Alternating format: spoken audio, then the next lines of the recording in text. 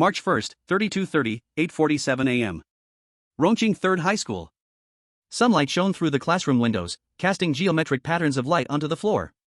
At the podium of Class 3 to 7, history teacher Li Jingping's voice carried a heavy sense of mission. 30 years ago, the nightmare world first overlapped with Blue Star. Teacher Li clicked the holographic projector, and historical images began to appear in the classroom, sky splitting open, countless purple-black rifts hanging above various countries, soldiers dressed in armor from different dynasties pouring out like a tide from the rifts. That disaster caused nearly one-fifth of the global population to disappear, until humanity discovered that by establishing territories in the nightmare world, the rifts could be stopped from expanding, and even feedback could be brought to the real world. P.S. As long as the first territory is established, no more monsters from the nightmare world will appear in the corresponding country. The image shifted, and in the center of the projection, a phantom of a three-legged bronze cauldron floated. The cauldron was engraved with the patterns of the Great Xia mountains and rivers, but three subtle cracks were clearly visible on the cauldron's belly. This is our national fortune cauldron.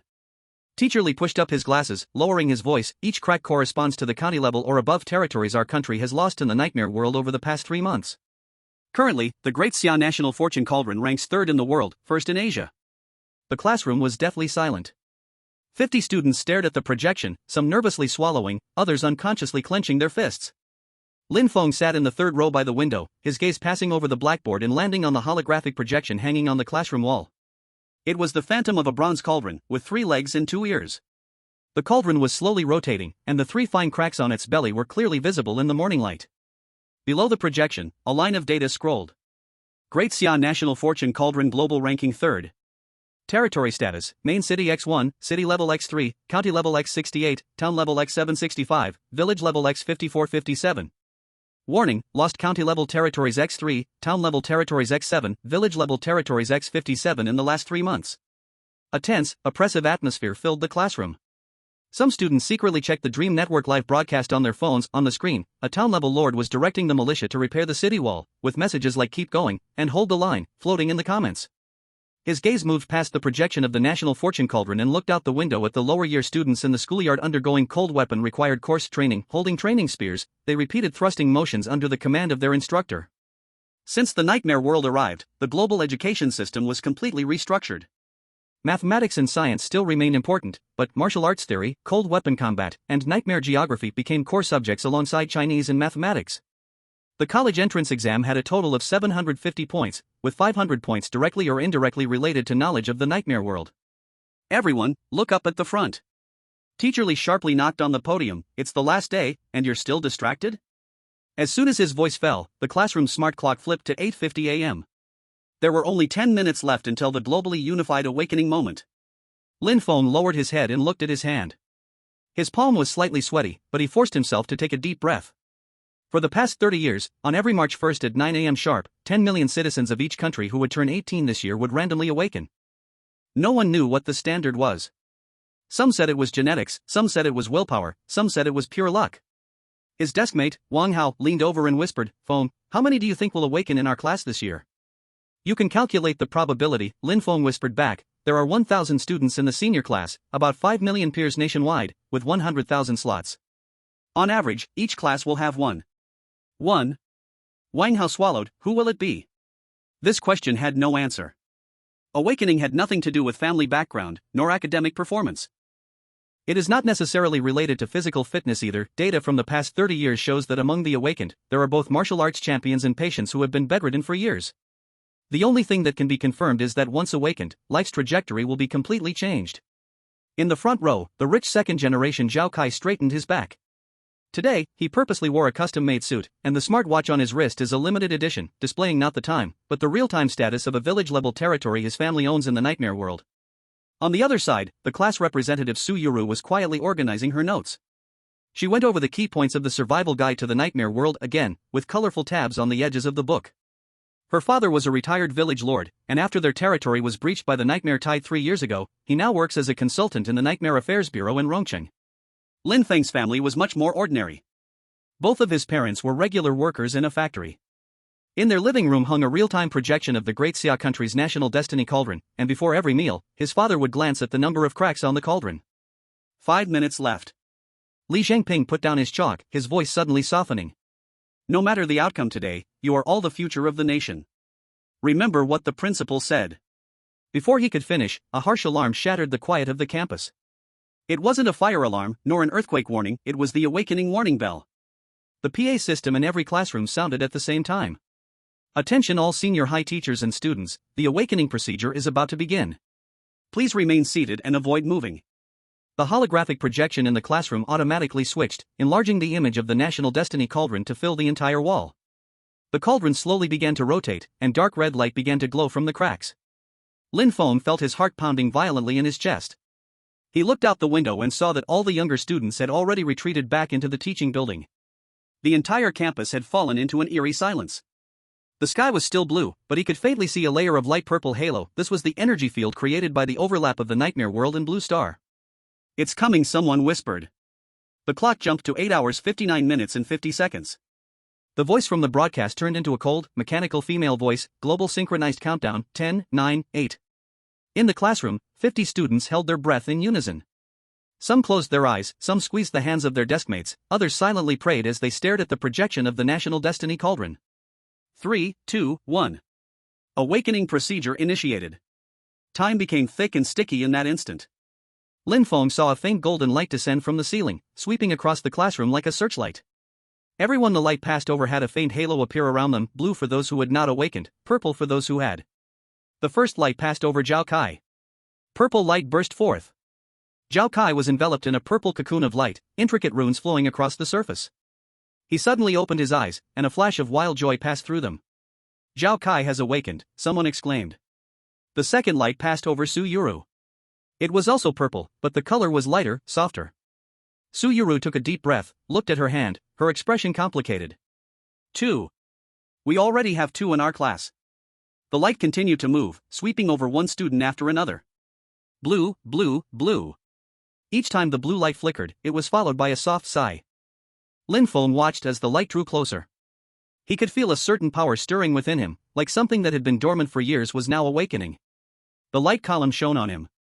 In an instant, the world lost its sound. It wasn't absolute silence, but all the sounds were stretched and distorted. He saw his desk-mate Wang Hao's mouth moving, but couldn't hear any sound. He saw the cracks on the projection of the National Destiny Cauldron, and the dark red light began to pulse. Then, purple. It burst from his chest, instantly consuming his entire field of vision. In that light, countless small numbers and symbols appeared, flowing like a waterfall, and finally condensed into a line of text in front of his eyes. Nightmare World Connection Identity Verification. Lin Feng, 18 years old, citizen of the Great Xia, meets awakening conditions. Talent detection. Special soul fluctuation detected. Talent activated, Eye of Probability, unique. Every 30 days, one item drop can be designated, ignores original probability cannot be 0 times 1/1. Talent is soulbound, cannot be stripped or transferred. Eye of Probability? Lin Feng froze for a moment. Once a month, designated drop. In other words, as long as he can kill any unit, if the drop chance isn't 0, he can 100% get the item he wants? He immediately thought of the village construction order. According to what he learned in class, it is one of the most precious items in the nightmare world, and only by killing the Nightmare Legion can one have a 1 in a million chance to drop it. P.S. This is the drop rate for the lowest level soldiers, higher level monsters increase the chances.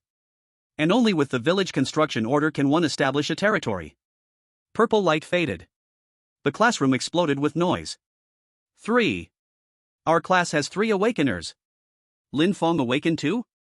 Wang Hao was stunned at first, then suddenly slammed the desk, almost knocking over the textbook and stationery. His eyes widened as he pointed at Lin Feng. Holy shit.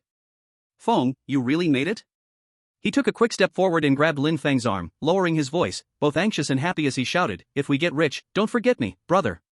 If you get the village construction order, you've gotta bring me with you. I'll be your village assistant. No, even if I'm just the village dog, I'll be fine. As long as there's food." A few classmates nearby laughed, someone teasing, "Wang Hao, your awareness is faster than the nightmare tide." Wang Hao didn't care, rubbing his hands and grinning, "Of course. I'm the first one to invest in Lin Feng. I started betting on him from the first year of high school when I borrowed an eraser." Lin Feng could only laugh, gently pushing him away. "Let me survive the newbie phase first." The announcement rang again, "All awakeners, please proceed immediately to the awakening hall." Repeat, "All awakeners." Hasty footsteps echoed in the corridor. As Lin Feng stood up, he felt his body a bit light, as if he had just surfaced from deep water. He looked at Zhao Kai and Su Yuru, and they looked at him too. Zhao Kai's gaze carried scrutiny, while Su Yuru was simply surprised. The three were taken out of the classroom by the teacher. Doors to classrooms on both sides of the corridor opened, and students covered in purple light stepped out one by one. Some were crying, some were laughing, and some were following the teacher with a dazed expression. Our school has a lot of awakeners this year. The physical education teacher leading them counted, just on this floor, there are 8. Awakening Hall. The Awakening Hall was located in the school gymnasium, which had now been converted into a temporary command center. Dozens of holographic screens floated in mid-air, displaying real-time awakening data from across the country, the hotspots on the Nightmare World map, and popular channels from major live streaming platforms. Lin Feng was shocked by the sight when he walked into the hall with the group. The screen on the right was divided into dozens of small windows, showing live footage from various territories in the Nightmare World. Standing beneath the screen were 3 figures in black military uniforms, officials from the Rongqing Nightmare Affairs Bureau. Lin Feng saw a village-level territory on the screen outside a shabby wooden wall. A dozen militia in rough cloth were using spears to fend off an attacking wolf-like monster. The bullet comments scrolled wildly, left. There's a gap on the left. Where's the Lord? What's the Lord doing? Silence. Chen Weigua's voice was amplified and spread across the entire hall, overriding all whispers. My name is Chen Weigua, Special Envoy from the Rongqing Combat Zone, Nightmare Affairs Bureau. He scanned over the 30 or so young, nervous faces in the audience. First of all, congratulations. Becoming 1 in 100,000 means you now have the chance to change your personal fate, and even influence the fate of the country. A sparse round of applause followed, quickly falling into silence. But I must also tell you. Chen Weigua paused, his gaze sweeping over the young and anxious faces in front of him. This is an opportunity, but also a responsibility. He raised his hand and waved, causing the central holographic screen to shift. A set of blood-red data appeared. In the past year, the death rate for new awakeners exploring the wilderness in the Great Xia, 37%. Average survival time, within the first month. Gasps of shock echoed through the hall. Some girls covered their mouths, and some boys instinctively sat up straighter. The Nightmare World is not a game. Chen Weigua's voice became even deeper. The pain there is 100% real. While death won't take away your lives from Blue Star, it will permanently strip you of your eligibility to enter the Nightmare World. More importantly, he called up another set of footage. It was a video of a village territory being breached. Wooden walls collapsed under the tidal wave of skeleton soldiers. The Lord's mouth opened as if shouting, but in the next second, he was submerged by bones. In the top right corner of the screen, the projection of the Great Xia National Fate Cauldron trembled slightly, and a small crack appeared on the cauldron's body, but it quickly vanished. Every time a territory is lost, the National Fate Cauldron is damaged. And when all of a country's territories are destroyed. Chen Weigua didn't finish, but everyone knew the consequence. Within 72 hours, the entire nation would digitally dissipate from Blue Star. Now, let me give you 4 rules you must remember. Chen Weigua raised a finger. Rule number 1, when a newcomer first enters the Nightmare World, the system will prioritize sending you to a territory with blood relations. If there are none, there's a 50% chance you'll end up in one of our 4 city-level territories, a 40% chance for county or town-level territories, and only 10% you'll directly appear in a village-level territory, or worse, the wilderness. He emphasized the words wilderness. A murmur spread through the crowd. The teacher had mentioned that the survival rate for directly appearing in the wilderness was under 1%. Without walls for protection, no comrades to support you, a newly awakened person, unarmed, would only have the option to run if they could escape at all against even the lowest-level nightmare creatures. Rule number 2. Chen Weigua raised a second finger. The village building order is extremely rare, and you can only get it with a 1 in a million chance by killing a Nightmare Legion. I know many of you are thinking this right now. What if I'm lucky? Maybe I could become a lord. He snorted lightly. Forget about it. In the past 30 years, out of over 3 million awakeners in the Great Xia, no more than 30,000 have succeeded in obtaining the village building order. Even if you get the order, most are wiped out at the village level stage by the nightmare tides. Stay grounded. First, be a good cog in the current Great Xia territories, survive, and then think about the rest. Lin Feng's breath caught for a moment. 1 in a million chances, but his talent could specify the drop. Once every 30 days. If he could find a Nightmare Legion and manage to kill even 1 soldier, theoretically, he would 100% get the village building order. The thought made his heart race, but he forced himself to calm down. Chen Weigua was right. First, survive. Facing a Nightmare Legion alone? That was no different from suicide. Rule number 3, primary awakeners are advised to enter the Nightmare World within 24 hours for their first time. The way to enter is simple, just say, connect to Nightmare. Pay attention to the time flow rate. The Nightmare World's 3 days equal 1 day on Blue Star. Once you enter, your body on Blue Star will enter a phase distortion state, immune to all damage, but still, please choose a safe place to enter. Chen Weigua pulled up a diagram. A young man lay on a bed, his body becoming semi-transparent, as a fly flew directly through his chest. So, as long as the environment is safe, lock your doors and windows, stay away from the road, don't be near the kitchen stove, you can safely connect. Just as he finished speaking, a voice from the back suddenly rang out, filled with a bold, do-or-die determination. Then I'll go first. The home internet speed is slow, I'm afraid I won't be able to get in. Before anyone could react, Lu Daong from class 9 of the senior year, known as Lightning Hands, nicknamed Big Brother Daong, who was famous for grabbing the first row in the cafeteria, suddenly closed his eyes, sat down cross-legged, put his hands together, and shouted loudly. Connect to the nightmare. Buzz. A faint light flashed across. Lu Daong, along with his clothes, sneakers, and the second-hand smartwatch on his wrist, instantly became semi-transparent. The air froze for 3 seconds. Did he really get in? What the hell? This works? On the holographic screen, in a corner of a village-level territory, a new person in gray clothes looked around in confusion. This was Lu Daong. He looked down at himself, then touched his face, and suddenly shouted at the empty space. Hey! Can you hear me? I'm here. This place has chickens. Real ones. Can I catch them? His voice was broadcasted through the Dream Network and turned into subtitles. The entire crowd burst into laughter. Lin Feng couldn't help but facepalm, silently mocking. If this guy enters the wilderness, he's probably going to run straight up to the wolves and start arguing with them. Meanwhile, on the podium, Chen Weigua's face shifted from red to blue, and then from blue to black. He pinched the bridge of his nose, and his voice squeezed out from between his teeth. The 327th reminder, before entering for the first time, please at least finish listening to all the rules. He took a deep breath, gritted his teeth, and said into the communicator, in the Lushutan village-level territory in the East District of Rongqing, a fool just dropped there, keep an eye on him, don't let him stew the Lord's chickens. The students below were laughing so hard they were falling over, even Su Yuru was covering her mouth, chuckling lightly. Chen Weigua massaged his temples, a vein of frustration running through his head. The last one. He raised his fourth finger, his tone slightly softer. From today, you don't have to come to school anymore. Even if you die in the nightmare world and lose your qualification, the country will ensure you get into a second-tier university. This is the guarantee given to every awakened one by the country. This time, the students finally erupted in genuine cheers. That's great. No more college entrance exams. Even if we die, we'll still go to university. Chen Weigua waited until the cheering subsided before continuing. But that doesn't mean you can slack off. Knowledge, experience, and combat power in the nightmare world are what truly determine your future. Now. He raised his hand and checked the time, 9:40. You have 20 minutes for questions, then go back to your homes and prepare for your first entry. Remember, within 24 hours. A hand immediately shot up. It was Su Yuru. If we are transported to a strange territory, how can we quickly gain trust and resources? Show your value. Chen Weigua answered succinctly, literacy, arithmetic, crafts, combat, any skill will do. The most popular newcomers are always those who can immediately get to work. Remember, every territory faces a nightmare tide each month, and no one will keep idle people. The questions continued for several more minutes. Some asked about the realism of death pain, others about bringing real-world items, and some about how to contact family members. Lin Feng never raised his hand. He silently wrote down all the useful information, while constantly thinking in his mind about his golden finger. The Eye of Probability, once a month, a designated drop. If he uses this ability to obtain a village building decree, then he needs to meet a few conditions.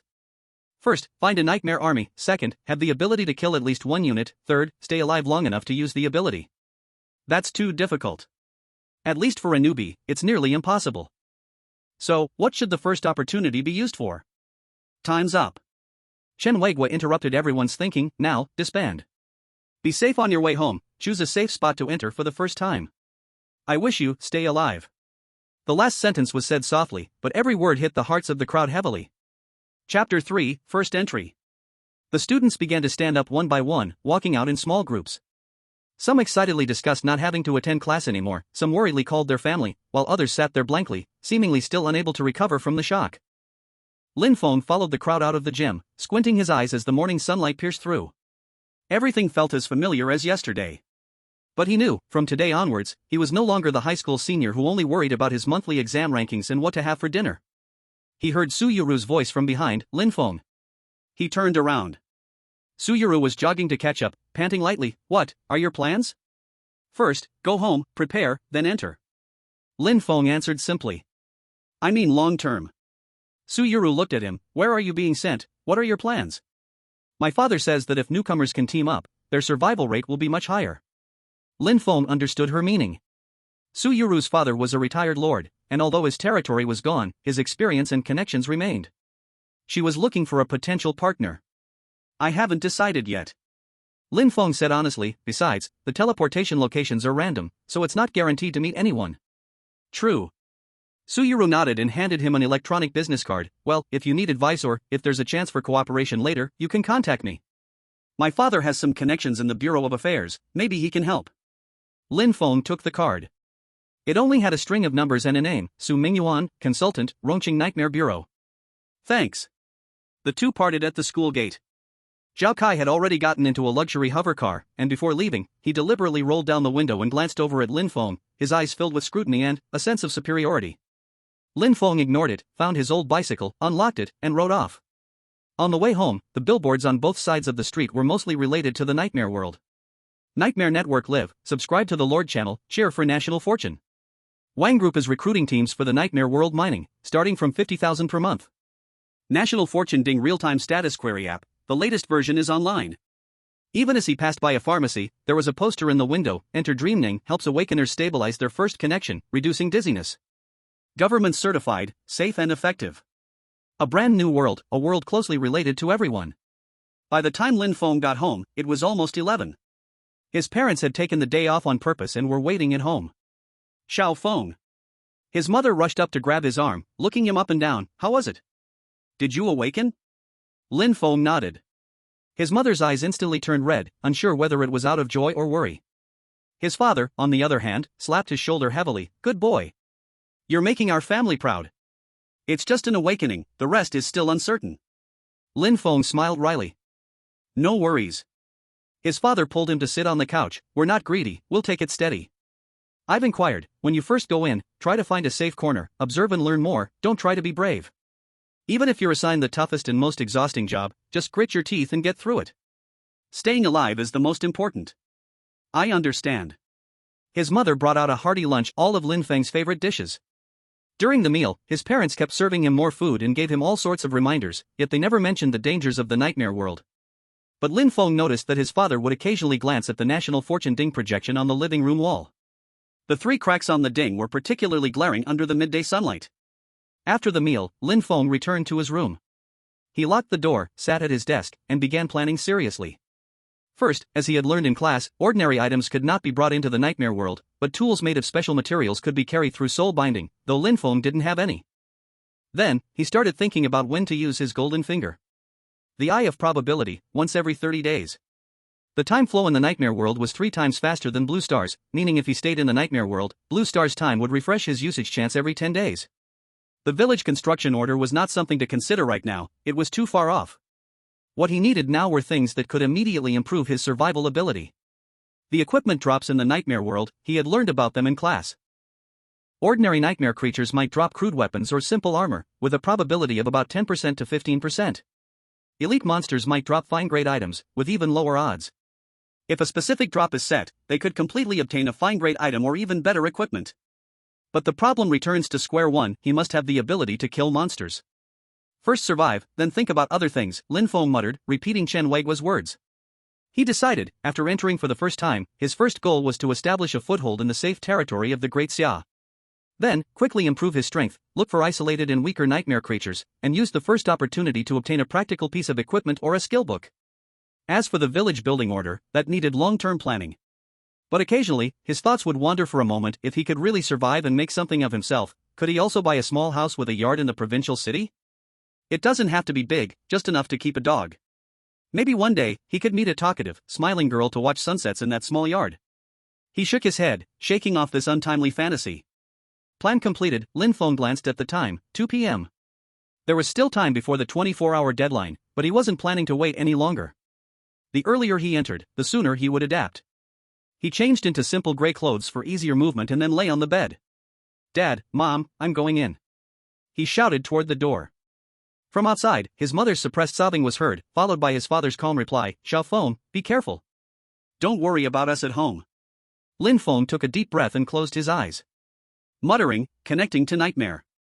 In an instant, the sensation of weightlessness hit him. It felt like falling from a great height, or like sinking into the deep sea.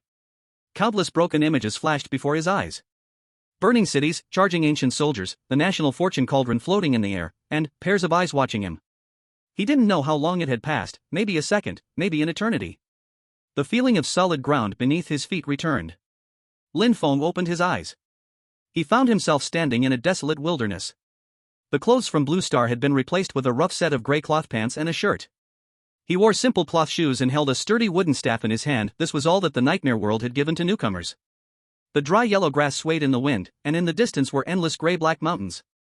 The sky was a strange dark red, with no sun, only swirling halos of light. And around him, there was no one. No city walls, no companions, no banners of any territory. Only the howling wind across the wasteland and the distant howls of some wild beast. Lin Feng's heart sank. 10% chance, still in the wild. He had hit the jackpot. Where the hell did this bring me? Chapter 4, Survival in the Wilderness, Part 1. Lin Feng stood still, forcing himself to calm down. The knowledge he learned in class flashed rapidly through his mind. 3 priorities for wilderness survival: water source, shelter, food. Most of the native creatures in the nightmare world are aggressive, avoiding them is wiser than fighting. Look for traces of human activity, move in a straight line in the same direction. He looked around. The wilderness stretched endlessly, with dry grass shimmering in the dark red light. There were no roads, no markers, not even a single decent tree. First, determine the direction. Lin Feng crouched down and picked up some soil from the ground. The soil was dry and rough, not suitable for farming but more like land eroded over a long period of time.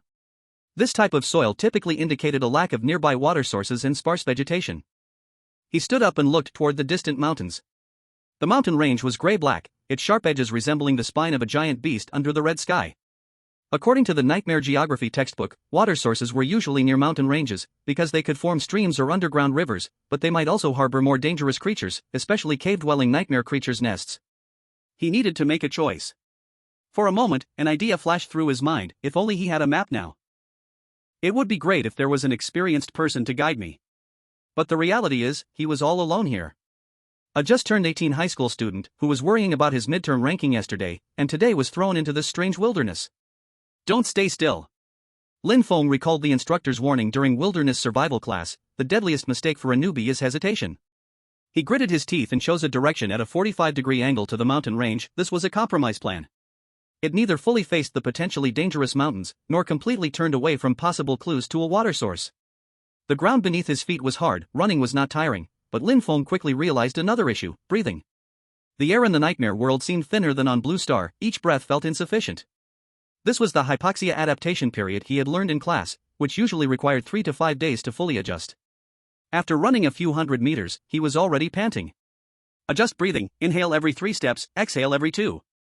He silently recited the training mantra while slowing his pace to a brisk walk. Lin Feng walked while observing the surrounding environment.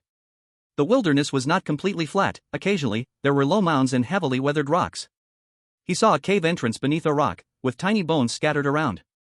He immediately avoided it, keeping at least 50 meters of distance, and his heartbeat quickened a bit. Half an hour later, the first crisis appeared. A set of footprints appeared on the ground ahead: 3 toes, about the size of a wash basin, deeply embedded into the soil, with a stride of about 2 meters. Lin Feng immediately crouched down and carefully approached to observe, but did not touch them. The footprints were still fresh, with the surrounding soil slightly moist, showing no signs of wind drying or cracking. No more than 2 hours old, he judged, and it's a large creature, weighing at least 300 kilograms. He looked in the direction the footprints were heading and saw a black dot moving slowly in the distance, the shape resembling a wild boar, but with bony protrusions on its back. Spine boar. Lin Feng's mind flashed with the information: omnivorous, moderate aggression, poor eyesight but sharp sense of smell, adult weight between 300 to 500 kilograms, avoid direct conflict. He decisively changed direction, veering to the side, and grabbed some dry soil from the ground, trying to smear it over his exposed skin and clothes to cover his scent. At the same time, he chose a path with low earth embankments and scattered rocks, avoiding leaving too clear of a silhouette in open areas. The detour was long and tense. He almost crawled through a low-lying area. During this time, the distant black shadow had stopped, lifted its head, and sniffed in his original direction for a while, but it seemed not to detect anything unusual and slowly moved on. The crisis was temporarily averted, but Lin Feng's heartbeat was still rapid. If he had walked straight ahead, there was a high chance he would have bumped into it. The wilderness is too dangerous. He wiped the cold sweat off his forehead and continued moving forward. I must find human territory as soon as possible.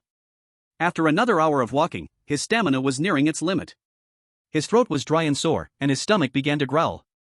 At this moment, he noticed the ground becoming damp, and moss-like plants, which liked moisture, began to appear among the withered grass. There might be a water source nearby. Lin Feng's spirits lifted, and he quickened his pace. He followed the direction in which the moss was growing. They usually pointed toward a water source. About 20 minutes later, Lin Feng heard the faint sound of running water. He followed the sound and, after pushing aside the last patch of dry grass, a narrow stream, less than 3 meters wide, appeared before him. The stream water was light blue, shimmering with an eerie glow under the dim red light of the sky. Lin Feng didn't drink it directly. The water in the nightmare world might contain unknown microorganisms or trace toxins. He first observed the water flow clear, with no foam, and no strange odor, which was a good sign. Then, he picked a large grass leaf, rolled it into a funnel shape, scooped some water, and dripped it onto the back of his hand to observe, colorless, no sticky feeling. It should be drinkable, but it's best to boil it. He thought, but he had no container and no fire. Lin Feng bent down, cupped his hands to scoop up the water, and carefully took a sip. It was slightly sweet with a faint taste of rust. He dared not drink more, only moistening his throat to ease the severe thirst. After rehydrating, he began to explore downstream along the creek. Human settlements were usually built near water sources, and the downstream areas were more likely to form alluvial plains, which were suitable for living and farming. On both sides of the creek, there were some low shrubs with dark purple leaves. Lin Feng recognized a plant among them that bore purple berries, shadowberry. The fruit was edible, slightly sour, containing a small amount of neurotoxin. Eating more than 500 grams at once could cause temporary dizziness, but eating a small amount was safe. Lin Feng picked a few berries, cracked them open with a stone, and observed the color and smell of the juice. It was a clear light purple, similar to the sweet fragrance of blueberries, just as described in the textbook. He carefully ate one, waited for a few minutes, and seeing no abnormal reaction, continued to eat a dozen more. The sourness was mixed with a hint of sweetness, and the burning sensation in his stomach eased a little. Having replenished water and a small amount of food, Lin Feng continued his journey. The sky had visibly darkened. Night in the nightmare world was approaching. The night in the nightmare world was several times more dangerous than the day. Most nocturnal creatures were highly aggressive. He had to find shelter before nightfall. After walking about a kilometer along the creek, the terrain began to change. The wilderness gradually gave way to low hills, and the creek turned a corner here, forming a natural small bay. Next to the bay, Lin Feng finally saw hope. A wooden board half buried in the ground. He rushed over, carefully clearing the surrounding dirt. The board had already rotted, and the edges showed neat cutting marks, traces left by a tool, not a natural break. Traces of human tool work. Lin Feng closely examined the board. The material was pine, and the cut surface was relatively smooth, made with a metal axe-like tool. The degree of decay was moderate, with cracks on the surface but not completely pulverized, and the buried part had been preserved better. At least 6 months, no more than a year, he judged. Someone has been here, and they came from a settlement upstream or downstream. He immediately checked the ground around him and, about 10 meters downstream, found an indistinct footprint. A few grass stalks were flattened, pointing downstream. Head downstream. Lin Feng made the decision and quickened his pace. The sky grew darker. The reddish sky gradually turned deep purple, and finally, to ink black. No stars, no moon, only the occasional flicker of ghostly green light, like phosphorescence, drifting over the silhouette of the distant mountains. After walking about another 2 kilometers, the creek suddenly widened and merged into a broader river. On the opposite bank, there was a faint light. It wasn't natural light, but firelight. Lin Feng held his breath, lowered his body, and used the grass along the riverbank for cover, cautiously peering across. About 300 meters across the river, there was a village. A wooden fence, approximately 3 meters high, enclosed an area roughly the size of a football field. There were several watchtowers on the fence, and one of the towers had a wind lantern hanging from it, casting a faint yellow light that flickered in the darkness. Inside the fence, the outlines of several buildings could be seen, the tallest being a 2-story small building. In the center of the village, there seemed to be a small square, with a bonfire and people moving around. But Lin Feng's heart sank. Because the flag on the village's fence was not the red flag of Daxia. Instead, it was a black flag with crossed bone knives embroidered on it. He had learned about this symbol in the Nightmare World Power Identification class, the black bone flag, the universal symbol of bandit camps. It was not a legitimate territory, but an illegal settlement formed by fugitives, criminals, and exiled awakeners. No country recognized it, and the internal rules were survival of the fittest, where raiding passing travelers was the norm.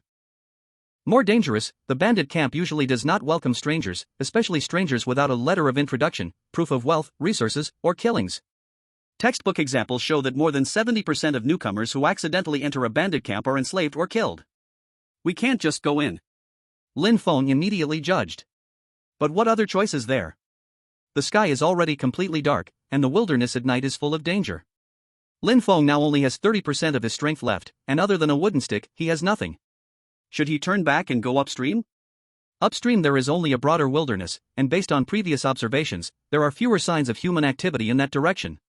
As he weighed the pros and cons, suddenly, a sound of a dry branch snapping came from behind him. Lin Feng quickly turned around, his whole body tense. In the darkness, 2 faint green lights were slowly approaching. Then came the second pair, the third pair, at least 5 or 6 pairs of green dots.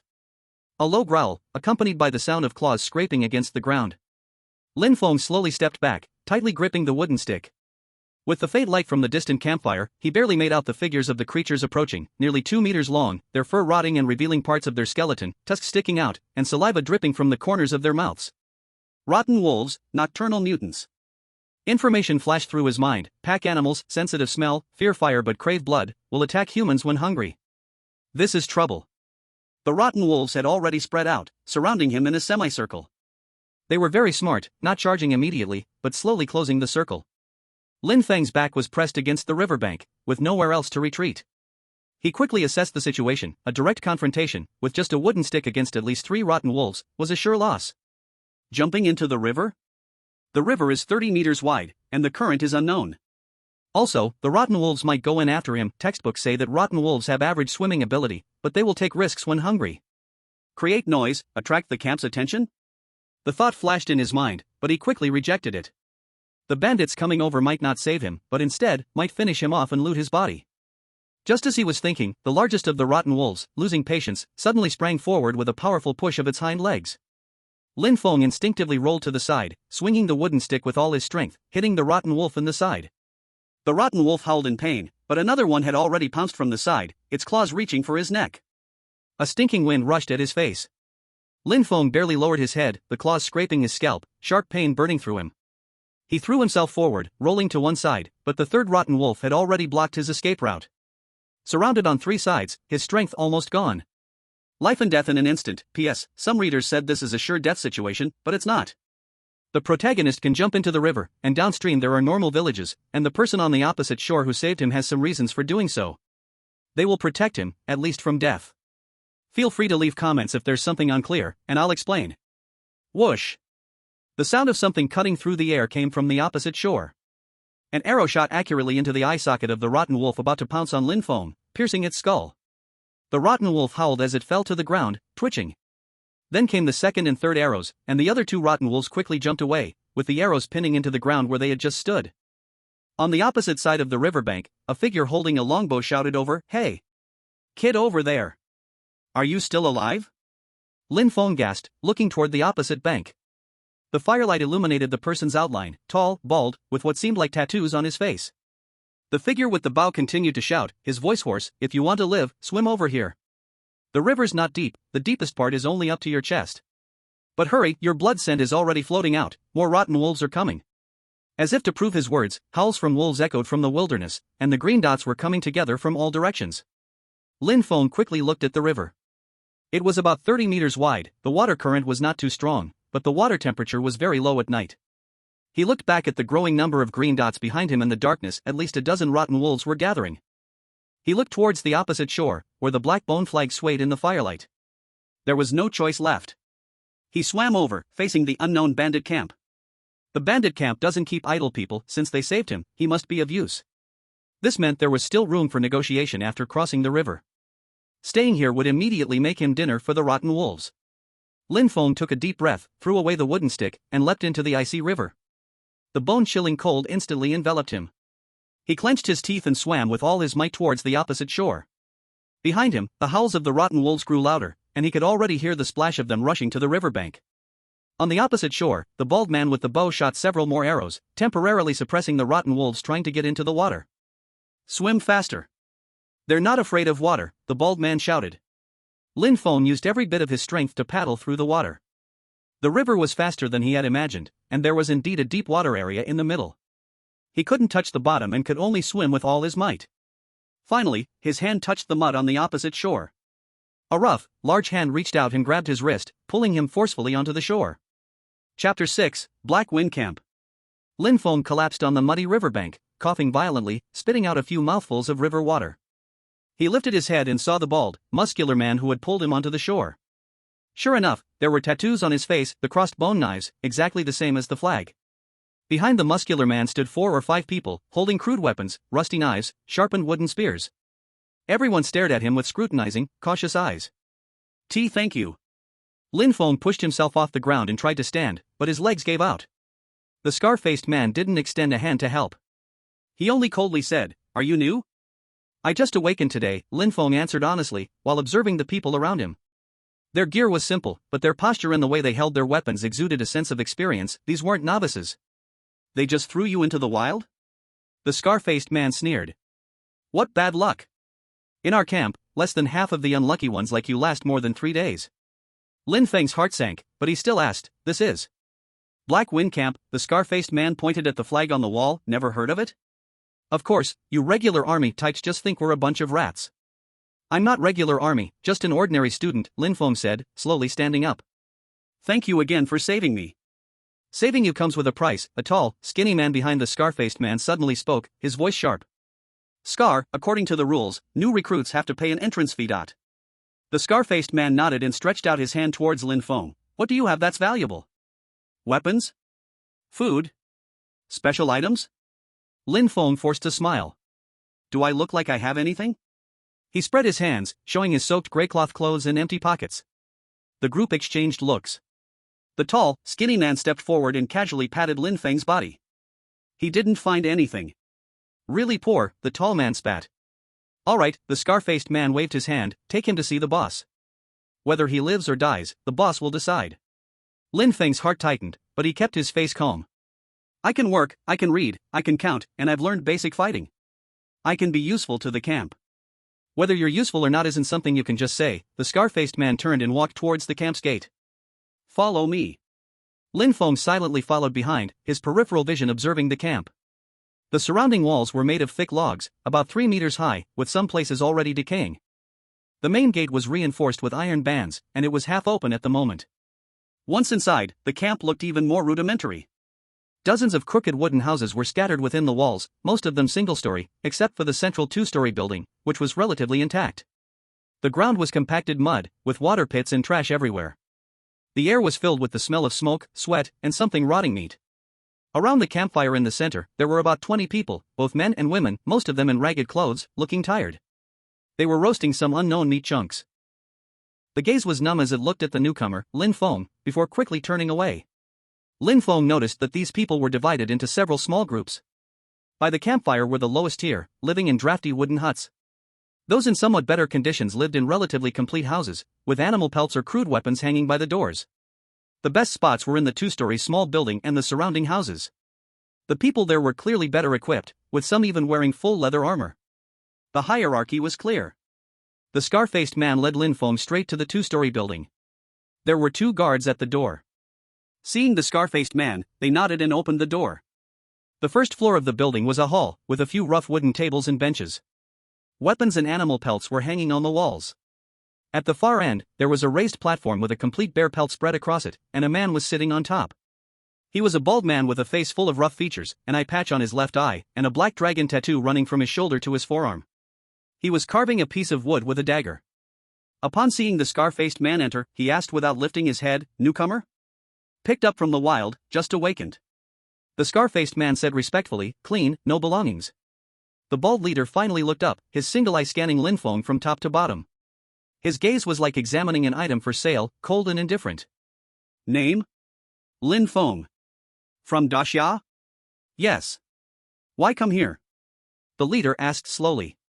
"I was teleported directly to the wild." Lin Feng answered honestly, "Followed the stream here and encountered a rotten wolf." "At least you're honest." The leader put down the dagger and stood up. He was over 1.9 meters tall, his muscles bulging, and the floor creaked with every step he took. "Do you know where this is?" "Black Wind Camp." "Know the rules?" "Not yet, please guide me, boss." The leader walked up to Lin Feng and looked down at him. "The rules of Black Wind Camp are simple. First, everyone must work, no freeloaders. Second, all gains are to be handed over, 70%. Third, obey orders, those who disobey will die. He paused, a glimmer of amusement flashed in his single eye. You're a newcomer, no entry fee, so you owe that. I'll give you 3 days to prove you're worth staying. After 3 days, either provide an equivalent to pay the debt or. He didn't finish, but the meaning was clear. Lin Feng nodded, I understand. I will work. Scarface. The leader looked at the scar-faced man. Take him to the kitchen area, help with the prey today. We'll see how things go tomorrow. Yes, boss. The scar-faced man led Lin Feng out of the building. After the door closed, the scar-faced man spoke more than usual. You're not the unluckiest. The boss is in a good mood today, didn't just throw you out to feed the wolves. Thank you, Scar brother. Lin Feng said sincerely. Don't thank me. The scar-faced man waved his hand. If you're useless, you'll still be feeding the wolves in 3 days. Follow me. They walked around the back of the small building to a simple shed that served as the kitchen. On the ground lay several freshly killed animal corpses, creatures like deer with tusks, wild boars with rotting fur, and a few birds Lin Feng didn't recognize. An old hunchbacked man was skinning with a dull knife. Upon seeing the scar-faced man, he raised his head, revealing his broken yellow teeth. Another one? Newcomer, he's yours today. The scar-faced man said before walking off. The old man sized up Lin Feng and tossed over a bloodstained knife. Can you skin? No, but I can learn. Lin Feng caught the knife. Start with the innards. The old man pointed to a deer-shaped corpse. Cut open the belly, clean out the innards, and sort them. Heart and liver can be eaten, put them here. Clean the intestines, and throw the rest in that bucket. Lin Feng crouched down and began working. The blade was dull, and he struggled greatly to cut through the skin. A strong smell of blood hit his face, mixed with the unpleasant odor of animal innards, making him want to gag. But he forced himself to focus. His movements gradually became more skillful as he cut open the chest, pulled out the heart, liver, and lungs, and separated the intestines. The old man continued handling another corpse, continuing his work. While observing him from the corner of his eye, the old man occasionally spoke, giving instructions: turn the intestines inside out and wash them, use wood ash to get rid of the smell. Be careful with that bile duct, don't tear it, the bile is bitter. The sky had turned completely dark, and the bonfire in the center of the camp became the only light source. When Lin Feng finished processing the third body, his hands were already covered in blood, his back aching, and his stomach growling with hunger. Alright, the old man finally spoke, go wash your hands by the river, then come back and eat. Lin Feng sighed with relief, dragging his exhausted body to the water tank at the corner of the camp. The rudimentary filter made the river water a little clearer, but it still had a strange odor. He carefully washed the blood off his hands, then wiped his face with a rag. Returning to the kitchen shelter, the old man had already prepared 2 bowls of mushy food. The ingredients were unidentifiable, dark in color, with some chunks of meat and vegetable leaves, giving off a burnt smell. Lin Feng took the bowls, thanked the old man, and started eating in large mouthfuls. The taste was terrible, bitterly salty, but at least it was hot and filled his stomach. He suddenly regretted not eating a few more bites of the fried egg his mother made before leaving in the morning, thinking back now, that simple fried egg was a real delicacy. Halfway through eating, the old man suddenly spoke, Kid, why'd you come to this godforsaken place? Lin Feng swallowed the food in his mouth, the teleportation malfunctioned, I ended up in the wilderness. Every year there are a few unlucky ones. The old man chewed on a bone, do you know where you are? A bandit camp. And you still came in knowing that? The old man gave him a sideways glance, people here, either their territories were destroyed and they had nowhere to go, or they were driven out by the regular army, or they are criminals on the run. There's no good person here. I had no choice. Lin Feng spoke honestly, there are corrupted wolf packs outside, and it's already dark. The old man fell silent for a moment, then said quietly, you've got 3 days. Try to show your value. Don't just do the dirty work. We don't lack people for that. What do you mean? Can you do woodworking? Can you blacksmith? The old man listed off, if you can do at least one thing well, you'll survive. If all you can do is physical labor. He shook his head and didn't finish the sentence. Lin Feng had an idea, I've learned basic combat. Combat is useless. The old man snorted, anyone here can easily beat you in terms of rank. Thanks for the advice. Lin Feng said seriously. The old man waved his hand, don't thank me, I just don't want to deal with another body. He paused, you'll sleep in the corner of the kitchen shelter tonight. There's a straw mat there. Remember, don't run around at midnight. If the night watch thinks you're a spy, they'll kill you. No one will collect your body. After eating, Lin Feng spread the straw mat in the corner the old man pointed out. The mat was damp and moldy, but it was better than sleeping on the muddy ground. He wrapped himself in a torn blanket and curled up to lie down. His body was exhausted beyond measure, but his mind was unusually clear. On the first day, he survived. But over the next 3 days, he had to prove his worth, or he would be kicked out of the camp, which was almost as good as dying. Lin Feng closed his eyes and began recalling all the knowledge he had learned in class about the nightmare world, resource classification, monster guides, basic territory construction. Each of these could become his capital for survival. And the Eye of Probability, the monthly designated drop opportunity. He needed to find a safe opportunity soon to obtain something that could truly enhance his survival ability. But before that, he had to first establish his foothold in this cruel bandit camp. In the distance, the cries of the night watch could be heard, the bonfire crackled, and muffled crying echoed from a wooden house. Lin Feng turned over on the straw mat and looked out at the dark red sky through the gap in the shelter. The first night in the nightmare world had just begun. Chapter 7, The Transition to a Military General. The next day, Lin Feng lived a mechanical life in the Black Wind camp. He was woken up at dawn, went to fetch water from the river, carried firewood, and processed the prey, and at night, he slept on the damp straw mat in the corner of the kitchen shelter. The camp had strict hierarchies. The lowest level was occupied by newcomers like him, who had no value. Do the dirtiest and most exhausting work, and get the least food. The middle layer consists of people with certain skills or combat abilities, who can live in complete wooden houses and have better equipment. The top layer is the boss and a few core members, living in a 2-story small building, controlling all the resource distribution of the camp. Lin Feng silently observed everything. He discovered that the camp's main income sources were twofold: hunting nearby nightmare creatures and gathering herbs and minerals. The next afternoon, Lin Feng was processing a batch of freshly delivered prey in the kitchen shed. Most of it was common wilderness creatures, rotting wolves, spike-back boars, and a few 6-legged strange birds. The smell of blood mixed with rot, making even the ventilated shed nauseating. The old man sat on a nearby wooden stump, sharpening his knife, occasionally glancing up at him. "Move faster, we need extra food tonight." Scarface's team had a good harvest today, they got a swamp crocodile. Lin Feng nodded, his hands skillfully cutting open the belly of a spiked-back boar. The blade sliced through the skin and fur, revealing dark red muscles and pale yellow fat. Suddenly, among a pile of small prey just delivered, he found a strange rabbit. It was called a rabbit, but in reality, it was twice the size of a regular wild rabbit, with an eerie gray-purple fur and bone spurs on the tips of its ears. But what truly caught Lin Feng's attention was that it wasn't fully dead yet. The gray-purple rabbit's chest weakly rose and fell, its back legs occasionally twitching, one eye half open, its pupil reflecting the shadow of the shed's roof. This rabbit. Lin Feng hesitated for a moment. The old man glanced over. Shadow rabbit, very fast, little meat, but the fur can sell for some money. What's the matter, still not dead? It seems to still be breathing. Then give it a quick end. The old man tossed a small knife over to him. Cut its neck, don't damage the fur. Lin Feng took the knife and crouched down. His hand pressed on the shadow rabbit's cold body, and he could feel a faint heartbeat. At that moment, a line of semi-transparent text suddenly appeared before his eyes. Shadow rabbit, near death. Level, LV1. Possible drops: rabbit meat, 100%, shadow rabbit fur, 100%, sharp bone spur, 100%, shadow core, 10%, junior warrior class transfer book, 0.001%. Killing it will provide 1 experience point. Lin Feng's hand froze. It wasn't because of the shadow rabbit's near-death state, nor the usual drop items. It was the last line of text: junior warrior class transfer book, 0.001%. He had learned in class that the class transfer book was one of the most valuable items in the nightmare world. Every awakened person, once they reached level 10, would not be able to level up further if they hadn't transferred classes yet. Class transfer books came in different types: warrior, mage, ranger, healer, and each profession had further subdivisions. Warrior General was a special branch within the warrior class, specializing in commanding soldiers and battlefield tactics, with very high personal attribute bonuses.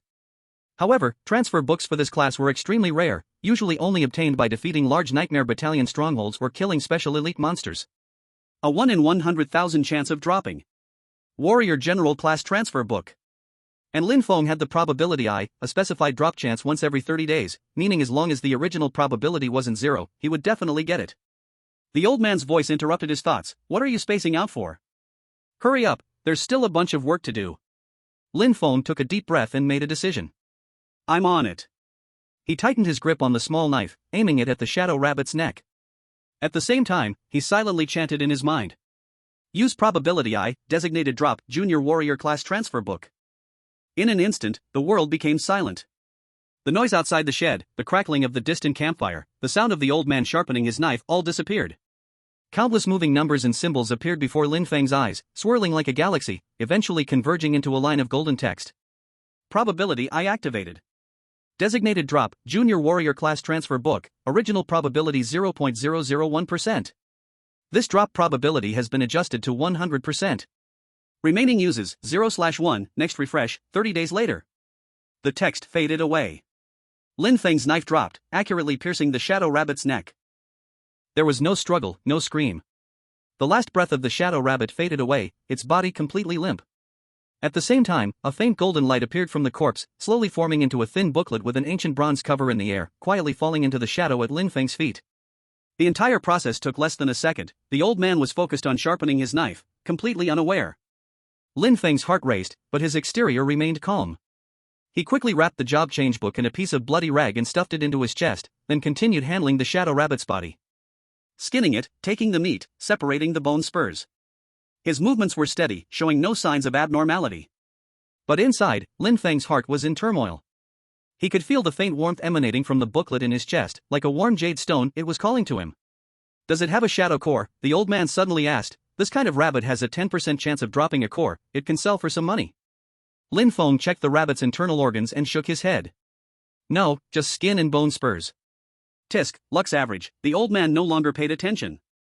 Hang the skin over there to dry, grind the bone spurs into arrowheads, and stew the meat tonight. Lin Feng did as instructed, categorizing the processed parts. The whole time, he kept his head down, avoiding any eye contact with the old man. He needed to find a safe place to use the job change book as soon as possible. The warrior class, this would give him immediate survival capital in this cruel world. In the evening, people gathered around the campfire in the center of the camp. The scarred face group had indeed made a good haul, with a 4-meter-long swamp crocodile roasting on the fire. Lin Feng was given a small piece of meat and a bowl of wild vegetable soup. He sat in a corner eating silently, but his mind was calculating how to escape. Late at night, the camp gradually quieted down. Lin Feng pretended to sleep on the straw mat until he heard the old man's steady snoring, then quietly got up. He crept out of the kitchen tent, using the shadows for cover, and made his way to the most remote corner of the camp behind an abandoned animal pen. The area was piled with clutter, and rarely anyone came here.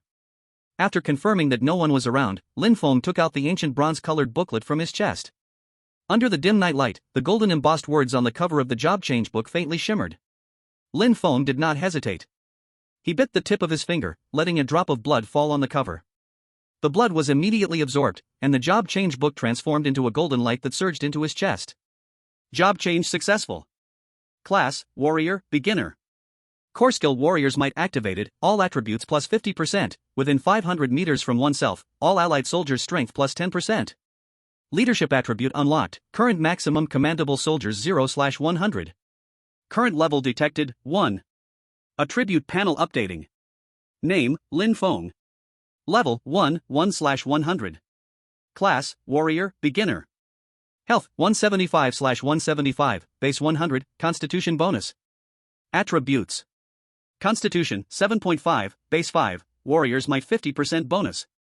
Strength, 7.5, base 5, Warriors might 50% bonus. Agility, 7.5, base 5, Warriors might 50% bonus.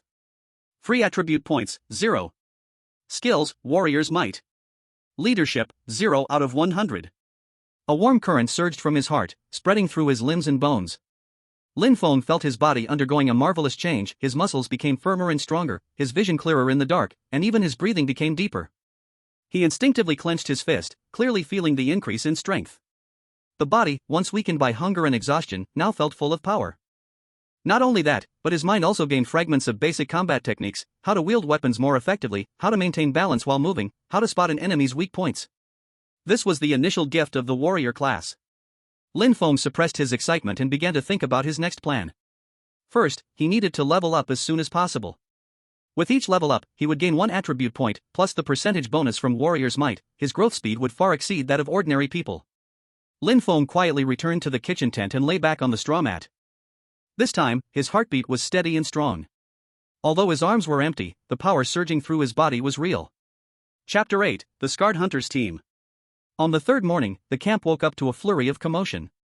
Lin Feng had just filled the water barrel when he saw Scarface along with several others stumbling back into the camp from the outside. The group was clearly one person short, and everyone had visible injuries. Scarface's left arm was wrapped in makeshift cloth, with blood soaking through. What happened? The door to the second-floor building was pushed open, and the bald leader stepped out, his brows furrowed. We ran into an armored beast. Scarface's voice was hoarse. In the stone forest on the northwest side, that creature can burrow underground. Lao Lu didn't dodge in time. He spoke briefly, but everyone understood their team had lost another member. The Black Wind camp was already small, and every fighter who could go hunting was a precious asset. Every loss meant a decline in the camp's ability to survive. The leader was silent for a few seconds, his one eye scanning the remaining members. "What did you bring back?" Scarface gestured to the others behind him, who brought forward several items: a thick beast hide, a few sharp bone spikes, and several pieces of ore with a metallic sheen. The hide of the armored beast can be made into armor, the bone spikes can be used as weapons, and the ore was found in the stone forest, with a high iron content. Scarface reported. But the cost was too great. The leader nodded, his expression softening slightly. "Put the items in storage. The injured go see Old Wu for some medicine." The group scattered, each tending to their wounds. Scarface didn't hurry to leave. He stood there, scanning the camp until his gaze finally landed on Lin Feng, who was chopping firewood. Lin Feng felt the stare and looked up. Their eyes met in the air. Scarface waved him over. Lin Feng put down his axe and walked over. "Scarface, you're injured." "Just a small injury." Scarface waved his hand dismissively, staring at him for a few seconds. "You, kid, you feel different these past couple of days." Lin Feng's heart tightened, but his face remained calm. "Maybe it's just that I'm getting used to it." "It's not just getting used to it." Scarface shook his head, but didn't press further. "I'm short on people in my team. Do you want to join?" Lin Feng froze. Joining the hunting team meant greater risk, but it also meant better treatment, more food, a chance to live in a proper wooden house, and even the possibility of basic gear. More importantly, he could gain combat experience and level up quickly. "The boss." Lin Feng hesitated. "I'll talk to him." Scarface turned and walked toward the second-floor building. "Wait here." Lin Feng had no choice. There was only 1 day left in his 3-day deadline. If he didn't show any value, he would still be kicked out, or worse, dragged out on a stretcher. 10 minutes later, Scarface came out, looking a bit grim. The boss agreed, but there's a condition. He stopped in front of Lin Feng. "Next time we hunt, you have to personally kill a monster. If you fail, you'll go do the dirtiest work until you drop dead." Lin Feng took a deep breath. "I understand. Thank you, Scarface. Don't thank me too soon." Scarface looked at him. "We leave early tomorrow for the swamp in the east. Get a good rest tonight and fill your stomach." With that, he turned to leave, but Lin Feng called out to him. "Scarface, your injury." "I said it's just a small injury." Scarface waved his hand again, but after a couple of steps, he stopped and turned back to look at Lin Feng, his expression complex. "Kid, are you 18 this year?" "Just turned 18. Scarface fell silent for a few seconds, his voice suddenly lowering. "My son is also 18 this year. He should be in the same batch as you on Blue Star." Lin Feng was stunned. This was the first time Scarface had spoken about his past. "A year ago, I was the captain of a guard team in a small village in the northwest." Scarface leaned against the wall, lighting a homemade cigarette. The smoke blurred his face. "It wasn't big, just a few hundred people. My wife was a teacher on Blue Star, and my son was in his 2nd year of high school. Life was all right." He took a drag and slowly exhaled. Then the nightmare tide came, 3 times stronger than expected. "The city walls broke, and I led my people to hold the line for an hour. In the end, we still couldn't hold it." The cigarette but flickered on and off in the darkness. "The territory has fallen. Although my clone in the nightmare world survived, it's lost its foundation, and I can't return to Blue Star. Do you know why?" Lin Feng shook his head. The lesson only mentioned the consequences of a destroyed territory, but it didn't explain what happened to the survivors. The clone and the original are connected. The scarred face spoke in a calm tone, calm enough to make one uneasy. "When you're in the nightmare world, your body on Blue Star enters phase distortion, making it immune to physical damage, but your consciousness is gone, like a vegetable." "Want to return to Blue Star?" "Theoretically, as long as you actively sever the connection, your consciousness can return, but there's a premise. You must stand on a territory recognized by the National Luck Cauldron. Of course, there's another way: die and return." Lin Feng felt a chill run down his spine. Lin Feng remained silent. He hadn't expected the nightmare world to be so cruel, not just in fighting. "Scar brother, what level are you at now?" He changed the subject. "Level 7. The scarred face said, "The boss is level 10, but stuck there. Without a job transfer book, level 10 is the limit." "Is the job transfer book really that hard to get?" "Hard as climbing to the sky." The scarred face shook his head. The drop rate is too low, only specific monsters have a higher chance to drop it. Don't think about those unrealistic things. The scarred face patted his shoulder. Survive first. Level up, enhance your attributes, and even if you return to Blue Star, you can take some of it with you. If you survive here, at least you can be a martial arts coach when you go back. You won't starve. He turned to leave but added, by the way, don't call me Scar Brother anymore. My name is Zhao Hu. Okay, Brother Zhao. Zhao Hu left. Lin Feng stood there, digesting the information from earlier. Clone mechanism, level limits, the preciousness of job transfer books, and Zhao Hu's story. This fierce-looking man had so many things hidden inside. At night, Lin Feng's treatment improved noticeably. The old man in the kitchen served him half a bowl more meat and threw him a relatively clean blanket. I heard you're joining the hunting team? The old man stirred the soup in the pot and said. Well, it's better than rotting here. Thank you for taking care of me these past few days. Lin Feng said sincerely. The old man waved his hand. Thank me when you survive. As the night grew late, Lin Feng lay on the straw mat but couldn't sleep. Tomorrow, he would step onto the battlefield of the nightmare world for real. Feeling the strength and resilience far beyond that of ordinary people within his body, Lin Feng quickly assessed his situation. He remembered clearly that ordinary level 5 awakened ones had only 5 points in each of their starting attributes, and gained 1 point with every level up. To pursue early-stage damage, they often allocated extreme points to strength or agility, for example, 8 in strength, 6 in agility, but only a pitiful 5 in constitution. That certainly made their strikes stronger and their movements more flexible, but their bodies were fragile, with a low margin for error. As for himself? His 3 main attributes, constitution, strength, and agility, were all at a high 7.5. Lin Feng quickly calculated in his mind, that meant his strength should be at the level of a typical level 5 or 6 awakened person, with a longer health bar than theirs. Besides that, the instinctual memories belonging to a military general, those vague insights about force, evasion, and vital point attacks, were real trump cards that ordinary newcomers, no matter how much they allocated their points, could never gain. My starting point is nearly the perfect form of an ordinary person at level 5. And on top of that, I have a battle instinct. But I have no combat experience, which is my biggest weakness. I must be careful. Lin Feng told himself in his mind. The first goal is to survive, the second is to kill monsters and level up. He closed his eyes and began recalling all the knowledge he had learned in class about swamp creatures. Poisonous leeches, swamp crocodiles, corrupt toads, each had deadly attack methods.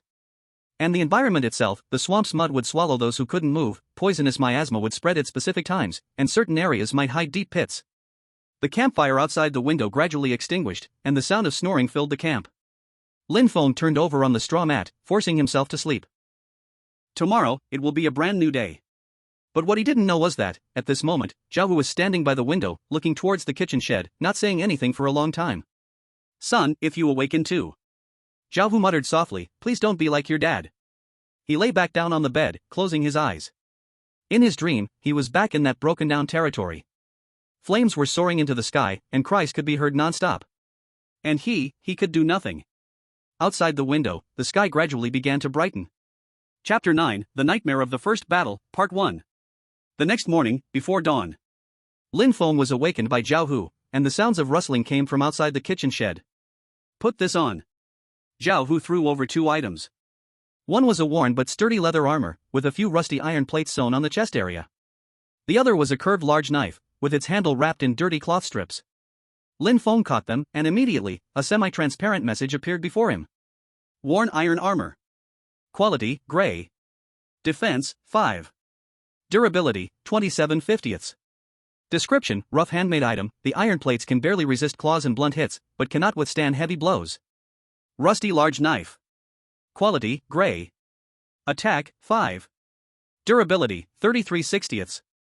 Description, multiple rust spots on the blade, needs frequent sharpening, barely sharp. Equipment comes in 5 levels. Zhao Hu sat down nearby, lighting a cigarette, gray, white, green, blue, purple. Gray is the worst, mostly handmade or roughly processed from monsters. P.S. There are higher levels, but Zhao Hu doesn't know about them, the next level is golden. Lin Feng nodded, quickly putting on the leather armor and tying the large knife to his waist. The armor was a bit big, so he tightened the side straps to barely make it fit. How is defense and attack calculated? He asked. Zhao Hu exhaled a puff of smoke. You learned it in class, right? Everyone's base attack is equal to their strength attribute multiplied by 5. For example, if your strength is 5, then your base attack is 25. He pointed at the knife at Lin Feng's waist, adding the 5 attack from this knife, your total attack is now 30. When you hit an enemy, the damage caused equals your total attack minus the target's defense. Lin Feng silently calculated his situation. His strength attribute was 7.5, multiplied by 5 equals 37.5, plus the knife's 5 points, giving a total attack of 42.5. But he knew the theories learned in class might not fully match the real world, there might be hidden rules. So he asked again, what about defense? Without any equipment, defense equals your constitution attribute, Zhao Hu said. With leather armor, you add the defense from the armor. When injured, the amount of health lost equals the attack you receive minus your total defense. Lin Feng understood. His constitution was 7.5, and with the 5 defense from the armor, his total defense was 12.5. This meant that any damage greater than 12.5 attack points would start to reduce his health. Remember, the health bar isn't all-powerful. Zhao Hu's tone grew serious. Although in theory, as long as your health bar hasn't dropped below 50, fatal injuries like severed limbs or a pierced chest won't immediately take effect, but the pain is 100% real.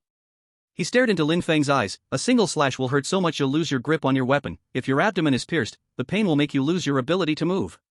The health bar only keeps you from dying, it doesn't mean you can keep fighting. What if the health bar drops below 50? Lin Feng asked. Then it's dangerous. Zhao Hu flicked away the ash from his cigarette. 50 is the critical value. Below this, your body will start to experience real damage. Severed limbs really get severed, pierced chests really tear up your lungs. And if your head gets chopped off. He didn't finish, but Lin Feng understood. If the health bar is emptied, the avatar dies, and you permanently exit the nightmare world. So what's the most common mistake made by newbies?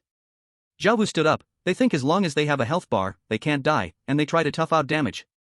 But the result is, the health bar still has 70 or 80, but the person is already unconscious from pain, and then they get finished off. Lin Feng took a deep breath. I understand. Let's go, the others are waiting. Zhao Hu pushed the door open. In the open area in the center of the camp, 4 people had already gathered. Besides Zhao Hu and Lin Feng, there were 3 old team members, a man with a thin tall body, carrying a long bow on his back, codename ROI. A short strong man like an iron block, carrying an iron hammer, bald head, codename Iron Block.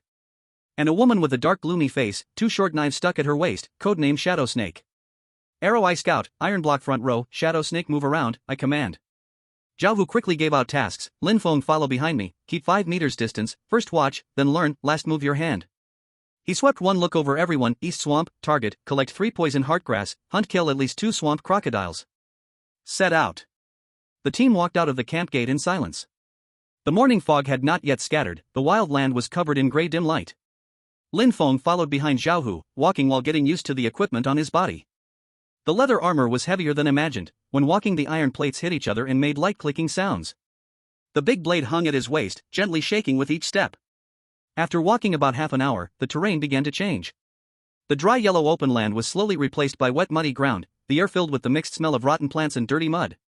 In front appeared a low area, puddles spread like stars, thin reed bushes swayed inside the fog. Stop. Zhao Hu raised his hand. The team stopped at once. ROI silently climbed up a crooked neck tree nearby, took out a single-tube telescope from his chest, and watched the front. 2 o'clock direction, 200 meters, 2 rotten poison toads. His voice came from the tree. 10 o'clock direction, something moving in the puddle, cannot see clearly. Go around the toads. Zhao Hu gave order. ROI continue guard, others follow me, go left side. The team changed direction, moved forward close to the edge of the swamp. Lin Feng carefully stepped on harder ground, avoiding sinking into mud. Suddenly, the puddle at 10 o'clock direction exploded. A crocodile-shaped creature with body length 3 meters, whole body covered in mud, rushed out, opened a big mouth full of sharp teeth, directly pounced to the center of the team. Swamp crocodile. Iron Block roared loudly, swung the iron hammer and rushed up. But his position was a little far, he could not fully block in time. Zhao Hu had already pulled out long blade, focus fire. According to training formation, ROI's first arrow had already shot out, accurately hit the left eye of the swamp crocodile. -18. Above the swamp crocodile's head appeared red number, blood bar showed, reduced about 5%. It felt pain and roared in anger, attack slowed a little. Iron Block's iron hammer finally smashed down, heavily hit the side of the crocodile. -32. Shadow Snake moved like a ghost to the back, double knives continuously stabbed the back leg joint of the crocodile. -11. -11. Zhao Hu's long blade directly stabbed the relatively soft belly of the crocodile. -48. Lin Feng watched battle at 5 meters away, brain calculating at high speed. The instinct of a martial general made him judge the situation in one instant. This swamp crocodile's defense power was around 12, total blood bar about 350. The team 4 people 1 round attack took away 120 points, about 35%. According to damage proportion to give experience, if he did not move hand, this monster's experience he would almost not get. More important, he needed real battle. Lin Feng. Zhao Hu shouted while swinging blade, right side has opening. Go up. The chance came. Lin Feng took a deep breath, stepped forward and rushed. The instinct memory of martial general job was activated at that moment, how to send out power, how to step, how to gather whole body strength into one point. He looked at the right side neck exposed because of pain of the swamp crocodile, held blade with both hands, used full power to slash diagonally. Attack judgment, total attack power 42.5. Target defense power, 12, thick skin.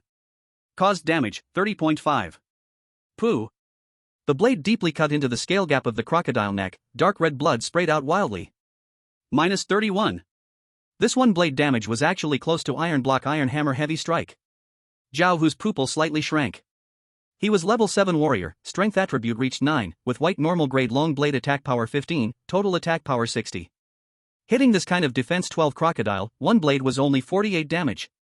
Lin Feng this one blade 31 according to damage formula push back, attack power at least above 42. 42 attack power means strength attribute at least 7.5. A new person just awakened a few days, how could have 7.5 strength? Unless. A trace of doubt flashed in Zhao Hu's heart. The battle left no room for distractions. Chapter 10, The First Nightmare Battle, Part 2. Keep going. Don't let it breathe. Under the assault of the 5, the swamp crocodile's health bar quickly dropped. Lin Feng seized the opportunity and struck 2 more blows, dealing 31 and 29 damage, respectively. The moment the crocodile's health bar emptied, a prompt flashed before Lin Feng's eyes. Participated in killing LV5 swamp crocodile, damage percentage 26%. Gained experience, 10, total experience 40 by 26%. Killing monsters below your level does not grant experience. The experience bar changed from 1/100 to 11/100. Clear the battlefield, be careful of the second one, Zhao Hu gasped, his gaze lingering on Lin Feng for a moment. The 3 strikes just now dealt a total of 91 damage, which was indeed about 26%. But this damage. Zhao Hu silently calculated, if Lin Feng were really level 1, with base strength 5 and a grey saber with 5 attack, his total attack power would be 30, and he could only deal 18 damage to the crocodile with defense 12. But Lin Feng's lowest strike was already 29. Unless his strength attribute was above 7, giving him a total attack power over 40, which seemed impossible. Unless, of course, he was hiding his level. Zhao Hu thought of a possibility, could this kid have a special talent? He didn't question it on the spot. In the nightmare world, everyone had secrets. As long as Lin Feng was useful to the team and didn't pose a threat, he didn't plan to dig deeper. The poison heartgrass grows up ahead, Zhao Hu pointed to a patch of mud covered in dark purple moss. Arrow, check around. Arrow, I climbed the tree again. After a moment, he lowered his voice, in the mud at least 5 corrupted toads. Also, there's something in the reed bed on the left, it's quite large, slowly approaching. Zhao Hu frowned, prepare for battle. Lin Feng, keep an eye on the left reed bed, give a warning if anything comes out. Before he could finish, the reed bed shook violently. 3 dog-sized, bone-spiked creatures rushed out, the bone-spiked dogs, level 4. 3 bone-spiked dogs. Arrow, I shouted. Iron pile, shadow snake, deal with the toads. Lin Feng and I will handle the dogs. Zhao Hu quickly ordered. 2 of the bone-spiked dogs lunged at Zhao Hu, while the other rushed toward Lin Feng. Lin Feng gripped his saber tightly, and this time, he didn't hesitate. The instinct of a warrior boiled in his blood, step, exert force, slash. Attack judgment, total attack power 42.5. Target defense, 8, bone armor. Damage dealt, 34.5. The first strike severed the bone spikes and cut into the dog's shoulder. The bone spike dog howled as it collapsed, its health bar dropping by nearly half. Another dog pounced from the side, its claws aiming for Lin Feng's neck. Lin Feng raised his arm to block. Attack received, attack power 28, defense power 12.5 equals damage 15.5. A searing pain shot through his left arm. His health dropped from 175 to 159.5. Painful, but bearable. He turned with the momentum, kicking the dog's belly with his right leg, sending it flying, then swiftly drew his saber for a horizontal slash. The second strike hit the neck. Minus 33. The bone spike dog's health bar emptied instantly. Solo kill LV4 bone spike dog, gained full experience 20 points. The experience bar became 31 out of 100. In just a few seconds, Lin Feng had taken down one alone. Meanwhile, on Zhao Wu's side, the two bone spike dogs also lay dead in pools of blood. Finished cleaning up? Iron Pile shouted, the toads are dealt with too. Zhao Wu walked over to Lin Feng, glanced at the bone spike dog corpses on the ground, then looked at the wound on Lin Feng's left arm. Well done. He paused, but the damage you dealt with those two strikes. Lin Feng's heart tightened. Zhao Wu stared at him for 2 seconds, then finally shook his head, forget it. Everyone has their own secrets. As long as you don't harm the team, I won't ask more. He crouched down and sprinkled some hemostatic powder on Lin Feng's wound. But the boss's task, to kill a monster on your own, you've already completed that. Zhao Wu bandaged the wound, the bone spike dog, level 4, is enough. Lin Feng let out a sigh of relief, thank you, Zhao bro. Don't thank me too soon. Zhao Wu stood up, the swamp crocodile is the main target. You still need to kill one on your own to truly prove yourself. As if in response to his words, the water hole in the distance erupted again. The second swamp crocodile, even larger than the first, slowly crawled out of the water. It seemed drawn by the smell of blood, charging straight toward the team. This one's for Lin Feng, Zhao Wu suddenly said, we'll flank, but unless you're about to die, we won't intervene. Lin Feng froze. Tai Dun frowned. Scarface, this is too risky. This is a level 5 swamp crocodile. He can handle it. Zhao Wu stared at Lin Feng. I saw those two strikes just now. You're at least level 5. Don't hide it. Show your real skills. Lin Feng took a deep breath. Zhao Wu was wrong. He wasn't level 5. He was level 1 but with a general's bonus. But it was also possible that Zhao Wu had said that on purpose. He gripped his big sword and walked towards the swamp crocodile. The crocodile stopped, its murky eyes fixed on the human walking toward it. 10 meters. 5 meters. 3 meters. The swamp crocodile lunged suddenly. Lin Feng rolled to the left, the sword blade slicing across the crocodile's side. -27. It hit, but the damage was average. The crocodile's tail swept across, and Lin Feng leapt up to avoid it, stumbling slightly when he landed. An opportunity. The crocodile's mouth opened wide, about to bite. Lin Feng didn't retreat. Instead, he charged forward, the tip of his sword aimed straight at the open throat of the crocodile. The general's instinct exploded, this thrust's angle, timing, and power were perfect. Attack determination, total attack power 42.5. Target defense, throat defense 5. Damage dealt, 37.5. The sword tip pierced into soft tissue, going deep into the hilt. -38. The crocodile let out a painful screech, wildly shaking its head. Lin Feng gripped the sword's handle tightly, his body being thrown into the air and then crashing back to the ground. Falling damage, 15. His health bar dropped to 144.5. But he didn't let go. The crocodile's health dropped to 40%, entering a berserk state, its attacks becoming even more violent. Lin Feng rolled to avoid its claws, finding an opening to draw his sword and slash again. -29. -31. -26. 3 consecutive slashes, all hitting the same wound.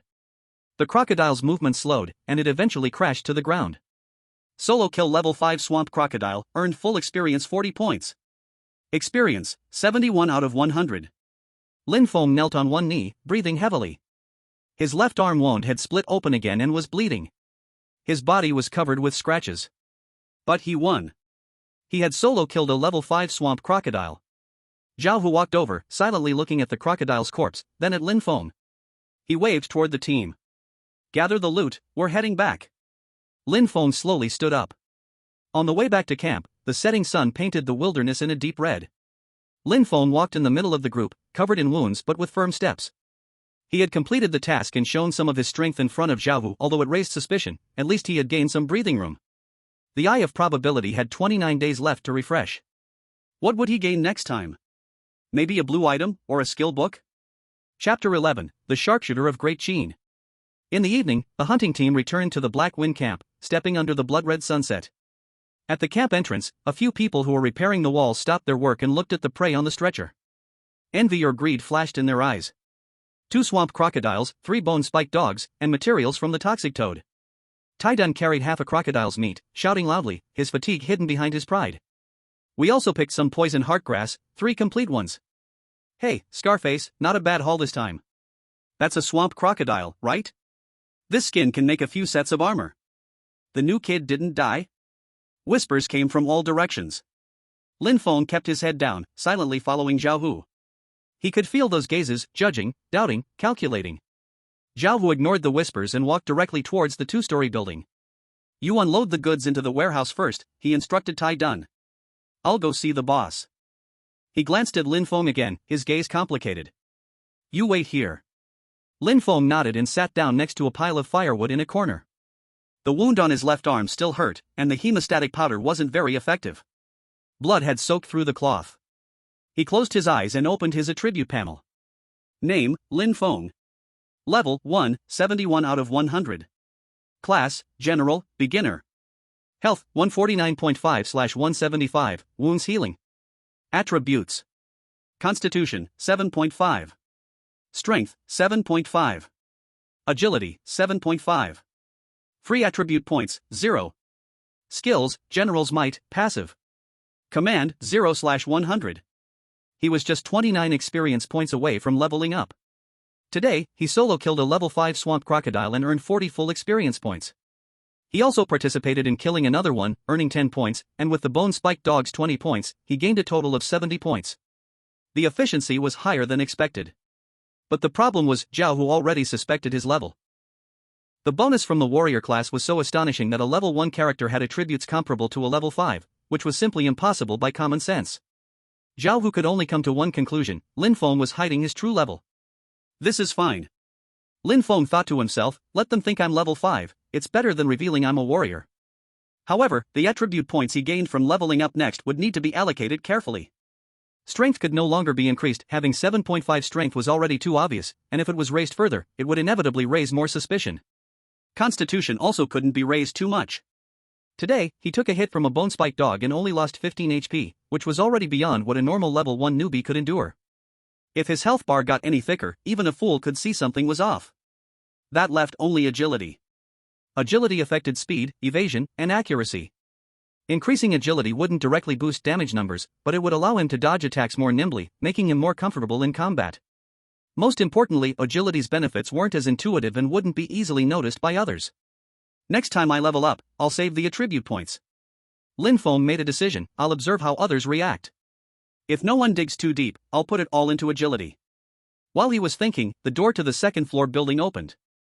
Zhao Hu walked out, his face expressionless. He waved at Lin Feng. Lin Feng stood up and walked over. The boss has cleared things up. Zhao Hu lit a cigarette and took a deep drag. I told him you're level 5, and you hid it before because you were unfamiliar with the surroundings and didn't want to be seen as a scout or an easy target. Lin Feng's heart stirred. Did the boss believe it? He doesn't care. Zhao Hu exhaled smoke. The Black Wind Camp has all kinds of people, fugitives, sons of noble families who've been abandoned, and even people like me whose territories have fallen and have no home. As long as you can bring in profits and don't break his rules, he couldn't care less where you're from or what secrets you have. These words made Lin Feng breathe a sigh of relief, but he quickly became alert again. This attitude from the boss actually showed how dangerous this person was. A boss who only cared about benefits and didn't ask about a person's origins meant that, in his eyes, everyone was just a tool. Useful ones stay, useless ones are discarded. How's your injury? Zhao Hu asked. Just some skin damage, nothing serious. Lin Feng moved his left arm a bit. It was indeed just a superficial tear, and the warrior class's physical bonus had helped him recover much faster than an ordinary person. Right now, the bleeding had stopped and it was already scabbing. Zhao Hu nodded, paused for a few seconds, then suddenly lowered his voice. There are 2 reasons I told everyone you're level 5 today. Lin Feng listened carefully. First, your damage can't be hidden. A level 1 newbie dealing over 30 damage, unless you have a green or even blue quality weapon, it doesn't add up. Instead of letting people suspect that you have some precious item, it's better to directly say you hid your level. Hiding strength is normal in the nightmare world. Second, Zhao Hu flicked off some ash. I need you to establish your position in the team. The Black Wind Camp's rules are based on contribution points. The greater your contribution, the more resources you get, and the more say you have. Your solo kill of the swamp crocodile will soon spread. A level 5 strength is enough to shake off the newbie label. Next time, when the loot is distributed, you'll get your fair share. Lin Feng understood. Zhao Hu was paving the way for him. Thank you, Zhao. Don't thank me too quickly.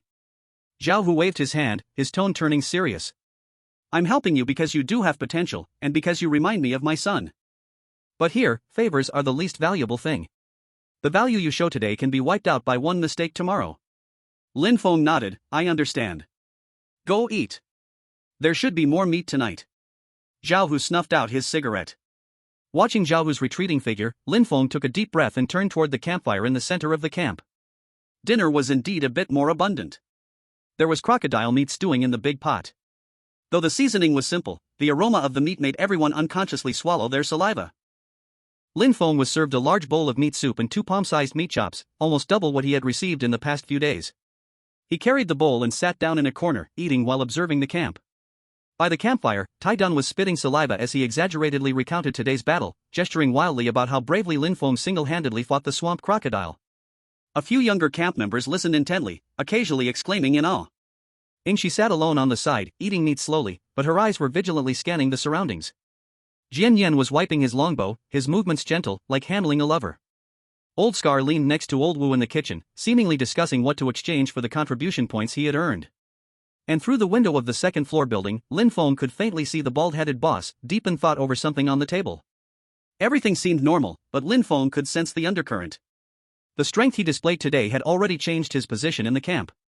In the past, he was a newcomer who could be bossed around by anyone. Now, he was a battle member with level 5 strength.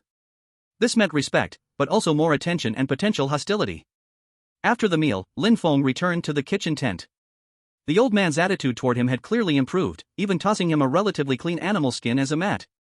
"I heard you killed the swamp crocodile alone," the old man asked while cleaning the dishes, his tone carrying rare approval. "A bit of skill. But don't get too proud too soon. The swamp crocodile is just a low-level prey in the nightmare world. The truly dangerous creatures, you haven't seen them yet." "What do you mean?" Lin Feng seized the chance to ask. The old man pointed to the northwest. "In the depths of that stone forest, there are fire-breathing lizards, so fast they're like ghosts. Further into the eastern swamp, it's said there's a toad king that controls poisonous mist, its size bigger than a house. And to the north, there's a rift valley where, at night, you can hear the crying of women. No one who entered has ever come out." He paused, lowering his voice, "But the most terrifying thing isn't these monsters, it's the legions." Lin Feng's heart skipped a beat. "The nightmare legions?"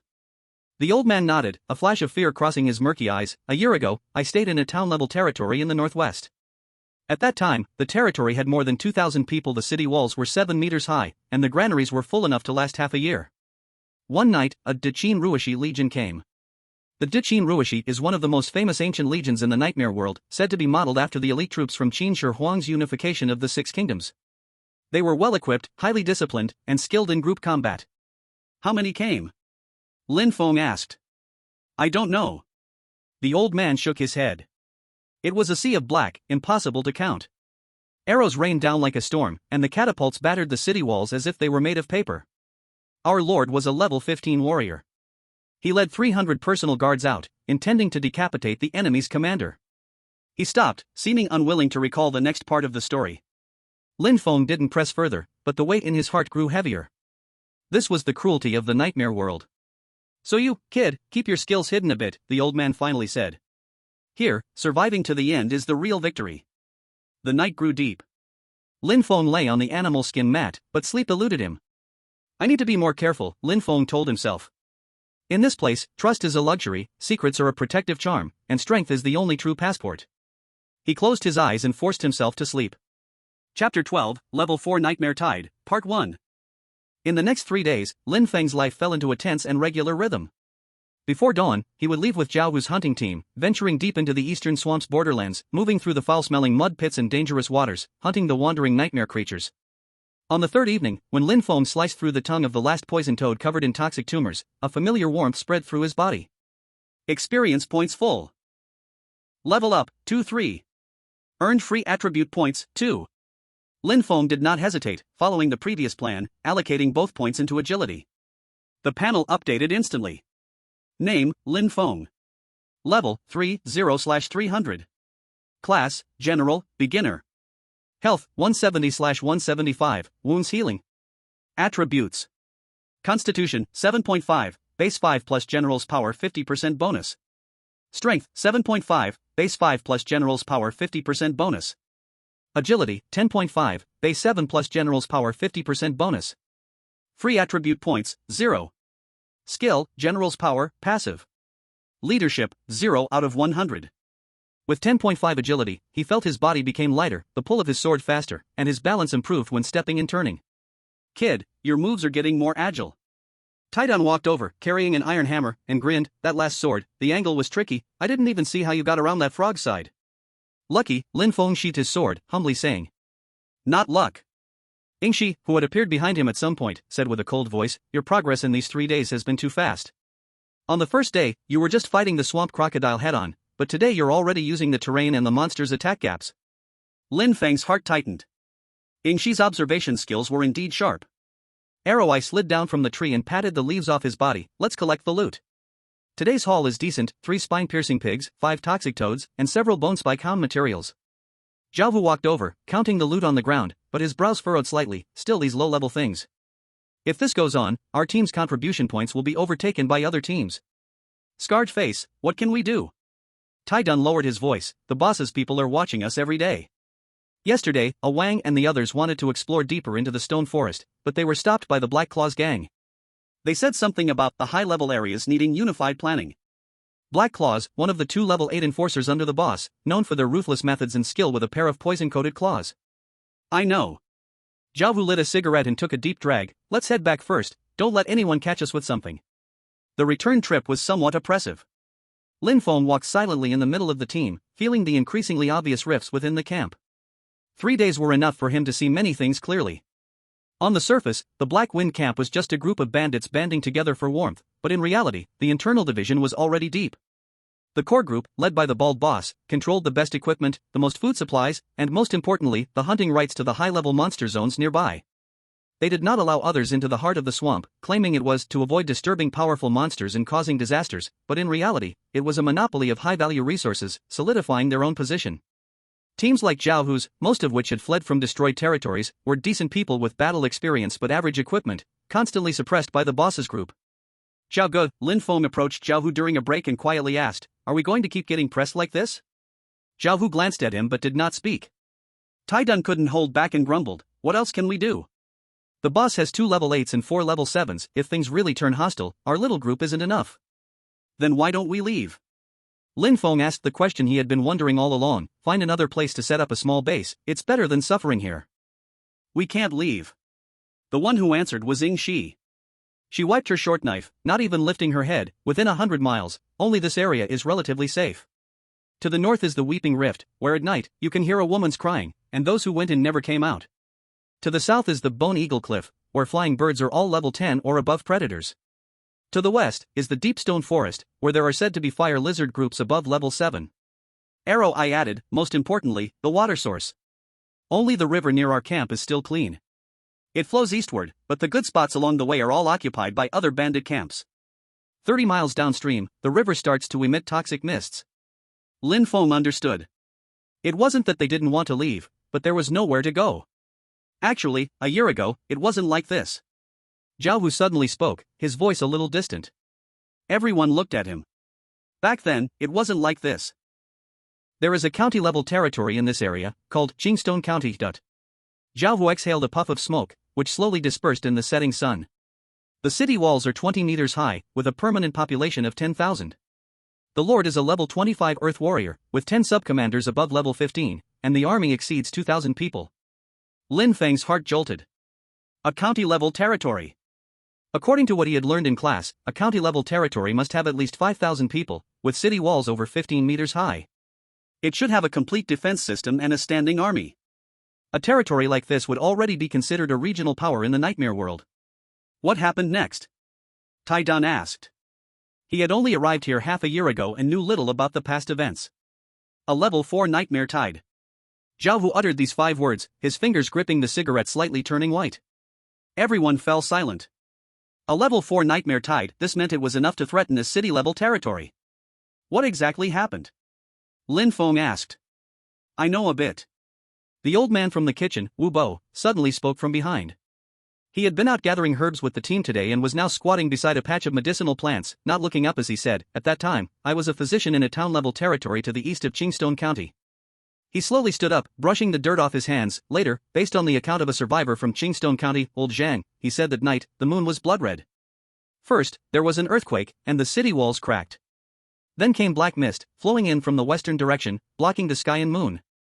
In the mist, there was the sound of horses' hooves, so synchronized it was like a person marching. Wu Bo's eyes became hollow. When the mist cleared, he saw an army. Black armor, black flags, long spears like forests. They didn't speak, didn't shout, just silently advanced. The crossbow bolts from Qingstone County shot at them, but they just bounced off the black armor like a tickle. The Daqin sharp soldiers. Lin Feng murmured. Wu Bo glanced at him and nodded. Yes, it was that legendary legion. They smashed the city gates with 3 strikes from their siege hammers. After 1 round of arrows from their archers, a portion of the city wall collapsed. The level 25 Earth Warrior charged out, hoping to slay their commander. He paused, his voice dry, then old Zhang saw a black spear shadow fall from the sky. With 1 strike, the Earth Warrior, along with his armor, was nailed to the city wall. His personal guard rushed up, but in less than 10 minutes, they were all wiped out. Chapter 13, Level 4 Nightmare Tide, continued. By the campfire, only the crackling sound of the firewood could be heard. Qingstone County fell. Wu Bo continued, the Lord was killed, and the militia scattered. Those black-armored soldiers were like harvesting wheat, clearing the living creatures from the city. People from the surrounding small territories had no choice but to abandon their villages and flee. The nightmare tide spreads.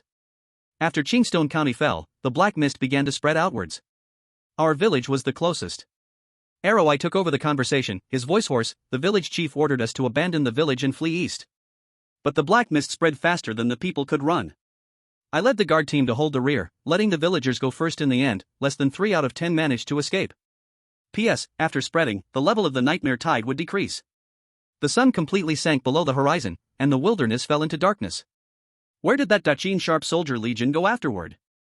Lin Feng asked. I don't know. Wu Bo shook his head. After breaking through Qingstone County, we later learned from other survivors that they camped in the ruins for 3 days, then headed west, disappearing into the stone forest. So, they didn't dare to enter the stone forest because they were afraid of encountering that legion? Tai Dun suddenly realized. Half afraid, half greedy. Ingshi said coldly, the stone forest is filled with high-level monsters, and there are also resources left behind by Qingstone County. The boss wants to monopolize it but lacks the courage to go deeper, so he blocks the area, not letting anyone else touch it. Lin Feng fell into deep thought. The Daqin Sharp Soldier Legion, the truth behind the destruction of the county-level territory, the secret of the stone forest. And most importantly, the next refresh of the Eye of Probability is in 26 days. If he could find the trace of that legion, even just a lone soldier, and use the Eye of Probability, would he be able to guarantee the village establishment order with 100% certainty? This thought made his heart race, but he quickly calmed down. With his current strength, facing even the lowest-ranked soldiers of the Qin army would be a death sentence. The weakest soldiers in that legion probably had a level of 10 or higher, and they were organized in groups, with strict discipline. I need to level up first, get better equipment. Lin Feng quietly made a plan. Then, maybe I can convince the boss's gang to explore the stone forest, or find a chance to act alone. Let's go back. Zhao Hu stood up. It's getting dark, traveling at night isn't safe. The group silently began their journey back. By the time they returned to the camp, the sky was fully dark. Around the central campfire, the core members of the boss's gang were drinking and eating meat, their loud voices echoing far. Look at their smug faces. Tai Dun spat. They definitely made a good haul in the swamp today. Lin Feng saw that Black Claw, the level 8 enforcer, was proudly showing off a lizard tailbone with a metallic sheen, surrounded by several subordinates flattering him non-stop. That's the tailbone of a fire lizard, a green-grade material, Arroweye whispered. It can be sold for a good amount, or crafted into a whip-like weapon by a blacksmith. Zhao Hu remained expressionless. Put today's loot in the warehouse, distributed according to the rules. As they walked toward the warehouse, a tall, thin figure blocked their way. It was another level 8 under the boss's command, nicknamed Thin Snake, skilled in poisons. Oh, Scarface is back? Thin Snake squinted, scanning the group's spoils. How was the haul today? Still some low-level stuff? Move, Zhao Hu said coldly. What's the rush? Thin Snake didn't step aside. Instead, he took a step forward, lowering his voice. The boss sent me with a message. Starting tomorrow, our team will take the Otter Zone in the eastern swamp. You guys need to move somewhere else. What? Tai Dun's eyes widened. The Otter Zone has been our main hunting ground for the past half-month. Why should you? Because of the boss's orders. Thin Snake interrupted him with a mocking smile. Any objections? Go talk to the boss. Shadow Snake's hand rested on his short sword. Arroweye's longbow was slightly raised. The atmosphere grew tense. Zhao Hu reached out to stop his team members, stared at Thin Snake for a few seconds, and finally nodded. Understood. Smart choice. Thin Snake smiled smugly and stepped aside. Once Thin Snake had walked away, Tai Dun couldn't hold back and growled, Scarface. The Otter Zone produces stable otter pelts and otter oil. Without that area, our contribution points will drop by at least 30%. I know. Zhao Hu's voice was calm, but we can't win in a direct confrontation. So we just endure? Endure for now. Zhao Hu looked towards the second-floor building, his eyes deep. Back at the warehouse, after counting and distributing the loot, Lin Feng received 1 piece of spine pig skin, 3 poison sacks from toxic toads, and 15 camp contribution points. Contribution points can be used to exchange for things in the camp, food, medicine, basic equipment, or to commission blacksmiths to craft weapons. What Lin Feng needed most right now was a better knife. The rusted broadsword of grey quality only had an attack power of 5, and its durability had dropped to 2060, at risk of breaking at any moment. But a white quality standard longsword would cost 50 contribution points and require waiting in line. I need to speed up, Lin Feng thought to himself. Late at night, Lin Feng lay on the animal skin mat in the kitchen shed, reviewing the past 3 days' gains. His level had risen to 3, agility had increased to 10.5, and he had gained a lot of combat experience, becoming more familiar with the swamp terrain and common monsters. But the bottleneck was obvious: the pressure from the boss's gang was growing, and Zhao Hu's team's operating space was being squeezed further. If this continued, sooner or later, they'd be pushed to a dead end. I need to find a way to break the deadlock. Lin Feng closed his eyes. The stone forest might be an opportunity. He remembered what Uncle Wu had said: the Qin army's sharp soldiers disappeared deep in the stone forest. If there was indeed a base of the army there, or traces of soldiers appearing periodically, theoretically, there was a chance to encounter a lone soldier. Of course, the risk was enormous. But the temptation of the probability I was even greater: 100% chance to obtain a village building order. First, level up to 5, Lin Feng set a short-term goal, then figure out a way to get a set of white equipment. Then, I encouraged the boss's men to explore the stone forest, and I mixed in to take advantage of the situation. Outside the window, the bonfire gradually extinguished. The camp fell into silence, only broken by the occasional cough of the night watchman. Inside the 2-story building, the bald boss was deep in thought, staring at a rough map. On the map, the stone forest area was marked with a red circle, with a few words written next to it. Ruins of Qingstone County needs to be explored. Black Claw stood by, softly asking, "Boss, are we really sending Scarface and them to explore?" "They're still useful." The boss, with his one eye, fixed on the map. "Once they clear the danger on the outskirts, we'll go in and harvest the fruits." Understood. The night grew deeper. In his sleep, Lin Feng faintly heard the distant howling of wolves. That was the sound of the wilderness, the eternal background noise of the nightmare world. In this cruel world, everyone was struggling, scheming, and waiting for survival. Chapter 14, Exploration Cannon Fodder. The campfire in the center crackled, casting half light and half shadow on the bald boss's rugged face. When Zhao Hu's team was called to the 2-story building, the sky had just begun to lighten. Lin Feng stood at the end of the line, clearly feeling the oppressive atmosphere. It wasn't just their team; everyone in the camp who had woken up had stopped what they were doing, their eyes gliding toward this place, whether they meant to or not. In front of the building, the bald boss had his hands behind his back, his one eye scanning the gathered crowd. Beside him, Black Claw and Thin Snake stood, one on each side, with proud expressions. Scarface. His one eye swept over each member of Zhao Hu's team, finally stopping on Lin Feng, lingering for 3 full seconds. "You all know the recent situation in the camp." He slowly took out a rough, tattered map from his chest and laid it out in his hand. On the map, simple terrain was sketched with charcoal, a triangle symbol representing Blackwing Camp. The marshes to the east were shaded green. The rift to the north was marked with a skull, while the stone forest area in the west was highlighted with a bright red circle. Stone forest. The boss's finger tapped the red circle. "In the last month, our people have been circling the outskirts, and our gains are becoming fewer and fewer. But inside, things: fire lizard scales, abandoned supplies from Qingstone County, and possibly mineral veins, are still waiting." He looked up, his single eye void of any warmth. "For the camp to grow, we can't just hang around these scraps on the outskirts. I've decided, we need to organize an exploration into the stone forest." Iron Dune's breathing grew heavier. Shadow Snake's fingers unconsciously rubbed the hilt of his short sword. Arrow I narrowed his eyes. Zhao Hu remained silent, waiting for the boss to continue. "This exploration has 2 main goals." The boss raised 2 fingers. "First, to get a clear understanding of the stone forest's internal terrain, monster distribution, and resource points, and to create a detailed map. Second," he paused, lowering his voice, "to find the exact location of Qingstone County's ruins, and assess the threat, especially whether there are any traces of that thing still moving around." That thing, he said those words lightly, but everyone knew exactly what he was referring to. The Great Qin Sharp Soldiers. A deathly silence filled the space in front of the building. Even the camp members eavesdropping from afar held their breath. "This mission is crucial." The boss's tone became serious. "It concerns whether the camp can stand firm inside the stone forest, or even rebuild a stronghold." He turned his gaze toward Zhao Hu. Scarface, your team has the most balanced combat ability, both ranged and melee, and you have rich experience. I trust you with this mission more than anyone. The words sounded nice, but the underlying meaning was clear to all, scouting cannon fodder. Boss. Zhao Wu finally spoke, his voice hoarse. The situation deep inside the stone forest is unknown. Our team is only level 7 at best. We might not even make it out alive if we run into a group of 7th level fire lizards, let alone. That's why we need to explore. The boss interrupted him, his one eye narrowing slightly. If it were easy, would I even need to send you? He took out a small cloth bag from his chest and tossed it at Zhao Wu's feet. The bag opened, and 3 gray crystals rolled out. Energy crystals, the hard currency of the nightmare world, dropped randomly by nightmare creatures of level 6 or above.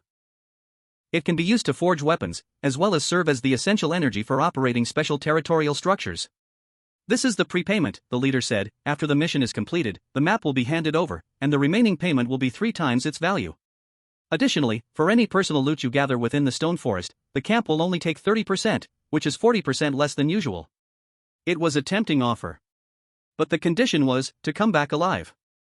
Zhao Wu stared at the crystal stones on the ground, then looked up at the leader behind him, the black claws and the slender snake, their hands resting on their weapons, eyes filled with hostility.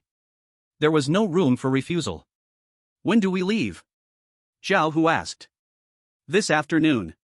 The leader stood up. You have half a day to prepare your equipment and medicine. Arrows, antidotes, and hemostatic powder can be taken from the warehouse at double the normal quota. He walked up to Zhao Wu, patted his shoulder with force. Scarface, don't let me down. The camp needs this map. After that, he turned and returned to the small building. The black claws and slender snake followed him in, and the door to the building closed with a heavy thud. The team stood still in place. Taidun bent down to pick up the bag of crystal stones, weighed it in his hand, and his face turned ugly. 3 low-level energy crystals. They sure paid the life fee without hesitation. Prepare yourselves. Zhao Wu took a deep breath and turned to his team. Arrow Eye, go to the warehouse and get double the arrows. Prioritize armor-piercing arrows. Taidun, your iron hammer needs sharpening. Go get a spare round shield. Shadow Snake, make sure to bring more poison and antidote. He paused and looked at Lin Feng. You, come with me. The two walked to the corner of the camp near the water tank. The morning light filtered through the thin mist, casting blurred spots of light on the ground. Lin Feng. Zhao Wu lit a cigarette but didn't smoke it, just watching the smoke rise slowly. For this mission, you don't have to go. Lin Feng was stunned for a moment. The boss pointed out my team, but didn't specify anyone. Zhao Wu's voice was low. You've only been here for a few days. I can find an excuse to keep you behind, like your injuries aren't fully healed, or send you on a different peripheral task. Does Brother Zhao think I will hold the team back? Lin Feng asked. No. Zhao Wu shook his head, finally taking a puff of his cigarette. On the contrary, I've seen your performance these days. Your combat awareness is even better than some veterans. But precisely because of that. He turned to face Lin Feng, locking eyes with him. This mission is nearly suicidal. You're only 18, just awakened, with endless potential for the future. There's no need to risk your life here. Lin Feng remained silent. He really could choose not to go. Staying in the camp, though suppressed, would at least be relatively safe. He could slowly level up, accumulate contribution points, and eventually get better equipment. But, Brother Zhao. Lin Feng raised his head, his eyes calm. I'm part of the team, and you saved my life. If it weren't for you that night, I'd be nothing but ashes now. Zhao Wu stared at him for a long time, then exhaled a long puff of smoke. Have you thought it through? I have thought it through. All right. Zhao Wu stamped out his cigarette. Go prepare. There's spare leather armor in the warehouse. Pick one that fits. You should also change your knife. If you don't have enough contribution points, I'll lend you some. Thank you, Brother Zhao. No need to thank me. Zhao Wu waved his hand. Once we're in the stone forest, take care of yourselves. In the morning, the entire camp was talking about it. Scarface's team is going to the depths of the stone forest? Are they crazy? The boss is clearly sending them to their deaths. I heard there are still black-armored soldiers' ghosts in the ruins of Qingstone County. You can hear training sounds at night. TSK Tisk, it's a shame. Scarface is actually not a bad person. While Lin Feng was selecting equipment in the warehouse, he could feel the eyes on him, pitying, gloating, curious.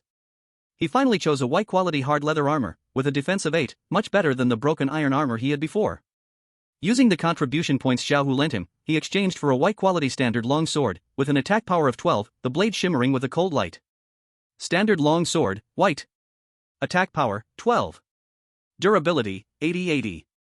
Description, standard weapon, crafted to a regular standard, with good balance. With his 10.5 agility boosting his attack speed, his actual combat power had improved again. Arrow Eye picked up 60 arrows. 20 of them had heads designed to pierce armor, the iron club had been repolished to a gleaming shine, and it carried a heavy wooden shield wrapped in iron on its back. The belt of Shadow Snake had 7 or 8 small bottles of different colors hanging from it. Wu Bo, as the team's doctor, carried a bulging medicine basket, stuffed with hemostatic herbs, detoxifying agents, and stimulating powders. At 2 p.m., the team gathered in front of the camp gate. The bald leader, accompanied by Black Claw, Thin Snake, and other core members, came out to see them off. The map must be drawn in detail. The leader handed Zhao Hu a roll of blank parchment and a charcoal pencil. Mark the monster distribution, dangerous terrain, and resource points clearly. Especially the ruins of Qingshi County, if found. Prioritize evaluating the structural integrity and potential threats. Understood. Zhao Hu took the parchment and stuffed it into his chest. The leader glanced at the team again, his gaze pausing for a moment on Lin Feng, and a half-smile tugged at the corner of his mouth. A new guy is coming too? Scarface, you sure are bold for a leader. More people, more strength. Zhao Hu said flatly. All right then. The leader didn't say more, waving his hand, set off. The camp is waiting for good news from you. Chapter 15, Blood Battle with the Fire Lizard, Part 1. The gate slowly opened. Outside was a gray, desolate wilderness, and further away, under the western horizon, the dark silhouette of the stone forest looked like a giant beast lying low. The eyes of those in the camp were sharp as needles.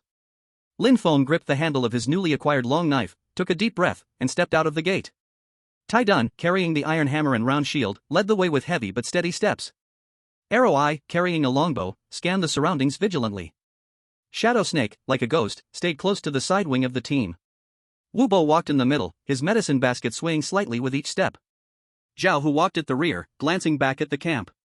Behind the window of the 2-story building, the silhouette of the bald leader could faintly be seen. Zhao Hu turned back and spoke in a low voice, but clearly enough for every team member to hear. The stone forest is dangerous, but we are not made of mud. Remember 3 things. First, maintain formation, never scatter. Second, if unsure, listen to orders. Third. He paused, then said slowly, word by word, if we must die, let it be worth it. There were no grandiose words. But those words felt like a heavy stone, sinking into everyone's heart, weighty, yet somehow reassuring. A battle with no way out. Then let's fight. About an hour after leaving the camp, the terrain began to change. The flat wilderness was gradually replaced by undulating hills. The soil turned from dry yellow to dark red, and the vegetation grew sparser. A faint sulfur smell began to fill the air. After another hour, the stone forest arrived. Standing at the edge and looking inward, the scene was suffocating. Countless gray-black stone pillars shot up from the ground, some as high as several dozen meters, others only 3 to 5 meters, densely packed and scattered irregularly, forming a natural maze. The surface of the pillars was covered with wind-eroded holes and cracks, with some areas covered in dark red moss. The light here became eerie. Under the shade of the stone pillars, it was clearly daytime, but the forest was dark, with only sporadic light spots filtering through the gaps, casting flickering beams on the ground. Stay close. Zhao Hu lowered his voice. Arrow Eye, observe the short pillar on the left side ahead, check the next 100 meters. Tai Dun, lead the way, watch your steps. Shadow Snake, keep an eye on the sides and rear. Lin Feng, stay 3 meters behind and to the side of me, be ready to assist. The team entered the stone forest in a combat formation. Once inside, the temperature dropped several degrees. The passages between the stone pillars were narrow and winding, and in some places, only one person could pass sideways. The sound of footsteps echoed between the stone walls, creating layers of reverberations that interfered with their hearing and judgment. Arrow Eye climbed the designated short pillar and raised a monocular to observe for a moment, signaling with his hand. Ahead is safe, but the path splits. It is recommended to take the left side, which is wider. Zhao Hu nodded. The team trudged through the maze. Wu Bo walked while quickly sketching the terrain on the parchment with a charcoal pencil, marking the distribution of the stone pillars and the directions of the passages. After about half an hour of walking, the journey continued. The first danger quietly arrived. Stop. Arrow Eye suddenly slid down from the stone pillar ahead, his face serious. 3 o'clock, 200 meters, there's a reflection behind the stone pillar, could be scales. Everyone immediately crouched down, using the stone pillars for cover. Lin Feng held his breath and looked in the direction pointed out by Arrow Eye. In the dim light, he could indeed see faint dark red reflections slowly moving behind some distant stone pillars. How many? Zhao Hu asked. At least 2, not small in size. Judging by the reflection area, it could be fire lizards. Arrow Eye's voice was tight. Level 7 fire lizards, pack creatures, breathing flames that cause continuous burns. We'll go around. Zhao Hu decisively ordered. Move to the right, stay as quiet as possible. The team changed direction, moving stealthily into the right passage. The cracks in the rock above were almost closed, the light was extremely dim. Just as a slightly open space appeared ahead of the team. Scree! An ear-piercing shriek came from above. Lin Feng suddenly looked up, only to see a nearly 3-meter-long dark red lizard-like creature crouched on a stone beam overhead, its body covered in sharp-edged scales. Its mouth was open, revealing fine sharp teeth, and a red glow faintly swirled in its throat. It had been waiting there. Waiting for the team to enter the open space. Spread out! Zhao Hu shouted. But it was too late. The red glow in the fire lizard's throat suddenly flared up, and a conical flame shot down, directly engulfing the center of the team. Iron Stump roared, turning and raising his shield. Most of the flames hit the round shield, burning the wooden shield's metal surface black instantly, flames licking the edges. But some stray flames splashed out, grazing his leather armor shoulder. The armor immediately started smoking, releasing a stench of burning. -25. -8, burn damage. 2 damage numbers popped above Iron Stump's head. Iron Stump. Shadow Snake flashed from the side, throwing a water pouch that hit the shield's flames. Inside was spare drinking water, which slightly slowed the fire. At that moment, 2 more fire lizards appeared from behind the surrounding stone pillars. They were flanking from different directions, sealing off the team's retreat. 3 fire lizards. Circle formation. Zhao Hu unsheathed his long knife. Iron Stump in front, Arrow Eye takes the high ground, Shadow Snake supports with movement, Lin Feng protect Wu Bo. The battle erupted instantly. Iron Stump, holding his burning shield, roared and charged at the nearest fire lizard, swinging his hammer in a wide arc. The fire lizard nimbly dodged, its mouth spraying fire toward Iron Stump's face. Arrow Eye had already climbed up a stone pillar, shooting a barrage of armor-piercing arrows that accurately hit the second fire lizard's eyes, -18. -21. But the fire lizard only screamed in pain and charged even more frantically toward the stone pillar where Arrow Eye was. Shadow Snake, like a ghost, darted between the pillars, her twin blades striking the first fire lizard's joints and abdomen from strange angles. However, the fire lizard's scales were extremely tough, and the blades only left shallow white marks as the damage was limited. And Lin Feng faced the third fire lizard, the one that had originally ambushed them. It seemed to recognize that Lin Feng was the softer target in the team and directly pounced, its claws aiming at Lin Feng's neck, the smell of blood filling the air. The martial artist instinctively activated. Lin Feng didn't block head-on. With a speed of 10.5, he swiftly dodged to the right. The fire lizard's claws scraped past his leather armor, sending sparks flying. At the same time, his long knife swept upward, slashing toward the fire lizard's relatively soft abdomen. Attack check, total attack power 49.5, strength 7.5 by 5, blade 12. Target defense, 12, fire lizard scales. Damage dealt, 37.5. -38, the blow hit. The fire lizard howled in pain, its long tail sweeping horizontally like a steel whip. Lin Feng crouched and rolled, the tail sweeping through the stone pillar where he had just been standing, sending rocks flying. We can't fight head-on. Lin Feng's mind raced, the fire lizard's defense is high, and its flame range is large. In this open space, we'll be at a disadvantage. He glanced across the battlefield. Iron Stump was tangled with one fire lizard, his shield still burning, his left shoulder armor still smoking. Arrow Eye was being suppressed by continuous fire from a fire lizard above, the stone pillar surface now charred. Shadow Snake was maneuvering to distract and hold the others. The attack was ineffective. Zhao Hu was trying to break through to assist Arrow Eye. We need the terrain advantage. Lin Feng glanced around. On the right, there was a dense group of stone pillars, and the passage was narrow and winding. The massive body of the fire lizard would have difficulty moving there, and its fire breath would be blocked by the pillars. Brother Zhao! Lin Feng dodged the fire lizard's attack while shouting, lead it into the dense stone forest on the right. Block their fire breath. Zhao Hu instantly understood, everyone, move to the right. Use the pillars for cover. The team began to retreat while fighting. Lin Feng took the initiative to play the role of the bait. He deliberately exposed a flaw to draw the fire lizard closer, then, just before the creature could unleash its fire breath, he quickly dashed between 2 closely spaced stone pillars. The fire lizard angrily chased after him, but the narrow passage allowed it to only squeeze its half-body in. The flames it exhaled were blocked by the pillars, with only a few stray sparks hitting. Chapter 16, Bloody Battle with the Fire Lizard, Part 2. Now's the time.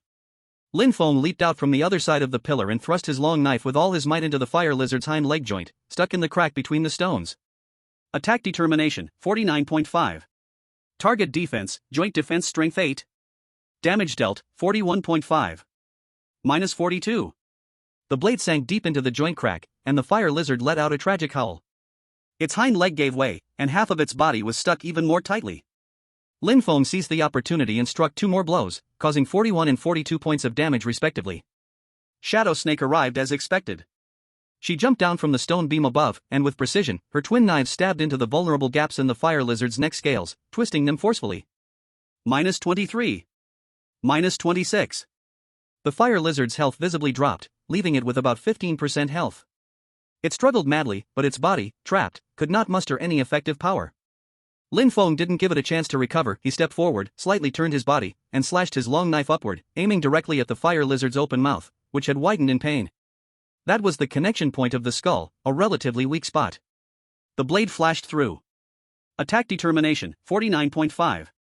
Target defense, internal mouth defense strength 1. Damage dealt, 48.5. -49. A fatal strike. The long knife pierced the mouth, through the upper jaw, and into the brain. The fire lizard's struggles abruptly stopped, and its massive body slumped, pinned in the crack between the stones, motionless. Killed LV7 fire lizard, 80% of the damage, gained 80 experience points. Well done. Zhao Hu's voice of praise rang out. The fire lizard's limp corpse was stuck between the stones, dark red blood slowly flowing down the stone pillars. Lin Feng pulled out his long knife, the blade covered in sticky liquid, glistening with an eerie hue in the dim light. He panted heavily, but the hand gripping the knife was as steady as a rock. 2 more left. Zhao Hu's voice came from across the stone forest. The battle was changing rapidly.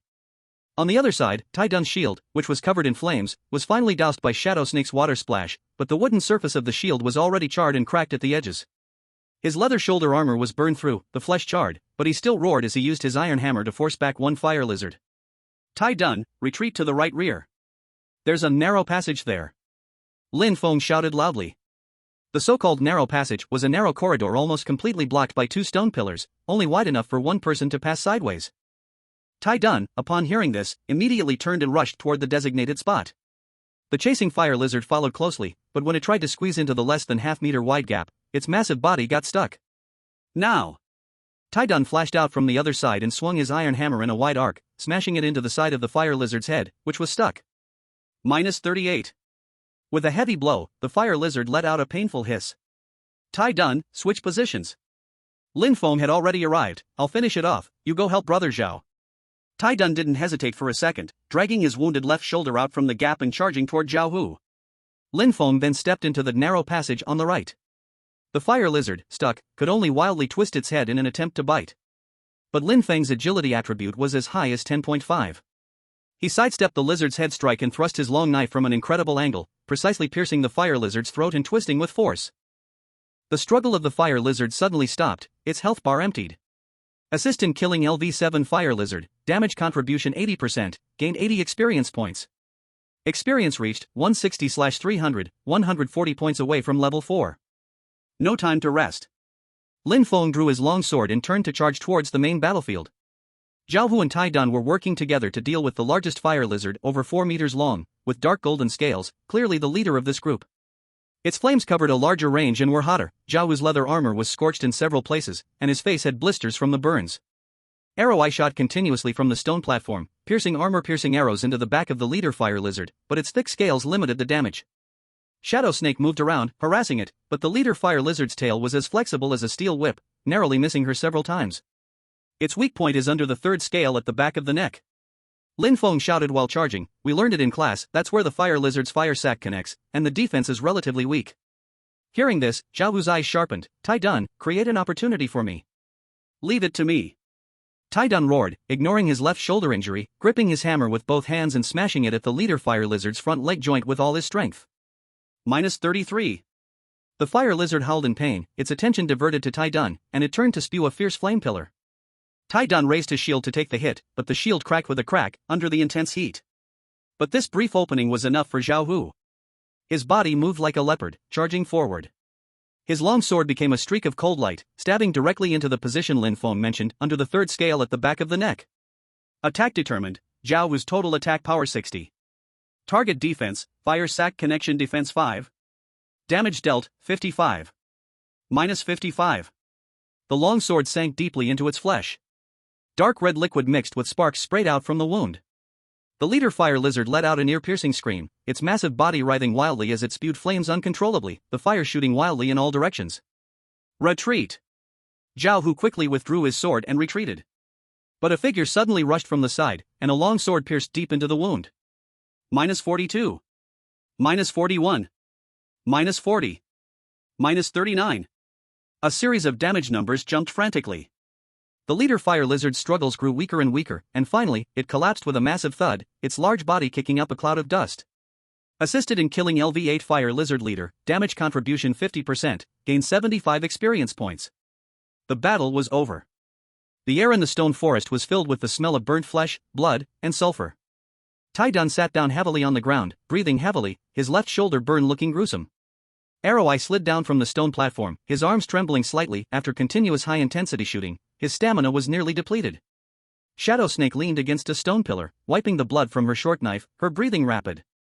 Wu Bo finally ran out from his hiding spot. Without even putting down his medicine basket, he rushed to Tai Dun's side. "Don't move. I'll handle the burn first." He quickly applied ointment and then took out bandages to wrap it up. Tai Dun gritted his teeth, enduring the pain without a single sound.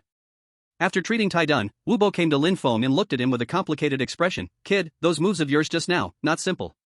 He was referring to the tactical awareness, precise judgment, and crucial decisions Lin Feng had shown in the battle.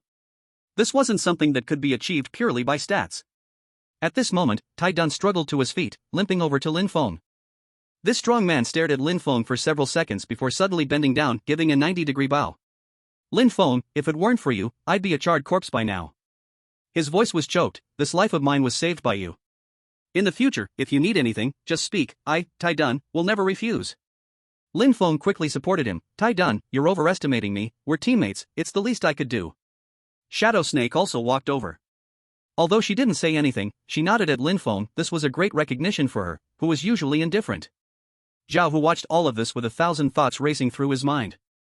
A few days ago, Lin Feng was a rookie who needed him to save him from the river. And now, he was already an irreplaceable tactical core in their team. The battle just now, from suggesting the use of terrain, to directing everyone's positioning, to the crucial moment of rescue and finishing off the enemies, Lin Feng demonstrated far more than just the fighting power expected from a level 5 player. The sharp insight into the battle, the precise understanding of teammates' abilities, and the calm decision-making in life-or-death moments. He looked around at his teammates. "What happened today stays between us." Lin Feng's strength must not be known to others in the camp, especially not to the boss's group. Everyone nodded solemnly. "Pack up the loot." Zhao Hu looked at the corpses of the 3 fire lizards. Energy crystals, scales, claws, fire sacks, these are all valuable items. Especially the leader's fire sack. If we can retrieve it intact, it will be worth a lot. Everyone began processing the bodies. Wu Bo continued to treat the wounded more carefully. Lin Feng helped while also checking his status. After killing the 3 fire lizards, he had gained a total of 235 experience points. His current experience, 235-300. Just 65 more points to reach level 4. At this rate, if he could find more suitable prey deeper in the stone forest, he might level up today. And more importantly, his gaze swept over the depths of the stone forest around him. There were already level 7 and 8 monsters appearing here. What about deeper into the ruins of Qingshi County? Would there be even higher level monsters? Or even traces of the great Qin elite warriors? The probability I still had 25 days left for a refresh. If he could find a suitable target here to kill. "How's the map coming along?" Zhao Hu asked Wu Bo. Wu Bo spread out a piece of leather paper, on which the general terrain of the area was roughly sketched, with the locations of fire lizards, narrow passages, and possible hiding spots marked. "It's still not detailed enough." Zhao Hu frowned. "The boss wants a map that can be used for strategic reference. We need to go deeper. Rest for an hour, then we continue." Our goal: Qingshi County ruins. Chapter 17, The Blessing of the Euro Emperor. After the battle, the stone forest fell into a brief silence, with only the crackling sounds of flames dying out and the suppressed gasps of the wounded. "Let's count the loot first." Zhao Hu wiped the blood off his face, his voice hoarse but firm. "Wu Bo, continue treating the injuries. The rest, come with me." Tai Dun supported himself to get up, and Arrow Eye sheathed his longbow. Shadow Snake wiped his short sword clean, and the 4 of them walked toward the nearest ordinary fire lizard corpse. Zhao Hu skillfully used the tip of his knife to pry open the scales and began cutting. First, the scales: each fire lizard could shed about 20 complete scales. These dark red scales were hard and had some fire resistance, making them excellent materials for crafting armor. This one lost 3 core scales. Zhao Hu took 3 significantly larger, darker scales from the side of the fire lizard's neck. These will fetch a good price. Shadow Snake was in charge of handling the claws and teeth. The fire lizard's claws were sharp like sickles, and its teeth contained trace amounts of fire energy, both great materials for forging. Her technique was skilled, and she quickly removed all 6 claws and a full set of sharp teeth. Taidun clumsily but carefully dissected the fire lizard's abdomen. He was after the fire sac, a fist-sized, translucent organ containing thick, dark red liquid. This was the fire lizard's most valuable part, used to create fire-based tools or potions. This fire sac is 70% intact. Taidun carefully placed it into a specially made leather pouch. It should be worth half a gray crystal. After processing the first one, they turned to the second. The process was similar, and the harvest was much the same: scales, claws, teeth, and fire sac. Just as they were dealing with the second one, Arrow Eye suddenly let out a soft "eh?" Inside the fire lizard's open chest cavity, besides the usual materials, there was a gray crystal about the size of a pigeon egg, glowing faintly, an energy crystal. We hit the jackpot. Tai Dun's eyes lit up. Zhao Hu took the crystal and weighed it in his palm. Nice quality. In the nightmarish world, energy crystals are divided into 5 levels: gray, white, green, blue, and purple. Gray is the most basic, but still precious. Monsters of level 6 or higher have a small chance of dropping it, making it hard currency. Today, the luck is good. Ingshi rarely showed a hint of a smile. The 2 ordinary fire lizards were dealt with, and the loot was as follows: 32 complete scales, 6 core scales, 20 claws and teeth, 2 fire storage bladders, with completeness between 70% and 80%. 1 gray energy crystal. This was already a substantial amount of wealth, enough for the team to live comfortably at the camp for half a month. But the real highlight was still the dark gold leader fire lizard. The 4 of them gathered around. The leader's size was nearly half larger than the ordinary fire lizard, with thicker scales, sharper claws, and a significantly larger fire storage bladder. Zhao Hu took a deep breath and began the dissection. First, the scales, the dark gold scales, were far superior to those of the ordinary fire lizard. Each one gleamed with a metallic shine, and the edges were sharp like a knife. These scales, at least, can be used to make a green quality chest armor, Arrow Eye judged. Zhao Hu nodded and carefully removed 24 complete scales, including 5 spinal scales located on the back. These spinal scales were diamond-shaped with natural flame patterns on the surface, making them the most valuable. Next were the claws and teeth.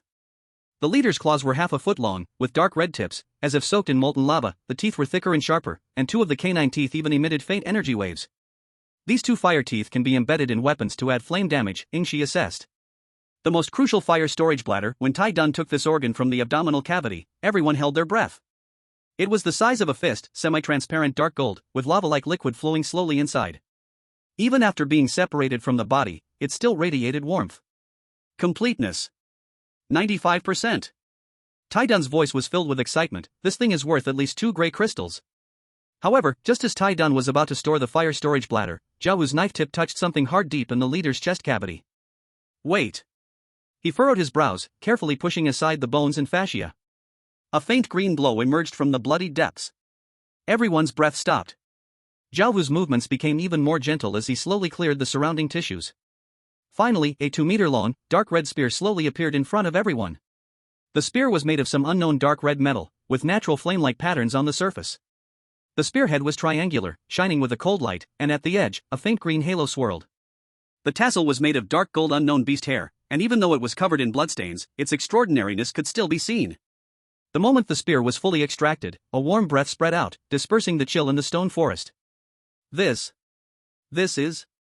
Tai Dun's mouth hung open. Arrow Eye gasped, green quality equipment? The leader fire lizard actually dropped equipment? Ingshi's eyes also flashed with shock. In the nightmare world, the drop rate for equipment was extremely low, especially for green or higher quality. The chance for ordinary monsters to drop gray equipment was less than 20%, white less than 15%, and green even less than 5%. But this spear in front of them was undoubtedly green quality. The glow couldn't fool anyone. Zhao Hu gripped the spear's shaft and fully pulled it out. The spear handle was warm to the touch, with moderate weight, and when swung, it made a whooshing sound. He focused and looked closely. Near the tassel, 2 ancient characters were carved into the shaft. Liao Yuan. Liao Yuan's spear. Zhao Hu muttered. He tried to infuse a bit of energy into the spear's body. Virum. The spearhead suddenly brightened with dark red light, and the surrounding air temperature noticeably rose. Zhao Hu nodded and looked at Lin Feng. Lin Feng, come here. Lin Feng stood up and walked closer. Take it.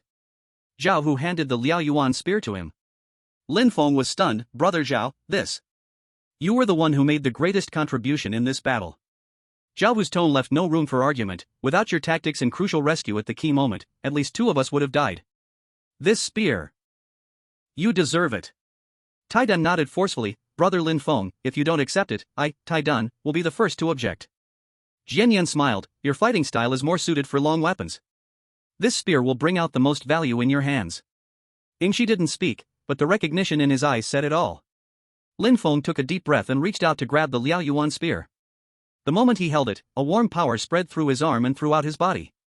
A semi-transparent attribute panel appeared in front of his eyes. Liao Yuan spear, green. Attack power, 25. Durability, 120/120. Special effect, 10% chance to trigger Liao Yuan fire on attack, dealing 15 flame splash damage to enemies within a 3-meter radius of the target. Equip requirement, strength 7. Description, a long spear forged from the spine bone core of the fire lizard leader, combined with red iron ore, engraved with flame patterns, and with a burning momentum when swung. Attack power 25. With his 7.5 strength attribute, base attack power 37.5, his total attack power now reached an astonishing 62.5. Even more importantly, the equipment requirement, strength 7. Try it out. Zhao Hu said. Lin Feng gripped the spear handle, took a few steps back, and began to swing it in the open space. The Liao Yuan spear seemed to be an extension of his arm. Every thrust, sweep, and flick was smooth and natural.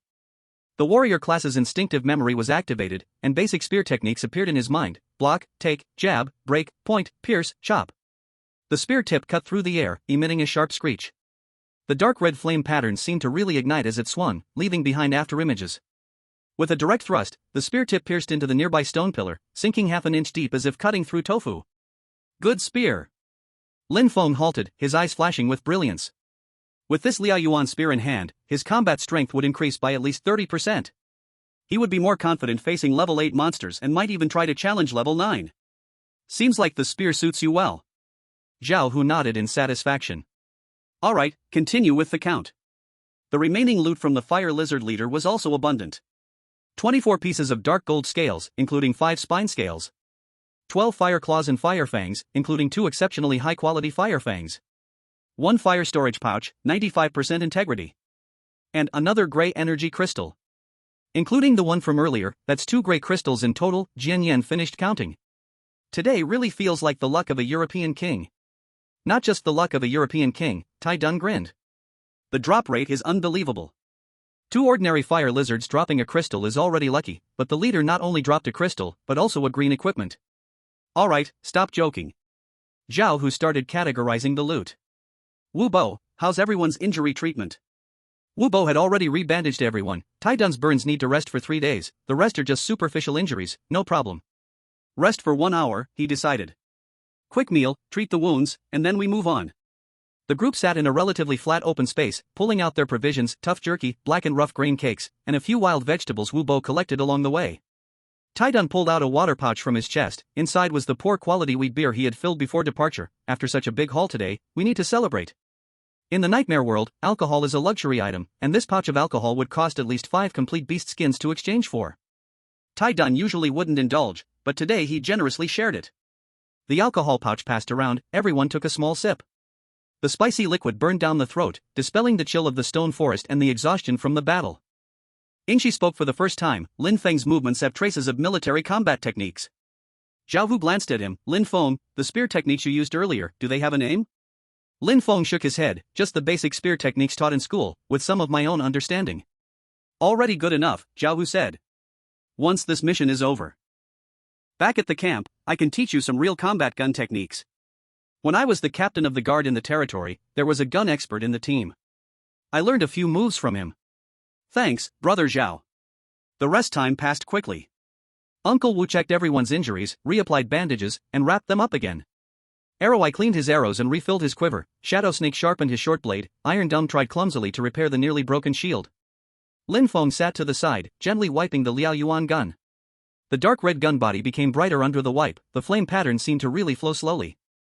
He tried to inject a trace of energy into the gun, feeling the warm feedback of power. This gun would be an important tool for him to stand firm in the nightmare world. An hour later, Zhao stood up. Let's go. The team reassembled. Lin Feng slung the Liao Yuan gun on his back. The gun had a special strap that allowed it to be carried securely without affecting movement. Uncle Wu had already marked their current location and the distribution area of the fire lizards on the map. This information was extremely valuable for the team moving forward. Of course, the premise was that they could bring it back alive. Go west along this main passage. Zhao Wu pointed at the map. According to Old Wu and Arrow Eye, the ruin should be about 20 miles deep in the stone forest. We'll move slowly and stay alert. The team set off again. Chapter 18, The Old Place of Blue Stone, Part 1. The team continued heading west through the stone forest. The terrain became more rugged, and the passage between the stone pillars was sometimes as wide as a plaza, sometimes so narrow that they had to squeeze sideways. The sulfur smell gradually faded, replaced by an old, dusty, and decayed scent. After about half an hour, Arrow Eye, who was scouting ahead, suddenly made a warning gesture. Everyone immediately stopped and hid behind the stone pillars. 3 o'clock direction, 2 hardshell beasts. Arrow Eye lowered his voice, observing through a crack in the stone pillar. They are gnawing on the bones of some unknown creature. Hardshell beast, LV6. Traits: high defense, slow movement, sharp beak piercing attack. It was exactly the same monster the team had encountered before, which caused the death of Old 6. It resembled a giant, enlarged pangolin, its body covered in thick gray-brown bone plates, good at digging and charging, with high defense but slow movement. Zhao Hu looked at Lin Feng. Want to try the new gun? Lin Feng nodded and took off the Liao Yuan gun from his back. The dark red gun still shimmered faintly in the dim light. Iron Dumb, take the left wing to hold them down. Shadow Snake, harass the right wing. Arrow Eye, prepare to shoot at the joint gaps. Zhao Hu quickly arranged the plan. Lin Feng, main attack, aim for the area where the eyes meet the abdomen. That's the weak spot in the hardshell beast's defense. The team quietly spread out. The 2 hardshell beasts were nearly 2 meters long, their heads down as they gnawed on the already decayed carcass of a deer-like creature, completely unaware of the approaching danger. Iron Dumb charged first, the heavy footsteps immediately alerting the hardshell beasts. They raised their heads, revealing small eyes and mouths full of sharp teeth. Roar! The hardshell beast on the left let out a deep threatening growl, scratching the ground with its limbs, charging at Iron Dumb. But Iron Dumb suddenly turned at 10 meters, moving to the side. At the same time, Shadow Snake darted out from the right like a ghost, the short blade cutting through the back leg joint of the other hardshell beast, producing a harsh scraping sound. -14. The damage was low, but it successfully drew their attention. Now! Lin Feng rushed forward from the front, the Liao Yuan gun turned into a dark red streak of light, stabbing directly into the right hardshell beast's eye. The martial general instinct, combined with Lin Feng's 10.5 agility, made this strike as fast as lightning. At the last moment, the gun tip slightly sank, accurately piercing 3 inches below the eye where the skull and neck armor were connected. Attack determination, total attack power 62.5. Target defense, joint defense power 6. Damage dealt, 56.5. -57. The gun tip sank half an inch. Dark red blood sprayed out. The hardshell beast let out a painful howl, frantically shaking its head trying to break free. But Lin Feng's grip on the gun was as steady as a rock. Instead, by swinging the force, the gun's body twisted and churned. 44. 51. 52. Secondary damage. The hardshelled beast's health bar was instantly emptied. Participated in killing LV6 hardshelled beast, damage share 80%, gained 48 experience points. Experience reached 283/300. Another hardshelled beast saw this and abandoned its iron pillar, lowering its head and charging straight forward. This was their signature skill brutal charge. Once hit head-on, even with Lin Feng's physique, his bones and muscles would break. But Lin Feng had already prepared. When the hardshelled beast closed the gap to 5 meters, he suddenly drew his gun and stepped back, taking a step leftward. With an agility of 10.5, he shifted like the wind, and the hardshelled beast brushed past his leather armor, crashing heavily into the stone pillar behind. Boom! The stone pillar trembled, with debris falling down. The hardshelled beast was momentarily stunned. An excellent opportunity. Lin Feng stepped forward, spun around, and the blaze gun slashed upward from below, the tip of the gun cutting through the hardshelled beast's relatively softer abdomen where the back and belly armors connected. 49. 52. 2 shots, precisely hitting the same spot. At this moment, the Arrow Eye's armor-piercing arrows arrived, 3 arrows shooting into the gap of the first hardshelled beast's rear leg joint in a triangular formation. 14. 15. 13. The shadow snake moved like a venomous snake, dual knives targeting weak points like joints and eye sockets. When the health bar dropped to 10%, a sudden change occurred. The hard-shelled beast suddenly stood up on its hind legs and slammed its forelimbs into the ground. Boom boom boom, the ground trembled, and within a 5-meter radius around the hard-shelled beast, cracks appeared like a spider web. This was its dying skill earthquake shock. All enemies within range would fall into a brief state of imbalance. Lin Feng only felt a tremor under his feet, his body immediately unsteady. The hard-shelled beast seized the opportunity, opening its mouth full of sharp teeth, and pounced. This pounce was much faster than before, clearly using its last bit of strength. There was no dodging. A flash of determination crossed Lin Feng's eyes. He decided not to dodge or avoid, gripping the gun with both hands, sinking his waist and legs, and channeling all his strength into the gun, making a simple yet deadly thrust. Exchanging injury for life. The tip of the blaze gun collided with the hard-shelled beast's sharp teeth in mid-air. Crack! The hard-shelled beast's 2 front teeth shattered, but the remaining momentum didn't lessen, and it bit down on Lin Feng's shoulder. At the same time, the blaze gun pierced into the hard-shelled beast's open mouth, through its throat. Participated in killing LV6 hard-shelled beast, damage share 60%, gained 36 experience points. Experience is full. Level up, 3-4. Gained 1 free attribute point. Experience reached 19/350. Warmth spread throughout his body, and the pain in the wound lessened significantly. Lin Feng leaned on the gun, gasping. His left shoulder was still bleeding, but it was no longer a major issue. The gun is good, and you're not bad with it, Tai Dun walked over, grinning. That last exchange was ruthless. I like it. Shadow Snake silently handed over a clean bandage. Arrow I had already begun inspecting the hard-shelled beast's corpse. You okay? Zhao Hu quickly walked over. Just some skin wounds. Lin Feng shook his head, looking at the hard-shelled beast's corpse on the ground, then at the blaze gun in his hand. That last exchange clearly showed the blaze gun's incredible piercing power. If it had been the previous white longsword, it would have been difficult to pierce the hard-shelled beast's mouth and throat in a single strike. More importantly, it had leveled up. Lin Feng thought to himself that since he had already revealed some of his strength, there was no need to hide it any longer. What he needed now was stronger offensive power to handle more dangerous enemies in the upcoming exploration. Without hesitation, he allocated all points to strength in his mind, put everything into strength. The attribute panel updated instantly. Name, Lin Feng. Level, 4, 19/350. Class, Warrior, Beginner. Health, 170/175. Attributes. Constitution, 7.5, base 5, General's Might 50% bonus. Strength, 9, base 6, General's Might 50% bonus. Agility, 10.5, base 7, General's Might 50% bonus. Free attribute points, 0. Skills, General's Might, passive. Command, 0/100. Strength reached 9. Base attack power increased to 45, with the blaze gun's 25 attack power, the total attack power reached an astounding 70. If he encountered the same hard-shelled beast again, one shot would deal over 60 points of damage. The team continued to head west. In the next 2 hours, they encountered several waves of monsters, poisonous rock scorpions, LV5, emerging from cracks in the stone. Lurking in the shadows, the shadow bats, LV4, and a small group of armored beasts, LV6. With Lin Feng, the unstoppable spearhead, the battle became much easier. The blazing spear truly displayed its blazing power in his hands. Against the toxic rock scorpions, the length of the spear allowed him to pierce through them while staying out of the range of their venomous stinger. Against the shadow bats, his agility of 10.5 allowed him to react quickly and accurately strike the fast-moving targets.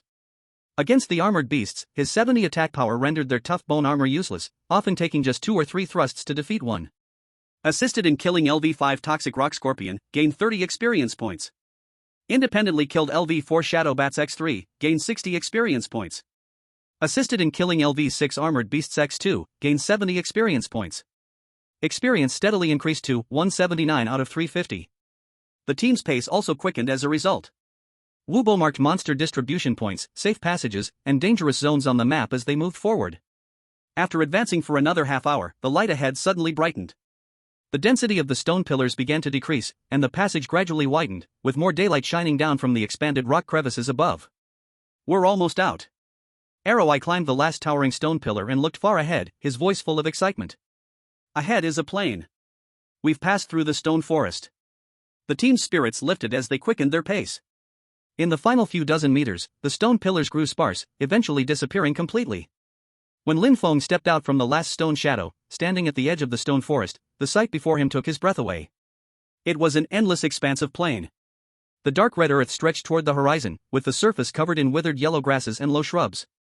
In the distance, the rolling outlines of hills could be seen, and farther still, there was a faint shadow of mountains. But what drew the most attention were the traces of human civilization on the plain. Within the visible range, dozens of ruined outlines were scattered. The closest ones were only 2 or 3 miles from the edge of the stone forest, and it was clear they were the remains of villages, collapsed earthen walls, charred wooden beams, and scattered pottery shards. A bit farther away, there were 3 larger ruin clusters, likely the remains of towns, broken stone city walls, toppled watchtowers, and a central area clearly marked as a plaza. And at the deepest part of the plain, about 15 miles away, a massive shadow lay along the horizon that was the ruins of Stone County.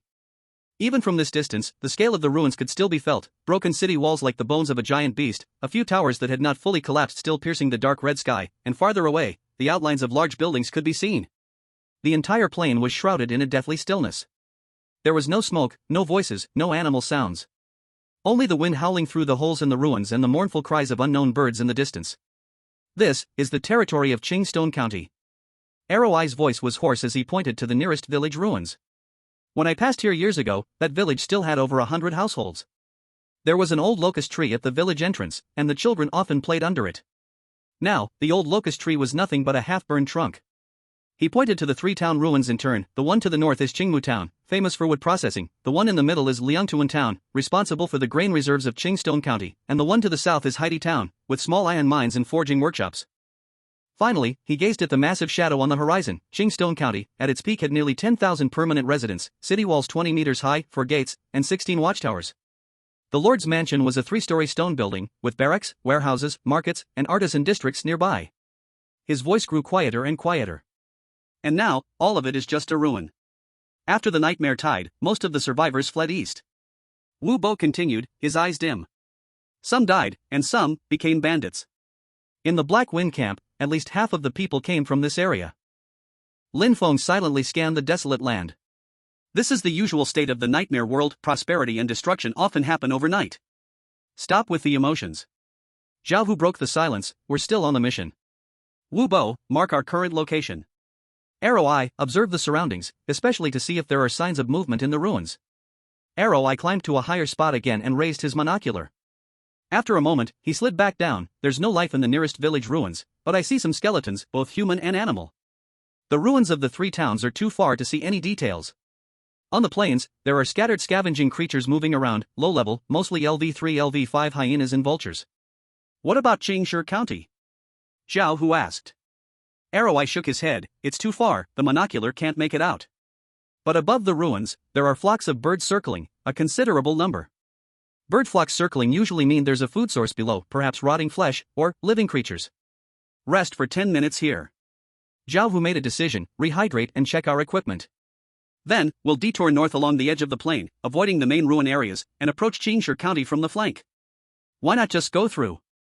Tai Dun asked, we should be able to handle those hyenas and vultures. The risk is too high. Zhao Hu pointed to the plain, look at the distribution of those ruins, villages, towns, county cities, they form a radial pattern. If the elite soldiers of the Great Qing dynasty really stationed in Stone County, their patrol routes are likely to cover these satellite outposts. He paused, his voice heavy, we don't know if they've left any guards behind, or if they have a habit of returning periodically. Everyone's hearts tightened. Taking the detour, though it's a longer path, is safer. Zhao Hu concluded, our mission is reconnaissance, not a frontal assault. The rest period quickly ended. The team began to move north along the boundary between the stone forest and the plain. The terrain here is relatively complex. On one side, there are the jagged stone pillars of the stone forest, which can serve as cover. On the other side is the open plain, with a good line of sight to spot danger ahead. Wu Bo continued to mark the map, the location of the stone forest exit, the distribution of ruins on the plain, and their current route.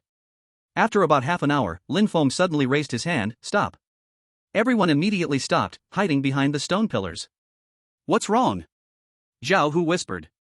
Lin Feng pointed to a patch of half-human high dead grass about 300 meters ahead, something's moving. More than one. Arrow-Eye immediately raised his binoculars, is it a person? No, wait, it's skeletons. At least 10, wandering in the grass. Skeleton soldiers. One of the most common undead monsters in the nightmare world, usually formed when the bones of fallen soldiers are corrupted by dark energy.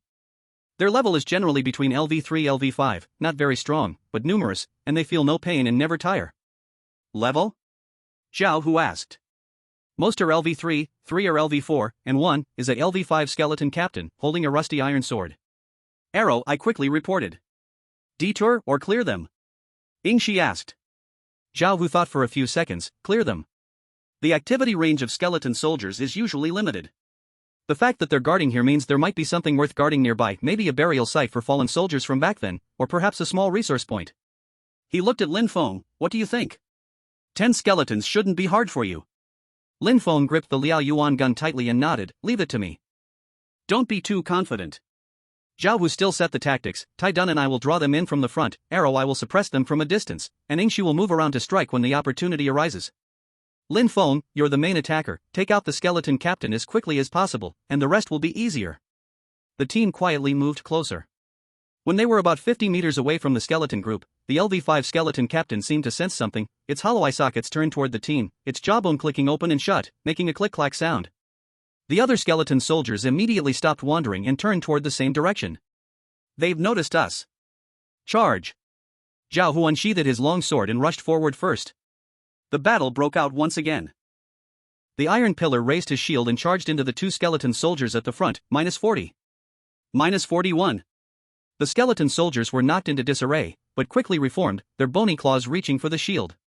Arrow Eye's armor-piercing arrow shot out continuously, hitting the skeleton soldiers' eye sockets with precision, -35. -38. The skeletons' heads exploded, their bones scattering all over the ground. Shadow Snake, like a ghost, slithered into the flank, both daggers flashing, targeting the joints of the skeleton soldiers, -23. -24. -22. Lin Feng charged straight towards the skeleton captain. This LV5 undead wore tattered leather armor, holding a rusty but still sharp iron sword. The soul fire in its eye sockets was a ghostly blue, much brighter than the pale yellow flames of the other skeletons. When the skeleton captain saw Lin Feng charging, it raised its sword to meet him. The rusty sword and the blazing spear clashed for the first time. Clang! With the sound of clashing metal, the rusty sword was knocked away, and the skeleton captain staggered backward. Lin Feng stepped forward, the blazing spear aiming directly at its chest bone. Attack determination, 70. Target defense, skeleton defense 8. Damage dealt, 62. -62. A single strike pierced through. The skeleton captain's ribs snapped, and the soul fire swayed violently. But it felt no pain. Instead, it rushed forward, its rusty sword aiming for Lin Feng's throat. Lin Feng sidestepped, withdrawing the spear and sweeping horizontally. The spear shaft crashed into the skeleton captain's waist, -61. The skeleton nearly broke in half. For the third strike, Lin Feng aimed at the location of the skeleton captain's soul fire that was the core of the undead. The blazing spear struck like a poisonous dragon emerging from its hole, piercing its eye socket. Critical hit. -62. The skeleton captain's head exploded, the ghostly blue soul fire dissipating like fireworks, and its bones collapsed onto the ground with a clattering sound. Kill LV5 skeleton captain, gain 40 experience points. The remaining skeleton soldiers, now without their captain, became disordered, their attacks losing their structure. The team took advantage of the chaos to finish them off, and within 3 minutes, all 10 skeleton soldiers had been reduced to broken bones. Check the battlefield, Zhao Hu panted. The team carefully searched the surrounding grass. The skeleton soldiers had nothing but rusty weapons and torn pieces of leather armor. However, Iron Pillar noticed something unusual in a sunken area of the ground. There's a stone slab here. It's half covered by dirt. Chapter 20, The Ancient Tomb and the Centurion, Part 1. The stone slab was half covered in dirt and withered grass, its edges rough, and the surface was etched with faint patterns, looking quite old. Iron Pillar scraped away the dirt with the edge of his hammer, revealing the full shape of the stone slab, about a meter square, 3 fingers thick, with a rusty iron ring in the center. This is man-made. Shadow Snake squatted down, gently tapping the edge of the stone slab with his short knife, producing a dull echo, its hollow underneath. Zhao Wu stepped forward, grasped the iron ring, and pulled hard. The stone slab didn't budge. Together, Lin Feng placed the blazing spear against a nearby stone pillar and, with Iron Pillar, grabbed the iron ring from opposite sides. 1, 2, 3, lift. The stone slab was slowly lifted with their combined strength, and a gust of wind carrying a mix of dust, mildew, and the stench of decay rushed out, filled with a chilling cold. Beneath the stone slab was a narrow stone staircase leading down, wide enough for only one person to pass through. The stairs extended into the darkness, their end beyond sight. Arrow Eye lit a torch and peered into the entrance. The light illuminated the stairs below, with rough stone walls on either side, on which faint images could be seen of soldiers with spears, simple chariots, and blurry totems. It's a tomb. Wu Bo leaned closer to examine the style of the paintings. From the look of these drawings, it should be the burial site of a small tribal leader from ancient times. Shall we go down? Iron Pillar asked, his eyes filled with both curiosity and caution. Lin Feng stared at the deep entrance, quickly weighing his options in his mind. According to what he had learned in class, ancient tombs and cave areas in the nightmare world were usually treasure spots where low-level awakened ones would farm monsters to level up. Inside, there were often large numbers of skeleton soldiers, zombies, and other undead creatures, with moderate levels, stable experience, and a chance to drop special materials. More importantly, he had just reached level 4, and he needed experience. He had just earned 40 experience points from killing the skeleton captain, and now his experience was at 219/350. Still short of 131 points to rise to level 5. Go down. Lin Feng looked at Zhao Hu. I am still missing a big part of experience. If there are really skeleton soldiers inside, it is just right to farm levels. And in this kind of ancient tomb, sometimes there are some scattered burial objects that can exchange for some resources. Zhao Hu thought in silence for a moment, then looked at the sky color again. There were still 3 or 4 hours before dark, time was still enough. Arrow Eye, how is the air below? Arrow Eye took out a small bag of powder from the travel bag and scattered it toward the entrance. The powder slowly floated down, with no abnormal reaction. The air is flowing, there should be no poison gas or miasma. Then explore a bit. Zhao Hu made the decision.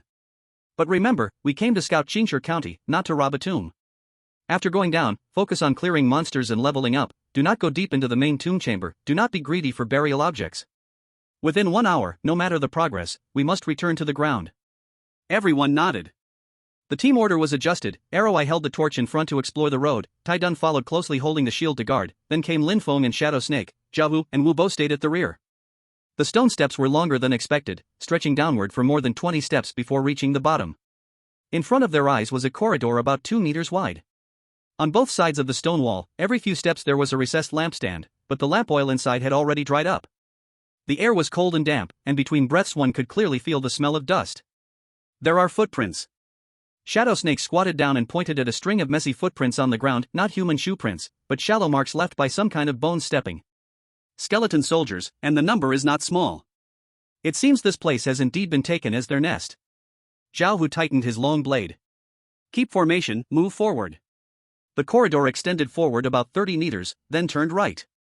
Just after turning the corner, shaking shadows appeared ahead. For skeleton soldiers, level LV4, were wandering without purpose in the corridor. They heard the sound of footsteps and turned around together. The soul fire in their eye sockets suddenly lit up. Appetizer. Lin Feng stepped forward, the blazing prairie spear like a poisonous snake spitting its tongue. 61. -64. -63. -60. 61. -64. -63. -60. 8 spear strikes, for skeleton soldiers collapsed at the sound. The whole process was less than 10 seconds. Kill LV4 skeleton soldier X4, gain 80 experience points. Experience reached, 299/350.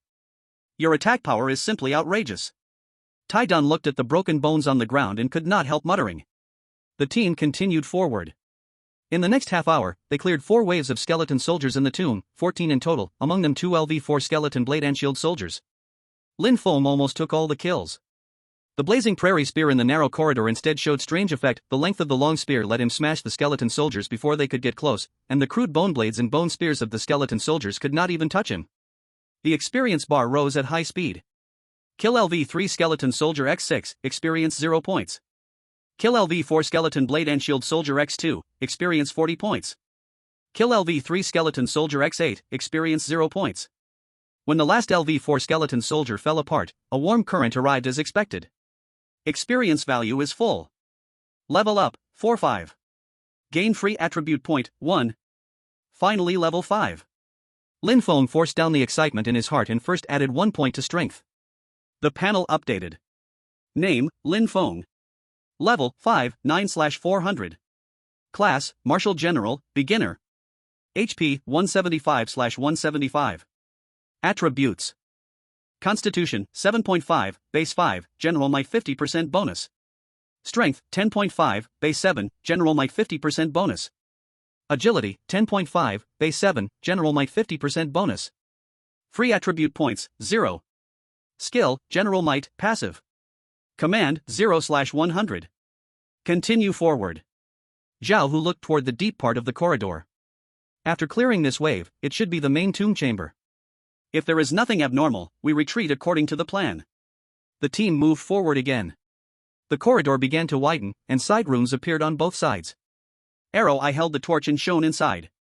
There were some rotten clay jars, rusty bronze objects, and several human-shaped skeleton remains already weathered, should be burial companions. No value, the team did not stay. After walking about 50 more meters, the front suddenly opened wide. A round tomb chamber of about 200 square meters appeared before their eyes. The tomb chamber was about 5 meters high, and on the dome were carved rough star patterns. Around the walls were 8 bronze lampstands, but they had already gone out. On the ground were laid blue stone slabs, and in the center was a stone coffin.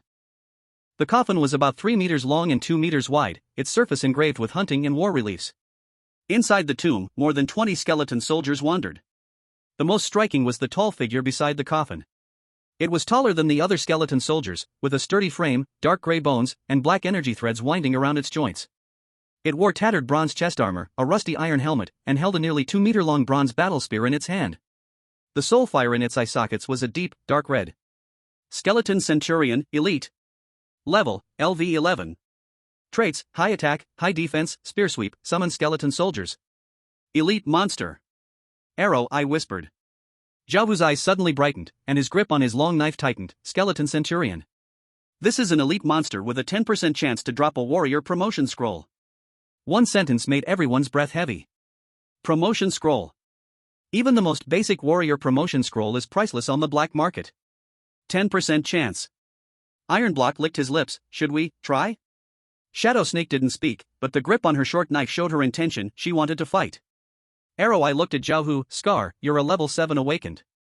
If you get the promotion scroll, you can break through the level 10 cap and even have a chance to reach higher levels. Chapter 21, Ancient Tomb and Centurion, Part 2. Zhao Hu's eyes flickered with hesitation. He had been stuck at level 7 for more than a year. Without a promotion scroll, level 10 was his ceiling. Once promoted, even if it was just the most basic warrior, his base attributes would get a percentage boost, with a chance to reach level 19. The temptation was overwhelming. But reason told him the risks were equally huge. The Skeleton Centurion, LV11 elite monster, their team had 3 level 6s, 1 level 7, and 1 with combat power close to level 9. The protagonist would be comparable to level 10 after upgrading, but Zhao Hu didn't know this. But facing an 11 level elite monster plus more than 20 regular skeleton soldiers, the chance of winning was at most 20%. More importantly, this was deep inside the ancient tomb. Once the battle was deadlocked, there would be nowhere to escape. While Zhao Hu hesitated, Lin Feng spoke up. Brother Zhao, a 10% chance isn't worth the risk. Zhao Hu looked at him. Lin Feng continued, but we can use the skeleton centurion for something else. Such as? We can leak the information to the boss. Lin Feng's voice was calm, but the meaning in his words made everyone's hearts skip a beat. Tell him we found the tomb entrance, there's a skeleton centurion inside, but we can't beat it, and ask for reinforcements. When the boss brings people down and fights the skeleton centurion. He didn't finish, but the meaning was clear. Take advantage of the chaos to deal with the boss's gang. The tomb was silent, only the distant sound of skeleton soldiers' bones scraping. Arrow Eye was the first to react. Use the knife to kill someone? Let the skeleton centurion wear down the boss's strength, and we sit back and profit. Shadow Snake finished the sentence, a cold gleam flashing in her eyes. Ironblock scratched his head, but can this work? The boss is level 10, Black Claw is level 8, Thin Snake is level 8, and there are several other level 7s under him. So we need a plan. Lin Feng looked at Zhao Hu, and Brother Zhao, there's something I haven't told everyone. Everyone looked at him. Lin Feng took a deep breath, deciding to reveal part of his cards since they were going to team up to take down the boss. The team had to have enough trust, and the foundation of trust was strength. I'm level 5, Lin Feng paused, but I have already changed class since the first day of my awakening. What? Zhao Hu's pupils contracted sharply. Changed class? How could a newly awakened rookie have a promotion scroll? That thing was rarer than blue equipment. My class is general. Lin Feng didn't hide his class, but he concealed the eye of probability and unique attributes. The core skill general's might increases all my attributes by 50%, and within a 500-meter radius centered on me, all soldiers under my command gain 10% power. He looked at everyone. If you're willing to be my soldiers, everyone will get a 10% power boost. Take Zhao Dage as an example. Your strength is 9, after the bonus, it becomes 9.9. The tomb chamber fell silent once again. This time, even the sound of breathing was barely audible. Warrior class? 50% increase in all attributes? It can even give soldiers strength? This is practically a legendary rare class. Arrow, I was the first to break the silence, so, the unreasonable damage you dealt before wasn't because you hid your level, but because of the warrior bonus? Lin Feng nodded. When I was level 1, my actual attributes were equivalent to a normal person at level 5. Now, at level 5, both my main attributes are above 10, and my actual combat power should be no weaker than the boss. Zhao Hu stared at Lin Feng closely, as if trying to judge the truth of these words. After a long while, he slowly exhaled, I believe you. If you really had malicious intent, there were plenty of chances during the previous battle to harm us, no need to wait until now. He paused and then asked, are there any limitations or costs to binding soldiers under your command? No side effects, it can be undone at any time, Lin Feng said. The only limitation is that my command limit is 100, I can bind a maximum of 100 people. After binding, I can issue simple commands remotely, and you can vaguely sense my location and status. This is for convenience in battlefield command. Sounds good. Tai Dun rubbed his hands together. A 10% strength bonus, so my strength at level 6 is 8, after the bonus, it becomes 8.8, almost catching up with level 7. Shadow Snake said briefly, bind.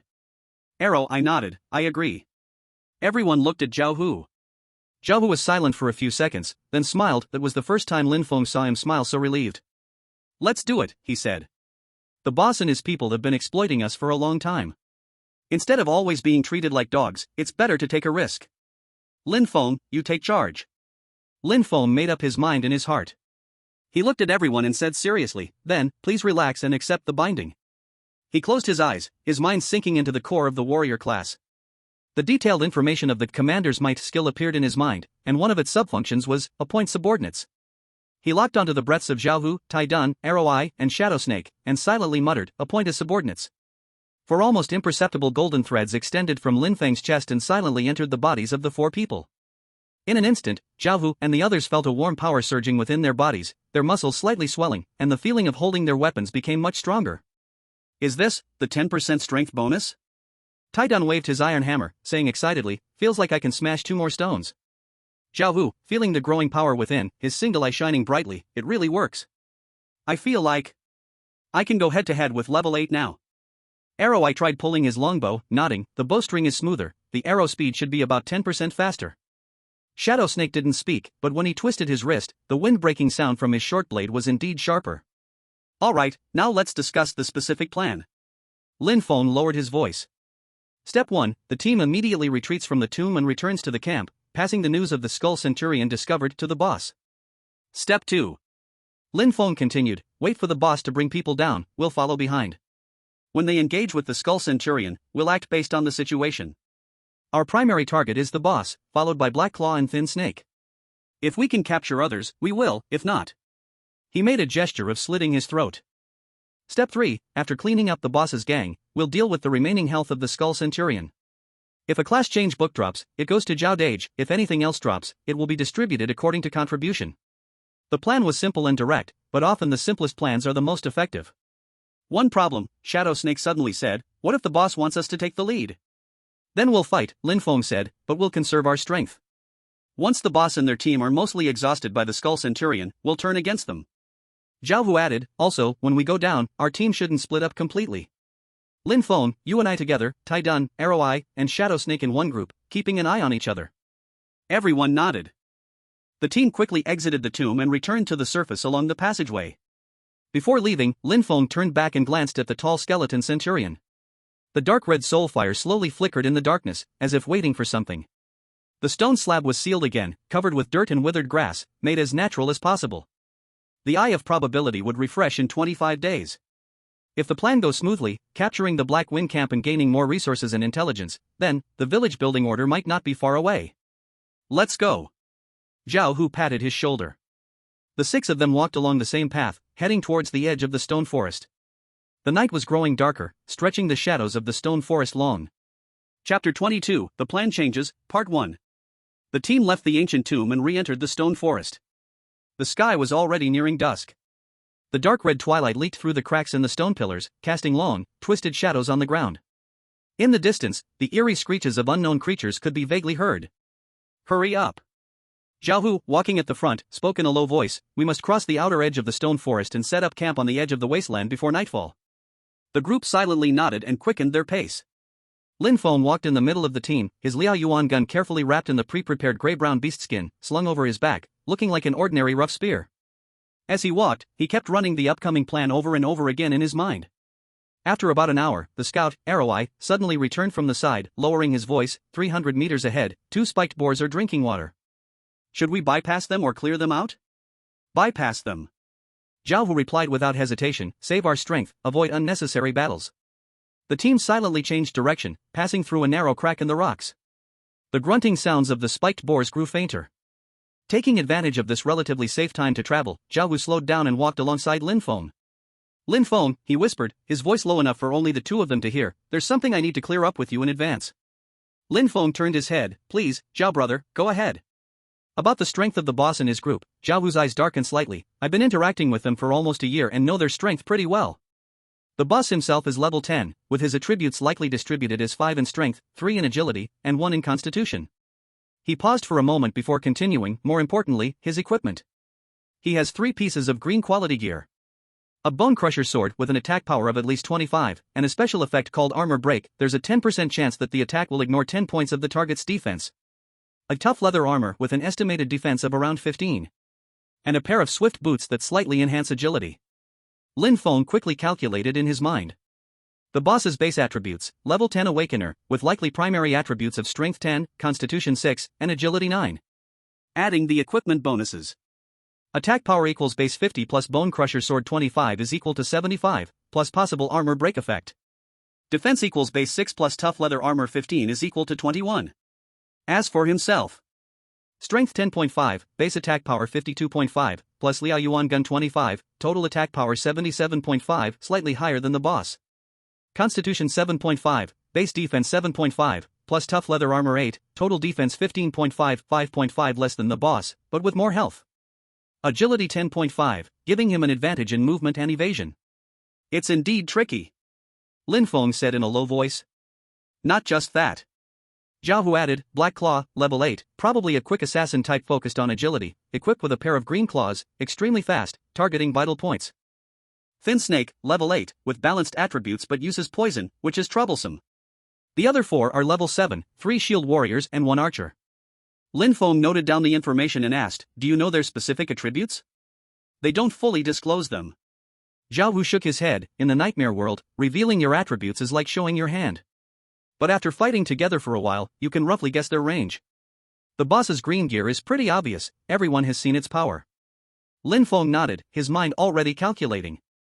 Looking purely at the stats, his attack is slightly higher, his defense lower, but with more health and speed. With the battle instincts of a general and the flame splash effect of Liao Yuan gun, in a one-on-one fight, there's still a chance of winning. But the problem is that the opponent is not just one person, but a whole group. Although our team is united, the enemy's overall strength is higher than ours, creating a lot of pressure. So we must stick to the plan, Lin Feng said softly. Let the skeleton centurion wear them down first. Once they are both exhausted from fighting each other, we will strike. The key is how to make them believe it without raising suspicion. Zhao Hu frowned. The boss is very suspicious. That's why when we report, we must be real. Lin Feng already had a plan. Just say we found the entrance to an ancient tomb with 20 or 30 skeleton soldiers inside, and at the deepest part, there's a skeleton centurion. We tried attacking, but the centurion was too strong and summoned small skeletons. We almost got trapped but barely managed to escape. Zhao Hu thought for a moment and nodded. That works. The boss is greedy and will definitely want to grab the elite monster. He also cares about face, so if we say we tried and failed, he'll definitely want to step in himself to prove his strength. While they were talking, the team had already passed through the densest area of the stone forest, and ahead, the scenery suddenly opened up. The wasteland appeared again, now shrouded in dusk. In the distance, the mountain range loomed under the dim twilight, like a giant beast lying low, desolate, and oppressive. Let's camp here. Zhao Hu chose a small hill sheltered from the wind. We'll take turns on watch. Arrow-Eye and I will take the first shift, Lin Feng and Shadow Snake the second, and Iron Lump and Old Wu the third. Everyone quickly got to work. Iron Lump cleaned the camp, Shadow Snake set up early warning traps, and Old Wu lit a small campfire and began preparing food. Lin Feng unloaded his backpack and carefully placed the tightly wrapped Liao Yuan gun within easy reach. He sat down cross-legged, closed his eyes, and calmed his breath, feeling the power filling him from his recent level up. Level 5. It had only been a few days since his awakening. From almost dying in the jaws of a rotten wolf to now planning to take down an entire bandit camp, this change felt almost unreal, even to him. Lin Feng, Iron Lump came over, holding a hot, coarse-grain flatbread. Eat something. Thanks, brother Iron Lump. Iron Lump sat beside him, hesitating to speak. If you have something to say, just say it. Lin Feng took a bite of the flatbread. The taste was rough, but it filled his stomach. I'm just a bit nervous, Iron Lump lowered his voice. Can we really deal with the boss's people? What if the plan goes wrong? That's why we need to think through every detail, Lin Feng said calmly. Brother Iron Lump, do you trust me? Without hesitation, Iron Lump replied, I trust you. If it weren't for you, I would have died already. Then that's enough, Lin Feng patted his shoulder. At that moment, Shadow Snake also came over, handing him a bowl of hot soup. Floating in the soup were dried meat and wild vegetables, steaming hot. Thanks, Sister Shadow Snake. Shadow Snake didn't say anything. She just sat across from him, wiping down her two short knives.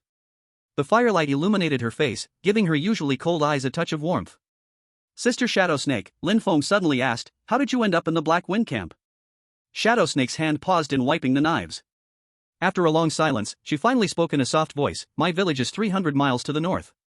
Half a year ago, it was raided by a group of bandits. I hid in a well, listening to the screams outside, and stayed there for a day and night. She looked up, her eyes devoid of tears, only a deep, unfathomable chill. When I climbed out, there were only 30-some survivors from a village of 127. The old and the children were all gone. Lin Feng remained silent. Chapter 23, The Plan Changes, Part 2. I followed the survivors south, and half of them died on the way. By the time we reached the Black Wind Camp, only 7 of us were left. Shadow Snake continued to wipe her short knives, moving slowly and carefully. Now, those 6 people are dead too. Some died in hunting, some died by the boss's hand. She looked at Lin Feng. So, tomorrow's plan must succeed. If not, I'll go kill them myself. Killing 1 will cover the cost, killing 2 will be a profit. Lin Feng solemnly said, it will succeed. I promise. Shadow Snake looked at him for a few seconds, nodded, and got up to leave. Zhao Hu and arrow I finished eating. Climbing up the small slope, the first watch began. Lin Feng lay down, using his backpack as a pillow, staring at the dark red night sky of the nightmare world. He thought of Blue Star. It should be deep night now, right? Are his parents asleep? Do they still check the projection of the National Fate Cauldron on the living room wall before bed, like before? The 3 cracks on the National Fate Cauldron. If I really can establish a territory, can I also strengthen the stability of that cauldron? Don't think too far. Lin Feng told himself. Just survive tomorrow first. He closed his eyes, forcing himself to sleep. But his thoughts still kept swirling. The skeleton centurion, the boss's broken bone big sword, the black claw's poison blade, the narrow tomb passage, possible accidents, the retreat route. Every detail was being rehearsed repeatedly in his mind. He didn't know how much time passed, but he was gently pushed awake. It was Shadow Snake. Time to change shifts. Lin Feng stood up, stretched his stiff body, and climbed up the small slope with Shadow Snake. Zhao Hu and arrow I gave a few instructions about the surroundings before going down to rest. The night wind howled, sweeping over the wasteland with a biting cold. Lin Feng and Shadow Snake, one on the left and one on the right, vigilantly scanned the dark wasteland. The campfire had been reduced to the smallest, barely illuminating the edges of the camp. Lin Feng, Shadow Snake suddenly spoke, her voice almost inaudible in the wind. What do you think it would be like if we really built a prosperous territory? Lin Feng was stunned for a moment, not expecting her to ask this. There will be walls, high walls, made of stone. He thought for a moment, describing the territory he had learned about in class. Inside, there will be houses, warehouses, blacksmith shops, and a medical clinic. People work during the day and gather around the campfire at night to eat and chat. The children can play safely. Shadow Snake was silent for a long time. Then she said, I want to see such a place. You will. Lin Feng looked toward the west, towards the direction of the stone forest and the ancient tomb. When tomorrow's matter is settled, we'll take the first step. The 2 of them didn't speak again, silently keeping watch through the night. The wasteland in the darkness was not peaceful. Occasionally, the howls of wild beasts could be heard in the distance, and there were rustling sounds nearby. But the early warning traps hadn't been triggered, which meant nothing was close. Time passed slowly. When the first gray-white light appeared on the eastern horizon, Iron Duan and Uncle Wu came up to change shifts. Lin Feng returned to the camp, leaned against his backpack, and took a short rest. This time, he fell asleep quickly. In his dream, he saw a small village. Wooden fences, fluttering flags, and smoke rising from the cooking fires. And he was standing on the fence, with Zhao Hu, Iron Duan, Arrow Eye, Shadow Snake, Uncle Wu, and many more familiar or unfamiliar faces behind him. When he woke up, the sky was already dimly bright.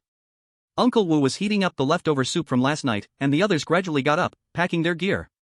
Lin Feng sat beside his backpack, chewing on a rough grain cake, while absent-mindedly tracing numbers in the dirt with his finger. Reaching level 6 grants 1 attribute point. If I add it to strength, strength will become 12. Attack power, 12 times 5 is equal to 60, plus the Fireblaze Spear's 25, total attack power 85. That's 10 more than the boss's 75. Defense power stays the same. Agility 10.5 against agility 9, speed advantage is obvious. More importantly, the battle instinct of a military general, the flame splash effect of the Fireblaze Spear. Lin Feng's fingers suddenly stopped. He suddenly realized something. If he levels up to 6 now, he would be capable of solo killing the boss. No need for such a complicated use others to kill plan, no need to make the skeleton centurion wear down the opponent, no need to risk so many uncertainties. As long as he levels up one more level, he could directly defeat the boss. This thought struck him like lightning. Lin Feng? Zhao Hu noticed something was off. What's wrong? Lin Feng looked up, a sharp light flashing in his eyes. Big brother Zhao, we are not returning to the camp directly today. What? Iron Duan, having just tied his backpack, froze upon hearing this. Not returning to the camp? Then where are we going? Leveling up. Lin Feng stood up, brushing the dust off his hands.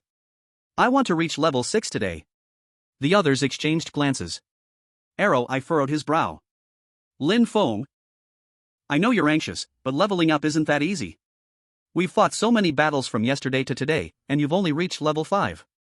To level up again, it'll take at least 2 or 3 more days. That's usually the case, Lin Feng interrupted him, but what if we specifically look for places that are suitable for grinding experience? He looked at Old Wu. Old Wu, are there any places nearby with densely packed monsters, moderate levels, and good for quickly grinding experience? Ideally, we want 5 to 7 level group creatures, and there should be a lot of them. Old Wu thought for a moment, his eyes suddenly lit up. Yes. If you go northeast for about 30 miles, there's a rotting toxic swamp. Inside, there are large groups of swamp poison frogs ranging from level 4 to 6. Their attack power is low, but their numbers are enormous, and what? And they are group animals. In one patch of water, there are often a dozen or 20 of them. Old Wu continued, the downside is that they have strong toxins, and being sprayed by their venom will cause continuous health loss. But if we have enough antidotes, it's an excellent place to grind experience. Lin Feng immediately calculated, swamp poison frogs, assuming an average level of 5, each gives 40 experience points. To reach level 6, 400 experience is needed, and he has 9 points, so he still needs 391 points. He needs to kill about 10. A patch of water has a dozen or 20 frogs. Lin Feng's eyes sparkled. That's enough. But Lin Feng, Zhao Hu said in a deep voice, his brows furrowed, even if you reach level 6 and can kill the boss, he still has Black Claw and Thin Snake, 2 level 8 experts, following him. Wait. No, Zhao big brother, Lin Feng suddenly interrupted, a sharp gleam flashing in his eyes. You forgot one thing, after the willingness boost, Tai Dun and Arrow Eye's current strength is already comparable to level 7 awakened ones. Everyone was stunned, then quickly reacted. Tai Dun felt the power surging within his body, and clenched his fist. Lin Feng is right. I feel much stronger now, even the shield feels lighter. Arrow Eye nodded. My bowstring is easier to pull, and aiming is steadier. I indeed have the strength of a level 7. Lin Feng quickly calculated, Brother Tai Dun will focus on defense, Brother Arrow Eye will provide long-range support, and with level 6 Shadow Snake Sister moving around, the 3 of us can definitely hold down one level 8. Zhao big brother, with your boost, you can hold down the other level 8 no problem. Chapter 24 Plan Change, End. Lin Feng's voice was calm and clear. When we report back to the camp, the boss, Black Claw, and Thin Snake are usually in the hall of the second floor building. That's their usual meeting place. The other 4 level 7 henchmen should be out hunting at this time. Zhao Hu's pupils shrank. You mean, attack directly during the report? Yes, Lin Feng said firmly. At that time, the camp's fighting power will be most vulnerable. The boss will only have Black Claw and Thin Snake with him. All 5 of us will be there, in that hall, suddenly strike. But Tai Dun swallowed. If we attack in the hall, what if other henchmen rush in? So we must be quick, Lin Feng's speed picked up. After I reach level 6, I'm confident I can kill the boss within 30 seconds. Zhao big brother, you hold off Black Claw, and Brother Tai Dun, you 3 can tie down Thin Snake. Once the boss is dead, the rest will be easy. Zhao Hu took a deep breath, and the long-forgotten battle intent in his eyes ignited. Alright. Let's do it this way. Attack during the report. We'll catch them off guard. Lin Feng nodded. Now the only problem is, I must reach level 6. 2 hours later, at the edge of the rotting toxic swamp. The 6 of them were hiding behind a patch of reeds, observing the situation of the waterhole ahead. On the murky dark green water surface, at least 18 poison frogs, each the size of a housedog, were lying on it. Their skin was dark green, covered in abscesses, and their yellow eyes looked particularly eerie under the morning light. According to the formation, Jiahu whispered, Tai Dun will raise his shield in front, attracting the first wave of venom sprays. Arrow I will provide long-range suppression, prioritizing the ones attempting to spray venom. Shadow Snake and I will cut in from both sides to quickly reduce their numbers. Lin Feng, you're the main output, go all out. He looked at Old Wu. Old Wu, keep an eye on everyone's poisoning status, and use the medicine in time. Got it. Attack. Tai Dun charged out first, a heavy shield held in front of him. His heavy footsteps immediately drew the attention of the poison frogs. Croak. The leading level 6 poison frog let out a sharp croak, opening its mouth wide as a stream of dark green venom shot toward them. Tai Dun raised his shield and took the hit. The venom splashed on the shield, sizzling as it corroded, but the wooden iron shield barely held up. At almost the same time, 3 arrows from Arrow I were already in the air. Whoosh. Whoosh. Whoosh. -28. -30. -27. The 3 arrows hit 3 poison frogs right in their throats, interrupting their attack motions. Go! Jiahu unsheathed his long knife and sliced in from the left side. Ingshi darted out like a ghost from the right side, his dual knives flashing in the air. Lin Feng charged straight into the center, the wildfire spear turning into a dark red streak of light. The warrior's instincts fully activated. With 10.5 agility, his body moved like the wind, and his 85 attack power made every strike deliver terrifying damage. One thrust pierced through the head of a level 5 poison frog. -80. Killed LV5 marsh poison frog, 80% damage dealt, gained 32 experience, 41 of 400. He turned around and swept the spear, smashing 2 level 5 poison frogs. -81. -79. Killed LV5 marsh poison frog X2, 80% damage dealt, gained 64 experience, 105 of 400. Ingshi's dual knives sliced through the side of the poison frogs, targeting their vital spots. Jiahu's long knife swung with great force, each strike severely wounding one. Arrow Eye's arrows rained down, accurately killing the frogs. Tai Dun used his shield and hammer to firmly block the frontal assault. The 5 of them worked in perfect harmony, their combat efficiency astonishing. Lin Feng's wildfire spear swept through the poison frog group, blood splattering wherever the spear tip passed. The warrior class's battle instincts allowed him to always find the best angles and timing for attacks, and with 10.5 agility, he easily dodged most of the venom sprays. Experience points jumped rapidly. Killed LV6 marsh poison frog, gained 60 experience, 165/400. Killed LV5 marsh poison frog, gained 25 experience, 190/400. Assisted in killing LV4 marsh poison frog X5, gained 0 experience, 190/400. The battle entered a fever pitch. The poison frog group became enraged, starting to spray venom wildly. The dark green venom came down like rain, filling the air with a sweet yet rotten stench. Tai Dun's shield surface had already been corroded into pits, and Jiahu's leather armor had also been splashed with venom, making a sizzling sound. But the 5-person team remained solid. Lin Feng weaved through the venom rain, each thrust of his wildfire spear killing 1 poison frog. His experience bar grew visibly faster. 240/400. 290/400. 354/400. When Lin Feng pierced the last level 6 poison frog with his spear, he heard the long-awaited prompt sound. Experience is full. Level up, 5/6. Gained 1 free attribute point. A warm current surged through his body. Without hesitation, Lin Feng added the attribute point to strength. The attribute panel instantly updated. Name, Lin Feng. Level, 6, 1/500. Class, Warrior, Beginner. Health, 165/175, mildly poisoned, recovering. Attributes. Constitution, 7.5, base 5 plus 50% warrior power. Strength, 12, base 8 plus 50% warrior power. Agility, 10.5, base 7 plus 50% warrior power. Free attribute points, 0. Skills, warrior power, passive. Leadership, 4 out of 100. Lin Feng gripped his wildfire spear, feeling the surge of power within him. The spear trembled slightly in his hands, as if sensing its master's fighting spirit. We did it! Tai Dun shouted excitedly after smashing the last poison frog with his hammer. Jiahu looked at Lin Feng, his single eye gleaming. Level 6? Level 6, Lin Feng nodded, his gaze sweeping over his teammates. Now, we have enough strength. He turned towards the camp. Back to the camp. Let's kill the leader. Let's go. The 6 of them quickly gathered their gear. Wu Bo gave everyone the last dose of antidote and treated their minor wounds. Arrow Eye checked his quiver, 23 arrows left, enough. Ingshi wiped the venom and blood from his dual knives.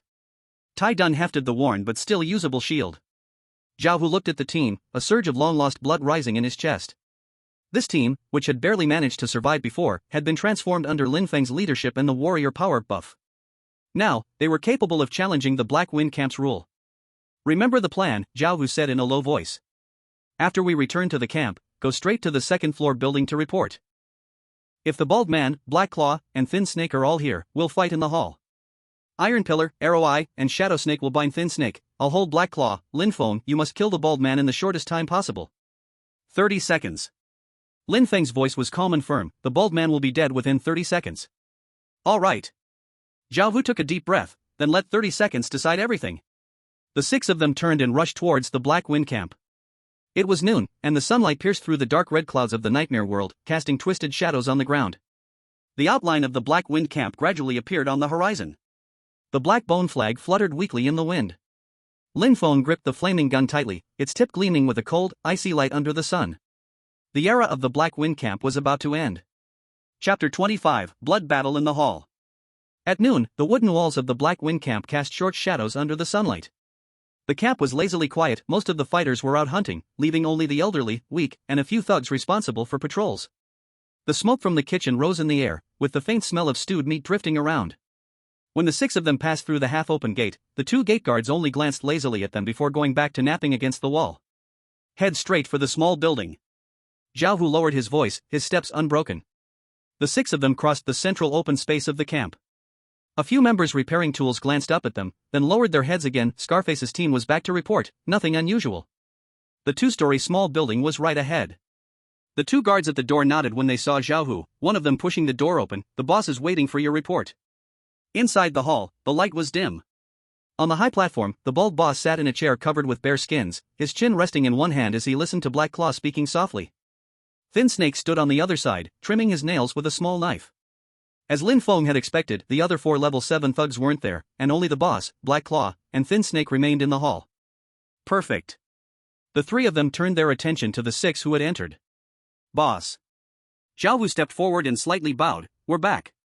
The bald boss hummed from his nose, his single eye scanning the group, pausing for a moment on Lin Feng, seemingly surprised that this newcomer had returned unharmed. How did the investigation in the stone forest go? Is the map ready? The situation is a bit complicated, boss. Zhao Hu began recounting. Following the plan, we found the entrance to an ancient tomb at the western edge of the stone forest. He spoke steadily, describing the skeleton soldiers outside the tomb and the skeletal centurion elite monsters they encountered deeper inside. He emphasized their overwhelming strength and ability to summon skeletons, carefully showing a sense of lingering fear and regret over being unable to overcome them. We barely managed to retreat, not daring to enter the main tomb. That centurion was too powerful. Even with all our combined strength, we couldn't hurt it, and almost perished inside. Zhao Hu concluded with just the right amount of lingering fear and a hint of unwillingness. Oh? A skeleton centurion? The bald boss's single eye lit up, his body slightly leaning forward. Are you sure it was an elite monster? Definitely an elite monster. Zhao Hu replied confidently. Ha ha ha. Good. The bald boss suddenly slapped his thigh, his facial muscles shaking as he grinned greedily. This is great. I've been looking for a breakthrough opportunity, and now an elite monster comes right to us. Scarface, you've done a great job this time. Thin Snake stopped trimming his nails, a sinister smile crossing his face. Boss, looks like we need to organize a team and take on that centurion. The Clash Change book, that's a good thing. At this moment, the boss was entirely captivated by the Clash Change book, and both Thin Snake and Black Claw were focused on Zhao Hu's report. With their guard most relaxed, this was the perfect time. Attack! Zhao Hu shouted, his voice like thunder. Lin Feng, whose eyes had been lowered the whole time, suddenly opened them wide, his gaze sharp as a flash of light shot out. It seemed as though he had already calculated everything. The moment Zhao Hu's roar escaped, his body, like a bow fully drawn, shot forward with a sudden, explosive force. The blazing gun behind him had unknowingly found its way into his hand, its beast-hide wrapping tearing apart inch by inch, and the dark red gun body let out a sharp, piercing scream as it stabbed directly toward the bald boss's throat. Arrogant brat. The bald boss, despite his battle-hardened experience, was startled but remained calm. A flash of fury and disbelief crossed his one-eyed gaze as he reacted with astonishing speed. He jerked backward, his right hand grabbing the shattered bone-cutting blade that had been resting against the table, raising it to block. Clang! The deafening sound of metal clashing echoed through the hall. The tip of the gun collided violently with the blade, sparks flying everywhere. The bald boss felt an overwhelming force pass through the blade, numbing his arm. The chair under him shattered with a loud crack. Using the momentum, he rolled backward, awkwardly relieving the pressure. His heart filled with shock. How could this kid have such strength? This is not the power of a level 5 awakened one. Lin Feng, having failed to land a decisive blow with the first strike, wasted no time, following with a relentless barrage. The blazing gun unfurled, creating a shadow of weapons that completely enveloped the boss. With a strength of 12 points combined with the 25 points of attack power from the blazing gun, the total attack power reached 85 points. Every shot contained the power to shatter rocks. The boss, caught off guard, could only swing his shattered bone-cutting blade in a desperate defense, forced to retreat step by step, narrowly avoiding disaster. Almost at the same time Lin Feng struck, Zhao Hu's long knife was already out of its sheath, cutting forward with an unstoppable momentum, slashing at the Black Claw who was about to pounce on Lin Feng. Your opponent is me. Zhao Hu roared. After the general might enhancement, his strength reached 9.9. The force of his blade was heavy and fierce, forcing the Black Claw to turn and confront him. The Black Claw, like a ghost, moved with terrifying speed, his claws flickering and leaving behind eerie green afterimages. He tangled with Zhao Hu in a deadly struggle, unable to separate for a moment. Surround him!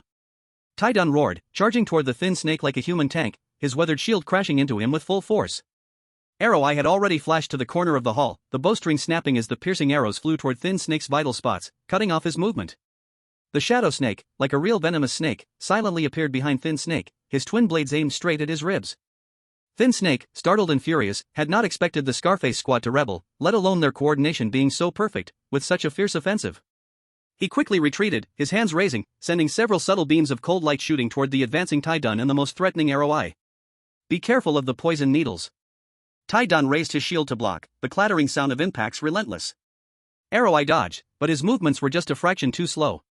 Thin Snake seized the fleeting opportunity, a soft sword slipping from his sleeve, its blade like a venomous snake's tongue, stabbing directly into the gap in Tai Dun's shield. Roar! Tai Dun did not dodge or retreat, bracing the sword with his shoulder while bringing down his hammer with the weight of a mountain. At the same time, the Shadow Snake's twin blades also struck. 3 against 1. Thin Snake was immediately trapped in a hard fight. Despite using poison and deceit and moving with great agility, he was overwhelmed by Tai Dun's relentless pressure from the front. With Arrow Eye's long-range harassment and the Shadow Snake's deadly sneak attacks, he was forced to fight on all fronts, adding several new wounds to his body in the blink of an eye. The hall was immediately thrown into chaos, the sound of weapons clashing, roars, and screams echoing endlessly. The guards outside heard the noise and rushed in, but were temporarily blocked by Wu Bo, who had thrown a special powder into their eyes. The core of the battle, however, remained the confrontation between Lin Feng and the bald boss. Die, you bastard! The bald boss, filled with fury and fear, finally unleashed his full power. The strength of a level 10 awakened one was fully revealed as his shattered bone-cutting blade danced wildly. The blade wind howled, and the furniture in the hall was shattered by the cutting waves of the blade. He tried to overpower Lin Feng, seeking an opportunity for a counterattack. However, Lin Feng's agility was as high as 10.5 points, his movements far surpassing what the bald boss had anticipated. He used the length and speed advantage of the blazing gun to the fullest. The gun moved like a dragon, stabbing, thrusting, jabbing, and sweeping, simple yet ruthless, focusing on the spots the boss had to protect. The battle instincts of a warrior allowed him to predict the boss's every move. Puff! A light sound. The prairie gun caught the slightest opening of the leader, the tip of the gun brushing past the edge of the broken bone blade, leaving a deep, bone-revealing gash on his left arm. -68. The leader groaned in pain as his health rapidly dropped. The terror in his eyes was impossible to hide. This kid's attack power was outrageously high, and his speed was even more bizarrely fast. Opening. Lin Feng's eyes were cold, ruthless in his advantage. The prairie gun seemed to merge with him, firing one shot after another, the dark red gun shadows almost swallowing the leader. The leader awkwardly blocked, the armor-breaking effect on the broken bone blade triggering occasionally, slightly piercing Lin Feng's defense and dealing a few dozen points of damage. But compared to Lin Feng's staggering 175 health, it was barely holding up. On the other side, Zhao Hu and Black Claw's battle also entered a fierce stage.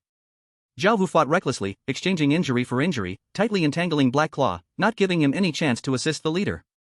Black Claw, anxious and angry, had his claws nearly sliced through Zhao Hu's throat several times, but Zhao Hu, with his rich experience, narrowly avoided each time. Time's up. Lin Feng silently counted in his mind, the killing intent in his eyes rising. He feigned an opening, luring the leader into striking with all his strength.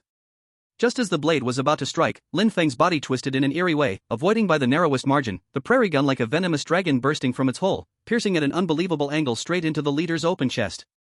Put! The gun's tip effortlessly pierced through the green leather armor, stabbing through the leader's heart. -68. His health dropped to 50, and the fatal wound from the heart shot took effect. The leader's forward motion abruptly stopped, his one eye bulging wide, looking in disbelief at the long spear embedded in his chest, then at the cold gaze of Lin Feng in front of him. He opened his mouth, wanting to say something, but only blood poured out. Ha, ha! His broken bone blade fell to the ground with a clang, his massive body crashing down. The Black Wind camp leader, dead. Leader! Black Claw and Snake simultaneously let out furious, sorrowful roars. With the leader's death, their minds were shaken. Black Claw, distracted, was struck in the shoulder by Zhao Hu's blade, cutting deep to the bone. Snake fared even worse. He was caught off guard by Shadow Snake, and a knife was driven into his lower abdomen. The defeat was total. Zhao Hu took advantage of the situation, launching a fierce attack, shouting fiercely, "The bald man is dead. Those who surrender will not be killed." The guards outside, hearing the roar and seeing the leader fall, instantly went into chaos. Some wanted to rush in, others hesitated, waiting and watching. Lin Feng pulled out the prairie gun, standing proudly in the center of the hall, the tip of the gun dripping with blood. His cold gaze swept over the Black Claw and Snake, who were still resisting, as well as the panicking bandits outside the door, gathering his strength to shout, his voice echoing throughout the camp. "The bald man is dead. From today onwards, Black Wind Camp is under my control, Lin Feng. Those who follow me will live, those who oppose me will die." His voice thundered like lightning, echoing in the dead silence of the camp, carrying unquestionable authority and overwhelming confidence. Chapter 26, After the Battle. The bloody scent in the hall had yet to dissipate. Lin Feng's words, "Those who follow me will live, those who oppose me will die," struck each listener's heart like a cold hammer. The fates of Black Claw and Snake were nearly sealed the moment the bald leader fell. Black Claw, already struggling under Zhao Hu's reckless onslaught, was thrown into disarray when he heard of the leader's death. Zhao Hu seized the opening, slicing off his right arm holding the claw, and the second strike ended his life. Snake fared worse. He was tightly entangled by Iron Block, Arrow Eye, and Shadow Snake. His poison needles were used up, his soft sword knocked away, and his abdomen severely wounded. Shadow Snake's short blade gave him no chance to beg for mercy, slashing through his throat in one strike. The two corpses fell beside the leader, their blood pooling together. Several lackeys who arrived upon hearing the noise looked at the three familiar bodies in the hall. They then looked at Lin Feng, who stood holding his gun, covered in blood, but with a cold and fierce gaze, along with his teammates behind him, all exuding murderous intent. It was unclear who dropped their knife with a clang. The sound of weapons dropping echoed one after another. We surrender. Don't kill us. We'll follow the new boss." Lin Feng's gaze swept over these yellow-faced, skinny, and terrified bandits. Most of them were in ragged clothes, with tattered gear, completely different from the bold and arrogant core henchmen before. "Brother Zhao, gather the weapons and control the situation." Lin Feng's voice remained steady, but carried an unquestionable authority. "Anyone who moves, kill." "Yes." Zhao Hu responded, immediately leading Iron Dun and Arrow Eye to take action. Yingxi quietly stood beside Lin Feng, vigilantly scanning the surrendered bandits. At this moment, Wu Bo quickly walked over, his medicine kit already open. "Lin Feng, sit down, let me check your wounds." Lin Feng only then felt the several burning pains on his body. Although the battle with the bald man was brief, it was extremely dangerous. The bald man's bone-crushing greatsword had grazed his leather armor several times, leaving deep cuts, especially the one on his left shoulder, which was so deep it reached the bone. He obeyed and sat down, taking off the white hard leather armor that had been torn in several places. Wu Bo skillfully cleaned the wounds, applied medicine, and bandaged them. As he worked, he whispered, "These wounds. If it were anyone else, they would have already been lying down. The strength of a martial general's body is truly remarkable. Thanks to your medicine, Wu Bo." Lin Feng expressed his gratitude. "My skills as a doctor took nearly 10 years to refine." Wu Bo shook his head, his tone complex. "In the nightmare world, learning a life profession is far harder than leveling up and fighting monsters. One must find the right teacher, complete a bunch of tedious tasks, and have the talent and patience. If I hadn't worked at a medical clinic in Qingshi County for 5 years and happened to save an injured wandering doctor, I wouldn't have learned all this. Life professions." Lin Feng's heart stirred. At this time, Zhao Hu and the others had already begun to control the situation. The surrendered thugs were gathered and guarded, weapons piled in a corner. Iron Dun and Arrow Eye were counting the spoils. "Lin Feng, everything is here." Zhao Hu pointed to the several items of equipment and a small cloth bag on the ground. The most noticeable were the 3 pieces of green equipment stripped from the bald boss. A deep brown hard leather chest armor with natural beast-like scratch marks on its surface, heavy to the touch. A pair of leather boots, crafted excellently with fine reinforced stitching along the boot cuffs. And the heavy bone-crushing great sword. Black Claw's pair of eerie green claw blades, Snake's soft sword, and some scattered poison pouches were also among the items. Zhao Hu opened the small cloth bag, revealing 12 energy crystals the size of pigeon eggs, with a dull, grayish shine. As agreed. Lin Feng spoke, his voice not loud but clear enough for everyone to hear. The bone-crushing greatsword goes to Brother Zhao. A flash of excitement crossed Zhao Hu's eyes. He stepped forward and grabbed the heavy greatsword. The moment he held it, the cold sensation of the blade and the faint feeling of power made him feel invigorated. With this green-quality weapon, his combat ability would increase by at least 30%. The Black Claw's claw blades are for Yingxi. Lin Feng looked at Yingxi. Yingxi silently stepped forward and picked up the pair of claw blades, which shimmered with an eerie green glow. The blades felt light in her hands, and their sharp edges exuded a faint, sweet, pungent odor obviously coated with a deadly poison. She turned her wrist lightly, and the claws left 2 afterimages, silent and swift. I'll keep the green leather armor and boots. Lin Feng brought the 2 pieces of equipment to him. The leather armor was heavy in his hands, and its defensive power was clearly far superior to his current armor. The boots were light and fit well, making his steps feel lighter when worn. The green aura around the 2 pieces of equipment slowly shifted, marking them as extraordinary. The remaining 12 energy crystals, Lin Feng looked at Iron Dun, Arrow Eye, and Wu Bo. You 3 will split them equally. Iron Dun's shield needs replacement, Arrow Eye's bow should be maintained and upgraded, and Wu Bo's medicine supplies need replenishing. Iron Dun scratched his head awkwardly. This. Brother Lin Feng, this is too precious. It's what should be done. Lin Feng interrupted him, without you, nothing would have happened today. In the future, we'll need better equipment, better supplies, these investments are absolutely necessary. Arrow, I solemnly took the 4 crystal stones, I will look for an opportunity to exchange for a better bow. Uncle Wu also put away the crystal stones and nodded, there are indeed not many medicinal herbs in the camp. Next time I go to the trading post, I will buy more. After the loot distribution, the atmosphere noticeably relaxed a lot. Lin Feng put on the new green leather armor, changed into boots, and moved his body a bit. The leather armor had 15 defense points, and the boots added 1 agility point. His overall strength increased again. Now, let's talk about the situation in the camp. Lin Feng looked at Zhao Hu. Besides what happened just now, how many people are there in the camp? Where are they from? Zhao Hu had already prepared his answer. The camp now has a total of 45 people. The 30 who just surrendered were the lowest-ranking workers and peripheral patrollers. Their combat ability is average, mostly at levels 2 to 4. They are actually not true awakened. Lin Feng raised an eyebrow. What do you mean? They are refugees. Uncle Wu explained, the nightmare world is special. Once a legitimate village chief with official approval from the kingdom's destiny establishes a territory, refugees will randomly appear around the territory every month. These refugees look just like ordinary people, they have intelligence, can communicate, and possess various basic occupational talents, farmers, carpenters, blacksmiths, cooks, and so on. But they don't have a blue star body, they are essentially native NPCs of the nightmare world. Lin Feng understood. No wonder those lackeys seemed so weak. They weren't awakened, but rather population resources generated by the nightmare world. Besides the refugees, how many awakened are there? Lin Feng asked. Including us, there are a total of 18 awakened.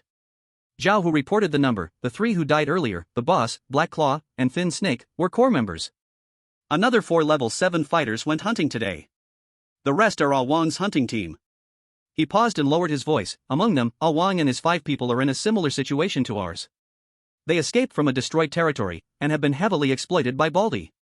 They are dissatisfied and can be swayed. Lin Feng noted this name down.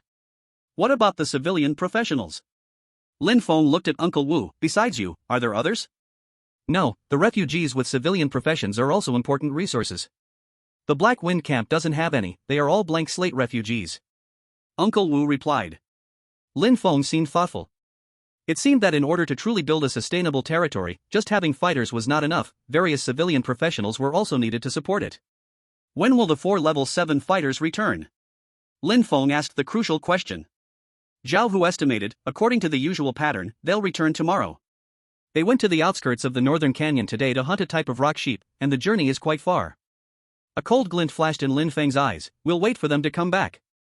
Those willing to submit can stay. Those who refuse. He didn't finish, but the meaning was clear. Before that, Lin Feng stood up and looked outside the hall. Let's tidy up the camp first. Zhao, you take Iron Dung and Arrow Eye, reorganize the surrendered people, and announce the rules. Future resource distribution will be based on contribution, no idlers, and no internal fighting. Pick a few honest ones to clean up the hall and the surroundings first. Understood. Shadow Snake, keep an eye on things, deal with any disturbances directly. Shadow Snake nodded, his figure silently merging into the shadows. Uncle Wu, please take stock of the camp's food, medicine, and supplies, and make a list. Uncle Wu nodded in response.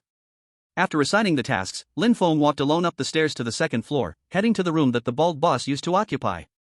The room was very simple, with a hardboard bed, a rough wooden table, and a box. On the wall was a hand-drawn, rudimentary map, showing the area around the Black Wind camp.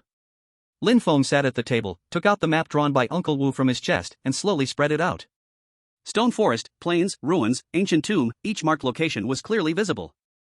His fingers slid across the position of Qingshi County ruins on the map, his eyes deep and unfathomable. Taking down Black Wind Camp was only the first step. Here there are dozens of ready people, there are crude but usable facilities, there is a relatively safe water source and the surrounding hunting area. This is a starting point. But if he wants to truly stand firm, if he wants to obtain the village building order, if he wants to establish a formal territory recognized by the nation Fate Cauldron, he still has a very long road to walk. The Eye of Probability still has 24 days before it refreshes. The target is very clear, Great Qin soldiers. Dong dong. A knock on the door sounded.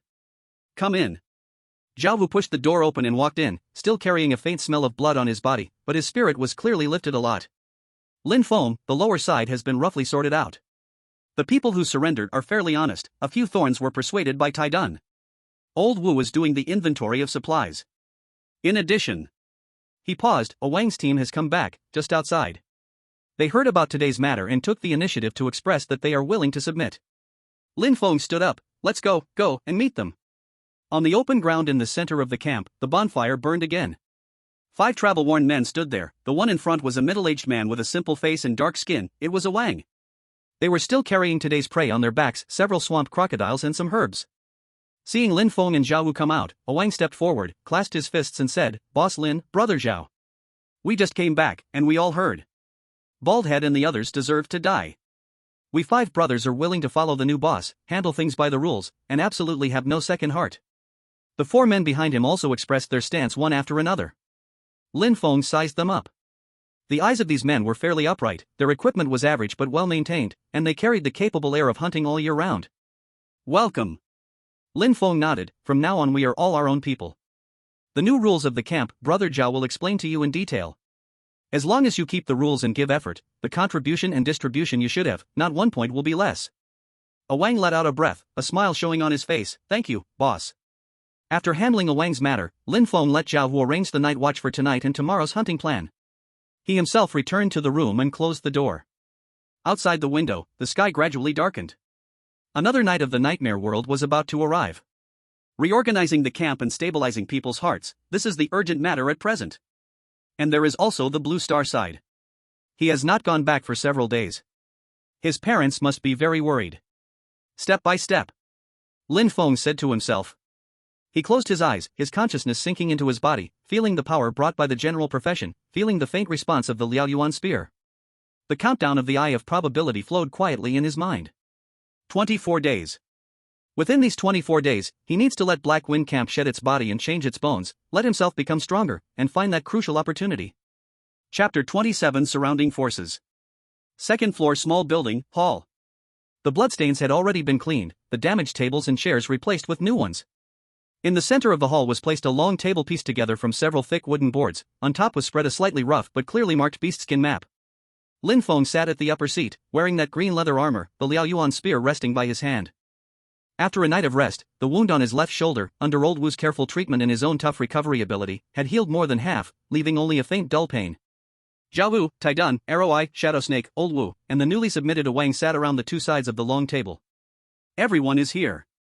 Zhao Wu, as the actual deputy, spoke first, his voice steady, Lin Feng, according to your instruction last night, the camp has been initially settled. The people on night watch changed 2 shifts last night, no abnormal situation. Stored grain, weapons, medicinal materials, Old Wu has inventoried and registered them. Lin Feng nodded, his gaze falling on the map on the table. Brother Zhao, first talk about the situation around us. Zhao Hu took a deep breath, his finger pointing to the center of the map. There a crude triangle symbol was drawn with charcoal pen, beside it marked Black Wind Camp. Our place here, if spoken nicely it is called a camp, if spoken unpleasantly, it is. It's a place that's barely able to breathe. Zhao Hu's tone carried both self-mockery and seriousness. To the east, there's this river. He moved his finger eastward, tracing a winding blue line. This is the river next to our camp, called Blackwater River, flowing southeast. About 10 miles down the river, you'll find the biggest force in this area, Black Wolf's Den. Hearing this name, the few people present all looked more serious. Black Wolf's Den has 3 leaders. Zhao Hu's voice was heavy. The first leader, One-Eyed Wolf, level 10, mainly a warrior. It said he's one step away from advancing to a new class. The second leader, Bloodhand, level 10, mainly an assassin, ruthless and cold-blooded. The third leader, Jackal, also level 10, with attributes focusing on agility and health. He's tough to deal with. Under them, there are 6 level 9 henchmen, more than 10 level 8 henchmen, and over 100 NPC lackeys. Most of the awakened ones are ruthless fugitives with incredible combat strength. Tai Dun took a sharp breath. 3 level 10s? And so many experts? Even if we all tied ourselves together, we'd be no match for them. Zhao Hu nodded. That's not even the worst part. The problem is, Black Wolf's Den isn't just a simple bandit hideout. It controls the most fertile area along the lower Blackwater River's alluvial plain. The land can be farmed, and they have fields they've cultivated themselves. And they have a complete crafting system, 2 blacksmith shops that can forge white-grade equipment and one that can forge green-grade, a tailor shop that can craft green leather and cloth armor, a woodworking workshop, and even a small tavern. Most importantly, they have formed a fixed market there. A market? Lin Feng raised an eyebrow. Yes. Wang took over the conversation, clearly more familiar with the area. Our Black Wind Camp, along with the downstream Carefree Village and Alliance Manor, all need to trade at Black Wolf's Den Market. For things like pelts from hunted prey, collected herbs, or ores we can't use, or if we want to exchange for better equipment, medicine, or food, we have to go to Black Wolf's Den. They take a cut, but they also provide a place and protection. At least you can't fight inside the market. How much do they take? Lin Feng asked. It depends on the item. Wang said, for regular materials, they take a 10% cut. For valuable things like energy crystals, rare herbs, or high-quality monster materials, they take 20% or even 30%. But the truth is, they do offer things we really need: armor, ready-made medicine, salt, weapons. Zhao Hu added, the people in Black Wolf's Den are mostly fugitives, ruthless and strict with their rules. They've occupied the best hunting grounds in the eastern marshlands. Our Black Wind Camp can only scavenge a few scraps from the northeastern corner. Carefree Village and Alliance Manor are in similar situations. Carefree Village, 10 miles downstream of Black Wolf's Den, near the southeastern direction of the marsh. The leader is Mountain Wind, level 10, a lone thief, with many desperate outlaws under him. Some are escapees from destroyed territories, so their composition is complex. Zhao Hu explained, 15 miles downstream from Black Wolf's Den, the leader is Cloudpiercer, also level 10. It said he has impressive archery skills. The people in the village are relatively more orderly. Many of them are refugees with their families, so their fighting power might be weaker, but they are more united. So, what you're saying is, Black Wind, Carefree, and Alliance, the 3 of us are similar in strength and all under the pressure of Black Wolf's Den? Lin Feng summarized. That's right. Zhao Hu confirmed, Black Wolf's Den needs us to buffer the threats from the wilderness and the stone forest. They also need us to supply pelts and materials.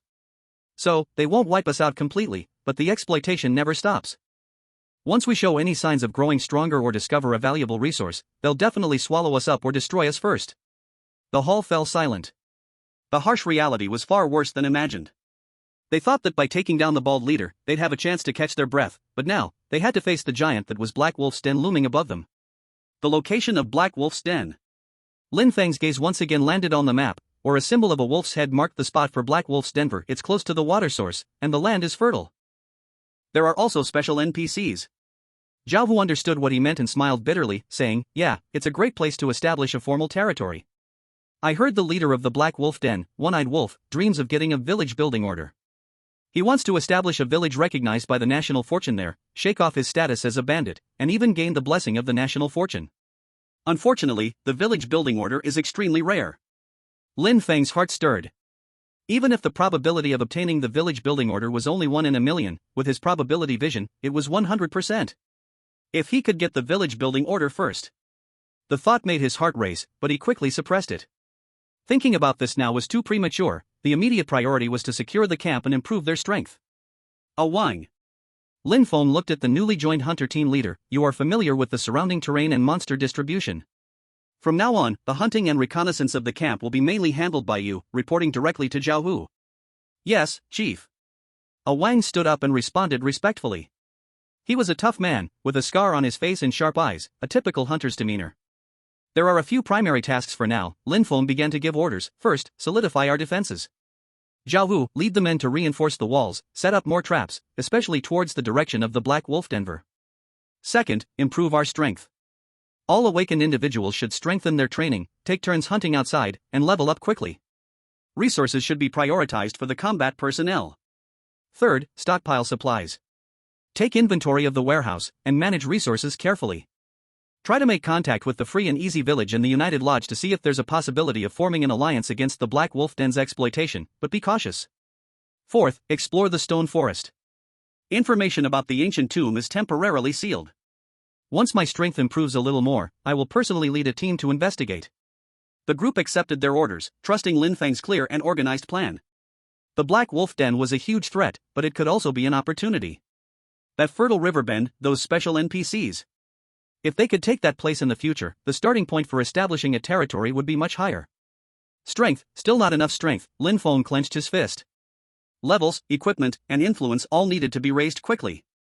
It seems that exploring the ancient tomb, killing the skeleton centurion, and obtaining the village building order must be prioritized now. He needed the guaranteed drop rate and everything that the village building order might bring. Chapter 28, Consolidation and Leveling Up. The next morning. On the open ground in the center of the camp, Lin Feng, Zhao Hu, and others stood solemnly, waiting for the 4 7th-level thugs who had gone hunting to return. The atmosphere was heavy, and the newly joined Wang's team, along with the original henchmen, were all holding their breath, their eyes occasionally glancing toward the camp's gate.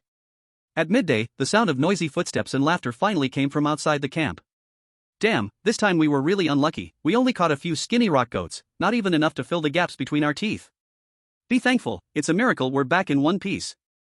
The Rift Valley area has been unstable lately. Heard there's a wolf pack around. Hurry up and hand over the stuff, I want to get some sleep. 4 figures appeared outside the gate, covered in dirt and the smell of blood, carrying their pitiful catch, cursing as they walked inside. The leader was a burly man with a scar on his face, nicknamed Scarred Lou, one of the top thugs under the bald boss. As soon as they entered the camp, they noticed something was off. It was too quiet. Usually, at this time, the camp would be a little noisy, but now it was eerily silent. Moreover, everyone's eyes were focused on them, with an indescribable scrutiny. Scarred Lou paused, his sharp gaze sweeping across the open ground, and immediately saw Lin Feng and Zhao Hu standing at the front, along with their team, clearly led by Lin Feng. The bald boss, Black Claw, and Thin Snake were all nowhere to be seen. Looking at Zhao Hu and the others, although they had injuries, they were full of energy, and their posture exuded a sense of confidence they hadn't had before. Especially that newcomer, Lin Feng. Standing in the main position, Zhao Hu instead fell back slightly. Scarred Lou's heart sank sharply. The 3 companions behind him also realized something, and their faces instantly turned ugly, their hands subconsciously reaching for their weapons. Scarred Lou, you're back? Zhao Hu stepped forward, his voice steady, breaking the silence. Scarred Lou squinted, glaring at Zhao Hu, then glanced at Lin Feng, his voice hoarse. Scarred face, what's going on? Where's the boss? Lin Feng did not answer, only calmly looking at them. Zhao Hu responded, Bald Head, Black Claw, and Thin Snake are all dead. From today on, the Black Wind camp is under Lin Feng's command. What? Scarred Lou and his 3 companions changed color at the same time, almost unable to believe their ears. The boss, Bald Head, with his level 10 strength, along with Black Claw and Thin Snake, both level 8, just like that all killed? By Scarred Face and this newcomer who had only been here for a few days? Their eyes, filled with uncertainty, scanned Lin Feng and Zhao Hu back and forth, trying to find a clue. When they saw the exceptional long spear at Lin Feng's waist, and the green-quality bone-crushing knife, originally belonging to Bald Head, in Zhao Hu's hand, the last bit of hope shattered. Strength reigns supreme in this nightmare world, and it's the unbreakable rule of the bandits' camp. Equipment changing hands often means the old owner's death. Scarred Lou's face changed constantly. He could feel the subtle pressure coming from Lin Feng and the unabashed battle intent from Zhao Hu and the others. Resist? For level 7s against Lin Feng, who could kill Bald Head, and experts like Tai Dun, Jian Yan, and Yingxi, victory was beyond doubt. After a few seconds of silence, Scarred Lou took a deep breath, as though drained of all strength, slowly lowering his hand that had reached for his weapon, and bowed his head. The 4 of us, brothers, are willing to submit to Leader Lin. The 3 people behind him also lowered their heads and expressed their submission. Those who understand the situation are the wise ones.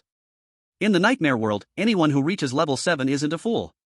Lin Feng nodded, his tone calm yet carrying an undeniable authority. Good. Since you have submitted, you must abide by the new rules. Past matters are forgiven, but from now on, everything will be distributed according to contribution. Infighting is prohibited, and violators will be severely punished. The specifics of the regulations will be explained to you by Zhao Hu. Yes, leader. Scarred Lu and the others responded. Having subdued this last unstable factor, the Black Wind camp had completed its initial power transition and internal integration. Next, Lin Feng quickly made arrangements. Brother Zhao, the camp is temporarily in your hands, along with Tai Dun and Jian Yan. Lin Feng said to Zhao Hu, you have enough experience and strength. I trust you to hold down the fort. Hurry and train the troops, solidify the defenses, and especially keep an eye on the new recruits. Zhao Hu nodded firmly, don't worry, with me here, there won't be any chaos.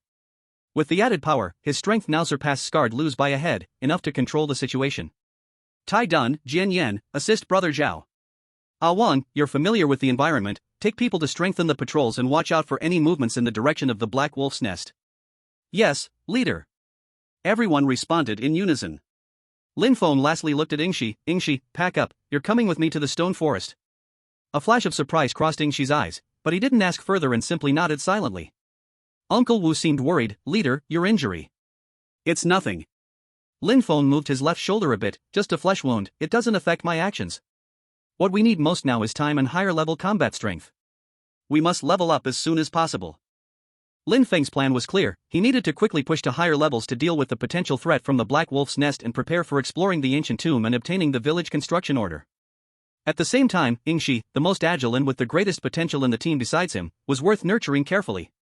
Both of them were highly agile, perfect for leveling up in a complex environment like the stone forest, which would be more efficient and relatively safer. A moment later, Lin Feng and Yingxi set off lightly. Once again, they entered the perilous stone forest. The inside of the stone forest remained dim and eerie. But this time, Lin Feng's goal was clear: find suitable monsters and quickly gain experience. With an agility of 11.5, Lin Feng was always able to spot prey or danger ahead of time. He no longer moved cautiously like he did the first time, but actively sought out the right hunting targets. Soon, they encountered a small group of LV-6 shadow bats. These creatures were extremely fast, skilled in soundwave attacks and ambushes, causing trouble for regular teams. But for Lin Feng and Shadow Serpent, they were the perfect training targets. You take the left, I'll take the right. Prioritize killing those trying to fly or use sound waves. Lin Feng shouted, his figure shooting out like a streak of red lightning, the blazing spear piercing straight at a shadow bat that had just opened its mouth. Shadow Serpent worked in perfect harmony, her form slipping like a ghost into the bat group, her twin blades flying, targeting the bat's weak wings and throat. Lin Feng's attack power of 85 made quick work of the shadow bats with their low defense, nearly killing one with each shot. The experience steadily increased. Solo kill of LV-6 Shadow Bat, earned 60 experience points. Assisted in killing LV-6 Shadow Bat, earned 20 experience points. After clearing the group of Shadow Bats, Lin Feng's experience bar jumped a small bit. He didn't linger, continuing deeper into the forest.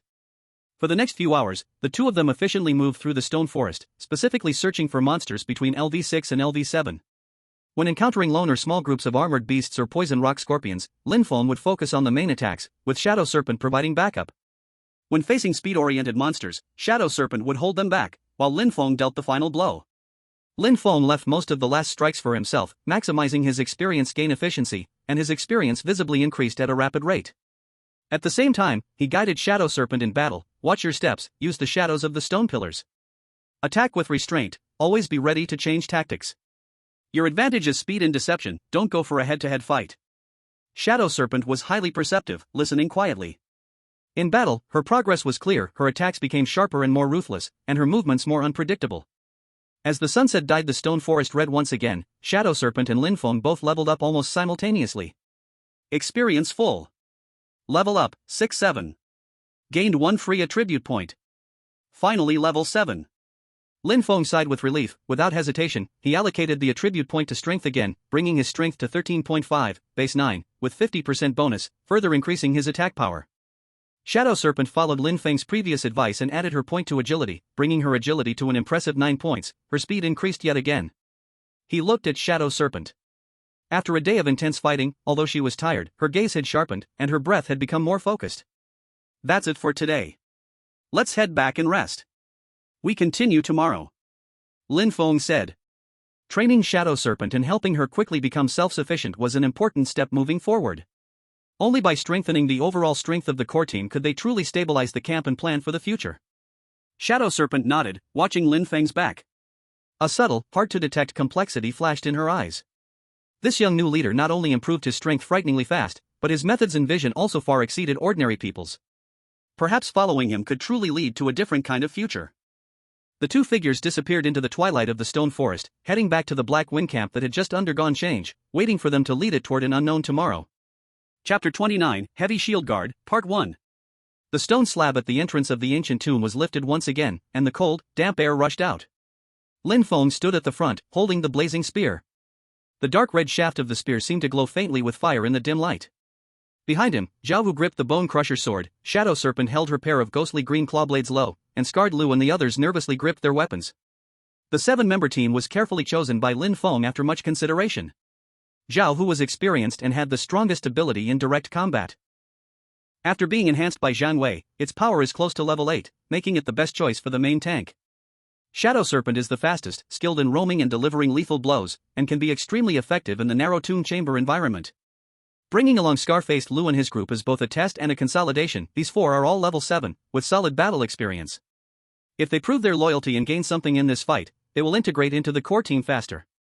As for the camp, there are 2 level 6 defenders, Iron Stump and Arrow Eye, plus a Wang and other hunters team, enough to maintain daily operations and basic defense. Remember the tactics, Lin Feng's voice echoed in the corridor, clear and calm. Brother Zhao will attract the Centurion's attention head-on and take the brunt of the attacks. Shadow Serpent, you and I will focus on output. I will target the Centurion's vital points. You look for an opportunity to strike at its joints and the connection between its spine, weakening its mobility. Understood? Understood. Everyone responded in unison, the battle spirit rising gradually. The team slowly advanced along the familiar corridor. The previously cleared areas remained silent, with only the faint sound of their footsteps and breathing echoing off the stone walls. Soon, they arrived at the entrance of the main tomb chamber again. Inside the dimly lit tomb, the stone coffin still stood silently in the center. Beside the coffin, the tall dark gray figure, the skeleton centurion, was still pacing slowly. It seemed to sense the presence of the living, its hollow eye sockets turned towards the entrance, and the dark red soul flame flickered with a sudden surge. Prepare for battle. Lin Feng hissed. Zhao Hu took a deep breath, his bone-crushing greatsword held in front of him, stepping into the tomb first. 2 of the 4 shield warriors from Scarface Lu followed closely behind, raising their makeshift wooden iron-shielded shields. The skeleton centurion let out a silent roar, the intense fluctuation of the soul flame conveyed a furious emotion, and its nearly 2-meter-long bronze halberd slammed heavily onto the ground. Boom! The dull sound reverberated through the tomb. The next second, it moved. There was no warning, no charging up, the towering skeleton burst forth with surprising speed, and the bronze halberd turned into a shadow of gray, directly stabbing towards the front Zhao Hu. Bring it on! Zhao Hu roared, not dodging, swinging his bone-crushing greatsword with full force to meet the halberd. Clang! The deafening sound of impact nearly ruptured their eardrums. Zhao Hu's body shook violently, his palms tingled, and he was forced to retreat 3 steps, finally stabilizing his stance, a -45 damage number floating above his head. Such immense power.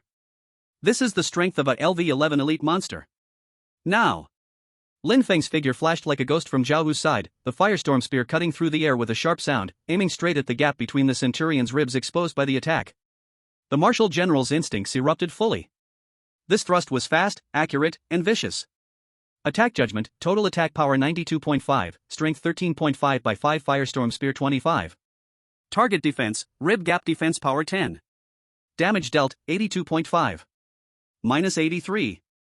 The spear tip deeply stabbed in, dark gray bone fragments flying everywhere. The skeleton centurion's body trembled, and the soul flame swayed violently. Roar! It seemed to be enraged, the halberd sweeping back, forcing Lin Feng back, while its other bone claw swung fiercely. The ground around the tomb chamber suddenly cracked with a crack-crack sound.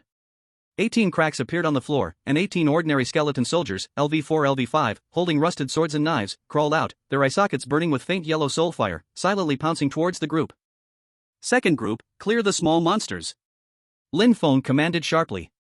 The other 2 from Scar-faced Lu's group were already prepared, immediately meeting the skeleton soldiers, swords and knives clashing in the midst of battle. Though they were outnumbered, with the advantage in level and equipment, they temporarily stabilized the situation. Brother Zhao, hold on. Shadow Serpent, follow me. Lin Feng once again surged forward, the firestorm spear turning into a sea of spears, attacking the Centurion's joints. His eye sockets, the junction of his spine and other vital points. His agility reached 11.5, his steps as light as the wind. Although the centurion's war spear was powerful and heavy, it was often a beat too slow. The shadow snake moved like a shadow, her claws like the fangs of a venomous snake, slicing precisely at the centurion's leg joints and arm bones, each strike cutting through his bones. A faint green afterimage trailed behind with the sound of corrosion, leaving deep cuts. While the damage per strike was low, it effectively disrupted the centurion's movements. Zhao Hu was like a boulder, firmly standing in front of the centurion, his bone-crushing greatsword dancing in an impenetrable flurry, colliding with the war spear, creating opportunities for Lin Feng and the shadow snake to attack. The two shield warriors from Scarred Lu's squad were on either side, assisting with blocking and sharing the pressure. The battle had fallen into a deadlock. The centurion's health bar was slowly but steadily dropping. But as an elite monster, it was clearly far from over. When its health dropped to about 60%, a sudden change occurred. The centurion suddenly stopped attacking Zhao Hu, raised his war spear, and dark red soulfire surged wildly into the spear. Be careful. It's about to use its ultimate skill. Lin Feng shouted urgently. Before his words even finished, the centurion slammed his war spear into the ground. Boom! A gray-black ring-shaped shockwave spread violently from the point where the war spear struck the ground. Centurion's combat skill, Death Shockwave. The shockwave moved at incredible speed, covering most of the tomb chamber. Zhao Hu and the two shield warriors took the brunt of the attack. Though they raised their shields in time, they were still sent reeling, their health rising with damage numbers of -25, -30, -28 appearing above their heads. Lin Feng and the shadow snake, relying on their high agility, quickly retreated, but still got hit by the residual shockwave, losing -20 and -15 health points, respectively. More troubling was the fact that the 18 skeleton soldiers, which had been slowly cleared, now had their soul fire burning more brightly, their attack speed and power visibly increased. It's a buff aura. This shockwave can even strengthen summoned creatures. Scarred Lu screamed, and the pressure on their skeleton soldiers instantly increased. Stay calm. Lin Feng suppressed his rising anger, his eyes sharp as knives. Zhao, can you still hold on? I won't die. Zhao Wu spat out a mouthful of bloody saliva, his eyes filled with fierce resolve. Good. Shadow Snake, keep cutting its joints. Scarred Lu, you four group up and quickly clear the strengthened skeletons. I'll take the lead in offense. Lin Feng knew they couldn't drag this on any longer. The centurion's skill was unknown, and the longer it lasted, the more unpredictable things could get. He took a deep breath. No longer pursuing absolute safety, his attacks suddenly became fiercer and more aggressive. The flaming spear seemed to come alive, its tip igniting with a faint dark red flame of the wilderness effect triggered. Each thrust carried a scorching aura, accurately striking at the cracks in the centurion's bones or weak connection points. -85. -87. -90. Flame of the wilderness triggered, splash damage -15. The centurion was pushed back repeatedly by the sudden and fierce assault, the soul fire flickering wildly. It tried to counterattack, but the disadvantages of the joints being repeatedly weakened by the shadow snake became apparent, its movements noticeably slowing. Now's the time. Lin Feng spotted an opening. Because of the damage to its left leg joint, the centurion froze for a split second.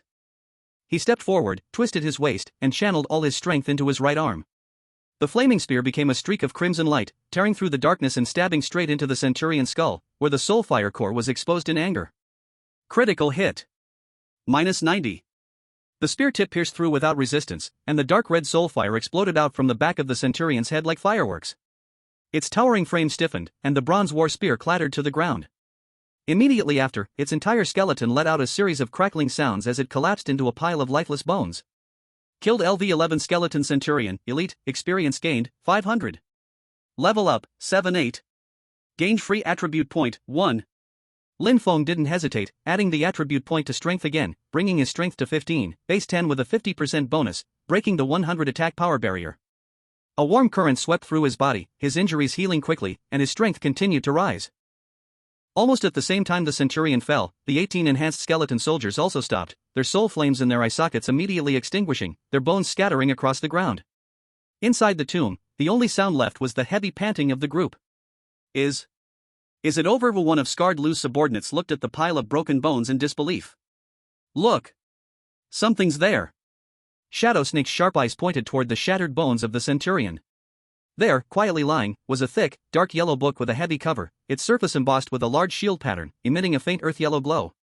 In addition, there were 3 gray energy crystals and several pieces of clearly higher quality dark gray bone fragments, centurion's bones, blue material. Everyone's gaze focused on the book. Zhao Hu's breathing involuntarily became rapid, and his single eye erupted with an unprecedented longing light. A warrior's promotion book. He had finally waited for it. Lin Feng stepped forward, bent down, and picked up the heavy book. It felt slightly heavy in his hand, with an ancient texture. Promotion book, Heavy Shield Defender, Warrior Branch. Core skill after promotion: Iron Wall Body, passive, Constitution plus 50%, Strength plus 20%. Active activation, consumes some stamina to gain a shield equal to 30% of maximum HP for 30 seconds. Cooldown, 10 minutes. Description, focuses on defense and protection, the warrior's way, the strongest shield of the team. Great skill. Lin Feng silently praised. The passive greatly enhanced survival and strength, and the active shield was a life-saving skill in crucial moments. This perfectly matched Zhao Hu's role and development path. He turned around, his gaze sweeping over the group. Although there was envy in the eyes of Scarred Lu and the others, there was more awe and calmness. They knew that the credit for this battle and the promotion book rightfully belonged to Zhao Hu. Shadow Snake's gaze was calm. She followed an agile assassination path, so this promotion book was not suitable for her. Lin Feng no longer hesitated and handed the promotion book to Zhao Hu. Big brother Zhao, here. The defense of the Black Wind Camp will rely on you from now on. Zhao Hu's hand trembled slightly as he took the heavy book. He looked at Lin Feng, whose eyes were clear and firm, without a trace of pretense. Lin Feng. This iron-hard man's voice even became a bit choked. No need to say anything, big brother Zhao, Lin Feng said with a smile. Hurry up and use it, let everyone see the might of the Heavy Shield Defender. Zhao Hu nodded heavily, bit his fingertip, and dropped blood onto the shield pattern on the cover. The blood was instantly absorbed, and the book transformed into a thick, earth-yellow light, rushing into Zhao Hu's body. Promotion successful. Class, Heavy Shield Defender, Beginner. Core skill: Iron Wall Body has been activated. A steady and heavy aura spread from Zhao Hu's body. His muscle contours seemed more defined, and a faint earth-yellow glow flowed beneath his skin, making his presence as steady as a mountain. He moved his body, clenched his fist, feeling the surging power and more resilient physique within, his face showing excitement. How does it feel? Lin Feng asked. Good. Unprecedentedly good. Zhao Hu's voice was loud. I feel like I can now take 2 direct hits from the centurion without retreating. The envy in Scarred Lu and the others' eyes deepened, but at the same time, they felt even more confident in the team's future strength. The leader Lin Feng's strength was unfathomable, and with Zhao Hu now promoted to a powerful defensive class, the top combat power of the Black Wind Camp had already taken shape. Collect the spoils, we're heading back, Lin Feng ordered. The events of today are to be kept secret for now, especially the news of Big Brother Zhao's promotion. The group understood and quickly collected the 3 energy crystals and the centurion's bones. Lin Feng casually placed the centurion's bronze war spear into his bag as well, green quality, attack power 25, with shock effect, quite valuable. On the way back, the atmosphere became much lighter. The 4 of Scarred Lu, after this battle, were fully convinced of Lin Feng's command and strength. A sense of belonging greatly increased. Zhao Hu was even more confident, occasionally feeling the power brought by his new profession. Lin Feng walked at the front, but his mind was in turmoil. The skeleton centurion was dealt with, Zhao Hu successfully changed his profession, and the core combat strength of the team was solidified. Next, they would prepare for the refresh of the Eye of Probability. There are 23 days left. Chapter 31, Nightmare Titan Ambition, Part 1. The small 2-story building, the hall. On the long table was a beast skin map marked with surrounding forces and terrain. The crackling fire in the fireplace cast the shadows of the people sitting around onto the rough wooden walls. Lin Feng sat at the head, the flame gun leaning against his side. Zhao Hu sat to his right. His new heavy shield guard profession made him seem even more stable and heavy. The dark yellow profession book still seemed to be slowly settling its power within his body. Shadow Snake sat quietly in the shadow to Lin Feng's left, her emerald green claw blades silently turning at her fingertips, reflecting a cold glint. Taidun, Arrow Eye, Owan, and Scarlu were scattered on both sides. The atmosphere was serious. Zhao Hu tapped his thick finger on the triangular symbol representing the Black Wind Camp on the map, his voice deep. 10 days. Based on past experience, in 10 days, the Nightmare Tide will come. This word made everyone in the room, except Lin Feng, change their expression. It was a memory carved into their bones, a mix of fear and helplessness. Old Zhao, tell us more. Lin Feng leaned slightly forward. In class, they learned that the Nightmare Tide was a test the territory had to face every month, but how the bandit camps dealt with it was vague in the textbooks. The Nightmare Tide, to put it simply, is the periodic cleansing of civilization traces by this world. Zhao Hu's tone carried a sense of numbness from experiencing it many times. Whether you're a village, town, or county officially recognized by the National Fortune Cauldron, or a bandit camp like ours, where we just set up a camp and call it a camp, as long as a certain number of people gather in a defined area, and there are fixed dwellings and defenses, at a specific time each month, monsters will always attack. He paused, looking at Lin Feng. The difference is in scale and intensity. For territories recognized by the National Fortune Cauldron, the strength of the nightmare tide is relatively predictable, roughly linked to the level of the territory. For example, at the village level, it usually only brings a level 1 nightmare tide, with monsters mostly being LV1 LV5 wild creatures, in numbers from dozens to hundreds. As long as preparations are sufficient, ordinary village level territories can withstand it. What about town and county levels? Tai Dun couldn't help but ask. Town level corresponds to level 2, with both monster levels and numbers increasing. LV6 LV10 wild creatures and elite monsters may appear leading the charge. County level corresponds to level 3. The scene. Zhao Wu shook his head, his eyes flashing with a hint of fear. A sea of monsters, elite monsters in groups, and possibly even a small, low-level nightmare legion, not the ancient military units of the Great Unified Empire, but it's still terrifying. In the past, Qingshi County should have faced a level 3 tide. But you said before, Qingshi County was breached by a level 4 nightmare tide, the true Great Qin Elite Soldier Legion? Lin Feng caught the key point. Yes. Zhao Wu sighed heavily. This is the most messed up part. The scale of the nightmare tide is not absolute. There's a small chance it can suddenly jump up a level, or even bring out completely unexpected terrifying existences. No one knows why. Maybe it's because that area has accumulated too much civilization breath, maybe it triggered some hidden rule, or maybe it's just bad luck. Qingshi County, that time, was supposed to face a level 3 tide, but it directly jumped to level 4, and it wasn't some ragtag army from the 5 dynasties and 10 kingdoms, but a real, fully formed Great Qin Elite Soldier Legion. The hall fell silent, only the sound of the fire burning could be heard. A level 4 nightmare tide, this was a disaster capable of destroying a city-level territory. No wonder Qingshi County, such a large county-level town, collapsed overnight. Then The voice of Arrow I was somewhat dry. Zhao Wu forced a not-so-pretty smile and pointed at the map of the Black Wind Camp. For a wild camp like ours, without the certification of the National Fortune Cauldron and the protection of potential rules, the strength of the nightmare tide we face is uncertain. It could be just a few corrupted wolves, or it could suddenly be a group of armored beasts or even fire lizards. It's all about luck. Then how did Baldy and the others deal with it before? Lin Feng asked.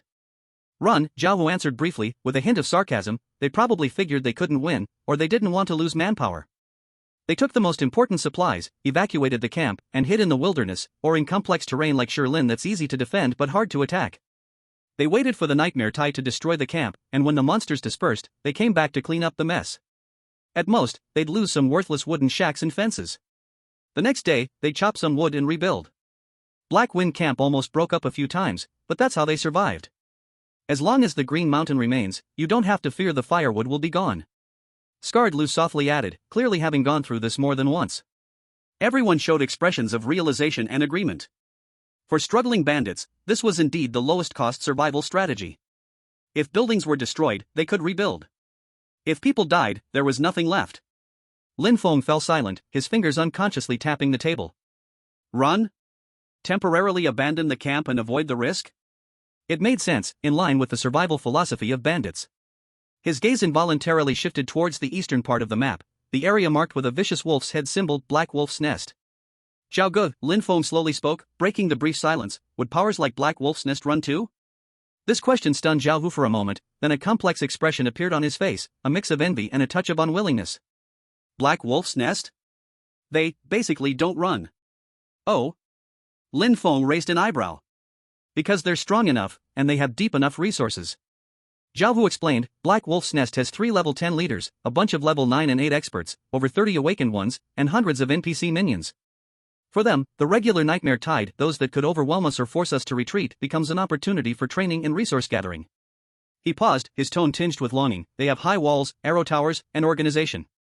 Every time the nightmare tide comes, they resist head-on, clear the monsters, and collect the loot. After driving back one wave, the materials they gain, and sometimes the energy crystals that drop, make their strength grow even more. More importantly, Awan continued, his tone certain, they have civilian professionals, especially blacksmiths and tailors.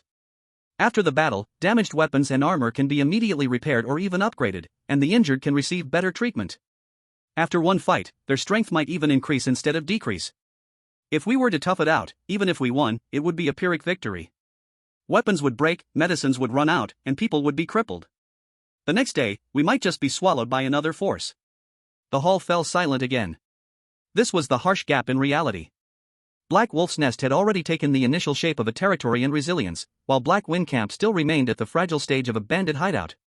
Chapter 32, Nightmare Tide and Ambition, 2. Lin Feng's fingertips lightly tapped the position of Black Wolf's Nest on the map, producing a soft, rhythmic sound. His eyes grew brighter, and a bold, almost crazy plan quickly took shape in his mind. What if we... Lin Feng's voice was low, but it had a peculiar penetrating power that drew everyone's attention. On the night the Nightmare Tide comes, we abandon Black Wind Camp, but we don't hide in the wilderness or Lin. He lifted his head, his gaze sharp as a blade, sweeping across each person in the room. We secretly position ourselves near Black Wolf's Nest in advance. What? Tai Dan almost jumped out of his chair. Zhao Hu's eyes suddenly contracted, staring fiercely at Lin Feng. Yingxi stopped rotating its claw blades, and a flash of surprise passed through its cold eyes. Wang, Scarface Lu, and the others were even more shocked, almost thinking they had heard wrong. Boss, you mean we should target the Black Wolf Den while they are dealing with the Nightmare Tide? Scarface Lu's voice even shifted. Not target, Lin Feng corrected calmly, his tone eerily calm. It's picking the fruit. After they are worn down by the Nightmare Tide, their strength will be greatly reduced. He clenched his fist and gently struck the mark of the Black Wolf Den on the map. We will take advantage of the situation and seize the Black Wolf Den. Hiss, a sound of sharp intake of breath filled the hall. This plan was too crazy. It was like pulling teeth from a tiger's mouth, or trying to pick chestnuts from the fire. The Black Wolf Den was far stronger than the Black Wind Camp, and even after the losses from the Nightmare Tide, the remaining forces could not be underestimated. Moreover, the Nightmare Tide itself was a huge threat. What if they got involved, or if the Black Wolf Den resisted the tide more easily than expected? Lin Feng, this is too risky. Zhao Hu was the first to speak against it, his brows furrowed tightly. We don't know enough about the Black Wolf Den's secrets, and we can't predict how much strength they'll lose in resisting the Nightmare Tide. What if they endure it and still have strength left? We'll be walking into a trap. Even if they suffer heavy losses, they will still fight fiercely. We'll pay an unimaginable price. And the creatures of the Nightmare Tide won't distinguish between friend and foe. If we remain hidden on the outskirts, it will still be dangerous. Zhao is right, Chief, this is too risky. Tai Dun shook his head repeatedly, we don't have enough people. Arroweye didn't speak, but his tightly pressed lips and the worry in his eyes made his stance clear. Wang, Scarface Lu, and the others exchanged looks, wondering if the new chief was a little too ambitious. Just conquered the Black Wind Camp and now trying to swallow the Black Wolf Den whole? Only Yingxi, after the initial shock, stared intently with deep eyes, as if carefully pondering every word of Lin Feng's plan. Lin Feng was not swayed by their opposition. After waiting for the group to calm down a bit, he spoke again, his voice steady and powerful. I know it's risky. But opportunities are often hidden within the greatest risks. He stood up, walked to the map, and traced an area with his finger. First, time. In 10 days, the Nightmare Tide will come. This is our only chance to see the Black Wolf Den go all out, reveal its strength, and weaken. If we miss this, it will be 10 times harder to take them down. Second, information gap. Lin Feng looked at Wang, you're familiar with the Black Wolf Den market and the surrounding terrain. We need you to gather as much information as possible about the Black Wolf Den's outer terrain in these 10 days, especially places suitable for ambush, observation, and launching surprise attacks. They will focus their main forces on the frontline defense against the Nightmare Tide, leaving the rear and flanks vulnerable. Wang gritted his teeth and nodded firmly at Lin Feng, I'll do my best. I'll gather what I can from the market and take a few people to scout the roads. Third, strength. Lin Feng turned his gaze to Zhao Hu, Yingxi, Tai Dun, and Arroweye. Our core goal in these 10 days is simple, at all costs, increase our levels. His tone was decisive, Zhao, you've just changed jobs. You need time to stabilize your power and familiarize yourself with new skills. I hope that after 10 days, you can truly unleash the power of the Heavy Shield Guardian. Yingxi, your agility is an advantage, but your attack power needs improvement. Prioritize hunting that will allow you to level up by picking off kills. Goal, level 8. Tai Dun, Arroweye, you are the pillars of the camp as well. Goal, level 7. Scarface Lu, you 4, and Wang's team should also aim to level up as much as possible. Resources from the camp's warehouse will be given priority to the teams out hunting and leveling up.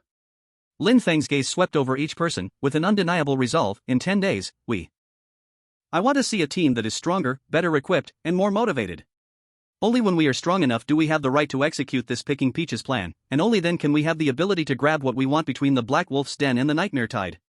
If, after 10 days, our strength hasn't improved as expected, or if we discover that the defenses of the Black Wolf's Den far exceed our estimates, Lin Feng's tone shifted as he spoke calmly, then this plan will be cancelled automatically. We will follow the old rules, abandon the camp, and avoid the nightmare tide. The priority is to preserve our strength. He gave the plan a fallback, but also set clear goals and conditions. The atmosphere in the hall subtly changed. From initial shock and opposition, it turned into serious contemplation. Lin Feng's plan, though bold, was not without method. He pointed out the only opportunity, emphasized the importance of gathering information, and focused the core on the hard truth of strengthening our own power. And, Lin Feng added, fueling the fire, his voice carrying a seductive power, think about what the Black Wolf's den has. Fertile land, where we can grow crops, be self-sufficient. A complete craftsman system, where weapons and armor can be made and repaired on our own. A relatively safe environment. And that market, which means a stable flow of resources. If we take the Black Wolf's den, we will no longer be a ragtag group of outlaws, uncertain of our survival. We will have a real foundation. With it, we can claim the village building decree and create an officially recognized territory from the national fortune cauldron. Only with it will we truly have a chance to stand firm in this damn nightmare world and even carve out a sky that belongs to us. These words were like a spark, thrown into a pile of drywood. In Zhao Wu's eyes, the struggle was slowly replaced by the will to fight. He had just advanced to a new class, eager to prove himself and gain stronger power. Sticking to the Black Wind camp was indeed safe, but it also meant stagnation. The blueprint Lin Feng painted, though full of risk, represented a possible path of rise. Iron Dun panted heavily, his fists cracking with tension. Damn it, let's do it. I also want to live in a place with walls and fields. Chapter 33, The Nightmare Tide and Ambition, End. Arrow Eye silently wiped his longbow, his gaze sharpening. Shadow Snake softly spoke two words, feasible. A Wang, Scarred Lu, and the others exchanged glances, and they saw the spark of excitement in each other's eyes. Following a leader who dares to dream and act, and has a plan, is far better than always being an exploited bottom-tier outlaw. Good. Zhao Wu finally made the decision and stood up. We'll do as the leader says. In these 10 days, we will train, level up, and gather information on the Black Wolf's den. After 10 days, we'll reassess the situation and decide whether to pick peaches or avoid the storm. Yes. Everyone responded in unison, their voices filled with determination. Lin Feng nodded and sat back down, starting to assign tasks in detail. Zhao Big Brother, you will still be in charge of the camp's daily management and reinforcing defenses. Organize hunting teams, set up rotation plans, and ensure efficiency and safety. Wang, take 2 of the sharpest brothers and focus on scouting the perimeter of the Black Wolf's den. Remember, safety first, better to have less information than to expose ourselves. Iron Dun, Arrow Eye, Shadow Snake, you will form an elite squad with me. Tomorrow, we will head deeper into the stone forest, looking for higher-level monsters and level up at full force. Scarred Lu, you and your people will work with Zhao Big Brother, and also take the time to improve yourselves. Uncle Wu, I'll leave logistics and medicines to you. We need a lot of hemostatic medicine, antidotes, and things to refresh and restore energy. One by one, the orders were clear, and everyone received their own task. After the meeting, everyone dispersed and began to prepare. Lin Feng stood alone in front of the map, his gaze lingering on the mark of the Black Wolf's den for a long time. In 10 days, the nightmare tide. It would be a huge gamble. Win, and gain the long-desired foundation. You have the capital to strive for a higher level. If you lose, it might be an irreversible disaster. But in this nightmare world, if you don't fight, if you don't struggle, if you remain content with the status quo, in the end, you will still face the fate of being eliminated or devoured. The eye of probability will refresh in 22 days, Lin Feng murmured softly. If everything goes smoothly, if they take the Black Wolf Nest, gain the resources and population there, and then find the traces of the Great Qin Elite Soldier Corps. The village construction order, it seems, is no longer distant. The sky outside grew darker, but within the camp, a different atmosphere began to spread, one that was tense and full of energy. The next 10 days would be the 10 days to gather all the chips for that great gamble. The 10th day, evening.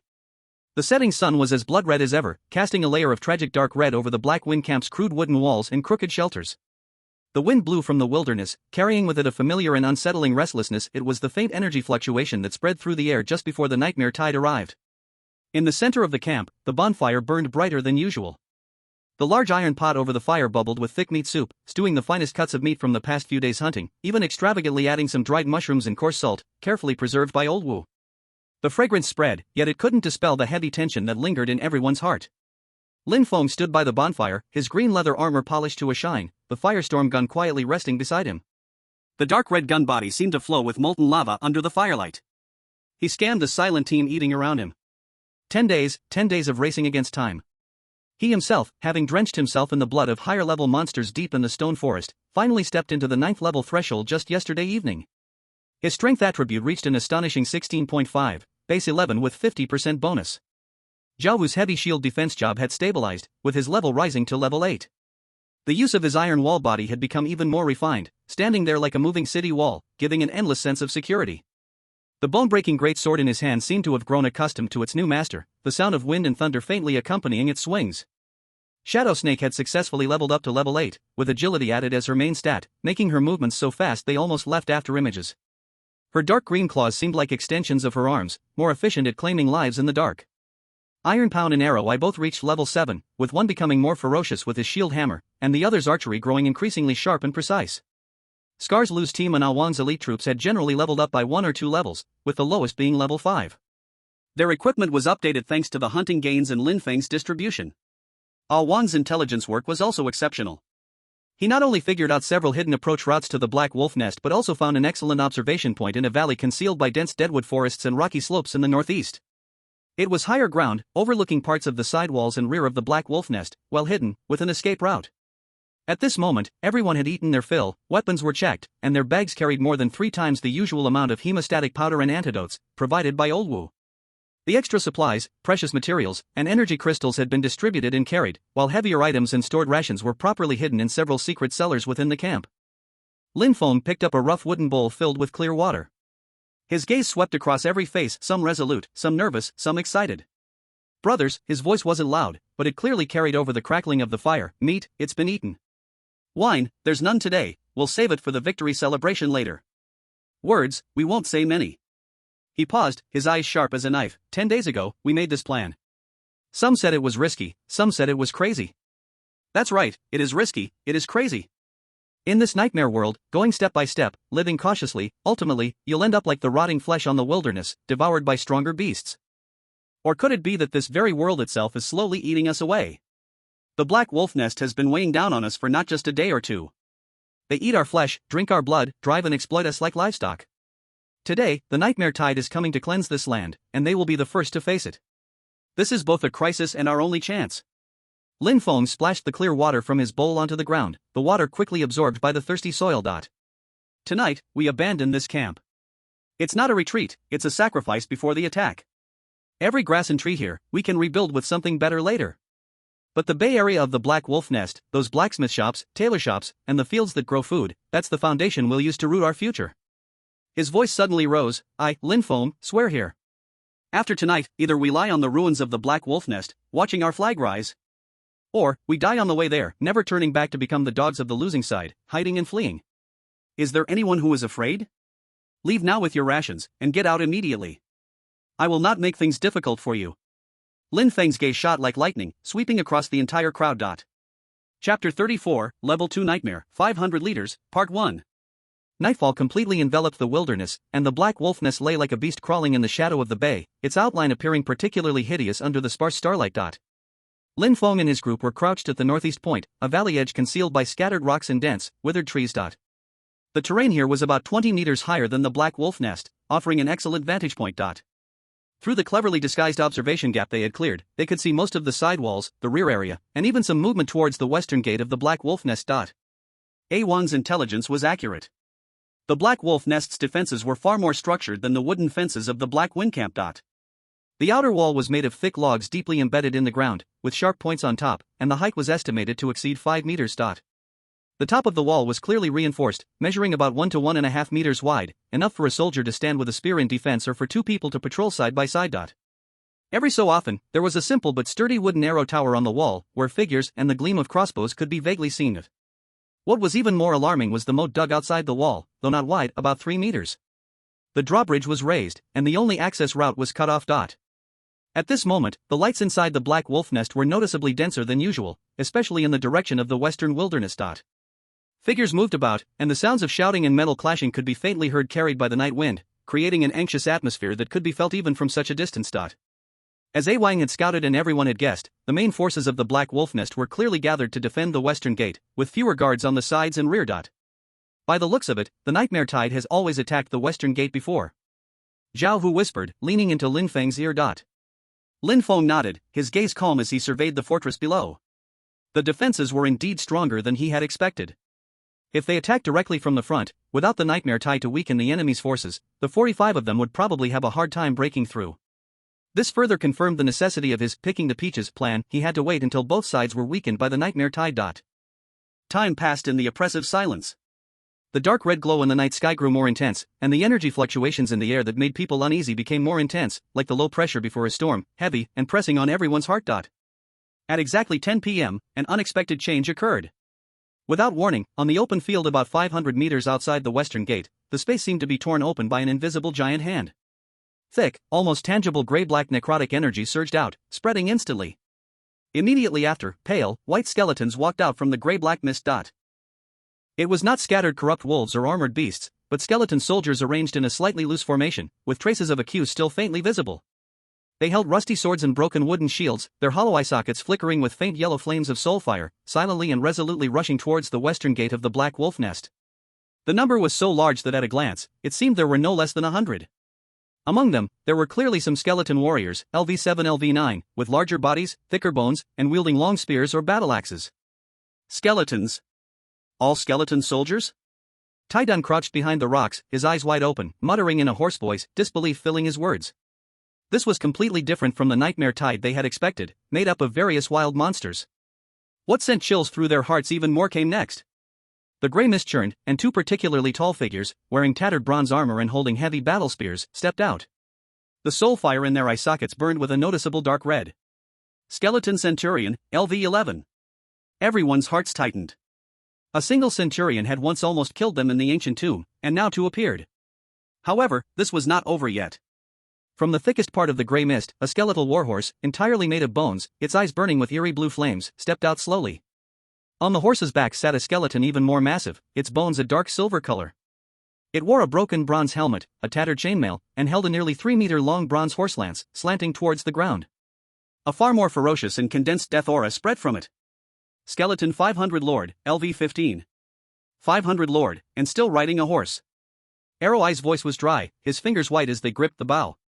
This was no longer the ordinary nightmare tide scale they had once expected Black Wolf Nest to handle. On the Black Wolf Nest city walls below, it was obvious they had also noticed the abnormal intensity of the tide. The previously orderly defensive formation showed clear signs of disturbance, and cries of alarm could faintly be heard. This isn't right. Zhao Wu's eyes were fixed on the sea of skeletons still pouring out from the gray mist, the two centurions, and the fearsome 500 Lord Cavalry, his voice filled with restrained shock and a touch of confusion. This intensity, damn, it's almost reaching the scale of the second-level nightmare tide we faced back in Xingmu Town. No matter how strong Black Wolf Nest is, it should never have to face such a well-organized undead army. The hideout fell into a dead silence, only the heavy, suppressed breathing of everyone filling the air. The plan had encountered a huge, unknown variable. If Black Wolf Nest were overwhelmed by such an intense tide, their fruit-picking plan would become a joke, and they could even be discovered by the spreading sea of skeletons, trapped in a desperate situation.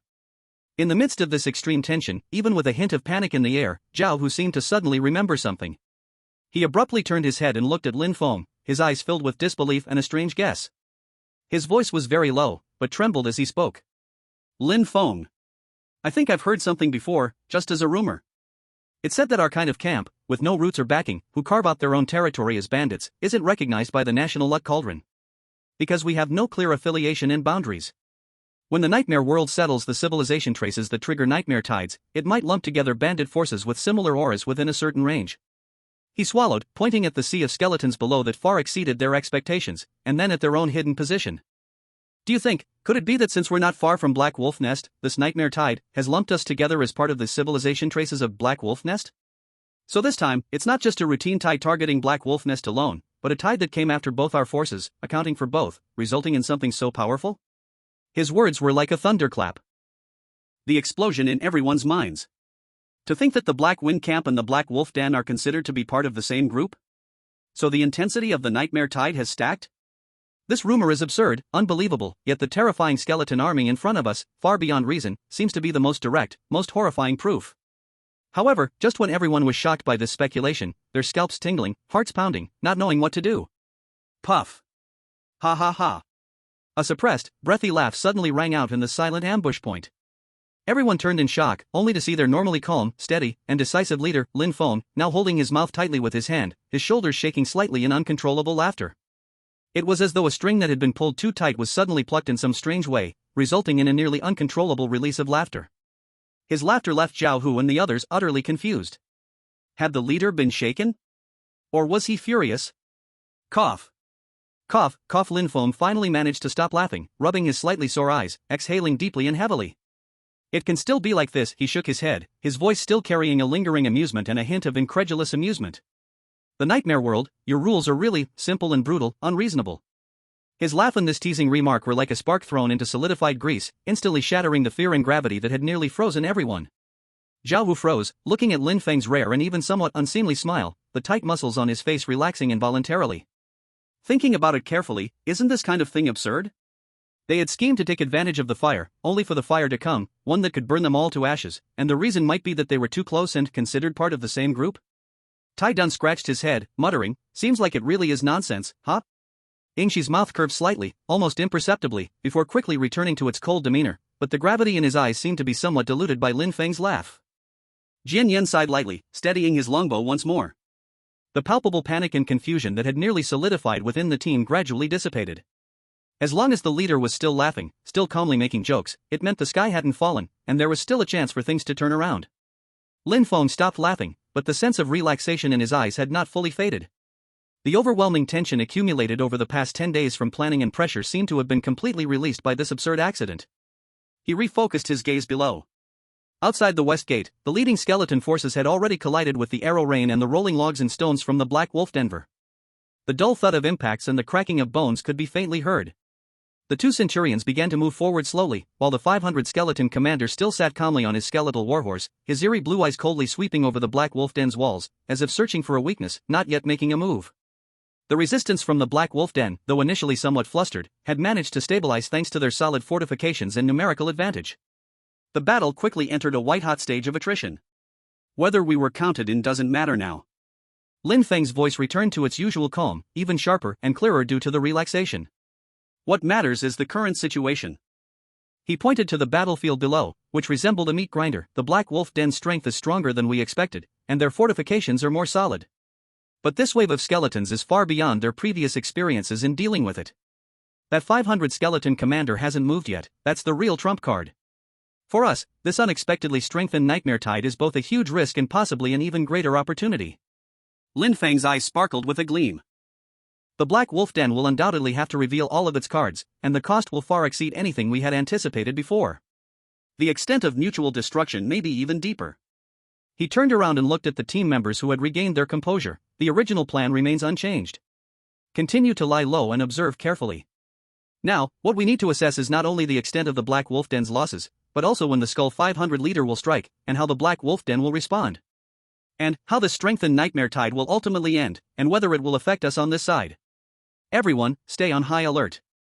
No one is to make any movements without my command. Our primary task now is to watch, to see clearly how much this unexpected tide will take, and what it will leave behind. Yes, Chief. The response from everyone was deep and firm, their eyes refocusing on the battlefield below, with less panic and more scrutiny and calm. Lin Feng also lowered his body again, his gaze locking onto the deadly intertwined battlefield like that of a hawk, yet the corner of his mouth still carried a faint, elusive smile. The nightmare world, indeed, never plays by the rules. But in this way, it seems even more interesting. I just wonder, how do the three leaders of the Black Wolf Den feel right now, facing this unexpected surprise?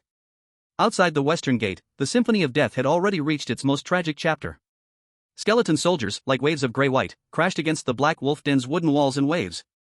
Arrows rained down, rolling logs and stones smashed, bones flying, yet more skeletons stepped over the shattered bones of their comrades, silently advancing. Two skeleton centurions, like moving siege hammers, swung their heavy battle axes, each strike causing the wooden wall to shake violently, groaning under the strain. The Black Wolf Den's resistance could not be called weak. Crossbow bolts from the arrow towers focused fire on the centurions, while the guards on the walls threw everything they could. They even poured burning oil down, setting the ground on fire, temporarily halting the skeletons' assault. The battle had turned into a brutal war of attrition, with skeletons shattering every minute, and Black Wolf Den's guards screaming as they fell from the walls. However, the balance of the battle was completely shattered when a dark silver figure, sitting on a skeleton warhorse, took action. The Skull 500 leader moved. It did not rush directly at the base of the wall like the centurions, but gently nudged its skeleton warhorse. The eerie blue soul fire burning on the warhorse let out a silent neigh, suddenly accelerating, turning into a silver-gray blur, charging up a relatively gentle slope outside the wall. Its speed was too fast. Like a bolt of death lightning in the dark night. Stop it! A terrified and desperate roar came from the western wall of the Black Wolf Denver. Countless arrows and javelins were shot at that figure.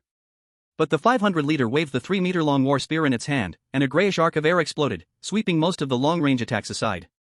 The warhorse's 4 hooves stomped on the nearly vertical wall, climbing upward as if walking on flat ground, leaping up several meters.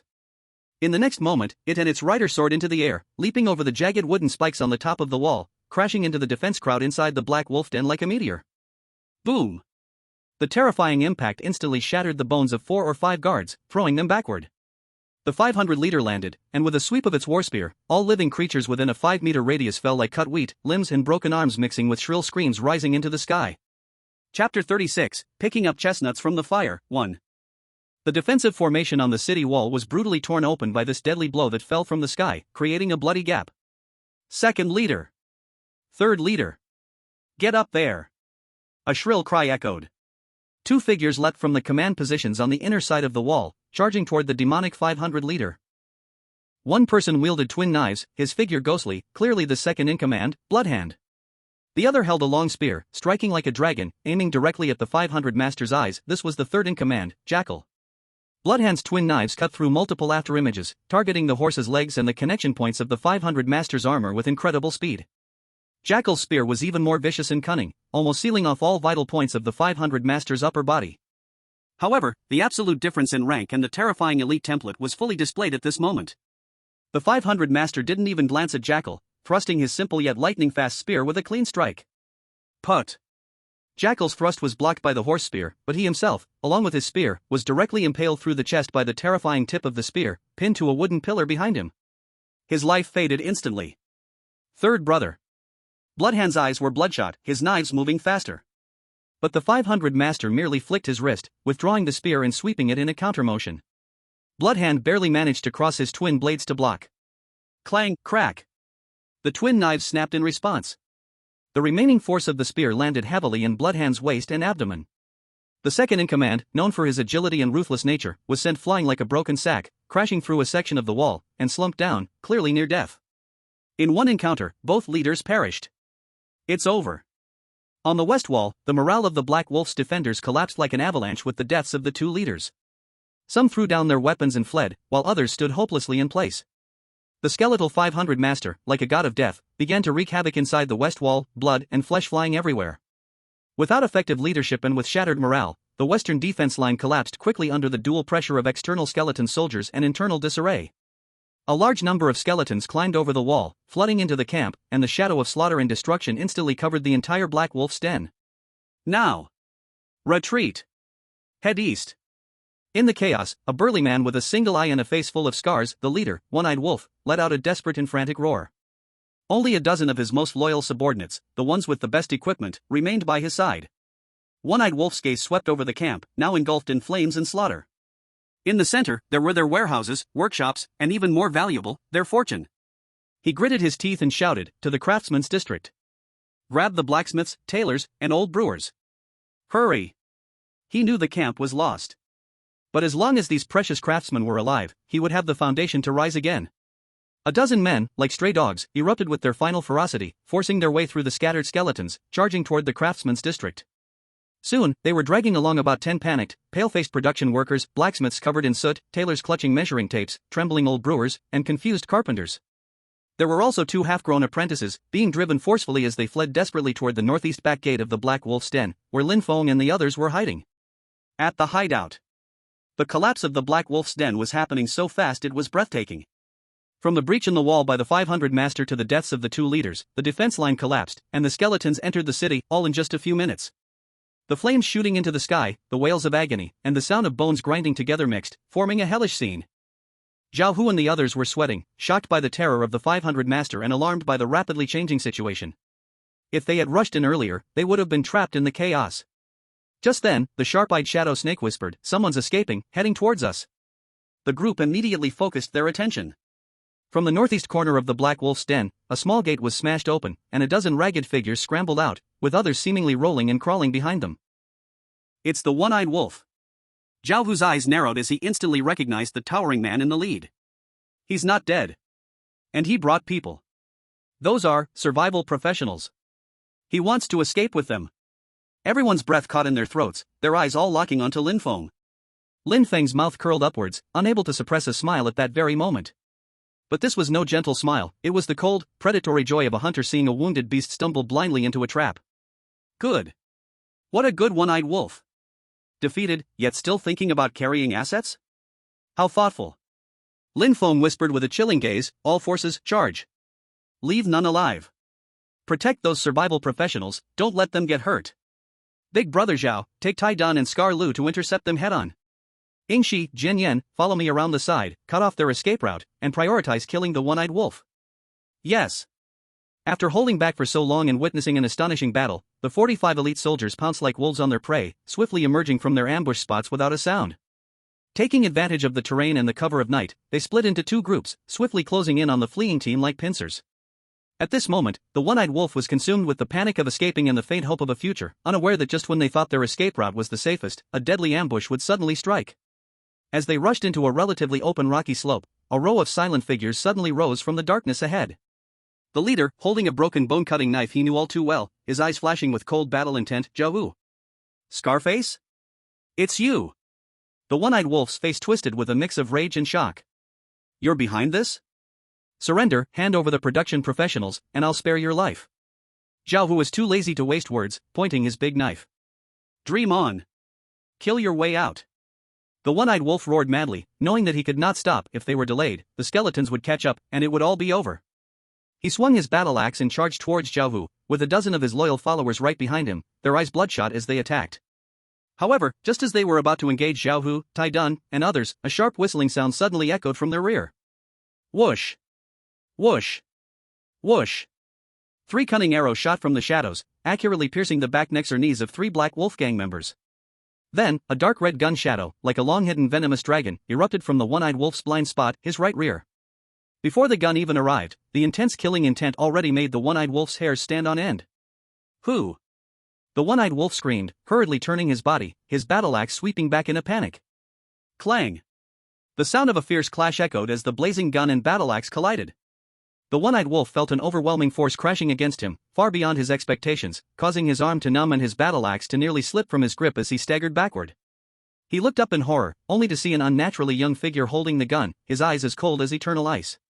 It was none other than Lin Feng, the new leader of the Black Wind Camp, mentioned in the intelligence. Your life is mine now. Lin Feng didn't waste any more words, his figure flickering as his agility of 11.5 exploded, leaving a trail of afterimages in the one-eyed wolf's eyes. The Liao Yuan gun shot out like a storm, each shot aimed directly at a vital point, fast, accurate, and ruthless to the extreme. The one-eyed wolf, though a level 10 awakened, a veteran of countless battles, gritted his teeth and swung his battle axe desperately to block. But Lin Feng's strength was greater, and his speed was far faster, his shooting skill sharp and deadly, carrying a chilling murderous aura as if he had walked through endless battlefields. In just 5 or 6 exchanges, the one-eyed wolf was already struggling, his body covered with several deep, bone-revealing wounds. Die! Lin Feng seized on a tiny opening, the Liao Yuan gun suddenly accelerating, the tip igniting with a dark red flame. Liao Yuan fire activated. In an unbelievable angle, it pierced through the gap in the battle axe's defense and stabbed deeply into the one-eyed wolf's throat. Ha, ha! The one-eyed wolf's remaining eye bulged out in horror. Filled with unwillingness and disbelief, the massive body crashed to the ground, blood gushing out from the gaping wound in the neck, twitching a few times before falling silent. The boss, dead. With the leader's death, the remaining Black Wolf Nest soldiers lost all will to fight, and under the siege of Zhao Hu, Tai Dan, Yingxi, and others, they were quickly wiped out. Quick! Take the people, retreat! Lin Feng didn't even glance at the body of the one-eyed wolf, pointing his gun at those life professionals who were terrified and collapsed on the ground. The team members quickly stepped forward, each pair lifting one person, forcefully and without argument dragging these precious assets along. Go! Follow the pre-arranged route, full speed retreat. Back to the previous backup hideout. Lin Feng decisively ordered. The team didn't stop, not even having the time to thoroughly loot the equipment from the one-eyed wolf and his followers, only hurriedly ripping off a few obvious green pieces of gear and bags, and swiftly, just as they came, they pushed 10 terrified life professionals along. They quickly disappeared into the darkness and complicated terrain behind them, heading toward a direction far from the black wolf nest. Behind them, the black wolf nest had completely become a paradise of death and flames. Skeleton soldiers wandered through the ruins, destroying everything in sight, searching for any remaining signs of life.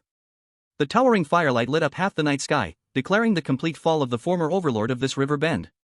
Under the night sky, Lin Feng glanced back at the burning fortress, his eyes showing no pity, only a calm sense of relief and a deep contemplation on how to digest this unexpected joy ahead. The fire had taken the chestnut, it was done. Next, it was about how to turn this chestnut into the foundation that nourishes his growth. The backup hideout was located in a natural cave deep between the Black Wind Camp and the Black Wolf Nest, its entrance covered by thick vines and scattered rocks, but the interior was quite spacious, enough to accommodate dozens of people for a brief rest. At this moment, a few durable beast fat torches were lit inside the cave. The orange-yellow glow drove away the coldness in the cave and illuminated every tired yet excited face. 45 team members were either sitting or leaning, panting heavily, but their eyes were sparkling. They all stared intently at the small pile of spoils in the center of the cave and the 10 life professionals still somewhat shaken and huddled together in the corner. Quick! Old Wu, Scarred Lu, get everything out, count it. Though Zhao Wu was also tired, his spirit was the highest, his voice booming. Wu Bo and Scarred Lu immediately stepped forward, placing the bags taken from the one-eyed wolf and his close subordinates, along with several obviously extraordinary pieces of equipment, one by one. The first thing that caught their eye was a longbow with an ancient design, streamlined bow body, and a faint cyan glow. Good bow. Arrow Eye stepped forward in a hurry, carefully picking it up. It felt slightly heavy, and the bowstring was taut and powerful. He gently pulled it and immediately knew it was special. Green quality. And this feel, the shooting accuracy will definitely improve. Wind Chaser Hunter Bow, green. Attack power 20. Special effect, precision slightly increases arrow flight stability and critical hit probability. Equipment requirement, strength 7. Arrow Eye couldn't stop admiring it, his mouth almost grinning to his ears. With this bow, his long-range deterrent and lethality would reach a whole new level. Next, there were 2 shields. One was a heavy rectangular ironwood shield with reinforced iron strips along the edges, the other was a slightly lighter round shield with a raised center, etched with simple defensive runes. Both were of green quality, offering incredible defense, and their materials and craftsmanship displayed excellent durability. Iron Wall Giant Shield, green. Defense power 25. Special effect, resilience reduces durability consumption by 30%. Equipment requirement, strength 7. Guardian Round Shield, green. Defense power 25. Special effect, stability prevents imbalance when struck heavily while holding the shield. Equipment requirement, strength 7. Ha ha. This big guy is mine. Iron Dun eagerly lifted the huge iron shield, grinning from ear to ear, showing only his teeth. His previous shield had long been battered and torn, and now, this was like upgrading from a bird's gun to a cannon. Lin Feng picked up the round shield, weighed it in his hands, feeling its perfect balance and the strong sense of defense it offered. He turned around and handed the round shield to Zhao Hu. Brother Zhao, you are the heavy shield defender, you'll bear the brunt of the front. This round shield is lighter, with high blocking efficiency. Combined with your bone-crushing greatsword and skills, it'll give you more room to counterattack while defending. The giant shield goes to Iron Dun, he has the strength for a direct clash. Zhao Wu took the round shield, swung it a few times, and indeed felt it was much easier to handle than his old worn-out square shield. The feedback from the shield during a block was much more responsive. He grinned, the chief has really thought it through. With this, next time we face a tough opponent, I, old Zhao, will be even more confident in holding my ground. A pair of deep brown, thick leather pants, with hardened bone plates embedded at knee and hip areas, and a strange vine-patterned, soft, tentacle-like belt were also revealed. Hard bone leggings, green. Defense 15. Reduces 20 points of damage to legs. Equipment requirement, Constitution 7. Vital Vine Belt, green. Health 50. Slightly increases health regeneration. Equipment requirement, Constitution 7. Lin Feng looked at these 2 pieces of equipment and immediately equipped them himself. The hard bone leggings replaced his ordinary gray cloth pants, and he immediately felt his calves and knees enveloped by firm yet flexible leather bone material, giving him a great sense of security. The Vital Vine belt wrapped around his waist, and a gentle, continuous warm current spread throughout his body. Not only did his health max increase noticeably, but the fatigue from the recent battle seemed to ease a little. I'll be charging ahead, so I'll take these 2 life-saving items first. He explained briefly, and no one objected. The stronger the leader, the safer the team. Finally, there were the bags. When dumped out, there was a crisp clinking sound as a small pile of grayish crystals, emitting a stable energy fluctuation, rolled out energy crystals. 1, 2, 3, 97, 98, 99, 100. Wu Bo's voice became slightly high-pitched with excitement. Lin Feng looked at the pile of crystals, thought for a moment, and said, "These crystals are important reserves, but today, the brothers fought hard and risked their lives, so they should have immediate rewards. Scars Lu, Wang, you two teams fought bravely today, and your scouting efforts were commendable. Each of you gets 15 crystals to share with your men, either to use or exchange for what you need. You distribute them yourself. The remaining 70 crystals will be kept by me, for camp necessities, equipment maintenance, and future construction." Scars Lu and Wang were overjoyed upon hearing this. They hurried forward, respectfully taking their 15 crystals each. Their subordinates cast grateful and excited glances at them. This wasn't just wealth, it was the leader's recognition of their efforts. "Thank you, Chief," they both replied in unison, their voices loud and clear. Chapter 38, Grabbing a Chestnut from the Fire, Part 3. Everyone's eyes finally turned eagerly toward the 10 civilian workers. These were more precious than any equipment or crystals, living resources. Wu Bo had already had some preliminary discussions with them, and now he reported to Lin Feng, "Chief, I've asked them. This is Wang the blacksmith, beginner level, with 2 apprentices. He can reliably forge white quality weapons and armor, and with materials, he has a chance at crafting green quality items." He pointed at a middle-aged man, solidly built with large hands and ash on his face. Wang the blacksmith bowed slightly toward Lin Feng, a bit shy. "This is Li the tailor, beginner level, skilled in making leather and cloth armor, also able to produce green quality items." A middle-aged woman, her face thin and fingers delicate, lowered her head slightly. "This is Zhou the brewer. The herbal brew he makes is said to quickly restore stamina and relieve fatigue. It's very popular in the Black Wolf Denver." An elderly man with graying hair and a ruddy nose chuckled awkwardly. "These 4 are Zhang the carpenter and his 3 apprentices, skilled at repairing camps and making simple furniture and tools. This is Chen the herbalist, who knows how to gather herbs and prepare basic hemostatic powders and detoxifiers, and can also make this small healing potion." Wu Bo took out a crude small wooden bottle, the size of a thumb, filled with pale red liquid. Lin Feng stepped forward, his gaze sweeping over the 10 people, and he said in a deep voice, "Everyone, the Black Wolf Den is no more. From now on, you will all be part of my, Lin Feng's, team. As long as you put your heart into it and use your skills, I will ensure your safety, your food and clothing, and in the future, if you achieve anything, your rewards will be better than what you had in the Black Wolf Denver." The 10 civilian workers whispered among themselves, and eventually, under the lead of Wang the blacksmith and Li the tailor, they all bowed and expressed their willingness to stay. "Good." Lin Feng smiled. "Wu Bo, arrange for them to rest, and get something to eat and drink." "Yes, Chief." After dealing with the civilian workers and the spoils, the atmosphere in the cave completely transformed into one of survival and victory. "Chief, your hidden trap was brilliant. We just sat there and watched the show, and in the end, it all benefited us." Tai Dun, holding the newly acquired giant shield, grinned from ear to ear. "Not just that. We even got the craftsman and the herbalist. We're about to soar." Jian Yan, caressing the new bow, had a sparkle in his eyes. "The key is luck. The nightmare world didn't like the Black Wolf Den, and helped us out." Zhao Hu, holding a round shield, spoke in a voice as loud as thunder. The others burst into laughter upon hearing this. Lin Feng also raised a water pouch with a smile. "Come, let's toast to every brother who fought alongside us tonight. To our future new home. To the chief. To the new home." Cheers echoed through the cave. The cave was filled with laughter and hope. Lin Feng looked at the core team, now fully equipped, at the pile of energy crystals, and at the civilian workers who had changed the foundation of the team, feeling both pride and vision unfolding in his heart. With the blacksmith and tailor for crafting and repairs, the carpenter for camp construction, the brewer for stamina, and the herbalist for medical support, plus ample funds, crystals, and a core fighting force, a positive feedback loop was already taking shape.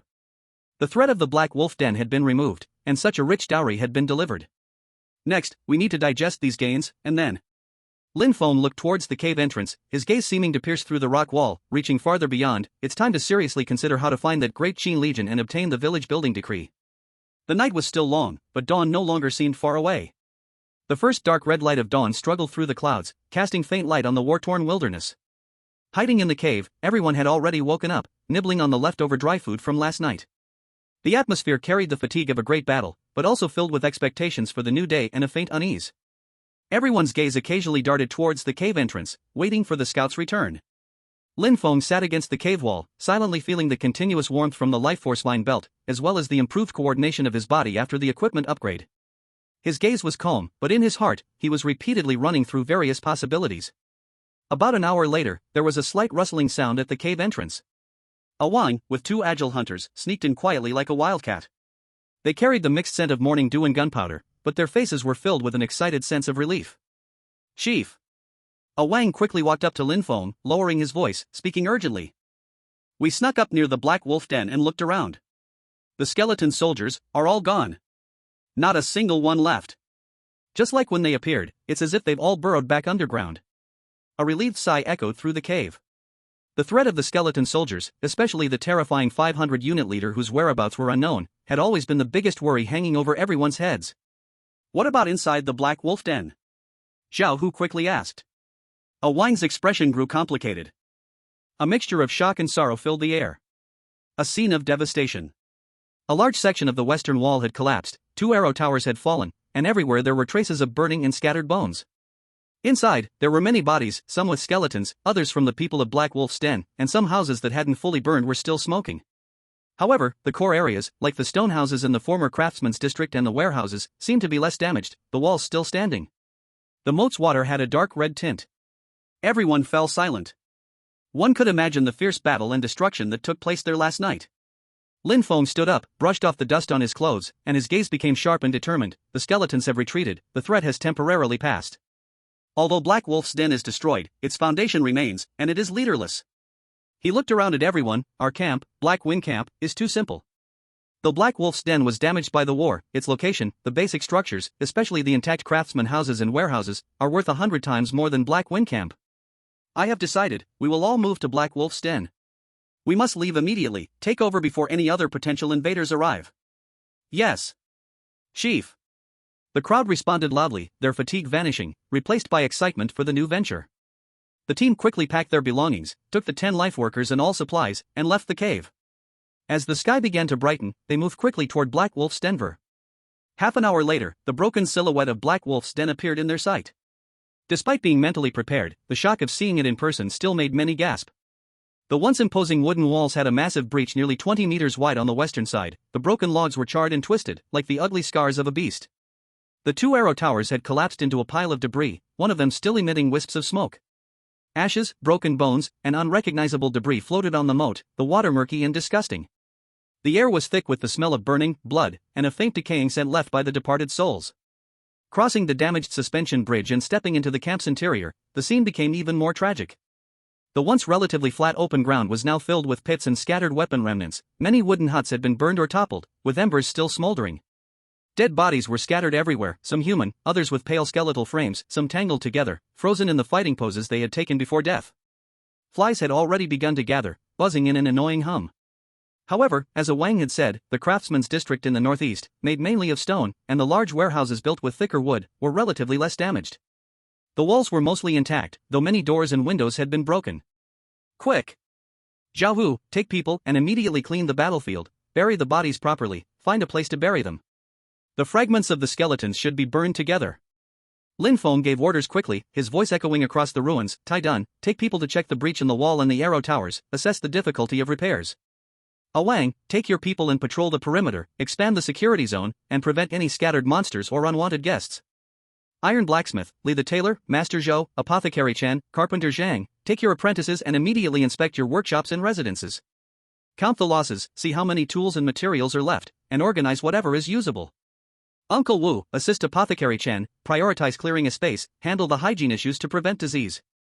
The orders were clear and concise, and the previously panicked crowd now had a solid direction, quickly starting to take action. The busy work of clearing the rubble, the focused inspection of the fortifications, began to dispel some of the deathly silence and despair that hung over the ruins. Chapter 39, Picking Up Chestnuts from the Fire, the End. Lin Feng, accompanied by Shadow Snake and Arrow Eye, walked straight towards the tallest building in the center of the camp. It was also the only 2-story stone wooden structure, the original meeting hall of Black Wolf's Den, and the home of the big boss, One-Eyed Wolf. The inside of the hall was just as messy, tables and chairs overturned, documents scattered, but the structure remained intact. Climbing to the second floor, the view opened up, allowing a clear view of most of the camp. Lin Feng stood by the window, watching the cleanup and repair work unfolding below, and slowly, a blueprint began to form in his mind. At noon, a simple lunch took place in the recently cleared space. People gnawed on dry rations, drank boiled water, and discussed the repair plan, with morale slowly rising. With a clear goal and a relatively safe environment, despair was gradually replaced by hope. However, just as lunch was about to end, a Wang, who was on perimeter duty, rushed over with a serious expression. Chief. A few people are coming from the south. The one leading them looks like Mountain Wind from the Free and Easy village. There are only 4 or 5 of them, and it seems they're here for a trade? Free and Easy village? Mountain Wind? Lin Feng raised an eyebrow. The news of Black Wolf Den's destruction spread this quickly? Or had they simply come as usual? Let them in. Lin Feng thought for a moment and gave the order. He also made eye contact with Zhao Hu, Ying Shi, and others. Everyone understood the signal and subtly adjusted their positions, their hands quietly resting on their weapons. Soon, 4 figures were brought in. The leader was a tall, thin man with a long face, narrow eyes, Mountain Wind from the Free and Easy village.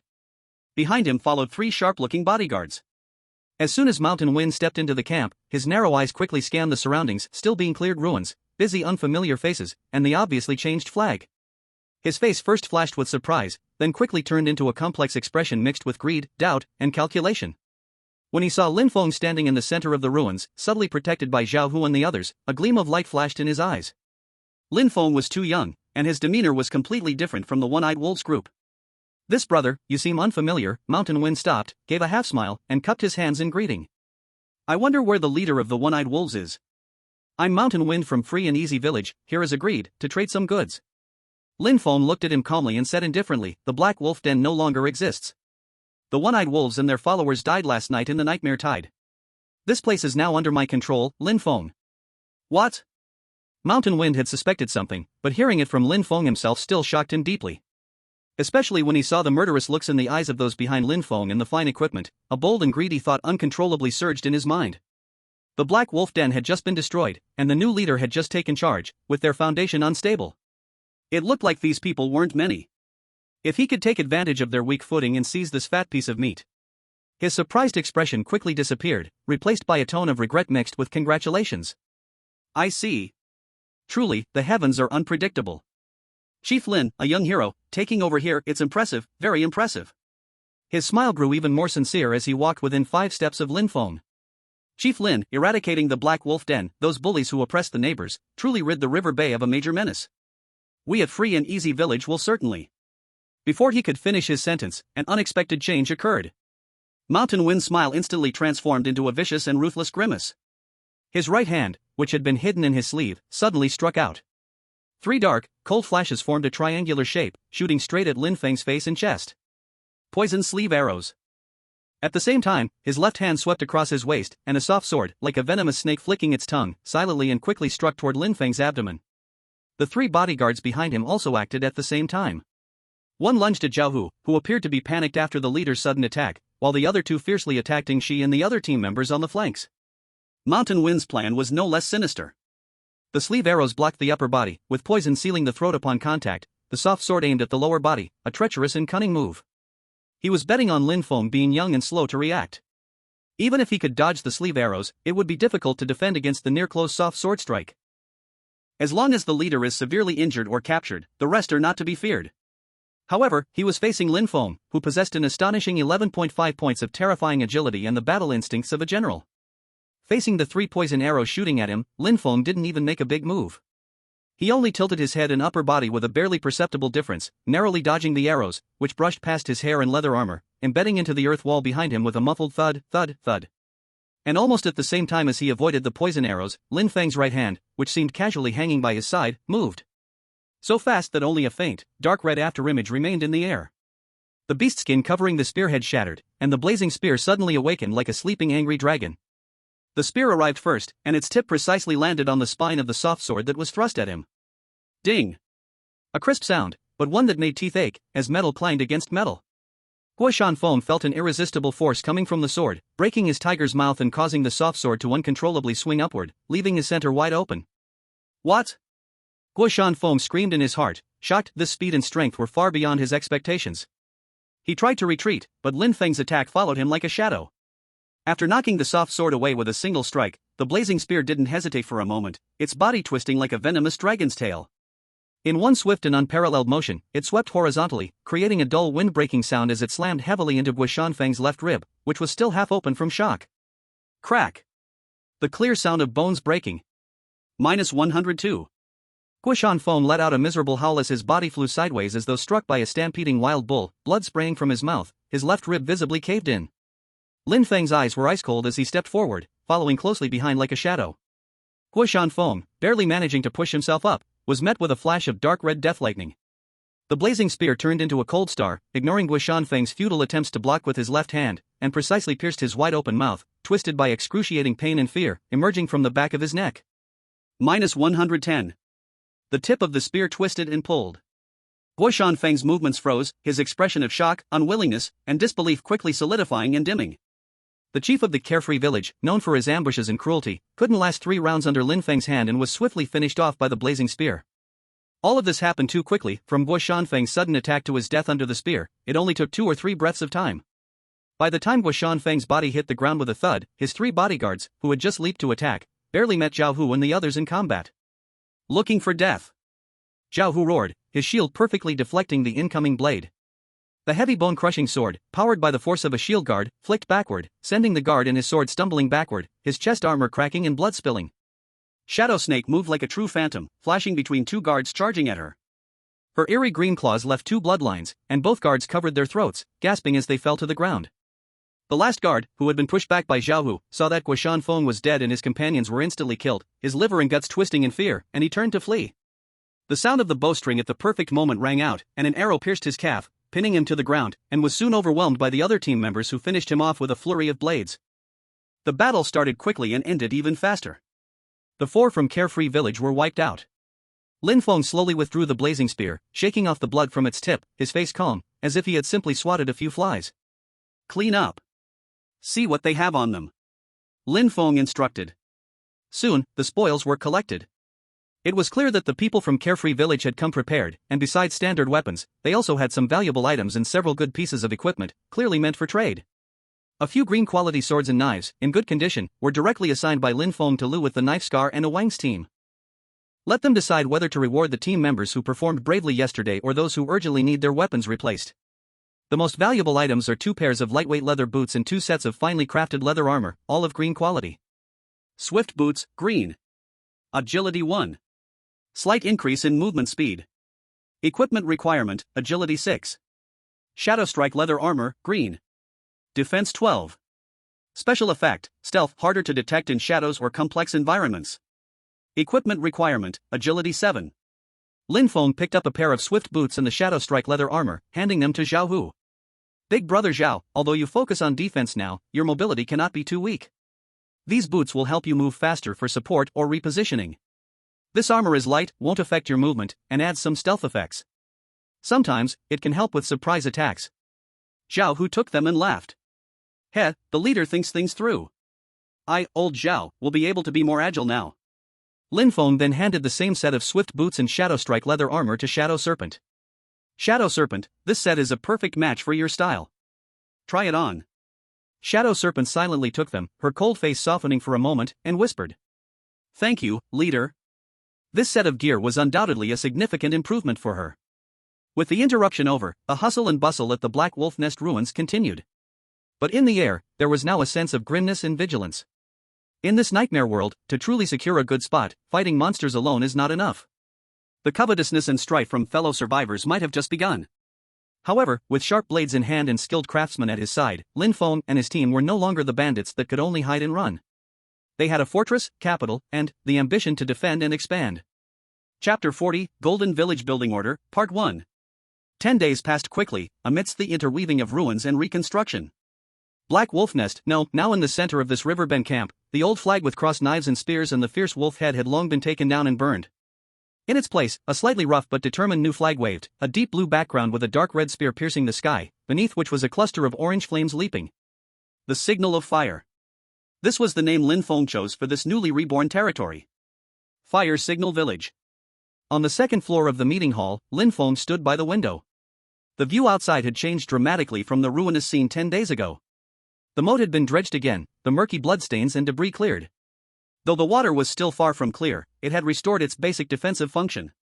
Blacksmith Wang and his apprentices had cleaned up the usable tools and furnace in the nearly intact stone workshop. The furnace burned day and night, the sound of clanging never stopped, repairing the damaged weapons and armor from battles, and also starting to craft new gear from the materials in stock.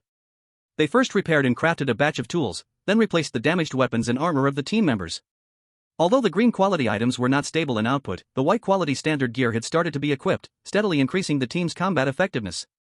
Carpenter Zhang and his apprentices were the busiest. They directed the workers and first repaired the breach in the western wall, which had been collapsed by the 500 skeletons leader. The new wooden wall was thicker, and key areas were reinforced with stones cleared from the ruins. The collapsed arrow tower was rebuilt, though simple, it had restored its vision and defensive function. Damaged houses were repaired or rebuilt, and the camp's roads were roughly smoothed. A village's initial form, orderly and of a certain scale, gradually replaced the past chaos and ruin. Tailor Lee's leather armor workshop, Brewer Joe's small tavern, also serving recovery potions, Carpenter Shang's carpentry shed, and Apothecary Chen's herbal shop, had all begun operations. To the southeast of the camp, near the gentler bank of the Blackwater River, was the site of the Black Wolf Nest's years of work, the nearly 100 acres that had been roughly leveled. The river bend far in the fields is faintly visible. The Black Wolf's den can dominate here, and these fertile lands are one of its key strongholds. However, at this moment, the land that should nurture life now shows a kind of heartbreaking decay. The ridges of the fields are still there, and the shape of the ditches can still be distinguished, but the soil's color carries an ominous grayish hue, as if all nutrients have been drained, hardened, and compacted. What is even more shocking are the remaining crops, plants of gray potatoes and black rye, which should have been harvested and are cold-resistant. At this moment, they have all withered and rotted, taking on a charred, sticky form, as though they had been scorched by fierce flames and then soaked in ink.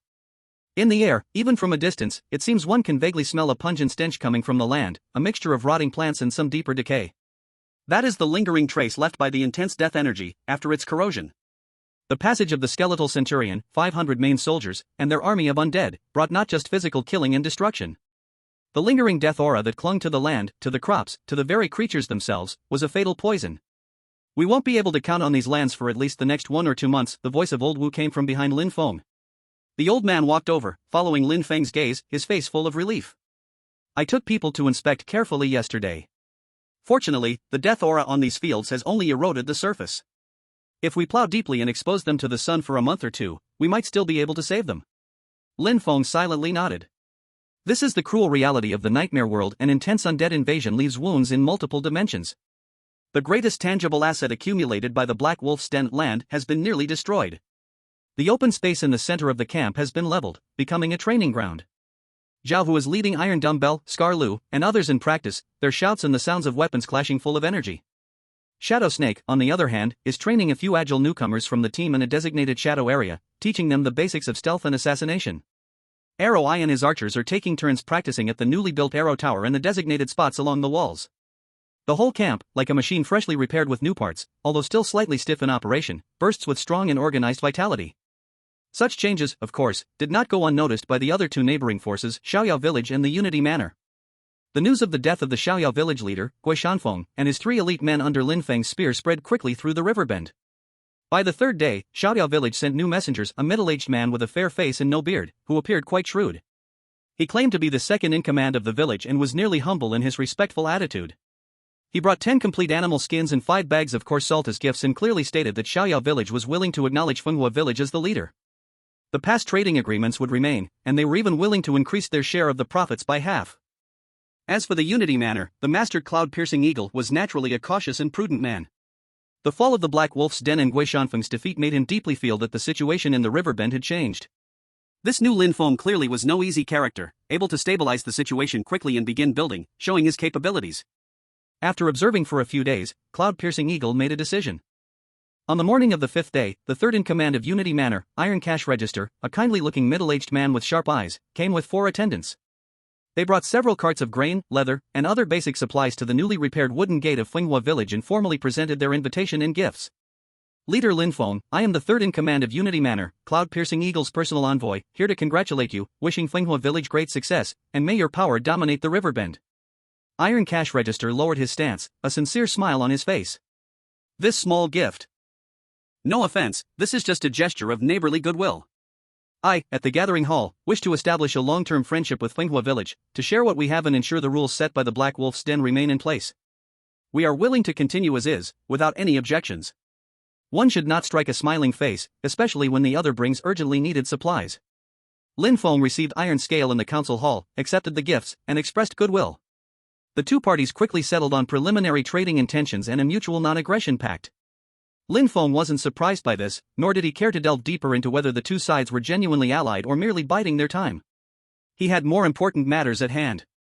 With Finoa village temporarily stable and nearby threats eliminated, he could finally focus nearly all his attention on the silent, flowing countdown in his mind, the Eye of Probability, which would refresh in 2 days. The next morning, in front of the newly repaired wooden doors of Finoa village. Morning light filtered through scattered clouds, casting a dark red glow onto the newly raised Finoa flag in the camp. On the flag, the dark red spear piercing the sky and the orange flame beneath it flapped in the wind. Lin Feng stood on the open ground in front of the door, wearing the green quality leather armor, with a lifebind belt around his waist and hard bone leg guards tightly fitting his legs. The Liao Yuan spear was wrapped in thick animal skin, slung across his back. His expression was calm, but deep in his eyes burned an uncontainable intensity. Zhao Hu, Tai Dun, Arrow Eye, and other corps members gathered. Brother Zhao, Lin Feng looked at Zhao Hu, who had already donned a round shield and appeared even more composed. During my absence, Finoa village is in your hands. He paused, lowering his voice, reinforce the walls, train the people, and keep an eye on Wang the blacksmith. Try to meet any needs. Although our food reserves can last another half-month, the death of the farmland won't be resolved overnight. Hunting must continue. Zhao Hu nodded solemnly, his eyes filled with determination. Don't worry, with me here, the village is safe. But you. He glanced at Lin Feng, then at the quiet figure standing beside him, Yingxi. You're just taking Yingxi to Qingshi County? That place, it's dangerous. The more people, the easier it is to alert the enemy, Lin Feng explained. The ruins of Qingshi County are the remnants of a county-level territory. They're large, and the supplies left behind, possible monster nests, and even some special architectural ruins are crucial for the future development of our territory. His gaze swept over the group, and he began to speak the reasons he had prepared. What do we lack the most right now? Stable resource points, and deeper knowledge about the nightmare's world. The Qingshi County ruins are the closest and most likely place where we can find these things. Rather than waiting to be forced to explore later, it's better to take advantage of the current temporary stability and scout out the situation now, map out the area, and understand where the dangers lie. The reasoning was sound and reasonable. Tai Dun and the others nodded, agreeing with their leader's foresight. Only Zhao Hu seemed to have a faint sense that Lin Feng's purpose for this trip wasn't just that, but he didn't press further. Instead, he said seriously, be careful. If anything goes wrong, retreat immediately. Lin Feng patted Zhao Hu on the shoulder, then turned to Tai Dun, Arrow Eye, and the others. The defense of the village is in your hands. Tai Dun, your giant shield is crucial to the defense line, keep practicing. Arrow Eye, the outer perimeter must remain vigilant, especially towards Xiaoyao village and Gathering Hall. Although they've temporarily shown goodwill, we can't drop our guard. Yes. Chief, everyone responded in unison. Finally, Lin Feng looked at Yingxi. She had changed into a new set of swift shoes and shadow strike leather armor. Her entire presence seemed to blend into the morning light and shadows, her aura more elusive than ever. The pair of eerie green claw blades rested in a specially made sheath at her waist, quiet yet deadly. Ready? Lin Feng asked. Yingxi nodded slightly, remaining silent. Let's go. The two didn't waste any more time. They turned and left the camp, stepping onto the road heading west. As they walked, Lin Feng's steps were steady, his mind already far ahead, focused on the upcoming challenges. His sharp gaze swept over everything along the way. In his mind, the countdown of the probability was as clear as his heartbeat. 12 more hours. The ruins of Qingshi County. The Great Qin Elite Soldier Corps had once been stationed there, and may have even left behind periodic patrol routes or outposts. As long as he finds a lone soldier, even a lowly grunt, he can use the probability and be 100% certain to obtain the village building order. Chapter 41, The Golden Village Building Order, Part 2. This thought made his heart beat quick and slightly, but it was soon suppressed by an even stronger calmness. Risk and opportunity coexist. Qingshi County, as a county-level territory destroyed by the 4th-level Nightmare Tide, was far more dangerous than Black Wind Camp or Black Wolf Nest. The remaining undead, mutated creatures, and possibly even the scattered soldiers of the Corps from that year could still be wandering.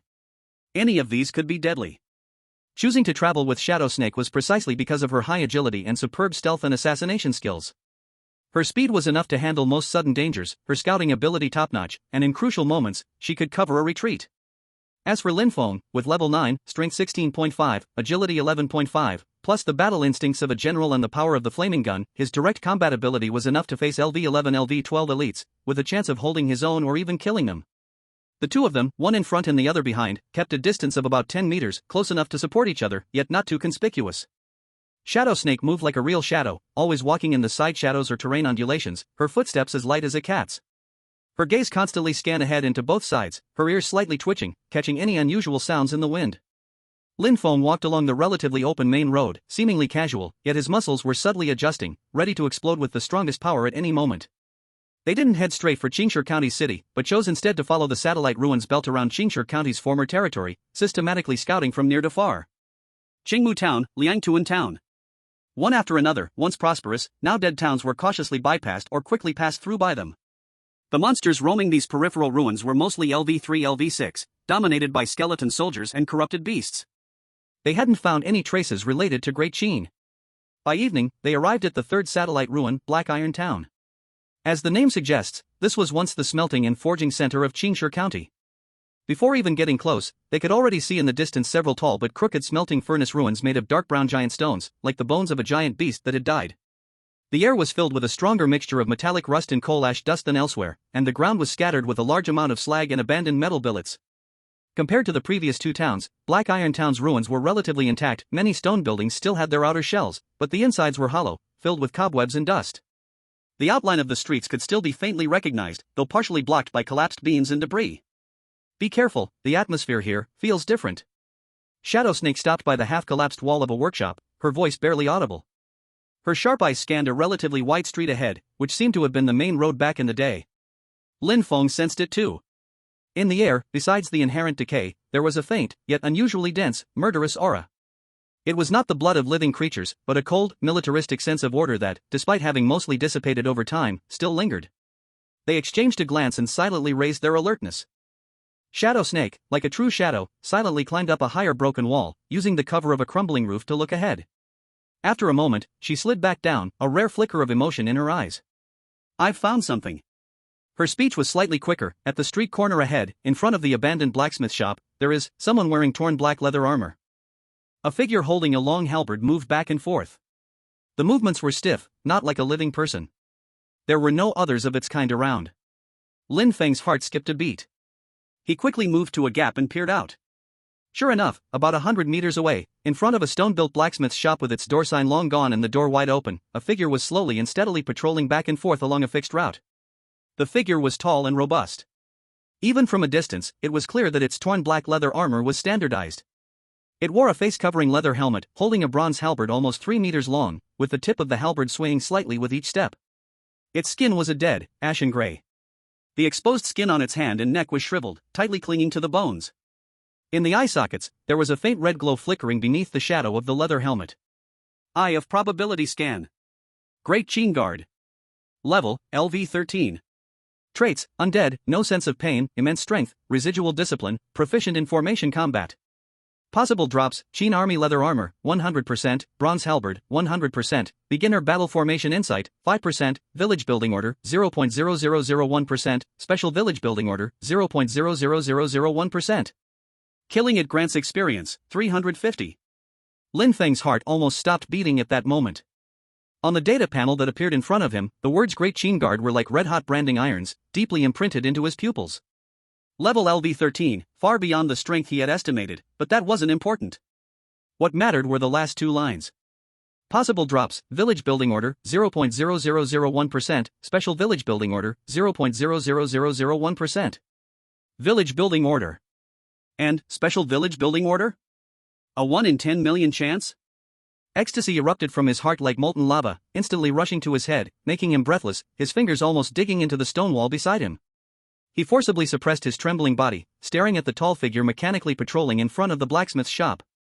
It's it. The Great Qin soldier. Even if it's just the lowest ranking guard, even if it's just one lonely figure, there's a chance it drops the village building order. And that special village building order, with an even lower chance, what does that mean? A stronger effect? Hidden attributes? Special recognition from the National Destiny Cauldron? Countless thoughts exploded in his mind, but Lin Feng's remaining reason was like a cold chain, tightening these boiling thoughts in an instant. He abruptly closed his eyes, took a deep breath, and when he opened them again, only cold, ice-like calmness remained in his gaze. No, it's not time yet. He quickly summoned an interface that only he could see, his gaze fixed on the faint golden text. Eye of Probability refresh time remaining, 1 hour 2 minutes 17 seconds. 1 hour. Just need to wait 1 more hour. Is that humanoid monster strong? Shadow Snake, like a ghost, pressed against the shadow behind him, her voice lowered to a near whisper. She had keenly sensed the unusual fluctuation of Lin Feng's aura just now. Lin Feng forced himself to look away from the guard, turning his head to look at Shadow Snake. Her face was still as cold as usual, but in her sharp eyes, there was a hint of seriousness and instinctive wariness when facing an enemy far stronger than oneself. A big fellow. Lin Feng's voice was unexpectedly calm, even carrying a trace of intentional relaxation. Great gene guard, LV-13, tough skin, high attack power, I'd say. Shadow Snake's pupils contracted slightly, her fingers subconsciously moving toward the claws at her waist. Should we retreat? No. Lin Feng shook his head, his gaze sweeping the surroundings. Did you see its patrol route? Fixed, rigid, not more than 10 meters around the blacksmith's door. This is an opportunity. He paused, seemingly considering his words. We've been traveling continuously, and explored several ruins. Our stamina is not high. Directly confronting an LV-13 undead is too risky. Shadow Snake remained silent, merely watching him, waiting for more. She knew Lin Feng still had more to say. Let's rest first, recover our stamina, and get ready. Lin Feng pointed to the deeper part of the semi-collapsed stonehouse they were hiding in. It was relatively concealed, and it could also offer a view toward the guard's direction. Observe its patrol pattern and look for openings. An hour later, when our state returns to its peak, we'll act. This reasoning was solid, in line with the cautious yet decisive style Lin Feng always exhibited. The last bit of doubt in Yingxi's eyes faded, and she nodded lightly. All right. The two silently retreated deeper into the stonehouse, finding a corner with their backs against a load-bearing pillar and some overhead cover. Lin Feng unloaded his bag, leaned against the pillar, and sat down. He seemed to be resting his eyes, but in reality, his mind was completely absorbed in the ticking countdown. Yingxi, like a true guardian, curled up in the deeper shadows, her gaze locked unwaveringly on the distant, slowly moving black figure. Her breathing was slow and steady, her body as taut as a bowstring, ready to spring into action at any moment. Time passed, second by second. The abandoned Black Iron town was eerily silent, with only the heavy, regular footsteps of the sentinels in the distance and the wind howling through the broken walls. The dark red sky was gradually overtaken by deeper dusk, as a pale white moon climbed the ruins' horizon, casting a cold and eerie light. Lin Feng's heartbeat began to quicken as the countdown neared zero. Eye of probability has refreshed. Remaining uses, January 1st. Now's the time. Lin Feng suddenly opened his eyes, golden data streams flashing deep within. He did not move immediately but continued to maintain his pose of feigned sleep, silently chanting in his heart, activate Eye of Probability, the Qin Sentinel's designated drop, special village building order. The silent command was issued. Before him, the familiar golden river of stars, visible only to him, began to swirl again. Countless numbers and symbols surged together, finally coalescing into a line of fiery words. Eye of Probability has been activated. Designated drop, special village building order, original probability 0.00001%. This drop probability has been adjusted to 100%. Remaining uses, 0/1. Next refresh time, 30 days. It worked. Lin Feng grabbed the blaze gun and unwrapped the beast skin covering. The dark red gun body shimmered faintly with firelight under the moon. Yingxi, cover me. His voice carried an unshakable certainty. I'll handle it head-on. A flicker of surprise passed through Yingxi's eyes, but she didn't object, silently retreating into the shadow, unsheathing her claws. He no longer hid, stepping boldly out from his cover. The heavy footsteps immediately caught the sentinel's attention. The tall figure stopped its patrol, the dark red soulfire beneath the helmet locking onto Lin Feng, the bronze spear in hand slowly raising. No probing, no sidestepping. Lin Feng moved. Chapter 42, The Lord and the Valkyrie, Part 1. With an agility of 11.5, his burst was like that of a leopard, crossing 20 meters in 3 steps, the blaze gun turning into a dark red lightning bolt, piercing straight toward the sentinel's chest. Roar! The sentinel let out a silent roar, soul trembling violently, the long spear sweeping toward the gun's tip with immense force. A clash of titans. Clang! The deafening impact echoed through the ruins of Black Iron Town. Sparks flew like fireworks. Lin Feng's figure staggered but didn't retreat an inch, the stone beneath his feet cracking with every step. The sentinel, however, was forced back half a step by this terrifying force. Is that all? A sharp gleam flickered in Lin Feng's eyes. The blaze gun was pulled back using the force and then thrust forward with even greater strength. The suppressed flame at the gun's tip exploded with a roar. The second strike. Straight at the throat. The sentinel hurriedly raised the spear to block, but the action was a moment too slow. Whoosh! -95. The sentinel's soul fire trembled violently as the long spear swung wildly, trying to push Lin Feng back. But Lin Feng didn't retreat. He sidestepped the spear's blade, bringing the blaze gun down hard on the sentinel's left knee. Crack! The sound of bones breaking echoed clearly. -98. The sentinel's body sagged, falling to the ground on one knee. Now's the moment. Lin Feng stepped forward, gripping the gun with both hands, pouring all his strength into the weapon, and delivering a simple yet lightning-fast thrust. Target: the violent, flickering dark red soul fire beneath the helmet. Poof! The tip of the gun pierced through the eye socket and exited through the back of the head. -100. Fatal strike. The soldier's movement of swinging the spear froze in midair, his tall body shaking violently, and then he collapsed to the ground with a loud thud, kicking up a cloud of dust. The bronze spear fell to the ground with a clatter. Killed LV-13 Sheen soldier, experience, 350. Level up, 910. Gained 1 free attribute point. But at this moment, Lin Feng had no time to pay attention to his level up. His gaze was fixed on the soldier's body, where a rich golden light suddenly emerged, so intense it seemed to melt the air. In the golden light, an ancient dark golden scroll slowly solidified. The edges of the scroll were embedded with dark red patterns, and the ends of the black metal rods were engraved with images of a city and spear. A special village building order. Lin Feng quickly stepped forward and tightly grasped the scroll. It felt slightly heavy in his hand, with a unique texture, warm yet cold to the touch. The moment he held it, it was as if he could hear the distant echoes of a battlefield and the construction of a city. This is... The voice of Shadow Snake sounded beside him, trembling with disbelief. Lin Feng raised his head and saw Shadow Snake's usual cold eyes were now intensely fixed on the scroll in his hand. For the first time, there was a sharp emotional fluctuation on her cold face: shock, desire, hope. Her gaze seemed to be firmly locked in place, her lips slightly parted, but no sound came out. Lin Feng clenched the special village building order in his hand, feeling the immense power and the unknown possibilities within it. He then met Shadow Snake's gaze and slowly nodded, his movements firm. Yes. The village building order. His voice was soft, but resolute. We can go home. Go home, Shadow Snake murmured, her voice barely audible. Then, she lifted her head and looked at Lin Feng. Under the moonlight, this woman, always hidden in the shadows, smiled very faintly at the corner of her mouth. It wasn't a bright smile, not even a warm one. It was very subtle, very light, like the first crack in the ice of early spring. But this nearly imperceptible curve seemed to instantly melt the frost on her face, and for the first time, the cold sharpness in her eyes reflected a true, soft light. She smiled. Though it lasted just a moment, and though it immediately returned to its icy form, that brief flash of light was deeply etched in Lin Feng's eyes. Lin Feng also smiled, a smile filled with exhilaration and passion. He gripped the special village building order tightly and gazed toward the east, Finoa village, and further beyond, the beloved Blue Star homeland. The first step had finally been taken. And ahead, a road that truly belonged to him, a road of blazing fires and spreading flames, was just beginning. On the second floor of the conference hall, the heavy wooden door isolated the noise of the outside world. Lin Feng leaned against the door panel, and only at this moment, alone, did he allow the tension in his nerves to fully relax. His heart pounded violently in his chest, not out of fear, but because of the intense heat from the dark golden scroll in his hand, almost burning his palm. He walked to the window, inhaling deeply the eternal dark red light from the nightmare world outside, then slowly unfurled the scroll. The material of the scroll was neither leather nor silk, it was smooth to the touch, with a slight metallic chill. On the dark golden background, intricate and ancient characters were written with a nearly black dark red ink. But in Lin Feng's eyes, these characters automatically transformed into understandable information, flooding into his mind like a stream. Special Village Building Order. Binding it will establish an official territory recognized by the National Luck Tripod, and open the path of a Lord. Item 1, Lord's Foundation.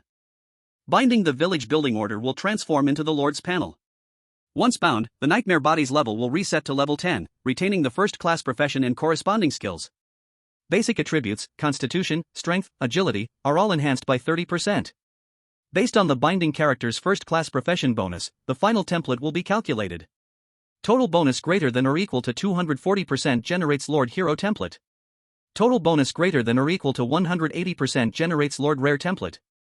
Total bonus less than 180% generates Lord Elite template. When the Lord returns to Blue Star from the Nightmare World, all of their strength, including level, attributes, skills, and template bonuses, will be fully retained. Note, non-Lord units returning to Blue Star will have all their strength suppressed by the rules, reducing the effect by 50%. Item 2, the Unbreakable Pact. The territory is indestructible, and the Blue Star body cannot die. If the Blue Star body dies, it will respawn in the territory of the Nightmare World, and after 10 days, it can return to Blue Star again, with a random spawn location. The core of the territory can only be destroyed during the monthly Nightmare Tide. It can also be destroyed during the Lord's battle, but the battle post must be made half a month in advance. If the Lord dies in the Nightmare World, they have a chance to revive once a year in the core area of their territory. This cannot be used during the Nightmare Tide. When the core of the territory is attacked, and the defense is about to be breached, the Lord and all directly commanded troops will ignore distance and instantly teleport back to the core location to make the final defense. Item 3, the Domain of Authority. By unlocking the Territory Management template, the layout of the territory can be planned. Core areas and non-core areas can be designated. Titles can be granted to residents. Honorary title can enter the core area. Normal title can enter the non-core area. Temporary normal title can enter the non-core area within 7 days. Those without a title cannot enter the territory. Within the territory, residents cannot attack each other. Awakened ones can safely switch consciousness in both core and non-core areas, returning to Blue Star, while their nightmare avatars stay in place. Item 4, the Time of Transformation. Creating the Lord's Hero template requires 24 hours of deep transformation into the nightmare body. During this time, ensure a safe environment. Creating other templates takes immediate effect. Item 5, the Special Gift, unique to this command. Randomly obtain a special unit building. Chapter 43, The Lord and the Valkyrie, Part 2. The territory is indestructible, I cannot die. Lin Feng muttered to himself, his fingertips turning pale from the force he applied. This is not just a guarantee of survival, but a near-immortal promise. As long as Finoa village exists, his body on Blue Star is absolutely safe. And that once-a-year resurrection opportunity is equivalent to a precious golden ticket to escape death. And the Lord's Hero template. His general profession itself gives a 50% bonus, plus the 30% enhancement of basic attributes, making the total 3-dimensional bonus reach an astonishing 240%. Hero template. This absolutely means a growth potential and power far beyond ordinary lords. There is no reason to hesitate. Bind. Lin Feng silently chanted in his mind, while focusing his thoughts on the village building order. The dark golden scroll in his hand suddenly burst into blinding light, transforming into countless warm golden streams of light, as if they had life, rushing into Lin Feng's chest in a mad frenzy. Binding the village building order, detecting the binder's profession, general, beginner, starting attribute enhancement level reset to level 10. Calculating the template basic attribute enhancement of 30%. General profession bonus of 50%. Total 3-dimensional enhancement reaches 240%. Conditions met. Starting to generate Lord Hero template. Estimated completion time, 23 hours 59 minutes. A vast and indescribable energy exploded inside him, washing through every muscle, bone, and even soul. He could clearly feel his strength, endurance, and agility rising at a terrifying speed, undergoing a qualitative change. At the same time, a complex and clear translucent interface unfolded before his eyes, Finoa Village Territory Management Panel. Struggling to suppress the urge to explore the panel immediately, Lin Feng knew that the most important thing now was to complete the basic construction of the territory. Following the previous plan, he quickly began to operate on the management panel. Core area designation, conference building, workshop area, blacksmith shop, tailor shop, etc., warehouse area, and the empty land in the southeast corner awaiting the placement of the special barracks. Non-core area designation, the residential area in the southwest, the commercial area planned in the northwest, and all areas outside the core area. Granting resident titles. Honorary title granted to Zhao Hu, Yingxi, Taidun, Jianyan, Oldwu, Scarlu, Owan, life professionals. Ordinary title granted, all other awakened members and wandering NPCs in the camp. Having completed all of this, Lin Feng's gaze fell on Item 5. Please place special unit building. A new prompt appeared. Lin Feng took a deep breath, opened the window, and looked at the camp below in the night. The workshop area and warehouse were in the northeast, and the fire in the furnace had not gone out. The southwest was the initial residential area, with huts scattered. In the middle were the open space and training ground in front of the meeting hall. The northwest had been designated as the future commercial area, which was still empty. The southeast, a relatively higher and drier area, was still an empty lot. That's the place. With a thought, a brilliant golden light suddenly appeared above the empty lot in the southeast. The golden light was not blinding, but it carried a weight like a mountain, sharp as a spear, with a murderous and dignified air. The light quickly outlined and solidified, transforming into an ancient military camp made entirely of dark green giant stones, occupying about half an acre. The style of the military camp was extremely simple and tough, with no unnecessary decorations, thick walls, and a large ancient seal character carved above the gate. Sheen. A desolate, iron-blooded, strict and commanding atmosphere spread from the camp, instantly enveloping the southeastern area, even making the sound of the Blackwater River nearby seem to quiet down for a moment. Special Unit Building, Great Cheen Sharp Soldiers Camp, Unique, has been placed. Current available units to train, Weak Great Cheen Garrison Soldiers, Infantry. Training requirements, Energy Crystal, Metal, Qualified Wandering Souls or Awakened Ones. Training time, 10 days. Unit characteristics, Strict Discipline, Fearless Warriors. Unlocking higher-level units requires upgrading territory level and meeting specific conditions. The Great Qin Sharp Soldiers Camp. As expected. Having done all of this, Lin Feng let out a long breath, pushed open the door, and walked down the stairs. When he stepped out of the meeting hall, he found that Zhao Hu, Ying Shi, and the other 7 were already waiting outside. Their expressions were extremely complex: shock, wild joy, disbelief, and some even had reddened eyes and slight trembling bodies. Just moments ago, a grand, dignified voice, as if directly imprinted deep into their souls, rang in their minds simultaneously.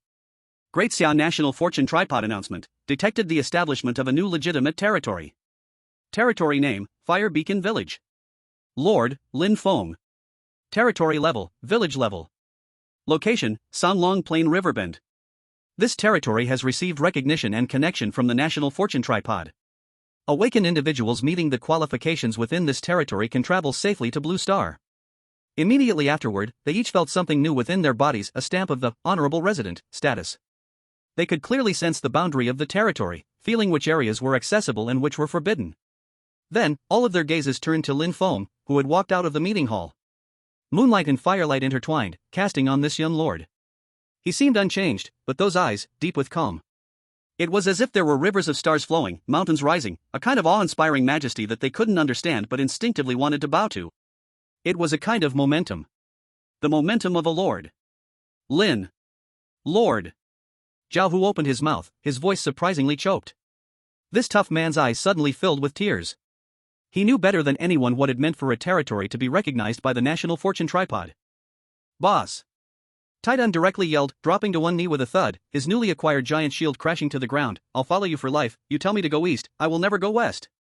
The flesh on his face trembled, tears and snot flowing together. It was pure, ecstatic joy from finding a home after surviving a calamity. Jian Yan's hand, holding the new bow, trembled slightly, but he said nothing. He deeply, deeply bowed to Lin Feng. Old Wu's tears streamed down his face as he repeatedly mumbled, home. I can go home. My wife, my son. I can go back. He had been cut off from his family on Blue Star for a year after his territory was destroyed. Scarred Lu and Wang also had tears in their eyes, struggling to hold back their emotions. They might not have the same deep obsession as Zhao Wu or Old Wu, but the meaning of being honorary residents in this nightmare world was something they understood too. It meant order, safety, and the future. Shadow Snake stood in the shadows slightly behind the crowd, not speaking, nor showing emotion like the others. But her cold eyes were fixed on Lin Feng, unblinking. Flames danced in her eyes, reflecting the young figure standing on the steps, as if he alone were holding up the night sky. In the ruins of Qingshi County, he stood alone with a gun, courageously killing a level 13 Qin Guard soldier head-on. In the Black Wolf's Nest night raid, he made the plans and decisively took action. Now, he had even obtained the legendary village building order, turning this bandit-ridden ruin into an officially recognized territory by the nation's economy overnight. A miracle? No, this was beyond the realm of miracles. In her mind, this was something nearly impossible to achieve. The rarity of the village building order and its difficulty to obtain were enough to make countless strong individuals waste their entire lives trying to get it. But for him, it seemed like all obstacles would be easily crushed before that dark red spear and those calm eyes. All-powerful. The phrase unexpectedly jumped into Shadow Snake's mind. She pursed her lips slightly. Chapter 44, The Lord and the Valkyrie, End. Alright, Lin Feng's voice rang out, calm yet filled with a comforting power. Stop standing there. You've all received the system notifications, right? As honorary residents, you can freely enter and exit the core area, which means you can now safely return to Blue Star through the core area. This sentence was like the final straw that broke everyone's last restraint. Really, we can go back now? Scarred Lu's voice trembled. Let's go. I want to see my mom. Iron Stun suddenly jumped up. My pharmacy. I wonder if it's still there. Old Wu wiped his tears.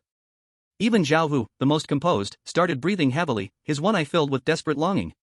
Go ahead, Lin Feng smiled, waving his hand, rest for a few days and take care of things on Blue Star. But remember, the nightmare avatars will stay here. Be careful. Also, 7 days from now, we'll have the first official territory meeting. Yes. Lord. Everyone answered in unison, their titles already changed. Then, except for Shadow Snake, the other 6 almost sprinted towards the core area, the meeting hall, the workshop, and the warehouse, the safe points for returning to Blue Star. Shadow Snake walked up to Lin Feng and stopped. Aren't you going back to see? Lin Feng asked. Shadow Snake was silent for a moment, then gently shook her head. I have no one I must see immediately. Her voice was very soft, and the newly established territory needs someone to watch over it. Lin Feng looked at the complicated, hidden emotions in her eyes and nodded without forcing her. Thank you for your hard work. Shadow Snake gave a slight but didn't leave immediately. She glanced at Lin Feng again, her gaze deep, as if she wanted to say something, but in the end, she just nodded slightly and turned around, quietly blending into the shadows at the edge of the camp, just as she had come. Soon, faint white lights began to glow across the camp. Those were the Awaken activating the return program, their consciousness returning to their blue star bodies. Their nightmare avatars stayed behind, entering a kind of still standby state, like delicate sculptures. The noise quickly faded, and the camp fell into true silence. Only the crackling of the campfire, the distant flowing sound of the black water river, and the rustling of the wind through the newly built flag remained. Lin Feng walked alone through the silent territory. The moonlight, like mercury spilling from the sky, covered the newly built wooden walls, the repaired roof, and the smooth roads in a layer of soft radiance. He could feel it, the subtle yet firm resonance beneath his feet, the kind of connection that tied him to the land, like a bloodline linking him to the territory. He strolled, eventually arriving at the southeast corner. The dark blue, great Qin sharp warrior camp stood silently, like a silent ancient giant under the moonlight. The heavy stone gate was tightly closed, and the character Qin above the doorway seemed to carry the murderous aura of 1,000 soldiers. Lin Feng stretched out his hand, gently pressing against the cold stone wall. A stream of information rushed into his mind: detailed training requirements, resource consumption, troop types, energy crystals, metals, soldiers. He muttered to himself, a spark of planning glimmering in his eyes. With this, Finoa village would no longer be just a refuge, a production base. It would have its own real, authoritative armed force. A force strong enough to stand firm in the coming nightmare tides, and even expand its territory. He lifted his head, gazing beyond the camp, at the vast, moonlit nightmare world filled with both danger and opportunity. The Lord Hero template was about to be fully formed. The special troop buildings were already in place. The core staff was loyal and reliable. The recognition and connection to the national luck cauldron had been established. On Blue Star, in a slightly messy apartment in a certain city of Great Xia, Chen Hao lay sprawled on the old sofa, holding the latest model Phantom 7 immersive glasses. Half an energy bar was stuck in his mouth, his eyes wide open as he stared at the high-definition images projected onto his retina through the lenses, making his lips stretch all the way to his ears. In the image, a camp was being constructed with great enthusiasm. The wooden walls had taken shape, much larger and sturdier than those of a typical village-level territory. In the center of the camp, a lord's manor was under construction, distinctly styled with classical Eastern flying eaves and dugong brackets, yet blending modern defensive structures, stone and wood rose together. The most striking feature was the slender, agile figure in the center of the scene. She wore a silver blue fitted battle armor, which outlined her curvaceous figure in a breathtaking way, yet she showed no sign of weakness. The armor's lines were smooth, with fine spiritual power scales covering the joints, and a crimson cloak fluttered in the night breeze. She held no weapon in her hand, but simply stood there, commanding dozens of swift-moving awakened ones in standard leather armor, as they carried materials and built fortifications. She simply stood there, as if gathering all the moonlight and starlight around her. Her beauty was cold and extraordinary, her skin like jade, her brows and eyes like a painting, yet the slight tilt of her phoenix eyes carried the sharpness and authority of one who had seen countless battlefields and commanded thousands of soldiers. Grace and strength, two completely different qualities, perfectly fused within her, creating an incredible impact. She was none other than Great Xia's #1 beauty lord, former leader of the top guild in Jinyu City, Yuehua, and now, the lord of the village-level territory New Moon Territory, a transformed battle princess, Jiang Jiayue. In the upper left corner of the livestream, her popularity was like rolling volcanic magma, wildly jumping, having already surpassed 270 million, ranking third on the Great Xia region's Lord Channel popularity list. And she had only been live for a single day. The bullet comments poured down like a torrential rain, almost completely covering the screen. Wife. Look at me. I'll carry bricks to support you. Moon Goddess. Moon Goddess, kill me. This side profile is invincible. Damn, it's only been one day? The walls are almost done? Yuehua Guild's foundation is too deep. A second transformation Valkyrie turning into a first transformation battle princess is still this fierce? No wonder she's in the top 100 of the battle power rankings. Sister Jiayue looks so cool commanding the troops. Sister, give me a chance, can I go to your territory and be a vagrant? Get lost, the wife is mine. The territory's name is New Moon Territory, so beautiful. The people are beautiful, the territory name is beautiful too. Chen Hao grinned widely. The fingers moved quickly, and another message was sent. The Moon Goddess construction speed, isn't it going to upgrade to a town level soon? No wonder she's a lord from a top 100 guild, with both financial strength and power, terrifying like this. Immediately, a wave of likes and comments of brother knows the game followed. He liked watching Jiang Zhaoyue's live streams, not only because of her nearly perfect looks and figure, but also because of the powerful aura of efficiency, professionalism, and complete control she exuded. Watching her territory being built was like watching a finely made documentary about war and development, completely satisfying. Just as he was about to send a message asking what skills the first-turn warrior princess had. Platform-wide announcement, new legitimate lord in Daxia region. Territory name, Blaze Village. Lord, Lin Feng. Location, Kanglanjuan River Bay, Black Wolf Den Ruins. Daxia National Luck Cauldron connection confirmed. The announcement thoughtfully included a one-click link. Oh? Another new lord? Chen Hao became a little interested. After the Nightmare's arrival, it was extremely difficult to obtain a village building order, and every new territory was a major event. Especially for Daxia's territories, which in some ways represented the extension of the national luck in the Nightmare world. I wonder which rich family's young master threw money to create this, or if it's a military genius, or maybe another big guild leader like Goddess Jian turning to lordship. While thinking this, he casually clicked the link. The screen immediately switched. A brand new, eerily desolate live stream room appeared before him. The title of the live stream was simple to the point of being bare, Blaze Village, Lin Feng. No prefix, no suffix, no guild logo, no titles.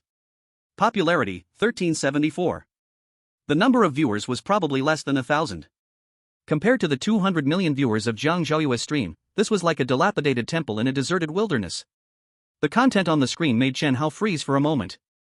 The camera seemed to be fixed from above, looking down on the entire territory. But the visible area was only about half? The side of the territory closest to the camera looked like it had just been through a recent battle, with some places still showing charred marks and repaired walls. The buildings were sparse, mostly simple wood and stone structures, arranged in an orderly manner, but definitely not beautiful or grand. The key point was an obvious, invisible boundary line splitting the scene. About half of the area was shrouded in a faint, semi-transparent gray mist, with only vague outlines visible, and details completely obscured. At the bottom of the livestream, there was a small system notice: the gray area is the core area, protected by the Lord's authority, and the live camera cannot penetrate it. The core area is this big? This Lord might be a paranoid? Chen Hao thought to himself. Usually, village-level territories only have the Lord's residence and essential warehouses as the core area, but this one, nearly half of the land is included. As for the visible non-core area, apart from a few rows of simple-looking hut-like residential buildings, a piece of open space, training ground, and some undeveloped wasteland, there was nothing much else. There were few figures, only a few that looked like awaken avatars standing guard at fixed positions, motionless like statues. Desolate, simple, even a little shabby. The bullet comments were sparse, completely incomparable to Jiang Zhaoyue's stream, and the content was entirely different. This? A village-level territory? My backyard is bigger than this.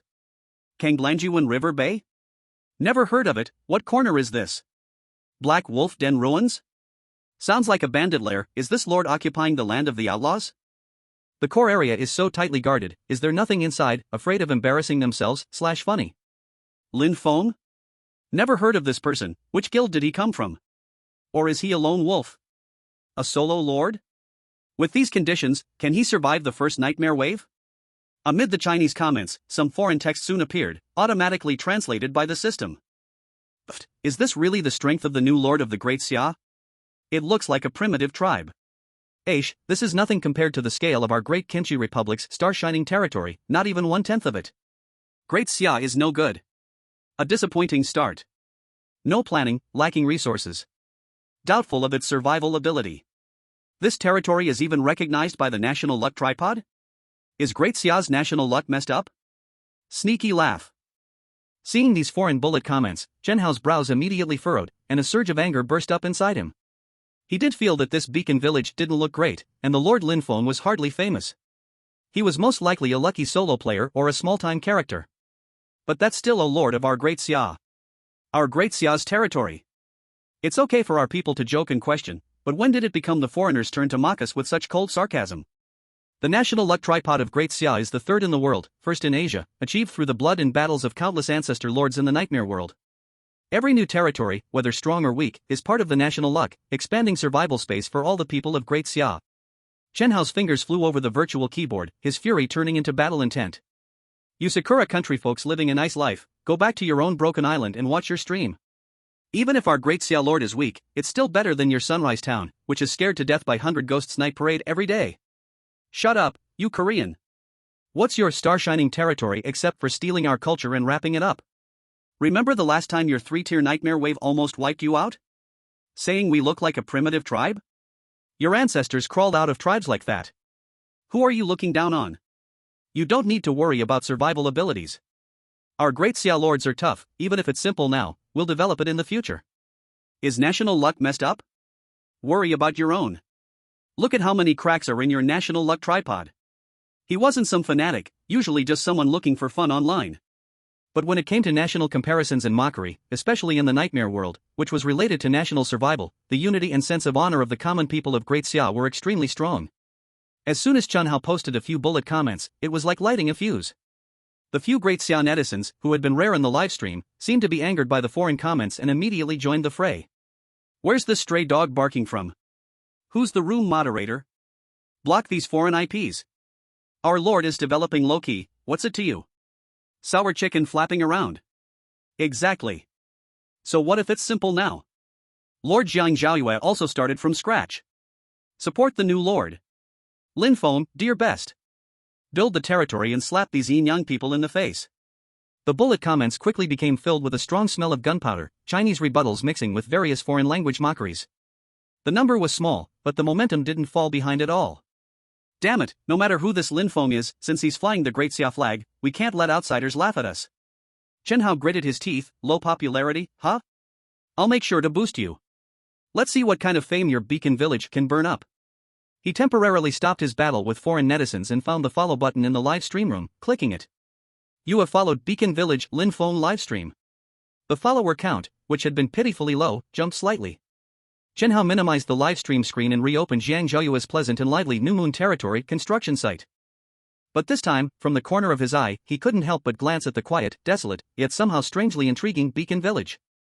Lin Feng, are you just a lucky noob, or?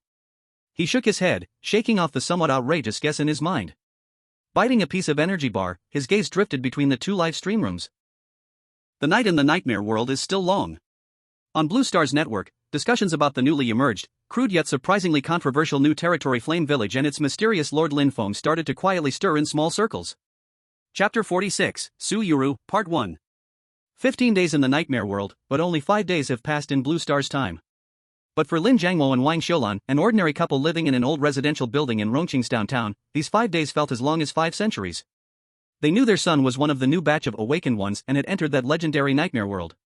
At first, though worried, they held some hope. After all, the internet said it was an opportunity, the wave of the new era. Their son had always been independent and had a strong constitution. They believed he could handle it. They stayed up all night searching for information online and joined several awakened families' mutual aid groups. The most common information they got was, when newcomers first enter the nightmare world, if lucky enough to be sent to the current territory of the Great Xia, their consciousness would return within 1 or 2 days of Blue Star's time, just to report they are safe. If they were less lucky, being sent to a remote area near the territory, it would take about 3 or 4 days to get some news. But now, it had been 5 whole days. Their son's room remained closed, and there was no sound from inside. In the Awakened Families group, other children who had awakened around the same time had already posted messages about returning safely, and some even excitedly shared their experiences in the newbie village of the nightmare world. Only their family remained silent. Old Lin, my heart is beating so fast. Wang Xiulan sat on the living room sofa, clutching a handkerchief that had become damp, her eyes red and swollen, clearly from crying a lot.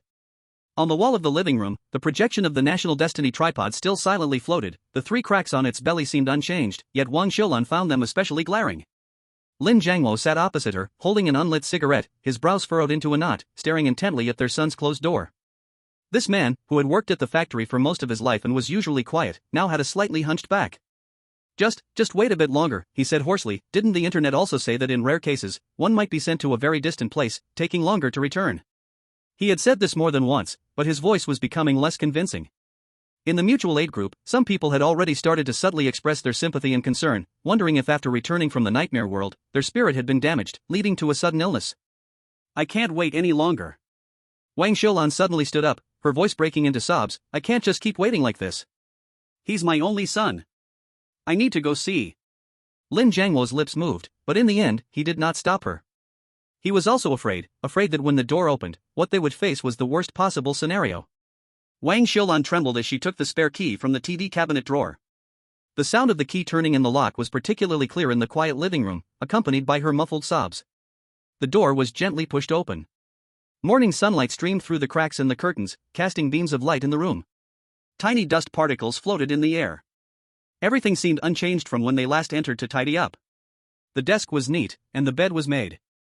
Their son, Lin Feng, lay quietly on the bed, his eyes tightly shut, his chest rising and falling gently with each breath, his face flushed, as if he were just in a deep sleep. But his body was in a strange, semi-transparent state. Sunlight passed through his arm, and the texture of the bedsheet below could be seen. A moth that had accidentally entered the room passed through his hovering hand without any obstruction. This was the phasing state that the awakened one's bodies entered on Blue Star when they were in the nightmare world. It meant their son was still alive, his consciousness still in that world. Wang Xiulan's legs gave way, and he almost collapsed, but was caught by Lin Jiangwo. They both looked at their son's sleeping face, relieved yet with their hearts in their throats. He was still here, but why hadn't he returned yet? Fingzi, where are you? Wang Xiulan covered her mouth, and tears once again rolled down. Lin Jiangwo gritted his teeth, his gaze scanning the room, hoping to find some clue. Suddenly, his eyes fixed on the nightstand. There, besides an old desk lamp, lay a pure black, unusually textured electronic business card. The edges of the card shimmered slightly, showing its uniqueness. Lin Jiangwo walked over and carefully picked it up. The card felt slightly cool to the touch, and the front only had 2 lines of simple information. Su Mingyuan. Rongqing Nightmare Affairs Bureau, Consultant. Below that was a string of contact numbers. Rongqing Nightmare Affairs Bureau. Consultant? Lin Jiangwo murmured, exchanging a look with Wang Xiulan.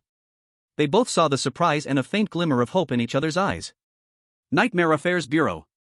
That was the official organization managing affairs related to the nightmare world. Consultant, definitely a professional who knew the details. Why would their son have this by his bedside? Did the school give it to him on the day of his awakening? Or had their son known this person before? Whatever the case, this seemed like the only lead they could find, a professional who might understand the situation. Call. Quickly, call this number and ask. Wang Xiulan grasped at the last straw. Lin Jiangwo took a deep breath and, using his old-fashioned phone, dialed the number slowly and deliberately, digit by digit. In a quiet, peaceful little villa in the Lord's district of Rongqing. In the study, Su Mingyuan put down the ancient book rubbing and glanced at the unfamiliar number displayed on the communicator. He rubbed his brow and answered. A moment later, he hung up the call, his face showing a trace of realization and emotion. Dad, who was it? Su Yuro walked into the study holding a cup of hot tea, asking casually. She was wearing comfortable loungewear, her long hair flowing smoothly over her shoulders. Her face, however, showed a faint trace of weariness and boredom. It had been 4 days since they returned from the nightmare world to Blue Star. The initial excitement and novelty had already worn off after experiencing the suffocating reality of Jinhua City. Lin Feng's parents, Su Mingyuan, looked at his daughter and replied calmly. Lin Feng, remember? He's the classmate who awakened too. Su Yuro paused slightly with her teacup and nodded, I remember. What happened to him? She had a deep impression of that classmate who always sat by the window, his gaze calm and quiet. He hasn't returned from the nightmare world yet. It's already been 5 days by Blue Star time. His parents are worried and found the card you gave him. Su Mingyuan explained briefly, according to what you told me before, among the 3 awakened in your class, Zhao Kai was sent to his family's village-level territory, you were sent to Jinhua City. Lin Feng seems to be the unfortunate 10%, directly sent to the wilderness. Sent to the wilderness. Su Yuro inhaled sharply. The teacher had emphasized countless times in class that the survival rate for those directly sent to the wilderness was extremely low. Lin Feng hadn't returned in 5 days, could it be? Don't jump to conclusions yet. Su Mingyuan noticed his daughter's thoughts and waved his hand. His parents said his body status on Blue Star is stable, the phase shift is normal, meaning he's still alive and his consciousness hasn't dissipated, so it's not because of sudden illness after returning from the nightmare world. The biggest possibility now is that he's trapped in the wilderness, with no recognized safe return point nearby by the National Fate Cauldron. He paused and then looked at his daughter. Yuro, you're currently in Jinhua City. There's nothing happening there for now, right? A faint smile tugged at the corner of Su Yuro's lips. Not just nothing, it was practically a waste of time. As one of the 4 major city-level territories of the Great Xia, Jinhua City had over 100,000 awakened individuals, and all the resource points had long been divided up by major guilds and the city lord. Someone like her, a newcomer, wanting to level up? Either sign a contract with a major guild, starting at the bottom as a lowly servant. Or go and be a tenant farmer or a miner for the lord, exchanging long years and meager contributions for a single monster hunting opportunity that is arranged by high-level awakened ones, with the scene under their control and guaranteed safety. The level 10 green pass qualification left by her father only means not having to work, but it requires waiting in line. Under current conditions, it won't be upgraded to level 10 until a year later. I'm fine, Dad, she whispered. Then go to Lin Feng's house, her father said gently. As a classmate, explain the situation to his parents and calm them down. There are some things that we, as official personnel, can't say, they come off too cold. You, being around the same age and classmates, can communicate better. This will also prevent them from getting desperate and being misled by random, chaotic information. Suyuro thought for a moment, then nodded and agreed, okay, I'll go right away. Instead of staying home bored, watching DreamNet livestreams and looking at the glamorous lives of the big lords and large guilds, it's better to do something meaningful. Moreover, she was indeed a little curious about Lin Feng, her classmate. More than an hour later, Suyuro rang the doorbell at Lin Feng's house. The door was opened by Wang Xiulan, whose eyes were red and swollen, her face full of anxiety. When she saw Suyuro, who was standing outside, graceful and with a gentle demeanor, she froze for a moment. Hello, Auntie, I'm Lin Feng's classmate, Suyuro. My father is Su Mingyuan, and he sent me over to check on things. Suyuro said politely, slightly bowing, her voice soft. Oh, it's Su classmate. Please come in, please come in. Lin Jiangmo quickly greeted her, forcing a smile onto his face, though it couldn't hide his haggardness. In the small but tidy living room, Suyuro could feel the nearly tangible worry that filled the space. She first went to check on Lin Feng's room, confirming that his condition was stable, then returned to the living room, carefully considering her words as she looked into the expectant yet uneasy eyes of Lin Feng's parents. Uncle, Auntie, don't worry too much. Lin Feng's situation, though uncommon, is not the worst in the nightmare world. She tried to explain in simple, easy-to-understand language, the system's teleportation is random. Lin Feng must have been sent directly to a remote area far from the existing territories of the Great Xia. There is no signal from the National Fate Cauldron, so he can't temporarily shift his consciousness back to Blue Star. Seeing Lin Feng's parents' faces turn pale, she hurriedly added, but that doesn't mean something bad has happened to him. Look, his physical state is good, which means his avatar in the nightmare world is healthy, working hard to survive and find a way out. The nightmare world is vast, and many areas aren't even marked on our maps. Lin Feng might be exploring some valley, forest, or ruins, searching for resources and improving himself. As long as he's cautious enough, and not particularly unlucky, there's a good chance he'll survive and find a way out. Once he finds even a small village that's recognized by the National Fate Cauldron, or if he establishes his own territory, he can immediately return. When Suyuro said this, her tone carried a hint of longing and complexity that she didn't even realize. To establish one's own territory that was a dream beyond reach for many awakened ones. Her words were clear, her tone gentle yet firm, with a calmness that seemed beyond her years, which greatly comforted Lin Feng's parents, easing their anxiety. Really? Su classmate, hearing you say that we can finally feel a little at ease. Wang Xiulan wiped her eyes, taking Suyuro's hand. Thank you so much, you even specially came over. Auntie, you're too kind.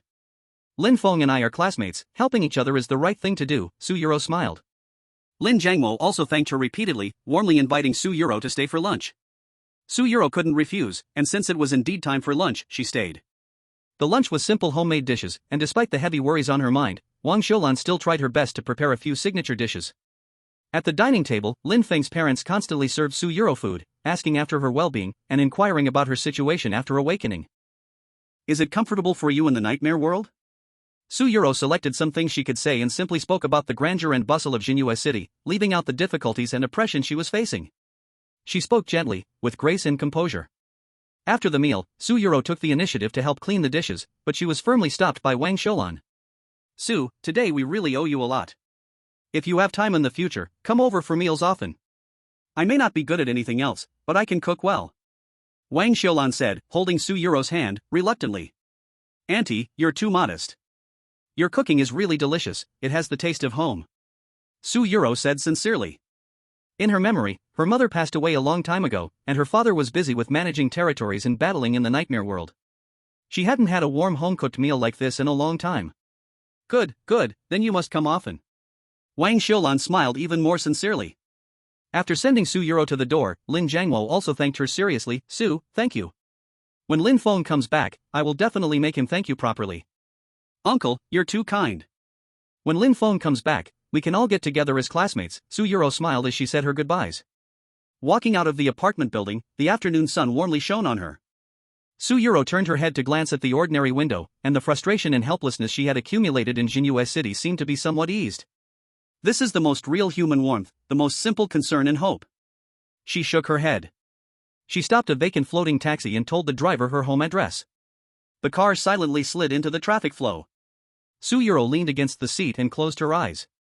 She thought back to Lin Feng's calm sleeping face and the plain, loving concern that shone through his parents' worry, and she felt a strange touch in her heart. Jinhua City in the nightmare world, prosperous yet oppressive, with a strict class system. Rongqing on Blue Star, ordinary yet warm, filled with concern. Chapter 48, The Storm is Coming, Part 1. The capital of the Great Xia, Jinghai. The headquarters of the Nightmare Affairs Bureau, hidden 300 meters underground in the Lord Monitoring Hall. There were no windows here, only countless floating holographic screens suspended in mid-air, arranged like stars, emitting a ghostly blue or faint green light. The data streams on the screens cascaded like waterfalls, each linked to thousands of legal territories in the nightmare world, from village level to city level, from new to ancient. In the center of the hall, a much larger, more detailed holographic projection of the National Fate Cauldron floated. The cauldron slowly rotated, and 3 fine cracks were clearly visible in the ghostly light, like 3 shocking scars. At this moment, a faint yet extremely clear new star light appeared among the light spots representing the number of territories on the cauldron. Location, Hewan D. Almost at the same time, a peaceful, neutral, emotionless electronic synthesized voice echoed throughout the hall. The sound was not loud, but it seemed to directly resonate in the consciousness of every duty officer. Detected a new legal territory signal. Signal source confirmed, Great Xia National Fate Cauldron. Territory name, Finoa Village. Lord, Lin Feng. Territory level, village level, initial, dot. Geographical location, Songlong Plain Hewan D. Established, about 7 hours ago. Initial territory range, above standard village level. Lord Lin Feng's basic information has been matched, male, 18 years old, graduate of Rongqing 3rd High School, Unified Awakening 10 days ago, Blue Star time. No family territory background, no guild record, no military background. Comprehensive evaluation, this lord belongs to the self-made rice type, potential rating. Initial calculation in progress. Abnormal. Insufficient data, rating temporarily unavailable. The voice came from the deepest part of the hall, where there were no physical entities, only a constantly changing mass of light with flowing data symbols. This was the highest level AI of the Great Xia Nightmare Affairs Bureau, named after the mythical figure Dayu, who controlled the waters and unified the 9 regions, codenamed Yushu. Information has been automatically encrypted and reported, level, B class. According to protocol, it has been pushed to the terminal of the duty head of the General Bureau. Inside the hall, several duty officers monitoring data from other areas were startled and turned to look at the new light spot that had just appeared on the central screen, their faces showing surprise, but more of a programmed interest. New territories are born or perish every month, so it's nothing unusual. It's just that the keyword white body rise made them take a few extra glances. Deep inside the headquarters, in an extremely simple, almost unadorned office. An elderly man with graying hair, wearing a dark blue Zhongshan suit, with a serious face and an unshakable fatigue, stood by the window even though the view outside was a simulated holographic nature scene. He held a document marked with, Top Secret Urgent Bad News, just received from the Western Hemisphere, his knuckles turning slightly white from gripping it tightly. The content of the document was shocking. The Republic of Kalito on the southern continent of the Western Hemisphere had completely collapsed 3 days ago, and all the territories in the nightmare world were wiped out.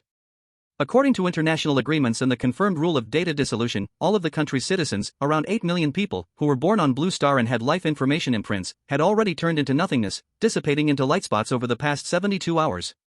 Major countries around the world had joined forces to block the news to prevent panic, but the high-ups knew the storm was coming. Too fast. The elderly man muttered softly, his voice hoarse. The 3-tier nightmare tide, large-scale physical projections of ancient military legions. Now even the speed at which small nations are wiped out is accelerating. He recalled the 3 county-level territories that the Great Xia had lost over the past 3 months, each time accompanied by a new, subtle crack in the national fortune cauldron and the sacrifice of countless soldiers. The situation was deteriorating at a visibly rapid pace. At that moment, a slight vibration came from the inconspicuous black bracelet on his wrist, and a light screen popped up, showing the B-level, encrypted report sent by Yushu. The old man glanced at it, and a faint light flashed in his tired eyes. Finoa Village. Lin Feng. Rongqing. 18 years old. Awakened for 10 days. White Body Lord. A series of keywords made him raise his eyebrows slightly. Especially at this moment, an 18-year-old youth with no background, after only 10 days of awakening, had managed to establish a recognized territory with the National Fortune Cauldron's approval? This efficiency was somewhat astonishing. The report was brief, but the information contained within was far from insignificant.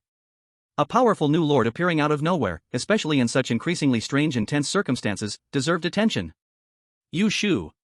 The elderly man spoke into the air. Here. A calm, neutral voice rang out in the office. Contact the Nightmare Affairs Bureau of the Rongqing Battle District. The Lord is from Rongqing, and they will be responsible for initial contact and observation.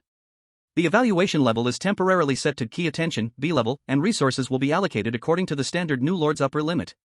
Use caution in methods, with support and observation as the main focus. Do not interfere with his independent development unless necessary.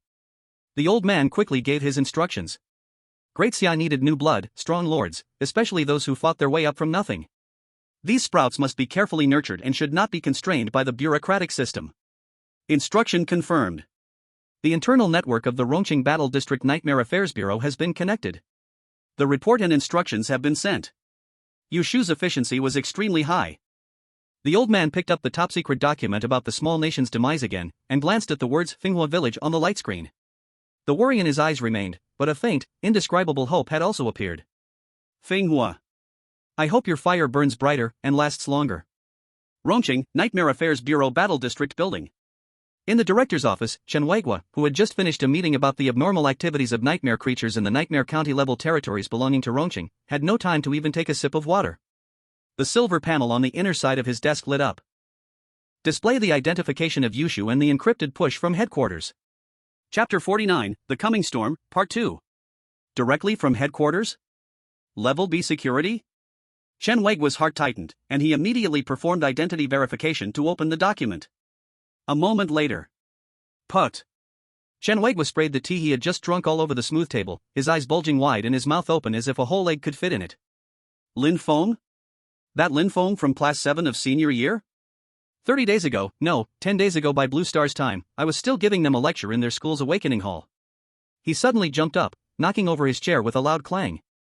The secretary outside nervously peered in, only to be waved out by him. Chen Weigua paced back and forth in the office, looking like he had seen a ghost. His face was filled with a mixture of disbelief, absurdity, shock, and a hint of excitement that even he hadn't realized. The village establishment order? A lord? Finoa village? And he even managed to establish himself in a remote, bandit-infested place like Kanglanjiwen River Bay? This is a newcomer? Is this the son of destiny coming down from the heavens? How long has it been? Only 30 days in the nightmare world. 30 days, from a defenseless, low-potential newbie to a lord with a territory recognized by the national government? This can't just be luck anymore. It takes incredible survival ability, combat skills, decision-making power, and even fate. Chen Weigua, having been through many storms, quickly calmed down after the shock, his eyes flashing with sharpness. Headquarters orders, connect, observe, support, Class B priority focus. He chewed on these keywords. It seems headquarters has noticed this kid's unusualness. 18 years old, a blank slate, rising at a terrifying speed, endless potential. He immediately sat back at his desk and pulled up the internal system, Yushu, Rongqing node, retrieve all registration information for Lin Feng and his direct relatives, and analyze their social relations. At the same time, activate the new Lord Support Plan, Grade A, immediately allocate a villa in the Lord's home community in Rongqing, register it under Lin Feng's name. The basic monthly allowance for the Lord will be issued at the highest standard of 1 million credit points.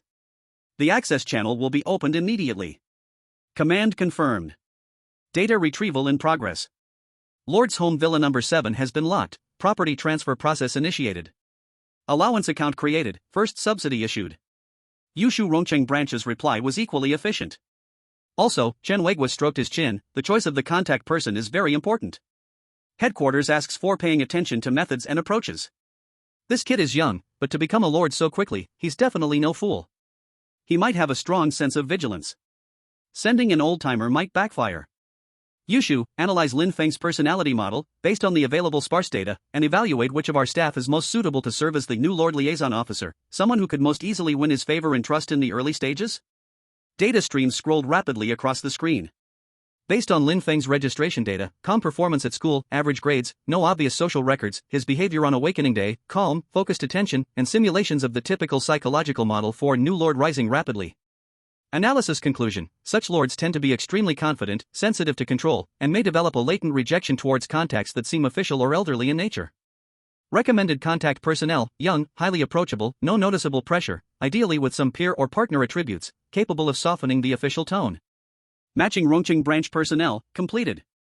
Best recommendation: Lin Xiaoyu, female, 22 years old, graduated this year from the Jinghai Nightmare Affairs Academy, personality assessment, extroverted, highly approachable, good communication skills, and an infectious smile. No complex background, clear social relations. Has been employed for 3 months, showing positive performance, with no fixed area of responsibility yet. Evaluation: its image and personality have a high probability of lowering the target lord's initial mental defense, creating a relatively easy first impression. Lin Xiaoyu? Chen Weigua had some impression of this new graduate. She was a young girl who always smiled and was full of energy. Her work ability was decent, but what stood out the most was her vitality, which made her seem different from the old bureaucrats. Alright, she's the one. Chen Weigua made the decision, have her prepare immediately and come with me. He glanced at the time and then at the notes about Lin Feng's blue star body condition in the file, phase distortion, stable, as well as his time of becoming a lord. Lord identity bound, core area confirmed. This kid, as long as he's not foolish, he must have already returned to blue star, or will be returning very soon. Chen Weigua said confidently, let's go to his house. His parents are probably worried sick, we'll take care of it all at once. He grabbed his coat and strode out of the office with swift determination. Xiao Jiao. Notify Lin Xiaoyu, bring the new lord's benefits documents and standard agreements, gather downstairs in 5 minutes, we're going on a field mission. Soon after, a black SUV with a plain exterior but specially modified interior, drove out of the Chengdu Nightmare Affairs Bureau compound, merged into traffic, and sped towards the old city where Lin Feng's house was located. On the car, Lin Xiaoyu, who had just received the mission and was still a bit confused, held a silver metal box, nervously and curiously glancing at the serious-looking Chen Weigua. Director Chen, are we going to meet a new lord? Which big shot is it? Lin Xiaoyu asked quietly. Chen Weigua glanced at her and showed a complex smile, a mix of emotion and expectation. Big shot? Maybe not yet. But in the future, he might truly become an extraordinary figure. He looked out at the rapidly retreating streets outside the car window. A kid, only 18, who in just 10 days, went from an awakened rookie to becoming a nightmare lord. His name is Lin Feng. Prepare well, Xiaoyu. Your first contact might be very interesting. Lin Xiaoyu blinked her big eyes, digesting the astonishing information, then her signature sunny and approachable smile returned to her face, now mixed with a strong curiosity and fighting spirit. Got it, Director Chen. I'll make sure to complete the mission. The car drove into the early morning sunlight, heading towards the home of the boy who had just ignited the beacon in the nightmare world and was about to draw the first wave of official attention in Blue Star. The ripples of the old and new worlds were quietly spreading from this ordinary corner. Chapter 50, Territory Development, Part 1. On the second floor of the meeting hall, Lin Feng's consciousness was immersed in the newly opened territory management template, more functions and details unfolding like a scroll in front of him. But he first directed his attention to the Great Qin Sharpshooter Camp in the southeast corner, exuding an iron-blooded aura. With a slight movement of his mind, detailed information about this special military camp surged into his mind. Building name, Great Qin Sharpshooter Camp, unique. Current trainable troops, weak Great Qin Guards, foot soldiers. Troop description: their strength is nowhere near that of the real Great Qin Guards, but they retain basic discipline and combat instincts. They are the starting point for rebuilding the iron-blooded army. Level, LV10. Recruitable quantity, 0/100. Attributes: focus, strength, constitution. Attribute distribution: strength 5, constitution 3, agility 1. Traits: pain resistant, morale is hard to break. Training requirements. Troop source: eligible refugees or awakened ones must meet basic strength greater than or equal to 5, constitution greater than or equal to 5. Materials: 1 unit of copper, 1 unit of tin. Energy: 10 gray energy crystals, or 1 white energy crystal. Training time: 10 days, train LV1 refugee to LV10 weak Great Qin Guard, but 10 days.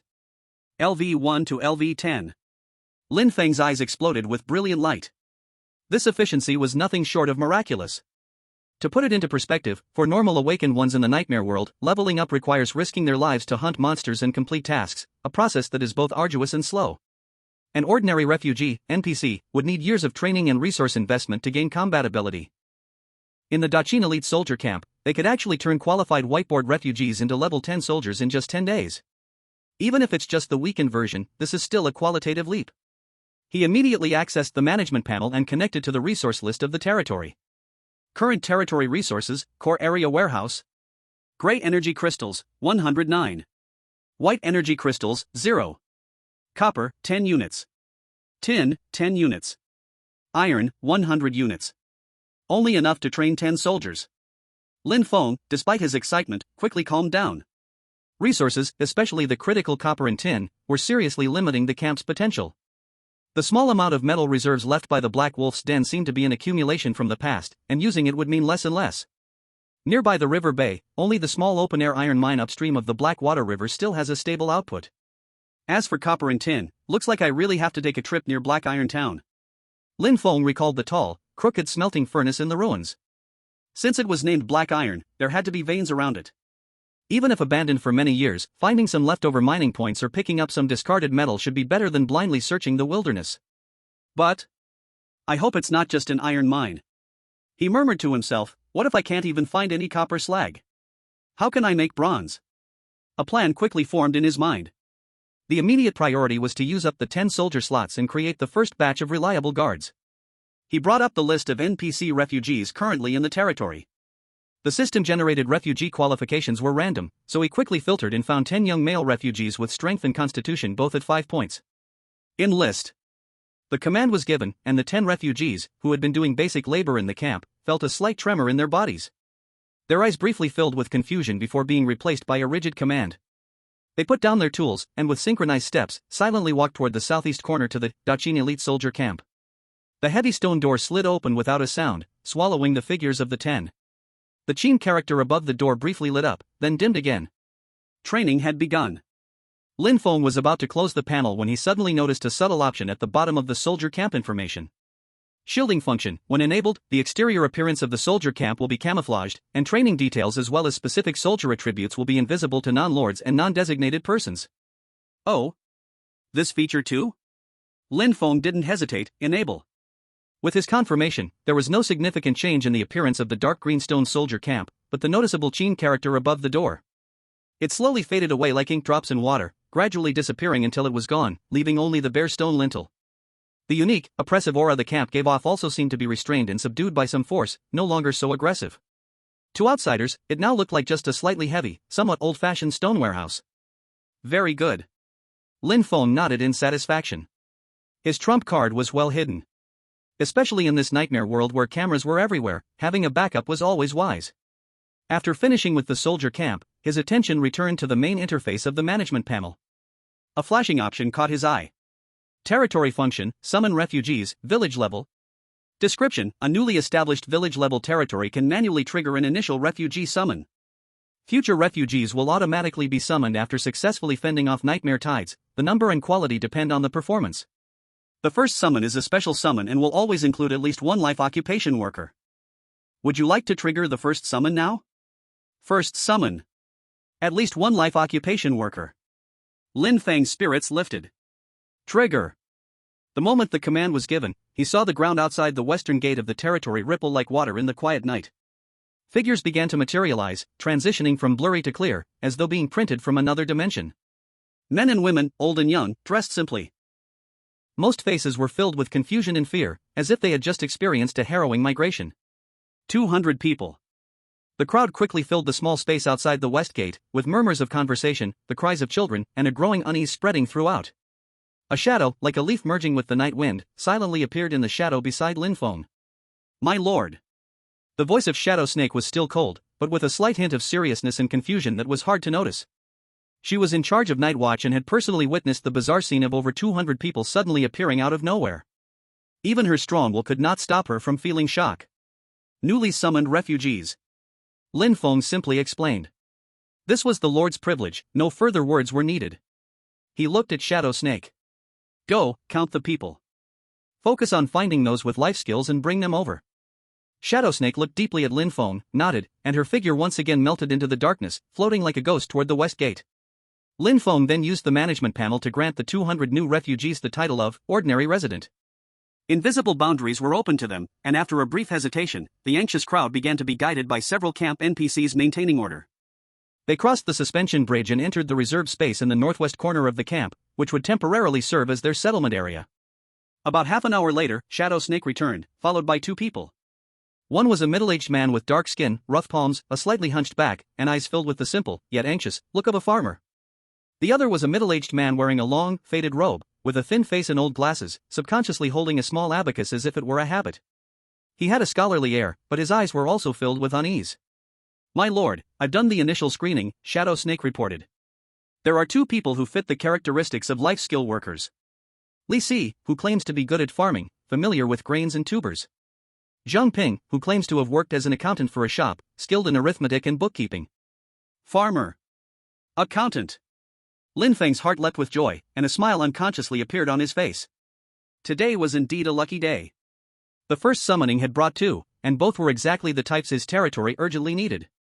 Food was the foundation of survival, and with a professional farmer, there was hope and efficiency in reclaiming the nearly 100 acres of farmland in the river bend, which had been corroded by death energy. As for the accountant, he was key to managing the territory's supplies and establishing the basic economic system. Good. Very good. Lin Feng stepped forward and looked at the two with a gentle gaze. Li Si, Zhang Ping, welcome to Finoa village. I am the lord here, Lin Feng. The two immediately bowed and greeted, my lord, with a stiff posture. No need for formalities. Finoa village is newly built, with much work to be done. We truly need talents like you. Lin Feng's tone was sincere. Li Si, there are 100 acres of land in the river bend, though it has suffered from disaster, the land is still there. I leave the task of reclamation and farming to you. Whatever manpower or tools you need, feel free to ask later.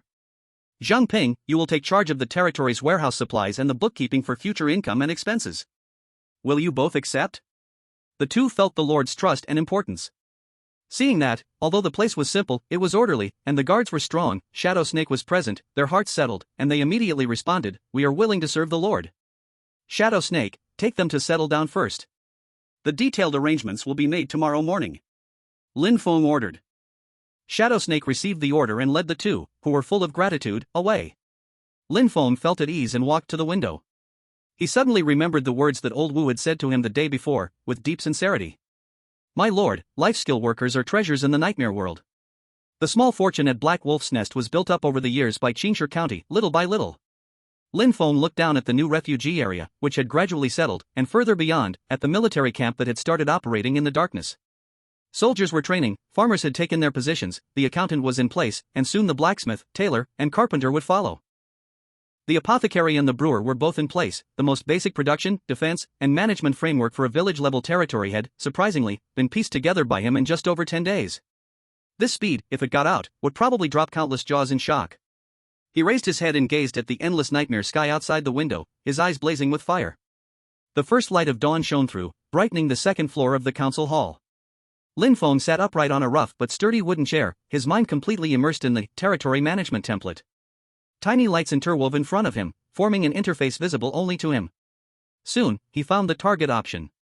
Territory upgrade condition query, village level, town level. The information unfolded. Upgrade conditions. Population size, the permanent population of the territory, including awakened ones and refugees, must be greater than or equal to 500 people. Basic functional buildings and talents must meet both conditions. 1. Cultivated and effectively managed farmland greater than or equal to 100 acres, with at least one primary or higher level farmer. 2. A fully functional blacksmith shop, with at least one primary or higher level blacksmith.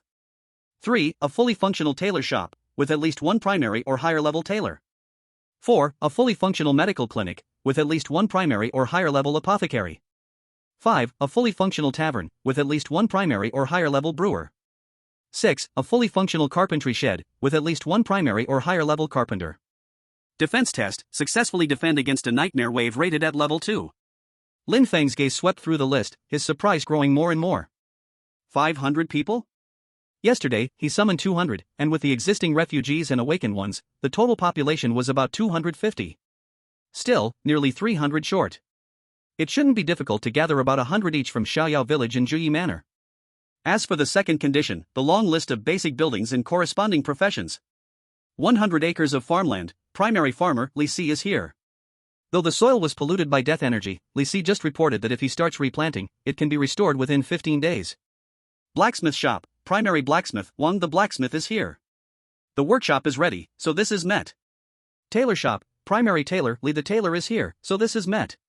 Medical clinic, primary apothecary, Uncle Wu is a primary physician, and apothecary Chen counts as well, so this is met. Tavern, primary brewer, Master Zhou is here, so this is met. Carpentry shed, primary carpenter, Master Zhang and his apprentices are here, so this is met. As Lin Feng checked each one, he was stunned to find that, except for the population, the 6 seemingly tedious basic requirements were already mostly met the moment he conquered Black Wolf's den. This. Lin Feng couldn't help but shake his head and laugh, a sense of absurdity and exhilaration swelling in his heart. So, all the hard work and resources I fought for didn't just bring me land and resources, but also the key to upgrade? Sure enough, in this nightmare world, farming and development can't compare to robbing the rich to help the poor in terms of speed. Black Wolf's den truly is my lucky spot. He mocked himself inwardly, but his gaze became sharper. This further proved the correctness of his earlier strategy. When resources are scarce and time is tight, plundering an established force is the quickest way to accumulate resources and leap over development hurdles. Now, the only thing standing between village level and town level were two seemingly clear, but still requiring effort, thresholds. Threshold 1, Population. Target, Xiaoyao Village, Juyi Manor. These two forces, having lost the suppression of Black Wolf's den and having witnessed his thunderous methods, he had killed Mountain Wind, had softened their attitudes. Subjugating them would both supplement the population and eliminate potential instability in the surrounding area, killing two birds with one stone. This task could be immediately started after returning from Blue Star. Threshold 2, the test. Independently repel a level 2 nightmare wave. Lin Feng's gaze lingered the longest on this one. Independently repel a level 2 nightmare wave. He murmured quietly. A smile tugged at the corner of his lips, carrying a deep, meaningful curve. According to the rules of the nightmare world, the challenges faced during a territory upgrade are not entirely fixed in intensity, rather, they are closely tied to the current strength, development speed, and even the potential of the Lord themselves. Lin Feng's mind raced, rapidly assessing his own strength. The more he evaluated, the clearer and more certain his premonition became. It's too strong. For such a small village-level territory, the power I hold right now is way beyond normal. As this thought crossed his mind, instead of feeling worried, he actually felt a kind of almost absurd exhilaration, even letting out a soft laugh. Thus, it could almost be concluded that the next nightmare tide, calculated according to the fixed cycle, would occur in approximately 17 days, and its intensity would surely rise from the usual level 1 to match the current potential performance of Finoa Village, level 2. Fine. Lin Feng's sharp gaze withdrew, turning into a calm and steady certainty like water. The goal is clear, the time is set, 17 days from now, defeat it, and then, advance. The path was right beneath his feet. The challenge was merely a stepping stone. Chapter 52, The Invincible Hero, Part 1. Time passed silently, second by second, in quiet anticipation.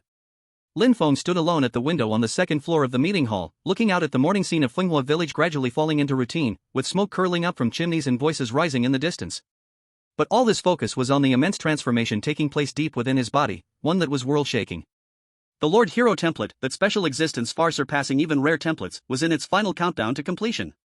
Lord Hero template conversion in progress. Time remaining, 59 seconds. 60 seconds remaining. Lin Feng could clearly feel every cell in his body buzzing with joy, the density of his bones increasing, muscle fibers rearranging, and his blood flowing like rushing magma, filled with explosive power. The connection to the land beneath his feet also grew stronger and clearer, as if he could hear the flow of the Blackwater River, see the stacks of supplies in the warehouse, and sense the position and status of every villager. It was an all-encompassing leap in life itself. Finally. Midnight. Ding. A sound, like a clear chime from the depths of his soul, rang out. The never-ending, world-transforming power within him settled instantly, like hundreds of rivers flowing into the sea, stabilizing and perfectly integrating into every inch of his body and every part of his soul. Lord Hero template generation complete. Congratulations, Lord Lin Feng, you have officially become a hero unit. Based on your initial profession, attributes, territory characteristics, and the influence of the special village building order, your exclusive hero template traits are as follows. Lin Feng held his breath, and golden text appeared before him, text that only he could see, like the words of a deity, carrying an overwhelming sense of power. 1. Heroic body. Permanent increase of 1000 HP. Gains the Nightmare Body trait when health drops below 50, even if receiving a fatal attack that would normally cause limb loss, such as amputation or decapitation. No actual loss of limbs will occur, only a significant drop in health. Note, this effect does not affect pain perception or combatability reduction. Gains the Mental Fortress trait, immune to all control and curse effects from units whose caster level is lower than your own. When facing units with a higher caster level, resistance to these effects is increased by 50%. 2. Desperate Blaze, passive trigger. When health drops to 1, it automatically triggers. Effect, instantly removes all negative statuses, poison, curse, control, etc., and immediately restores full health, based on current max HP. At the same time, enters the Finoa Soulfire state, lasting 60 seconds. Asterisk during this state, basic strength, constitution, and agility are increased by 20%. Asterisk gains the Unstoppable Body effect, immune to all knockback, knockup, stun, binding, and other control effects. Warning, after the Finoa Soulfire state ends, if health is emptied again, the character will die directly. Cooldown time, 30 days. Destined Weapon. You can choose a weapon, either bound or unbound, and turn it into your destined weapon. The destined weapon will be bound to your soul and will grow automatically as your level increases, quality, attributes, special effects. At the current level, level 10, the destined weapon can be upgraded to blue quality. Special privilege, the destined weapon can be carried back to blue star. Territory migration card, special reward, one time. Receive a magical territory migration card. After using it, you can move your entire territory, including all buildings, resources, and citizens, to a new location of your choosing, must be within the Nightmare World's boundaries, with no major rule conflicts or existing sovereign territories. Usage restriction, must be used simultaneously when upgrading a village-level territory to a town-level territory. Migration effect, if the target location contains abandoned or damaged defensive buildings, such as walls, arrow towers, etc., during the migration and upgrade process, the core strength of the territory will automatically repair and integrate them to the maximum extent. Lin Feng's gaze was fixed on the list of characteristics that could be described as defying the heavens. His heart was pounded as if struck by a heavy hammer, thumping loudly, and his blood almost boiled. Health 1000. This means his total health now directly breaks through the 1,200-point barrier. What does this mean? For an ordinary level 10 awakened, having 200 points of health would be considered a tough tank.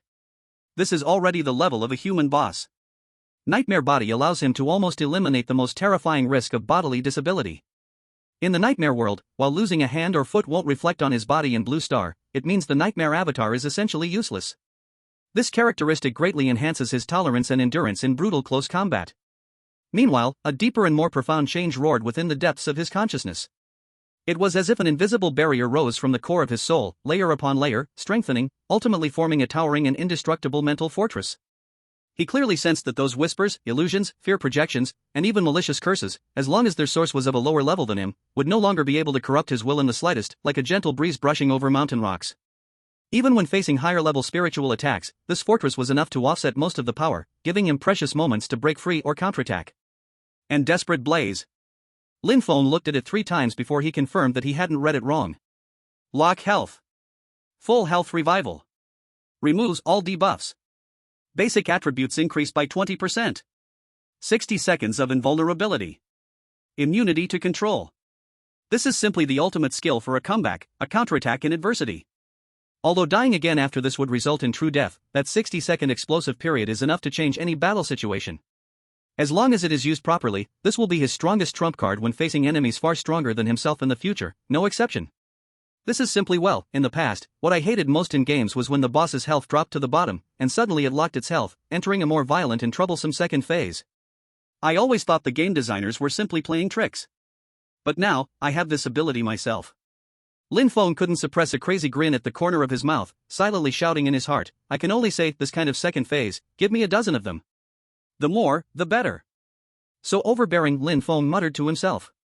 Even with his calm demeanor, he felt a dry mouth and a rising excitement from the bottom of his heart.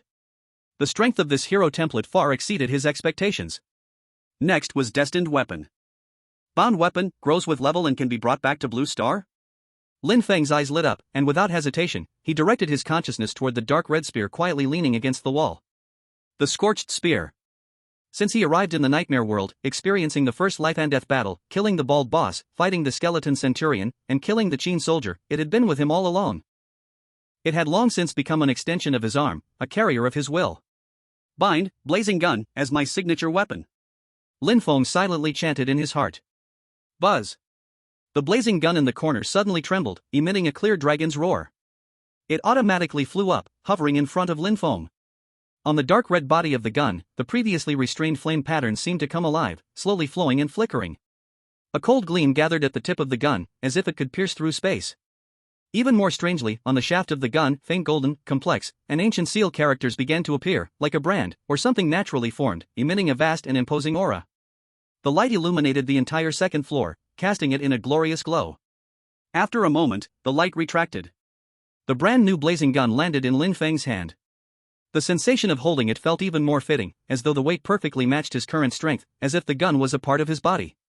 He focused and looked at it. The gun's attributes had already been completely refreshed. Blue quality blazing gun, signature weapon Lin Feng. Weapon appearance, the gun body is forged from dark red black iron and molten fire crystal. The tip of the gun has flowing flame patterns, and faint golden ancient seal script appears on the gun shaft, which glows with power during battle. Base attributes, attack power 45. Strength requirement, 10. Special effect, blazing fire. There is a 20% chance to trigger when attacking, dealing 30 points of fire splash damage to enemies within 3 meters around the target. Skill 1, Blaze of Fire, active. Effect, forcefully thrust the blazing gun into the ground, creating a circular flame shockwave with a radius of 10 meters centered on oneself. Deals fire damage equal to the blazing gun's base attack power times 1, 45 points, to all enemies. After hitting the target, attach the blazing mark for 60 seconds. Targets marked with blazing mark will take an additional 10% damage when attacked by Lin Feng. Upon releasing the skill, Lin Feng gains a brief flame protection, 10% damage reduction, lasting 60 seconds. Cooldown, 10 minutes. Skill 2, Scorching Flame Gun Edge, active. Effect, Lin Feng can channel his own strength into the blazing gun. For every 1 point of base strength, 1 Scorching Flame Gun Edge is stored daily. Every dawn, the stored amount refreshes to the current strength limit. Consuming 1 gun edge, it can be condensed into a blazing light to target distant enemies, dealing ranged fire damage. The gun edge causes blazing gun base attack power times Lin Feng's base strength times 3 points of fire damage. The maximum projection distance for the gun edge is base strength times 5 meters. Growth, signature weapon, it can evolve with the binder's level, unlocking more skills and special effects. Good. Lin Feng couldn't help but shout softly. He flicked his wrist, and the blazing gun traced a scorching arc through the air, with the air making a sizzling sound from the heat. Attack power increased, special effect probability and range increased, and most importantly, a powerful area damage and marking skill was added. It even provided damage reduction for himself. Plus, with the power reserved for instant projection of scorching flame gun edges, it completely filled the gap in medium and long range attacks. This gun now truly deserved the name Blazing, worthy of his title as the Hero Lord. Finally, his gaze fell on the Territory Transition card. Used during town level upgrades, can be moved to a designated location, automatically repair original defense structures. Lin Feng's heart pounded violently again, and an uncontrollable thought burst forth. Qingshi County.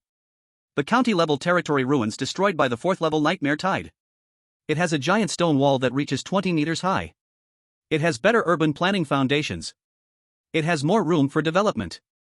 The Huandi here, although close to the Blackwater River, has relatively flat terrain, but the defense relies entirely on the self-built wooden and stone walls. Resources are also limited to a small iron mine.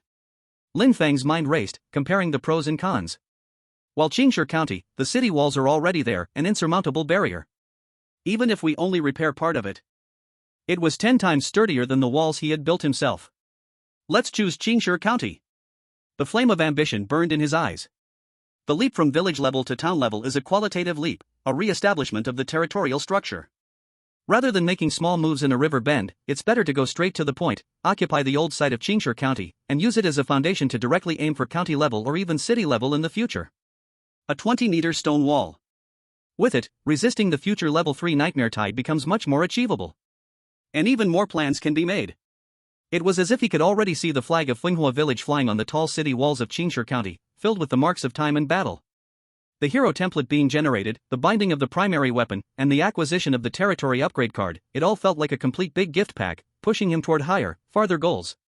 Heaven gives, but if not taken, it will be a curse. Lin Feng gripped the scorching Liaoyuan gun in his hand, feeling the surging power within him, like a tsunami, and the intense heat of the desperate blaze deep in his soul. With a slight movement of his mind, the new attribute panel unfolded clearly in front of Lin Feng, detailed and full of brilliance, completely different from the previous simple interface, radiating a sense of weight and authority. Lord Panel Lin Feng. Hero Template. Basic Information. Name, Lin Feng. Identity, Lord of Finoa Village, Village Level. Level, 10, 0/1000. Occupation, Warrior, Beginner. Life Status. Health points, 1240/1240, base health 190, equipment bonus 50, hero's body 1000. Core attributes. Constitution, 9, base 5, general's power 50% bonus 30%. Strength, 19.8, base 11, general's power 50% bonus 30%. Agility, 15.4, base 8, general's power 50% bonus 30%. Command, 500/500, hero template greatly expanded, can command more troops?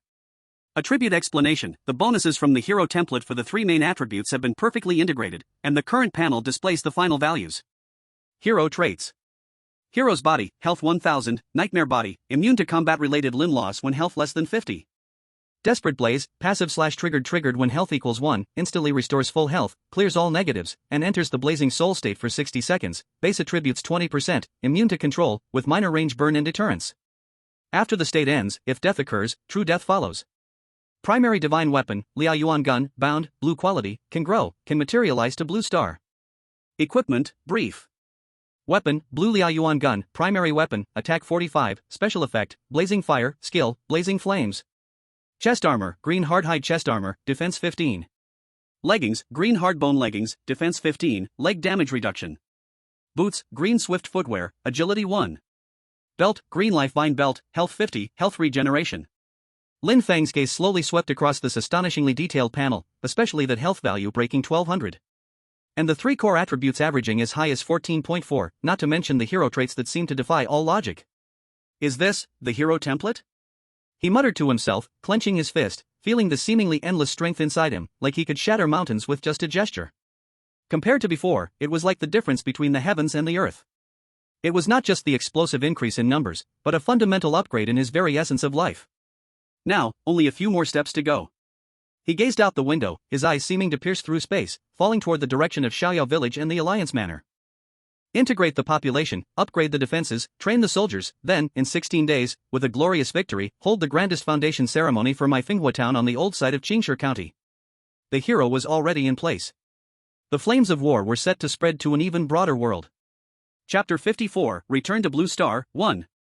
Blue Star, Rongqing, Old City Residential Building. It was close to noon, and sunlight filtered through the window, casting warm spots on Lin Feng's somewhat worn but tidy room. On the bed, Lin Feng's body, now in a semi-transparent phase-shifted state, quickly solidified and became vibrant with a faint ripple of space. His long eyelashes fluttered a few times, and he slowly opened his eyes. The moment his consciousness returned, the first thing he felt was the familiar. The gravity sensation and the air smell that belonged to Blue Star. Immediately after, a peculiar, almost bloodline-connected touch and faint warmth came from his side. He turned his head, his heart giving a jolt. The blue-quality, blazing gun, which had accompanied him through life and death in the nightmare world and had just completed its binding, was now quietly lying on the bed beside him. The dark red gun body, flowing flame patterns, and faint golden ancient seal script, just like in the nightmare world, only the glow was more restrained. But the real and undeniable texture, weight, and the close connection from deep within his soul all proclaimed its genuine existence. My destined weapon, it really can be brought back to Blue Star. Lin Feng took a deep breath, suppressing his excitement, and reached out to grip the gun handle. The familiar warmth came, and strength surged in his palm. This was not just a weapon, but a symbol of his lordship and power. He stood up, his movements swift and strong. His physical condition, far beyond that of ordinary people, had also been preserved on Blue Star, and the overflowing sense of power was still intoxicating. He glanced at the old mobile phone on the bedside table, the screen lighting up to show several unread messages. A message from his deskmate, Wang Hao, popped up. Brother Feng. Brother Feng. Calling Brother Feng. How are you? Are you back? Don't forget us poor folk when you're rich. We definitely need to meet up when you have time, so I can admire the style of the awakened master. Crying laughing face. Lin Feng smiled slightly, imagining Wang Hao's mischievous expression. Just as he was about to reply, he saw another unread message, this one from the Daxia United Bank. Daxia United Bank, your account ending in 7741 has received a deposit of 1,000,000 credit points at 11:07 today. Current balance. 1 million? Lin Feng was stunned for a moment. His first reaction was that it was a scam message. But after carefully checking the sender's number and the bank's logo, it was confirmed to be legitimate. Who deposited 1 million into my account? He frowned slightly. He didn't dig into it immediately. He carefully wrapped the blazing gun with a special cloth cover and placed it behind his back. After adjusting his clothes, he gripped the bedroom door handle. Meanwhile, in the living room outside the door, Lin Jiangwo had just put the last dish on the table, and the aroma of braised pork ribs filled the small living room. Wang Xiulan was enthusiastically serving food to Su Yuru. Yuru, eat more, this rib stew auntie is cooked for a long time, try it and see if it suits your taste. Thank you, auntie, I'll serve myself, you eat too. Su Yuru quickly stood up, feeling a bit embarrassed. She had been nearby handling some errands this morning and, thinking of how Lin Feng's parents worried about him, decided to buy some fruit and visit them. She didn't expect to be warmly invited to stay for lunch. Lin Feng's parents' simplicity and care made her feel the long-lost warmth in this simple family, and much of the depression accumulated over recent days in Jinhua City had dissipated. Why call me auntie? That's too formal. Just call me Wang Aunt. Wang Xiulan smiled happily, and the more she looked at Su Yuru, the more she liked her beautiful, sensible, and so caring for them. At that moment, the doorbell rang. Who could it be at this hour? Lin Jiangwo wiped his hands and walked over to open the door. The door opened to reveal two people. The first was a burly middle-aged man with a serious expression, dressed in a dark blue uniform. His brows carried the steadiness of someone who had long held power, along with a subtle, unnoticeable sharpness. Half a step behind him stood a young woman in her early 20s, her hair tied in a neat ponytail, wearing a well-fitting uniform, and carrying an exceptionally friendly smile. She held a silver-gray metal case in her hand. "Who are you?" Lin Jiangwo asked, confused. "Hello, is this the home of Lin Feng?" The middle-aged man spoke, his voice loud yet polite, as he showed a badge with a special seal. "I'm Chen Weiguo, director of the Rongqing Nightmare Affairs Bureau. This is my colleague, Lin Xiaoyu. We're here to visit Lin Feng, the Lord." "Nightmare Affairs Bureau? Director?" Lin Jiangwo was stunned. He knew this department, it was the one the country used to manage the awakened in the big events in the nightmare world, high and mighty. The director? That's a big official. How could he come to my house? And Lord Lin? What kind of lord? Isn't his son just an awakened student? Wang Xiulan also heard this and nervously walked over. At that moment, hearing the name Chen Weiguo, Su Yuro, who was sitting at the dining table, stood up in surprise and walked to the door. "Uncle Chen? How did you get here?" Chen Weiguo, upon seeing Su Yuro, revealed a clear shock on his serious face. "Yuro? What are you doing here?" His eyes quickly swept across the simple furnishings in the room and the food on the table, then looked at Su Yuro. "Did Lord Lin Feng invite you here?" He instinctively thought that Lin Feng had returned to Blue Star and invited Su Mingyuan's daughter, this classmate who had also just awakened and had a good family background. Su Yuro was even more confused, her beautiful apricot-shaped eyes widening. "Lord Lin? Uncle Chen, are you saying Lin Feng? He is a lord?" Her mind couldn't catch up. A lord? The classmate Lin Feng who had been missing for 10 days and might still be struggling to survive in the wild? He became the lord of the nightmare world? How is that possible? The atmosphere became awkward and strange. Lin Jiangwo and Wang Xiulan exchanged glances, completely unable to understand what they were talking about. Chen Weiguo slightly furrowed his brows, realizing that the situation didn't seem to be what he had expected.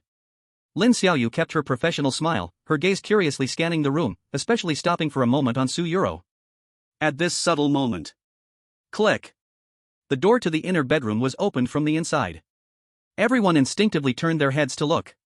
There, Lin Feng came out. He was dressed in simple casual clothes, with a tall, upright posture. His eyes were calm, and there was no visible exhaustion from a long journey or dangerous experiences. Instead, he had a restrained sharpness. What was most eye-catching was that he was carrying a long, uniquely shaped cloth bag on his back, almost as tall as he was. His gaze swept over the slightly crowded people at the door, lingering for a moment on the worried and confused faces of his parents. He nodded slightly at Su Yuro, then his gaze fell on Chen Weiguo and Lin Xiaoyu, pausing for a moment on Chen Weiguo's uniform and demeanor. Chapter 55, Returning to Blue Star, Part 2. Special Commissioner Chen? How did you come to my house? Is there some new instruction? Lin Feng, long time no see. It seems that after the Awakening Hall, in these 10 days, you've achieved something astonishing. His tone then became serious. Let me formally introduce myself. I am Chen Weiguo, the director of the Rongqing Nightmare Affairs Bureau. This is my colleague, the liaison officer Lin Xiaoyu. We've come today to represent the state, to congratulate you on successfully establishing Fenghua Village and officially becoming the village-level lord of our great Xia. Lord. These two words heavily struck everyone's hearts. Lin Feng's father and mother stared in shock, while Su Yuro covered her mouth. Chen Weiguo continued, secondly, we are here to perform our duties and deliver the first batch of support and benefits from the state to the newly appointed lords, and to establish a formal communication channel. He paused, glancing at the cloth bag on Lin Feng's back, his smile deepening, with a hint of meaning. It seems that Lord Lin's harvest in the nightmare world is even richer than we expected. Lin Feng wasn't surprised that Chen Weiguo recognized the cloth bag's features. Director Chen, you're too kind. Please come in. The space here is small, so please don't mind. He turned to his parents and Su Yuro. Dad, Mom, this is Director Chen from the Nightmare Affairs Bureau. He was the one who gave us training the day I awakened at school. Su Yuro knows him as well. We're all friends, please come in. Lin Xiaoyu smartly added with a lively smile, sorry to bother you, uncle and aunt. Hi, Su. Her voice was bright and cheerful, instantly lightening the official atmosphere of the visit. The group entered the house. The living room felt even more crowded, but the atmosphere strangely became harmonious. The shock was still there, but with Lin Feng's calm response and Chen Weiguo's familiar attitude as a buffer. The confusion and helplessness of Lin's father and mother eased greatly, turning into immense surprise and pride for their son's achievements. Su Yuro watched as Lin Feng and Chen Weiguo conversed calmly, feeling even more shocked and conflicted inside. Lin Feng walked to the dining table and naturally gestured, Director Chen, Commissioner Lin, haven't had lunch yet, have you? If you don't mind, would you like to eat with us? It's a perfect time. I also have some matters about the territory that I might need to ask Director Chen about. Chen Weiguo looked at Lin Feng deeply, his smile widening, full of admiration. Then I'll be happy to join. There's also some matters that need to be discussed with Lord Lin. Everyone sat down. A simple, home-cooked meal was about to become an informal meeting of profound significance. At the center of it all, the young lord, with his mysterious long spear wrapped in a cloth, calmly served food to his parents, as if he were merely hosting two special guests who had traveled far. The meal continued, but the topic had already shifted. Chen Weiguo put down his chopsticks, his expression becoming more serious. Lin Feng, now I should call you Lord Lin. What you mentioned earlier, about the villa and monthly allowance, is the basic benefit provided by the state to every legitimate lord. It's a recognition and guarantee for your efforts in opening up the nightmare world and stabilizing the nation's fortune. Lin's father and mother were still a bit dizzy. A 1 million monthly salary? A villa? These were numbers and benefits they could never have imagined in their entire lives, just because their son became some lord of sorts? Lin Feng simply nodded, his gaze clear as he looked at Chen Weiguo. Director Chen, thank you for the country's and the bureau's kindness. These benefits will greatly help me and my family. However, I'm more concerned about whether the country has any corresponding resources or policies to support my territory, Finoa village, in the nightmare world. He wasn't overwhelmed by the massive benefits. Instead, he went straight to the core. The comfortable life on Blue Star was certainly nice, but the foundation in the nightmare world was where his true purpose and future lay. Chen Weiguo's eyes filled with more admiration. He liked this clear-headed, practical, and forward-looking young man. Ah, Lord Lin, you're truly sharp. Chen Weiguo smiled, leaning slightly forward. What I mentioned just now were benefits for you and your family.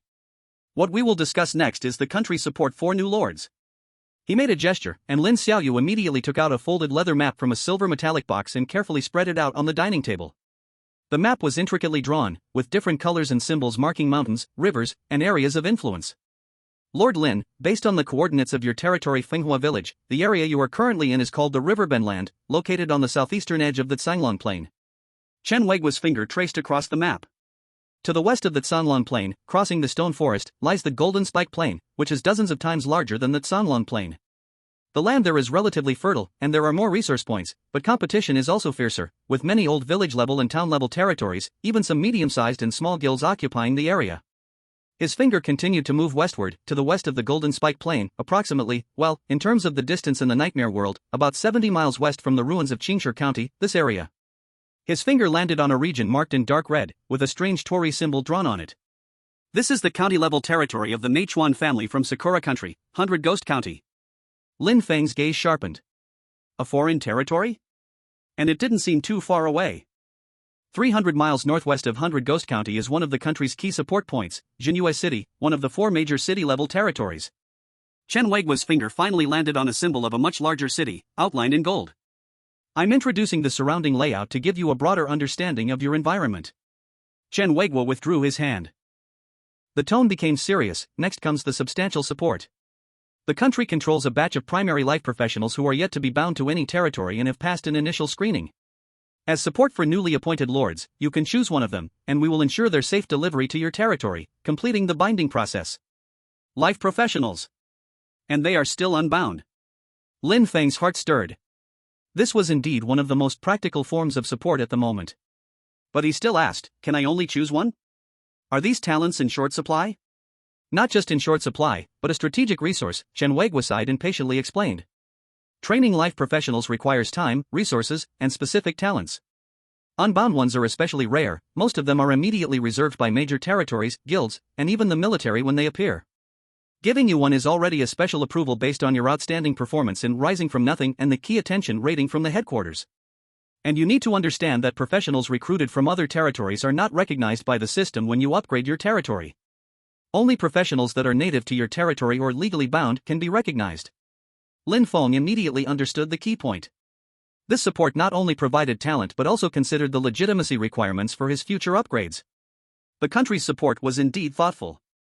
He quickly reviewed the life professionals he already had in mind: blacksmith, tailor, carpenter, brewer, pharmacist, farmer, and accountant. The variety was already quite complete, meeting the basic requirements for upgrading from village to town level. So, what was still lacking? Or rather, what could bring additional value? Military campaigns, logistical support. The food was there, medicine was there, weapons repair was there, clothes were there. What was missing? Convenient food processing? Or more specialized building planning? I choose a chef. Lin Feng pondered for a moment before making his decision. Ideally, one who is skilled in making portable, long-lasting food that can provide some physical recovery effects. He considered the future military campaigns, exploration of ruins, and possible territorial wars, where convenient and efficient military rations would be crucial. An excellent chef might be able to use the special ingredients from the nightmare world to develop items like stamina potions or endurance rations, which would be an important strategic supplement. Chapter 56, Return to Blue Star, Part 3. Chen Weiguo was slightly surprised but nodded immediately, a very practical choice. I will note your request and select the most suitable candidate from the pool. He rated Lin Feng even higher in his mind, focusing on practical needs and development pain points. Additionally, there's another resource support. Chen Weiguo continued, the first batch of 2,000 gray energy crystals will be escorted by a special team from Jinhua City and delivered to your Finoa village. 2,000 gray crystals. For Lin Feng, who urgently needed energy crystals to train soldiers, operate buildings, and carry out construction, this was undoubtedly a lifesaver. Thank you, country. Thank you, Director Chen. Lin Feng's gratitude this time was noticeably more sincere. These supports were tangible things that could enhance the strength of his territory. This is what you deserve. Chen Weiguo waved his hand, his expression growing even more serious. Additionally, I need to clarify the relationship between the country and the lords, as well as some basic rules. Lin Xiaoyu timely handed over a paper document that emitted a faint glow. The material was special, clearly not ordinary paper. This is the Great Xia Nightmare Lord Basic Agreement, which all legal lords must sign. Take a look, it mainly contains binding clauses and some rights and duties explanations. Chen Weiguo gestured for Lin Feng to read it. Lin Feng took it and read carefully. The agreement was not lengthy, and the core clauses were only a few. 1. Awakened individuals must comply with the laws and regulations of Great Xia, including those of Blue Star and the Nightmare World. 2. Level restrictions, based on the rules developed from the research on Nightmare Tide triggers. Awakened individuals of level 16 and above are prohibited from approaching any core area of village-level or town-level territories, within a 5-mile radius, during known Nightmare Tide events. Violators will be considered a serious threat to national security and territorial survival and will face the highest level of wanted status in the Great Xia Empire, dead or alive, no exceptions. Awakened individuals of level 26 and above are prohibited from approaching any core area of county-level territories, within a 5-mile radius, during known Nightmare Tide events. Violators will be treated as stated in the previous clause. Below are detailed notes. This clause is designed to prevent high-level individuals from causing the Nightmare Tide anomaly to escalate due to the energy fields or causes they carry, based on extensive case analysis. There are no restrictions during normal times, only during the Nightmare Tide. P.S. After the appearance of a Nightmare Tide, any actions leading to abnormal escalation in the next tide are also prohibited. Article 3, Lord Clause. The development and expansion of the Nightmare World by the Lords is an extension of the national fortune of the Great Xia Empire.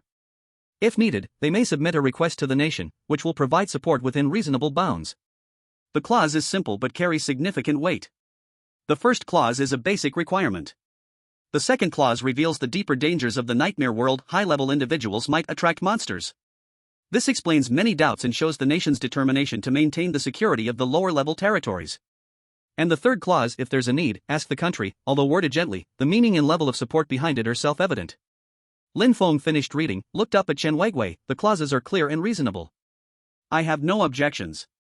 He picked up the specially made pen that Lin Xiaoyu had timely handed to him and signed his name at the end of the agreement. Good. Chen Weiguo let out a sigh of relief, his smile returning to his face, and the atmosphere relaxed as a result. The agreement is signed, and now we are allies. Lord Lin, the young hero, your future is limitless. If anything needs coordination in Rongqing, feel free to contact me, or directly reach out to Xiaoyu. Lin Xiaoyu immediately broke into a warm and friendly smile and nodded vigorously. Lord Lin, please take care of me in the future. If there are any errands or contact matters, just leave it to me. Lin Feng also smiled, his smile more sincere this time. Director Chen, you're too kind, I just got a bit lucky. In the future, I'll certainly trouble you and Commissioner Lin. Xiaoyu, no need to be polite, just call me Lin Feng. At this moment, the atmosphere at the dinner table was harmonious. Chen Weiguo casually shared some interesting stories and cautions about the Nightmare World, and Lin Xiaoyu cleverly steered the conversation towards Lin Feng's parents, complimenting the delicious food, which made the elderly couple smile widely. Just as the atmosphere was most relaxed, Su Yuru, who had been quietly listening, suddenly spoke softly, her clear gaze fixed on Lin Feng. Lord Lin, I have an unreasonable request. She paused, seemingly making up her mind. I am currently a level 5 first transformation healer. In Jinhua City my progress is slow, and the environment isn't quite suitable for me. I heard that the country will send a team to transport resources to your Finoa village. I wonder if I can join the team and go with them? I want to change the environment, perhaps I can find better development opportunities in your territory. Her tone was calm, but her eyes showed a faint, almost imperceptible mix of expectation and helplessness. The vastness and strict hierarchy of Jinhua City had clearly made this former class monitor feel repressed and at a bottleneck. Healer. Support role. Lin Feng's heart stirred. He currently had a number of combatants under his command, Zhao Wu, Tai Dun, Yingxi, Jin Yan, all skilled fighters, and in the future, he would also have the Great Qin Guards. But what he lacked was a professional healer. While Wu Bo had good medical skills, he was more of a pharmacist and physician, not as adept at emergency battlefield treatment or continuous healing as a specialized healer. Su Yuru's arrival would perfectly fill this gap. If Su classmate is willing to come, I welcome her with open arms. Finoa village is newly built, with much to be done, and we need people like you. The ability of a healer is crucial to the development and defense of the territory, then it's settled. A trace of relieved joy flickered in Su Yuru's eyes. He nodded gently, thank you. I will try my best. After Lin Feng responded, he turned to Director Chen Wei, and asked seriously. Director Chen, I still need your help to coordinate Su's travel with the transport team. Is there any problem with the arrangement? Chen Wei smiled and waved his hand, Lord Lin, you're overthinking. It's a good thing that Ro wants to gain experience. Your side indeed needs a healer. I will handle this, and sending her with the transport team is no problem, you can rest assured. The meal was enjoyed by all. In the end, Chen Wei confirmed, the first batch of resources and the chef will leave from Jinhua City about 4 hours after Blue Star time. Considering the distance and possible delays, they are expected to arrive at Finghua village 6 days later in Nightmare time. Lord Lin, when do you plan to return to the Nightmare world? I have some personal matters to handle. I will return the day after tomorrow at the latest, Lin Feng replied. Good. Then we part ways here. Lord Lin, let's stay in touch. Chen Wei stood up to say goodbye. After seeing off Chen Wei and Lin Xiaoyu, Lin Feng closed the door, and the living room became quiet. Lin's father and mother looked at their son, their eyes full of pride, concern, and endless emotion.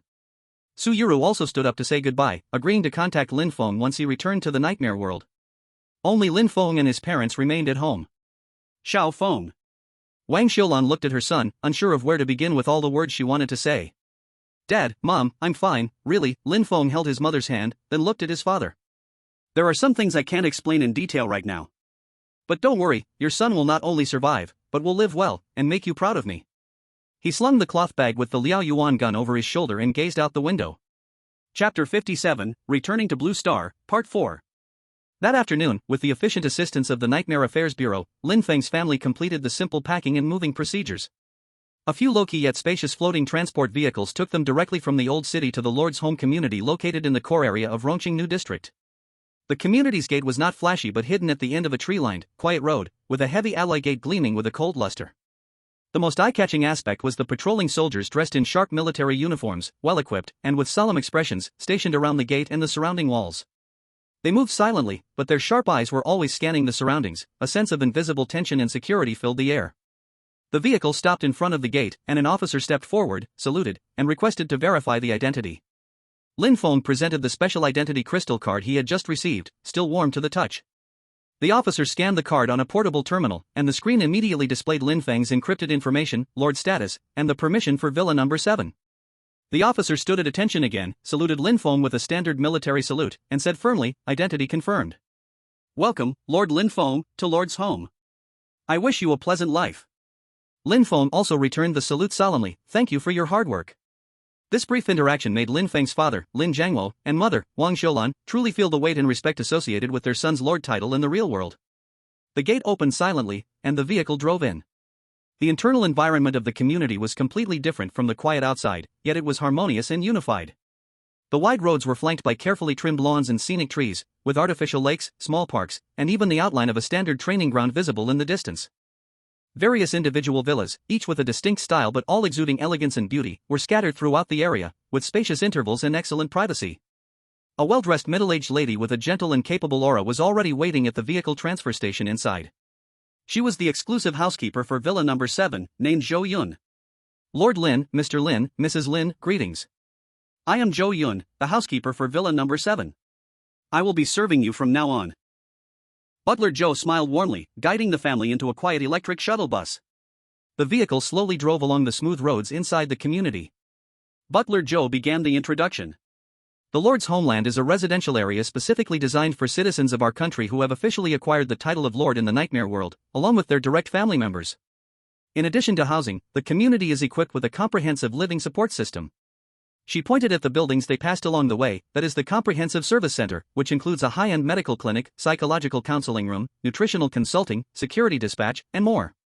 Over there is the Education Support Center, offering customized cultural classes and Nightmare World-related knowledge tutoring for the children of Lords or family members in need. Over there is the Training Hall and Simulation Combat Room, which Lords and eligible family members can apply to use for physical exercise or adaptive training. The area in front is the Leisure and Entertainment Zone, featuring an indoor heated swimming pool, high-end restaurants, tea rooms, cinemas, libraries, and even a small botanical garden and pet interaction area. All facilities are open to the residents free of charge, and reservations are required in advance. Lin Jiangwo and Wang Xiulan were dazzled, constantly exclaiming in low voices. They were stunned by the environment, facilities, and services, all of which exceeded their previous understanding of residential communities, resembling a small town that was fully functional, quiet, and luxurious. All of this was because of their son. Lin Feng listened quietly, his gaze calmly sweeping over the facilities. These amenities would indeed greatly improve his parents' quality of life and security on Blue Star, easing his worries. But his mind was still mostly occupied with the walls of Fenghua village, the barracks, and the impending challenges. About 10 minutes later, the shuttle bus stopped in front of a 3-story villa with a private courtyard, simple modern exterior yet elegant, with the number 7 clearly marked on the doorplate. This is Villa number 7, Butler Joe led the 3 of them inside. The villa's interior was elegantly decorated, with a complete smart home system. The furniture and appliances were top-tier brands, and all the daily necessities were provided. They had even prepared some home clothes in the sizes suitable for Lin Feng's parents based on basic information. Butler Joe gave a detailed introduction to each room's function, how to use the smart systems, emergency contact channels, and more, finally smiling and saying, "Lord Lin, daily maintenance, cleaning, gardening, and other services are all taken care of by the community service team. You and your family can just relax and enjoy living here. If you have any personalized needs, such as adding specific items, ordering special ingredients, or arranging family activities, you can always contact me. All costs are included in your Lord benefits, with no extra payment required. Thank you, Butler Joe, for your hard work." Lin Feng nodded, very satisfied with the arrangement. He didn't need luxury, but it was important that his parents could enjoy a comfortable and safe environment. Lin's father and mother were still in shock, not fully coming to their senses. Everything here felt like a dream. Lin Feng quickly selected a room on the second floor with a balcony and a wide view as his bedroom. He carefully placed the cloth cover containing the fireblaze gun, then sent a message to his deskmate, "Wang Hao, see you at the usual place tomorrow afternoon at 2. The next afternoon, at the milk tea shop in the city center, the one they often visited, which wasn't expensive but tasted great. Wang Hao had been waiting early in the corner at their old spot. When he saw Lin Feng walk in, his eyes lit up, and he almost jumped up, lowering his voice but still unable to hide his excitement. "Damn! Brother Feng! A living lord! Let me bask in your aura." Lin Feng smiled and slapped away his outstretched claws, sitting down. "Cut it out. How have you been? How could I be? Same old, same old." Wang Hao clicked his tongue in wonder, looking Lin Feng up and down. "Fengge, you don't know, the class group has been going crazy these past few days because of you." At first, Zhao Kai was bragging in the group about how he got teleported to his family's territory, living the good life, and mocking you, saying you and Su Yuru might be done for. Then, the night before last, someone got a message from somewhere, saying you became the Lord. The group went completely wild. Zhao Kai didn't dare to say a word after that. Wang Hao grinned, mimicking the excitement. "Is this real? Lin Feng? Lord, Fenghua Village? Never heard of it, officially certified? Oh my god, only a few days? Are you hacking? Please, Fengge, let me hold on to your coattails." You missed the group chat, but the scene, TSK. Chapter 58, Returning to Blue Star, End. Lin Feng took a sip of milk tea, smiled, and said nothing. The reactions of his classmates were expected, but he didn't care about those empty titles. Wang Hao looked at his calm expression and sighed. "Fengge, you're really steady. If it were me, my tail would be flying in the air by now. Come on, today, I'm treating you to a big feast. The places we used to want to go but couldn't afford, we're going all out today." Lin Feng didn't object. The two of them left the milk tea shop and embarked on a revenge shopping spree. The fancy restaurants that they had once thought were ridiculously expensive were now filled with specialty dishes ordered to the brim. The latest gaming pods and sensory equipment, which they had only seen in the display windows, were now paid for with a swipe of the card. The extreme experience activities they had never dared to try were all checked off the list. They even went to a concert that had once seemed like an extravagant ticket purchase. At the end of the day, Lin Feng looked at his personal terminal's spending records. In just a few hours, he had spent nearly 100,000 credit points. In the past, this would have been almost the entire savings of his parents for several years. But at this moment, he felt no particular stir in his heart, as if those were just a string of numbers that could be freely added or subtracted. 1,000,000 credit monthly salary, a state-funded villa, a foundation in the nightmare world. The material enjoyment of Blue Star had lost most of its allure for him. Wang Hao, on the other hand, was red-faced with excitement, clutching his newly purchased gaming equipment, but by evening, the excitement on his face began to fade, replaced by a hint of hesitation and embarrassment. Feng Ge. Wang Hao rubbed his hands together. Well, there's something, I need to ask a favor, not sure if it's convenient. Say it. Lin Feng looked at him. My dad's factory isn't doing well. Last month, they cut staff, and he got laid off. Wang Hao's voice dropped. The family's under a lot of pressure now. I was thinking, maybe I could find a part-time job to help out a bit. You have a lot of connections now. Is there something I could do? I don't need much money, just something regular and safe. Lin Feng looked at Wang Hao. This usually carefree classmate was now looking down, unconsciously fiddling with the corner of his clothes, not even daring to meet his gaze. He thought for a moment, then directly pulled out his communicator, found Lin Xiaoyu's number, and called it. The call was almost immediately answered, and Lin Xiaoyu's crisp and enthusiastic voice came through. Hello? Lord Lin. Any orders? The background noise seemed to be from an office. Xiaoyu, sorry to bother you. I have a small favor to ask. Lin Feng got straight to the point. I have a friend who wants to find a legitimate part-time job to help with living expenses. Do you have any positions available at your side or with the Nightmare Affairs Bureau's partner units? Nothing fancy, just safe and flexible hours would be best. Lord Lin's friend? No problem, it's a small matter. Lin Xiaoyu's voice was full of energy. Please wait a minute, I'll check. Sure enough, less than 3 minutes later, Lin Xiaoyu replied, got it. Lord Lin, the Dream Network Live platform, our bureau has some cooperative monitoring positions available. By the way, the Finoa Village Lin Feng official live stream room still has an opening for a moderator. It's a contracted, outsourced position with a monthly salary of 6,000 credit points. The work hours are flexible. Mainly, you'll be monitoring the live stream room's bullet screen, banning accounts and comments that violate the rules promptly. Maintaining basic order. The work is simple, and can be operated through a personal terminal, making it perfect for student part-time jobs. What do you think about this? If your friend is willing, I can send over the connection details and the electronic contract. The process can be started today. DreamNet Live Room moderator? Or his own live room? A monthly salary of 6,000? Free time? Wang Hao, listening from the side, was so shocked his eyes almost popped out. This job was tailor-made for him. Not only is it easy and legitimate, the salary isn't low, but he can also see Lin Feng's movements in the nightmare world firsthand. Lin Feng looked at Wang Hao, who was desperately nodding like a chicken pecking rice. Alright, let's go with this. Thank you, Xiaoyu. Lin Feng said. No problem. It's great to help Lord Lin's friend. I'll send the info to your terminal right now, and your friend can just follow the process. If there are any special situations in the future, they can contact me directly. Lin Xiaoyu handled things quickly and efficiently. After hanging up the phone, Wang Hao was so excited he almost jumped up, grabbing Lin Feng's arm. Brother Feng. You're too awesome. 6,000. And it's so easy. You're like my real brother. Lin Feng waved his hand. Alright, no need to be polite. Just do your best and keep an eye on the bullet comments. Pay attention to any special remarks. Don't worry. I'll make sure the job is done. If anyone dares to mess with you, I'll be the first to ban them. Wang Hao pounded his chest in guarantee. They chatted a little longer as the sky darkened.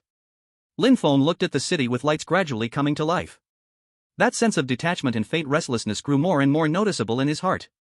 The noisy streets, the flashing neon lights, the pedestrians talking about trivial daily matters, all of this made him feel a kind of separation.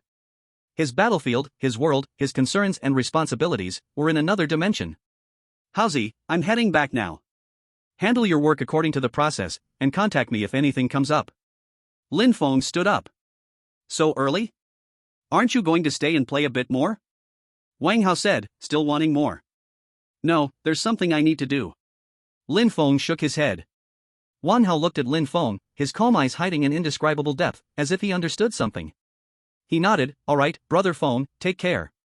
A huge favor like this is never to be thanked enough. The two said their goodbyes.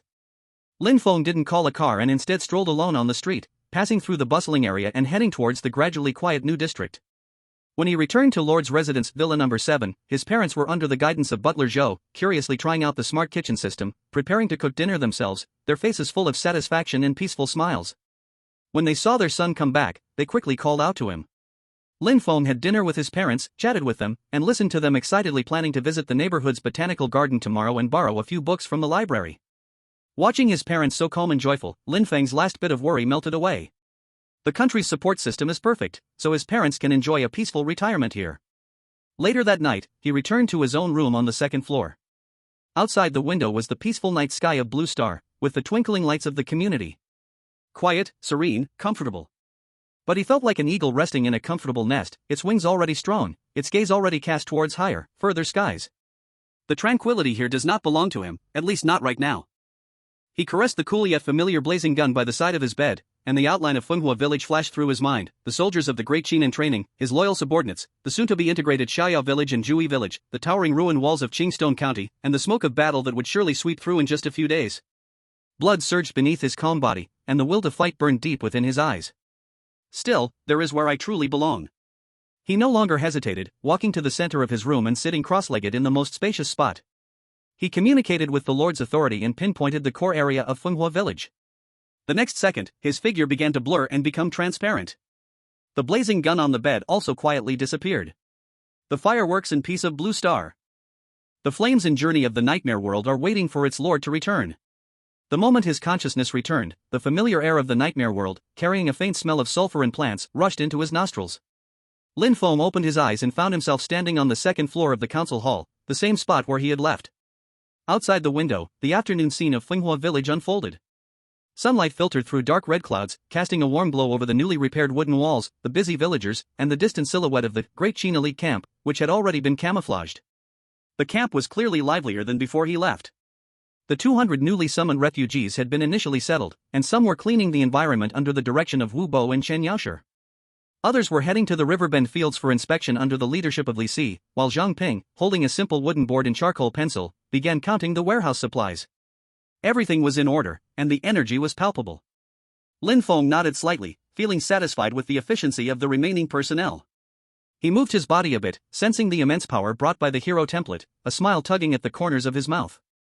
With a slight thought, he used his lord's authority to sense the positions of the core members. Zhao Hu, Tai Dun, Jin Yan, Yingxi, Wu Bo, and the others were all present in the camp, their breaths steady, clearly having returned earlier than him. Summon all core members to the council hall for the first official territory meeting. The order was silently issued through his authority. Soon, the sound of steady, powerful footsteps echoed. Zhao Hu was the first to stride into the hall. He had changed into a more streamlined outfit, with his bone-crushing large sword casually slung over his shoulder and his guard shield hanging on his back. The man was full of energy, his eyes shining brightly. Clearly, after stabilizing his role as a heavy shield guardian, both his strength and confidence had significantly increased. "My lord!" Zhao Hu saw Lin Feng and immediately straightened up, cupping his fists in salute, his voice booming. The title had already changed from Lin Feng or chief to the more formal and hierarchical my lord. Next, the towering figure of Tai Dun stomped in, his iron wall-sized shield strapped to his back, almost the size of a door. He grinned widely, his voice shaking the roof as dust fell. "My lord! I'm back! My old mother heard I became some honorary resident and cried tears of joy." Jin Yan appeared quietly at the door, carrying his wind-chasing hunting bow, and slightly bowed to Lin Feng, "My lord." His words were concise, but the respect and sharpness in his eyes were unmistakable. Yingxi, like her name, had silently appeared by the shadow column on one side of the hall. Her breath almost merged with the shadows.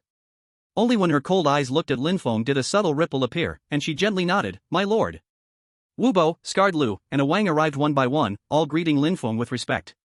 In just a few days, Lin Feng had transitioned from being their chief to becoming the true master of the territory, recognized by the national fortune. The change in status had brought an invisible distance and a stronger sense of authority, and the refinement and improvement in Lin Feng's own temperament made this power even more natural. Lin Feng turned around, his gaze sweeping across everyone. They all looked radiant and full of energy. Clearly, the brief rest after returning to Blue Star had not only dealt with personal matters but had also relaxed their tense nerves, improving their overall condition. "Everyone's back? Sit down." Lin Feng walked to the main seat and sat down, his tone calm. "Has everything been arranged on Blue Star?" The others sat down, and smiles appeared on their faces at his words. Zhao Hu sighed, "It's all arranged." When I went back and told them the situation, my wife and kids were overjoyed. Before, I was the guard captain in a broken territory, always living in fear. Now, I'm an honorary resident in a proper territory, safe and secure.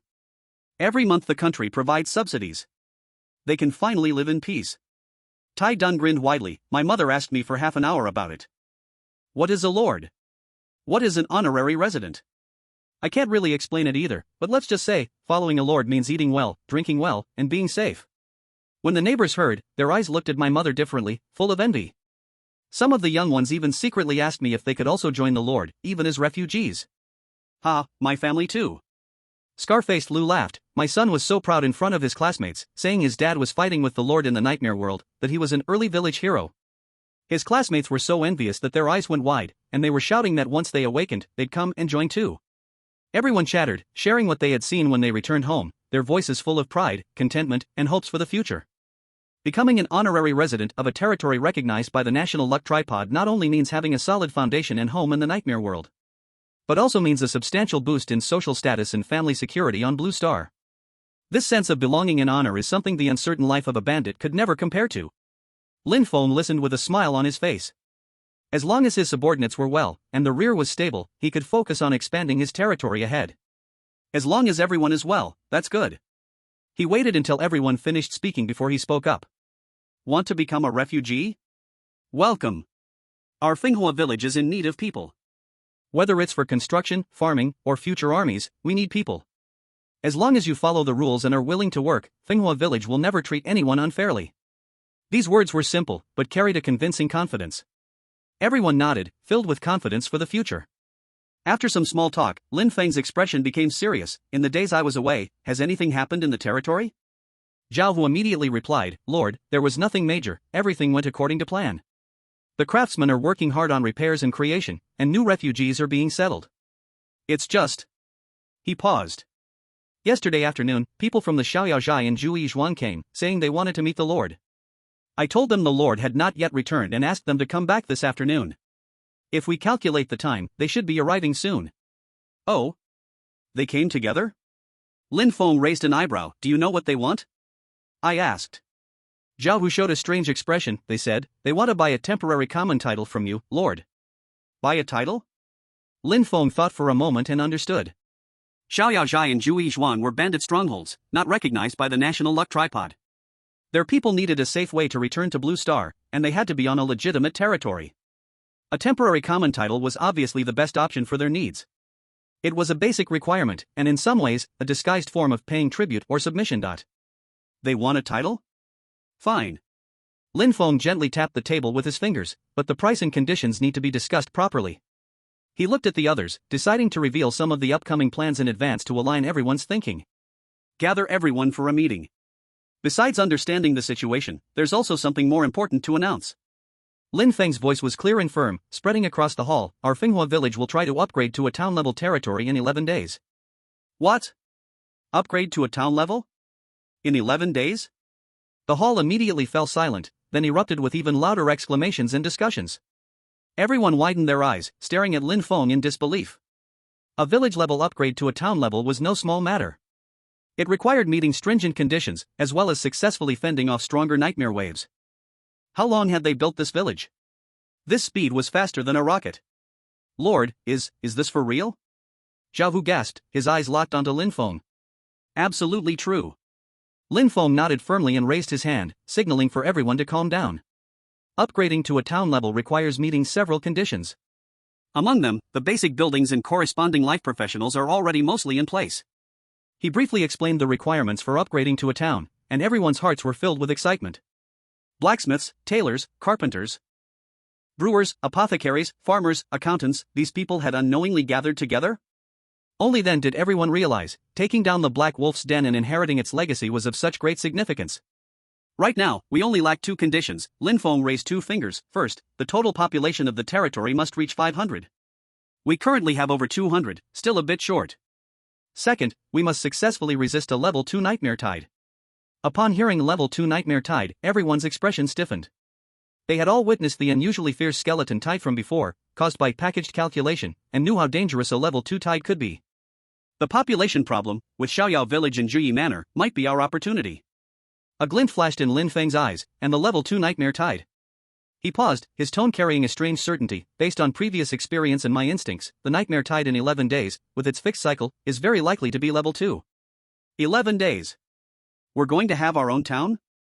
Tai Dun was the first to react, his face flushed with excitement, his fist pounding on the table. Damn it. Let's do it. A level 2 tide? We don't fear it. With the Lord and our brothers here, we'll kill as many as come. Right. Upgrade to town level. We're going to be the founding elders of the town. Scarred Lu also became excited. Town level honorary residence. Saying that out loud is so much more impressive than village level. A wave of excitement and praise washed over them again, their eyes looking at Lin Feng with fervor and awe. In such a short time, he had led them from bandits to village-level lords, and now they were about to break through to town level. A leader like this, with such rapid development, was simply like a legend. All right. Lin Feng raised his hand again, signaling for silence, a smile on his face. Whether we succeed depends on everyone's efforts. Population, defense, soldier training, resource reserves. Every single one of these cannot be neglected. 11 days is tight. His gaze turned sharp. Aren't the people from Xiaoyao village and Juyi Manor coming? Perfect. Xiaohu, Tai Dun, Arrow Eye, Shadow Snake, come with me to meet them. The rest of you, each focus on your own tasks, and prepare for battle. Yes. Lord. The others responded loudly, their morale high. At this moment, a guard stationed at the door reported from outside the hall. Lord, the second in command of Xiaoyao village, Ghost Scholar, and the third in command of Juyi Manor, Iron Calculator, have arrived at the camp gate with a small entourage, requesting to meet. Lin Feng stood up, adjusting his leather armor, the warmth of the blazing gun on his back sending a comforting touch through him. Just in time. A smirk curved on his lips. Let's go, meet our neighbors, and discuss population and titles. He led the way out of the hall, with Zhao Hu and the others following closely behind, their steps steady, their presence imposing. The first official diplomatic negotiation of Finoa village was about to begin. And the topic would directly relate to the future layout of this riverbend area, and whether Finoa village could step into the town-level threshold in one go. West gate of Finoa village. The heavy drawbridge slowly lowered, spanning across the dark red water of the moat. Lin Feng took the lead, with Zhao Hu, Tai Dun, Arrow Eye, and Shadow Snake following him, all well-equipped, their breathing calm and steady. As soon as the five appeared, the dozen or so people waiting on the other side of the bridge felt an invisible pressure. The people from Xiaoyao village and Juyi Manor stood on opposite sides, clearly divided. On the left, the leader of Xiaoyao village was a middle-aged scholar, thin and pale, wearing a faded green long robe, holding a closed folding fan. His eyes were sharp and observant, with an air of hidden intelligence and caution. This was the second in command, Ghost Scholar. Behind him stood 4 guards, their presence subtle, clearly taking the agile and unpredictable route. On the right, from Juyi Manor, was a familiar face to Lin Feng, the third in command Iron Calculator. Still wearing the same smooth, money-making demeanor, his smile was warm and inviting. His guards behind him looked sturdier and more dependable. Upon seeing Lin Feng and his group come out, the Ghost Scholar and Iron Abacus hurried a few steps forward and bowed respectfully across the suspension bridge. I am the Ghost Scholar from the Carefree Village, honored to meet Lord Lin Feng. The Ghost Scholar spoke in a voice not loud but with the tone of a scholar. Lord Lin, it's good to see you again. Sorry for the sudden intrusion, Iron Abacus said with a beaming smile, his posture low and humble. Lin Feng walked to the edge of the suspension bridge and calmly swept his gaze over the two. Both of you, the leaders, have come together. What advice do you have? The Ghost Scholar and Iron Abacus exchanged a glance, and it was the Ghost Scholar who spoke, his tone a perfect mix of difficulty and sincerity. Lord Lin, please understand. We have been cut off from our family on Blue Star, and we are greatly concerned. This time, we come with no other request but to humbly ask Lord Lin if we might purchase some temporary ordinary titles, so that the brothers in our village, or manor, might have the chance to return to Blue Star, reunite with their families briefly, and ease the pain of longing. He spoke with heartfelt sincerity, painting a picture of a difficult separation from loved ones. Iron Abacus nodded repeatedly in agreement from the side. Yes, Lord Lin, we are all poor souls wandering far from home, filled with a longing for our homeland. We hope Lord Lin can help us.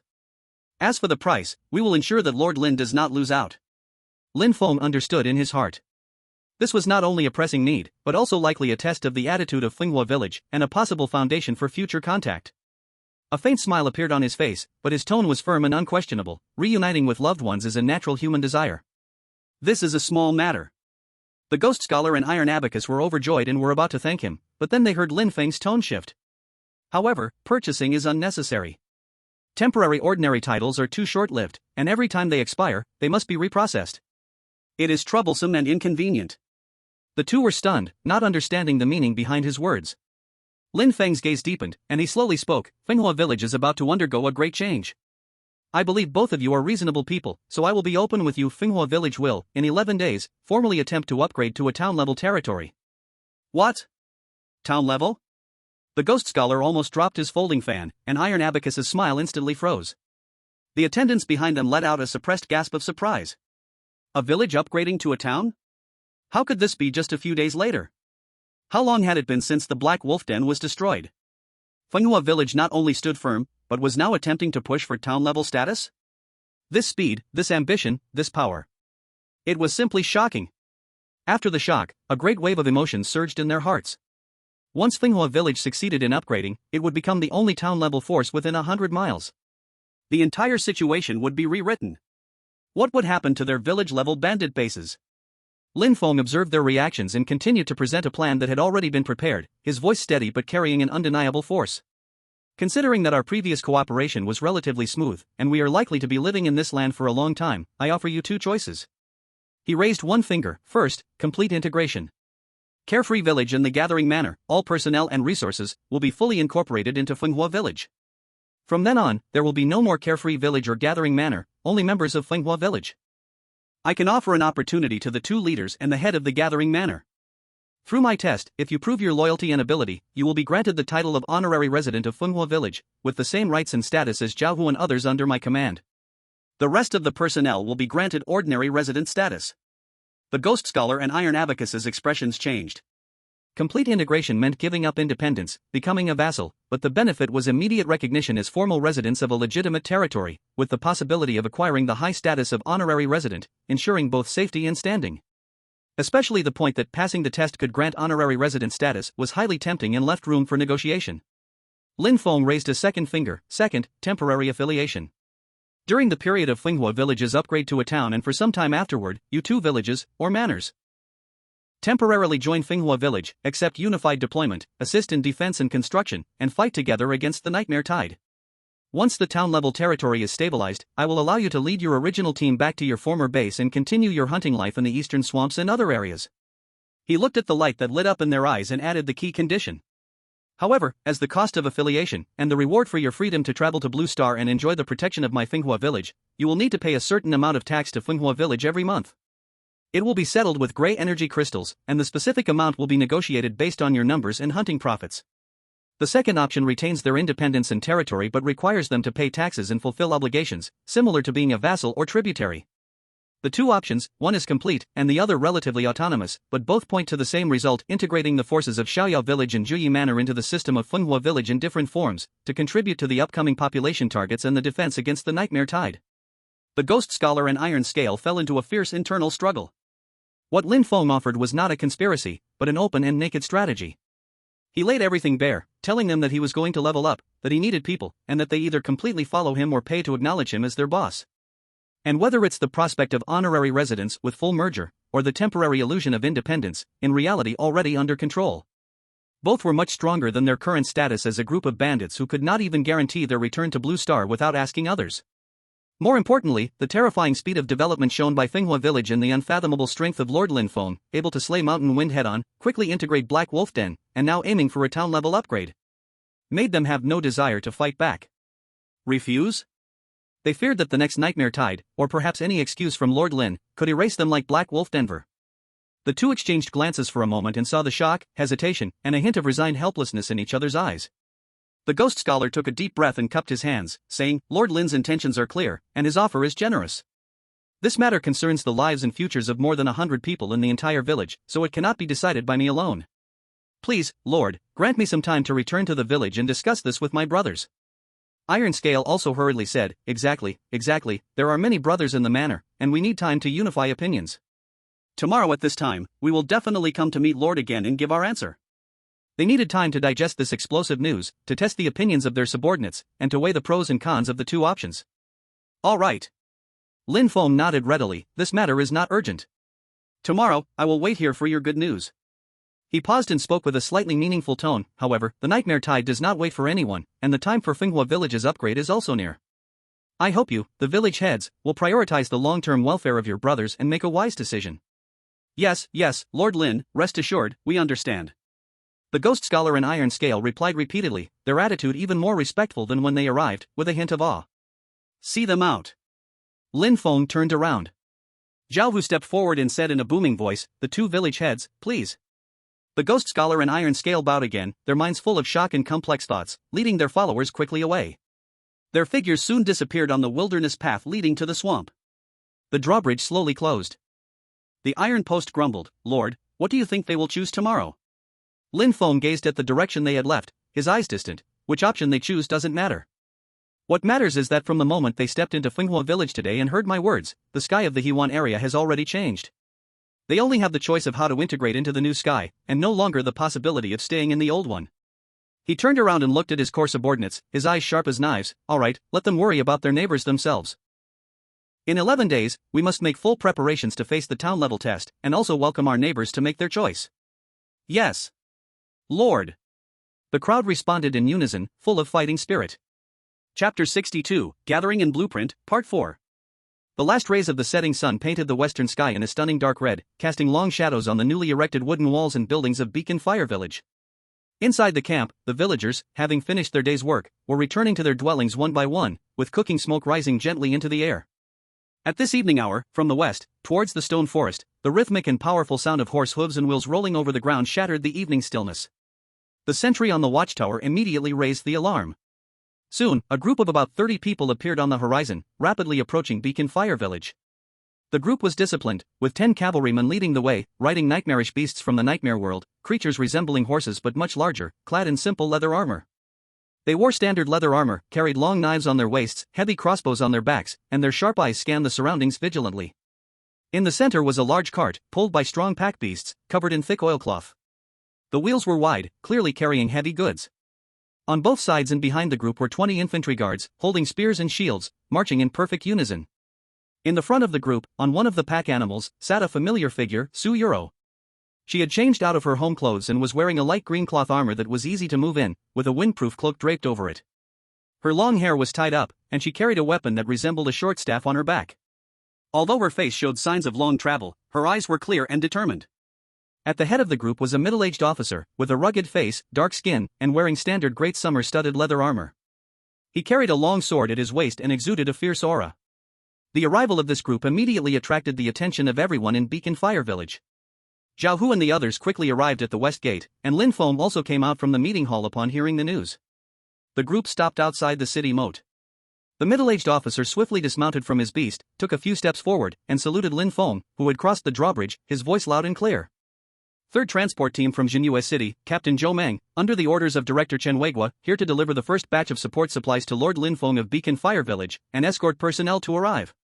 Please inspect, my lord. His movements were sharp and decisive, with the military precision unique to soldiers. His address and etiquette toward Lin Feng were flawless, clearly following strict instructions.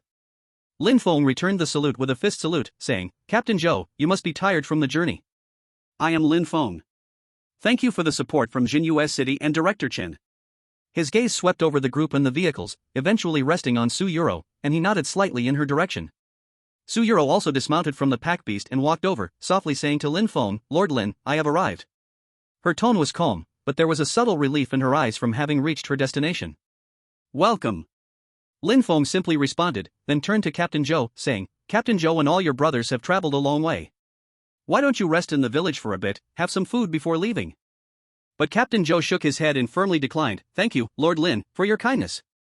Military duties take precedence, we cannot afford to delay. The journey was not entirely peaceful, and we must set off immediately, traveling day and night to return and report. Please understand, my lord.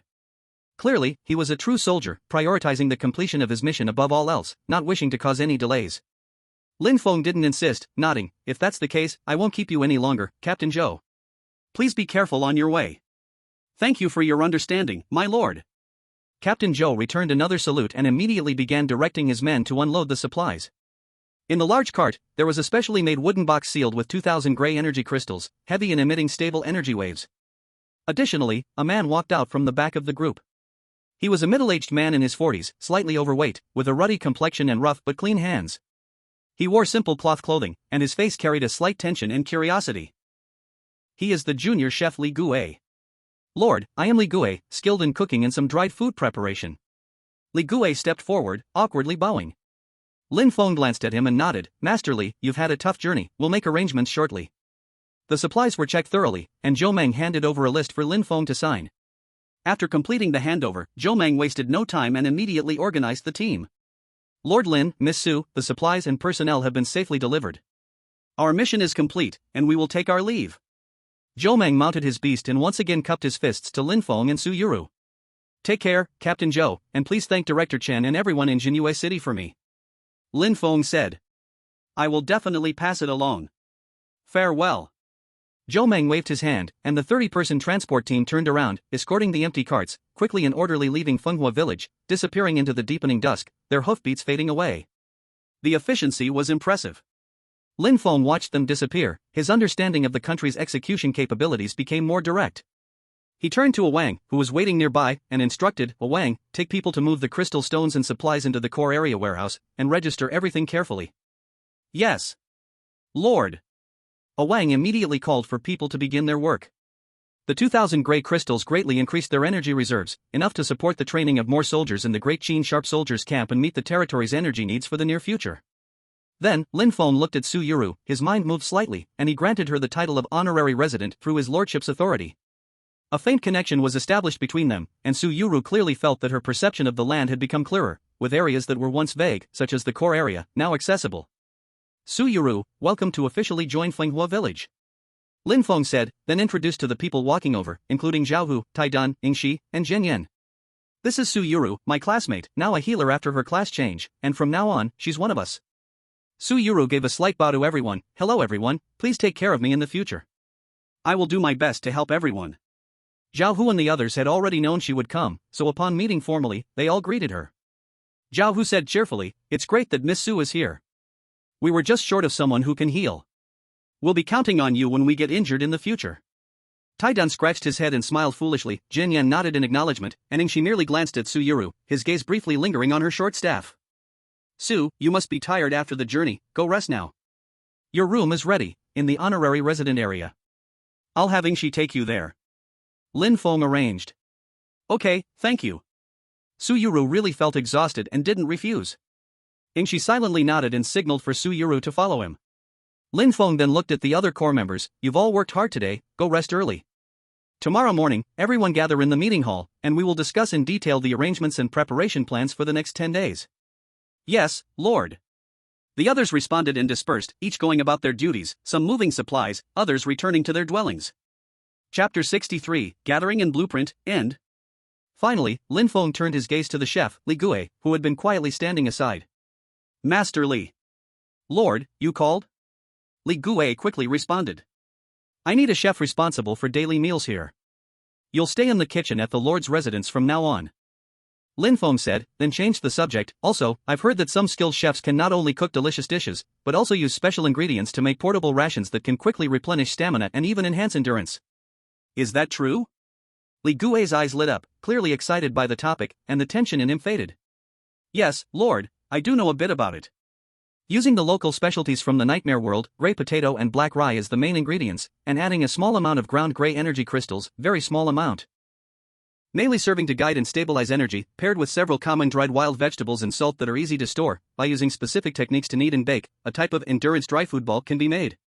Eating one can last an ordinary person for most of the day without hunger, and it can slowly restore physical strength, though the taste is rather dry and hard, and the flavor is average.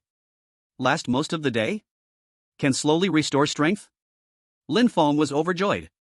This is simply a weapon for long-distance marches, hunting, or emergency wartime supplies for the future army. Although the taste is not great, in specific situations, the strategic value of this thing far exceeds its flavor. Very good. Lin Feng praised, Master Li, one of your main tasks from now on is to make as many of these endurance dry food balls as possible. I will make sure to prioritize the supply of gray potatoes, rye, and other materials to you. If you need help, feel free to ask. The daily meals in the Lord's residence should be simple and tasty, but the focus must be on storing these dry food balls. Yes. My Lord. I will definitely do my best. Li Gui, hearing that the Lord valued his craft, was instantly filled with enthusiasm. After finishing these arrangements, the sky had completely darkened. Torches and oil lamps were lit all around the camp, and the direction of the Dichin sharp soldiers' camp remained quiet, but Lin Feng could feel that the transformation of the 10 refugees inside was progressing steadily. He walked alone back to the second floor of the council hall, opened the window, and looked at the village that had begun to take shape under the night sky. Resources in place, new members joining, special dry food starting to be prepared, everything was steadily advancing according to plan. 11 days. He muttered softly, his fingers unconsciously rubbing the window frame. Xiaoyao Village, Jui Manor, tomorrow, what kind of answer will you give me? The next morning, at dawn, the dim red morning light had just climbed up the wooden walls of Finoa Village when the drawbridge outside the west gate was lowered again. This time, more people came. The leader of Jui Manor, Cloud-Piercing Eagle, came in person. He was a man in his 40s, with a strong build, sharp eyes like a hawk, carrying a black iron longbow wrapped in animal skin, which still showed its extraordinary quality. Behind him followed Tiankai Pang and 4 elite members from the manor, all with solemn expressions. Xiaoyao Village was still led by the Ghost Scholar, with several others following behind. The two groups almost arrived at the west gate simultaneously, clearly having met on the road but remaining silent. Across the moat, they looked at the newly repaired, orderly buildings in Finoa Village and the Finoa flag fluttering in the morning wind, their expressions complicated. Lin Feng walked out of the west gate with Zhao Hu, Tai Dun, Jin Yan, and Ying Shi stepping onto the drawbridge. No small talk, no probing.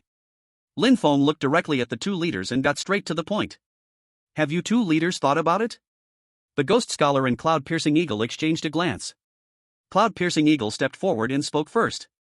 His voice was a bit hoarse, but it carried a decisiveness forged through hardship. Lord Lin, there are a total of 180 people in Jui Manor, including 23 awakened ones and 157 refugees. Yesterday, Tiankai Pang returned and delivered your message. I and the brothers in the manor discussed it all night. He paused, raised his head, and stared straight at Lin Feng. Gone was the scrutiny and doubt, instead, there was a near-determined resolution. We, the entire manor, all 180 people, are willing to join Finoa Village. Upon hearing this, Zhao Hu and the others' eyes brightened, and Tai Dun almost called out. Lin Feng's eyes also flashed with a hint of surprise. The whole manor joining. 180 people, along with the over 200 residents of Finoa Village, would push the population over 400. Good. Lin Feng said loudly, his tone full of unreserved admiration. Cloud-Piercing Eagle, the manor master, truly understands the greater good. I admire you. When Cloud-Piercing Eagle heard Lin Feng call him Cloud-Piercing Eagle, the manor master, he quickly waved his hand, his attitude sincere. Lord Lin, there will be no more Cloud-Piercing Eagle, the manor master. If you don't mind. Call me Wang Wu, or Old Wu, either is fine. He took a deep breath, his voice low and sincere. To be honest, I, Wang Wu, with my brothers, have been holding on in this broken place for almost a year. We can't fill our bellies, we can't sleep warmly, every month we worry about the nightmare tide, and we even have to suffer from the black wolf nest stripping us bare. The brothers don't say it, but they are already tired inside. Lord Lin, you've taken black wind in a few days, destroyed the black wolf nest in one night, and now you're upgrading to a town level. I, Wang Wu, am not blind. I can tell who is the true dragon and who is the mudfish. He knelt on one knee, clasped his fists, and bowed his head. The 180 people of the Gathering Heroes Manor, from now on, are willing to serve the Lord until death. Behind him, the Iron Clasp and 4 elite warriors also knelt on one knee in unison, saying, we are willing to serve the Lord until death. Lin Feng took a step forward, helping Wang Wu up with both hands, his voice serious, please rise. Finoa Village is just beginning, and it's the time to use people. You, Wang Manor Lord, brought your brothers here to join us because you trust me, Lin Feng. I have only one thing to say, once you enter Finoa Village, we are family. As long as I have one bowl of rice, I will make sure everyone gets a sip of soup. His thoughts stirred, and through his lord's authority, he immediately granted Wang Wu the title of honorary resident. Wang Wu's body shook, feeling the mark that resonated with the territory and the nation's fortune imprinted deep into his soul, his eyes even reddening slightly. He opened his mouth, and 1,000 words finally turned into just one, thank you, Lord. Zhao Wu stepped forward, patted Wang Wu's shoulder forcefully, and grinned, Old Wu, from now on, we're true brothers. I've heard of your archery skills. Later, you have to teach that little guy Arrow Eye. Arrow Eye, standing aside, spoke with a melancholic tone, Zhao bro, I'm still here.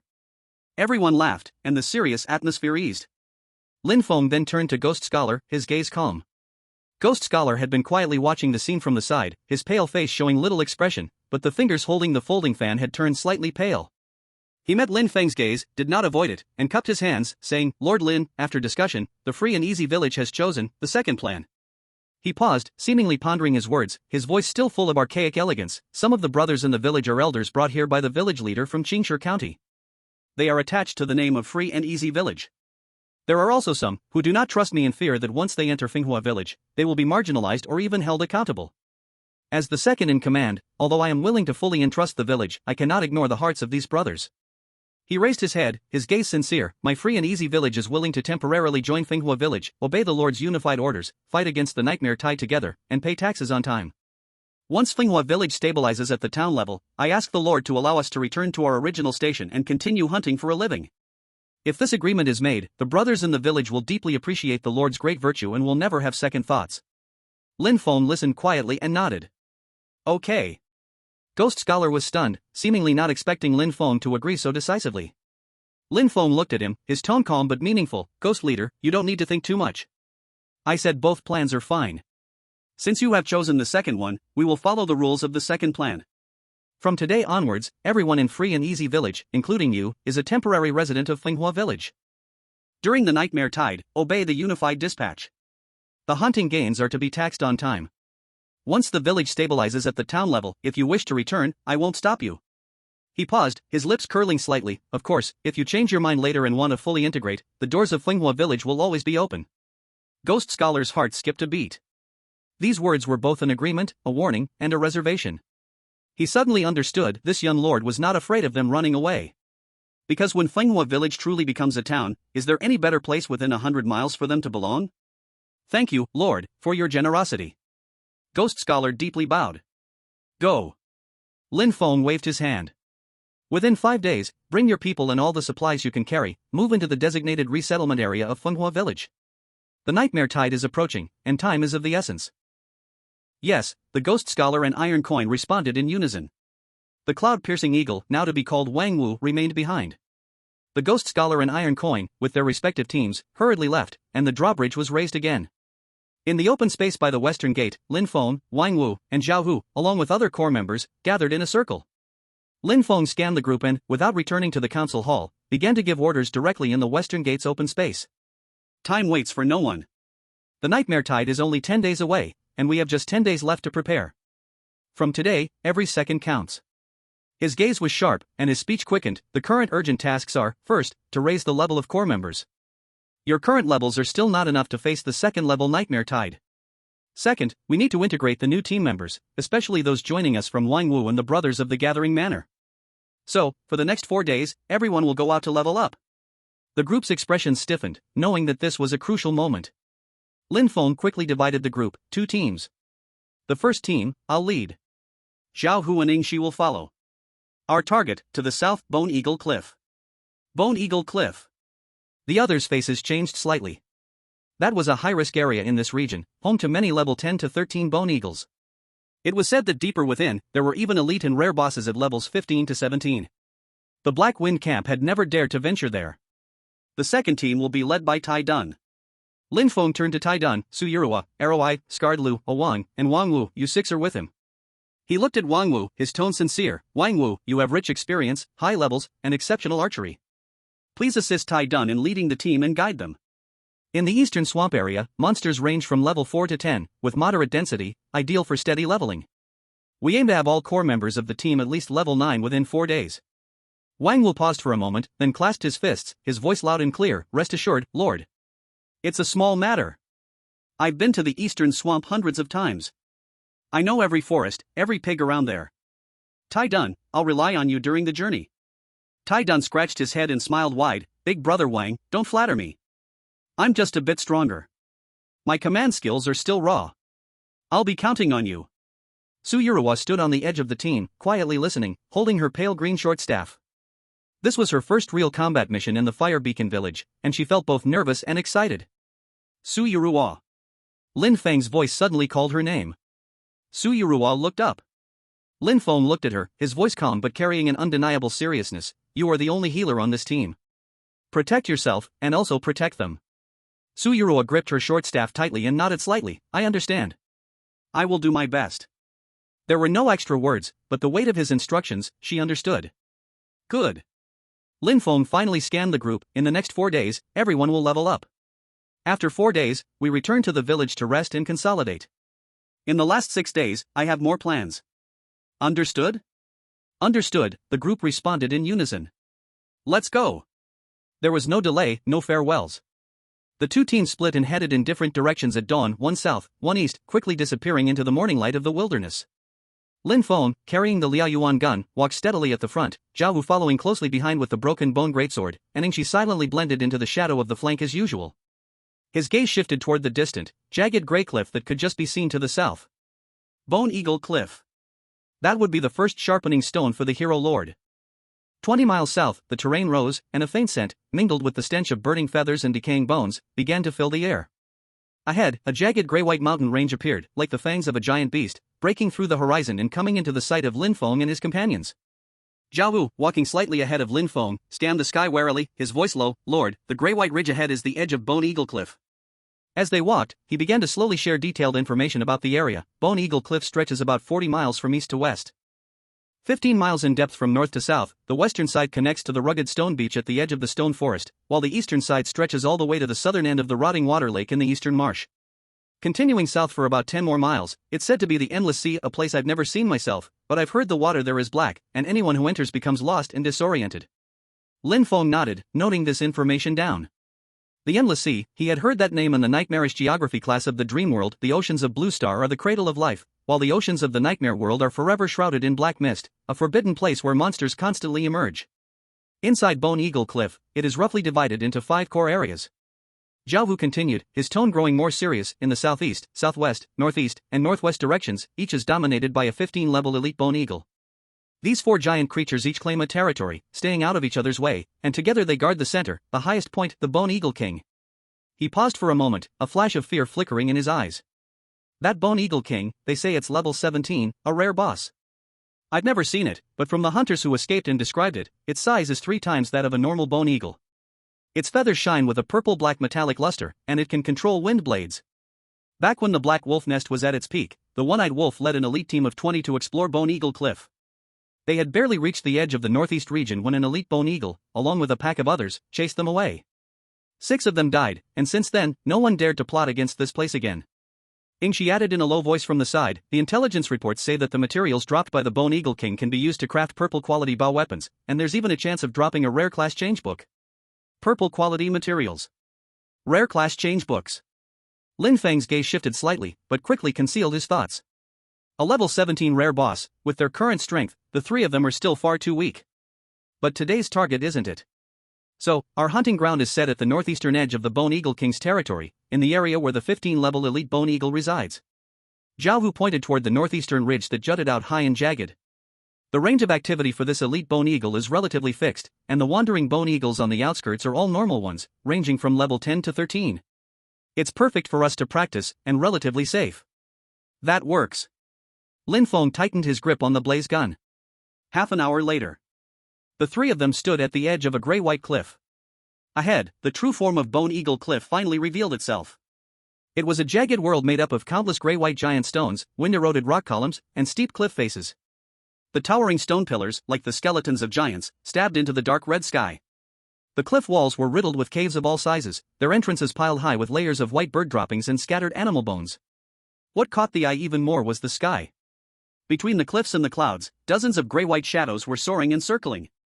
Their wingspan stretched 3 to 4 meters, their bones jagged, covered in thin, tough gray-white feathers, with bare skulls, and hooked beaks gleaming with a cold metallic light. The most terrifying thing was their eyes. There were no pupils, only 2 glowing green soul flames dancing in hollow eye sockets, just like the skeletal soldiers. This is the Bone Eagle. A twisted fusion of undead and beast, the hunters of the sky. Lin Feng swept his gaze over them, quickly locking onto several bone eagles that were either alone or in small groups, ranging from level 10 to 12. Zhao Wu, attract the aggro head-on, use your iron wall body to tank the first wave of dive attacks. Yingxi, circle around behind and target their wing roots and the connection to the spine, to reduce their mobility. Lin Feng swiftly assigned tasks, I'll clear the area, then take them down one by one. Understood. Zhao Wu, with his heavy shield in hand, activated his core skill, Iron Wall Body. A heavy, earthy yellow light shimmered on the surface of his round shield, as his muscles bulged. Beneath the skin, earthy yellow patterns flowed, and the whole person was like a moving city wall. Come at me, beast. Zhao Wu roared, his bone-crushing blade striking the round shield with a deafening, thunderous sound. This provocative, massive sound immediately drew the attention of 3 gray-white shadows in the sky. 3 level 12 bone hawks screeched like broken gongs, folding their wings and diving down from 100 meters above like arrows from a bow. Their sharp claws tore through the air, creating a piercing shriek. The first one dove toward them. Zhao Wu did not dodge, raising his shield to meet it. Clang!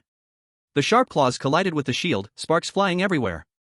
The ground beneath Zhao Hu cracked in all directions, but his body remained as steady as a mountain. A damage number of -42 floated above his head, but to him, with his iron wall body and shield, it was completely painless. Lord, he gritted his teeth and shouted. Now's the time. A fierce look flashed in Lin Feng's eyes as he drew the firestorm spear from his back, the dark red shaft flashing like a lightning bolt ripping through the grey-white world. He didn't thrust, but instead plunged the spear into the ground with all his might. Skill, firestorm. Boom! A fiery shockwave, with a 10-meter radius, erupted from the spear's shaft. Blazing flames, in concentric circles, spread outward, consuming the bone hawk that had just landed and was about to take off again, as well as the other two that were diving down. -40. -39. -40. The flames ignited their sparse feathers immediately. The three bone hawks let out agonized screeches, their gray-white feathers turning black, their ghostly green soul flames flickering violently. More importantly, a faint red, magma-like crack appeared on their bodies, the blue firestorm mark. The marked targets would now suffer an additional 10% damage from Lin Feng's attacks for the next 60 seconds. Shadow Snake. Lin Feng pulled out his spear, his figure like a ghost as he charged toward the leftmost bone hawk, which was covered in smoke. Shadow Snake did not respond, but her claws had already silently pierced into the left wing root of the bone hawk. Screech. The tough wing membrane was torn by the ghostly green claws. -60. The bone hawk lost its balance and crashed to the ground, flapping desperately but unable to take off again. Lin Feng's spear tip had already reached it. The left-wing bone hawk, scorched by firestorm, was as fragile as paper in front of Lin Feng's 19.8 strength and the firestorm spear's 45 attack power. Thud. The spear tip pierced through the bone hawk's screeching beak and out through its skull. Its ghostly green soul fire exploded like a shattered lantern into a spray of light points. -152. Critical hit. Firestorm marked damage increase. Killed LV-12 bone hawk, damage dealt 80%. Experience gained, 240, total experience 300 by 80%. The first one, dead. The other two bone hawks realized they had met a tough match and flapped their scorched wings, trying to escape. Think you can run? Lin Feng's gaze was icy as he swung the firestorm spear. The dark red spear cut a blazing arc through the air, and the tip precisely struck the second bone hawk's left wing joint. Crack. Bone shattered. -150. Firestorm marked damage increase triggered. The bone hawk shrieked as it fell, Zhao Hu's bone-crushing blade already waiting below. Get down here. Zhao Hu roared, his blade flashing like lightning, slicing the bone hawk's neck clean off. Assisted in killing LV-12 bone hawk, gained 210 experience points. The last one had already been ensnared by Shadow Snake. It tried to peck at her with its curved beak, but Shadow Snake was as slippery as an eel. She weaved around its attack blind spots, leaving deep, bone-exposing gashes where its chest bone met the spine. Lin Feng stepped forward, delivering a simple, unadorned thrust that pierced the bone hawk's eye socket. -158. The third one, dead. Assisted in killing LV-12 bone hawk, gained 240 experience points. The battle lasted less than 30 seconds. All three level 12 bone hawks, wiped out. Lin Feng shook the blood and feathers off his spear tip, breathing slightly faster, but his eyes burned with excited battle intent. Continue. His voice was short. Zhao Hu, Shadow Snake, how are your statuses? Zhao Hu was breathing heavily, but was full of energy. The shields are still intact, no problem. Shadow Snake emerged from the shadows, her claws dripping blood, and shook her head lightly. The gesture is harmless. Okay. Lin Feng looked towards the more swirling gray and white shadows on the cliff wall. Today, we will break through this northeast corner. Chapter 66, Bone Eagle Cliff, 3. For the next 4 hours, the northeastern edge of Bone Eagle Cliff became a rare reverse hunting ground in this deathly forbidden zone. Lin Feng and the other two specifically targeted the lone or small groups of bone eagles, never greedy, never reckless. The fire of the wildfire gun was used to clear the area and leave marks. Zhao Hu's iron wall body always acted as a giant shield to draw fire, while Shadow Snake, like the messenger of death, aimed for the wing roots and spine. The experience points steadily increased. Kill LV-11 Bone Eagle, experience 250. Assisting in killing LV-13 Bone Eagle, experience 240. Kill LV-10 Bone Eagle, experience 150. During this time, they encountered one crisis. A level 14 Bone Eagle rushed out from its nest, accompanied by 3 level 12 attendants, clearly disturbed by the noise of the battle. This Bone Eagle's size was twice that of a regular Bone Eagle, with a wingspan exceeding 5 meters, its claws gleaming with a bronze shine. The wind pressure caused by its dive nearly suffocated them. Lin Feng didn't hesitate and immediately activated Fire of the Wildfire Gun to clear the smaller enemies. Zhao Hu gritted his teeth and took the direct hit from the level 14 Bone Eagle, taking 3 blows with shield and sword, his health dropping to 40% and his shield already shattered. Just as the level 14 Bone Eagle dived again, its claws aimed straight at Zhao Hu's head. Lin Feng moved. He raised his gun and aimed at the diving level 14 Bone Eagle, unleashing a fierce red beam of light from the gun's tip. Wildfire Gun Skill 2, Scorching Flame Gun Beam. This was his new skill gained after reaching level 10 and binding the wildfire gun to his main weapon, compressing and condensing the energy in his body in the fire attribute of the wildfire gun. For every 1 point of base strength, 1 Scorching Flame Gun Beam could be stored each day. When used, it burst from the tip of the gun, forming a highly condensed, powerful flame beam that could penetrate through. Hiss! A thumb-thick, fiery red beam like molten lava shot from the gun, precisely entering the elite Bone Eagle's wide-open beak. -100. The gun beam caused Wildfire Gun's base attack power, Lin Feng's base strength times 3 points of flame damage. The LV-14 Bone Eagle let out a miserable cry, its dive disrupted as it dropped like a kite with a broken string. Shadow Snake, like a ghost, pounced on it, claws outstretched, aiming for its now exposed throat. Assisting in killing LV-14 Bone Eagle, experience 350. LV-14 Bone Eagle is dead. Lin Feng's eyes were filled with excitement. The power of the Scorching Flame Gun Beam exceeded expectations. This long-range penetrating attack compensated for his shortcomings when facing airborne units. Boss, this move of yours, it's just too domineering. Zhao Hu, while stuffing Wu Bo's hemostatic medicine and the little red bottles made by Dr. Chen into his mouth, grinned. From over 10 meters away, that shot almost pierced that big guy. Shadow Snake silently picked up 2 white energy crystals and several intact wing bones dropped by the LV-14 Bone Eagle, placing them into his satchel. The trust in his eyes when looking at Lin Feng deepened a little. How much more for leveling up? Lin Feng asked. Zhao Hu felt embarrassed, still 30%. Shadow Snake, half. At dusk. When the last LV-12 Bone Eagle shattered into bones under Lin Feng's gun, 3 warm currents almost simultaneously surged through their bodies, signaling the success of this harvest. Level up, 11-12, had already leveled up once in 4 hours. Free attribute points, 2. Zhao Hu level up, 9-10. Shadow Snake level up, 9-10. Lin Feng didn't hesitate, adding the free attribute points to strength. Strength, 19.823.4. He gripped the gun handle, feeling the increased strength, and looked towards the higher parts of the cliff in the distance, where a larger shadow was vaguely visible. The edge of the elite territory in the northeast corner was almost cleared.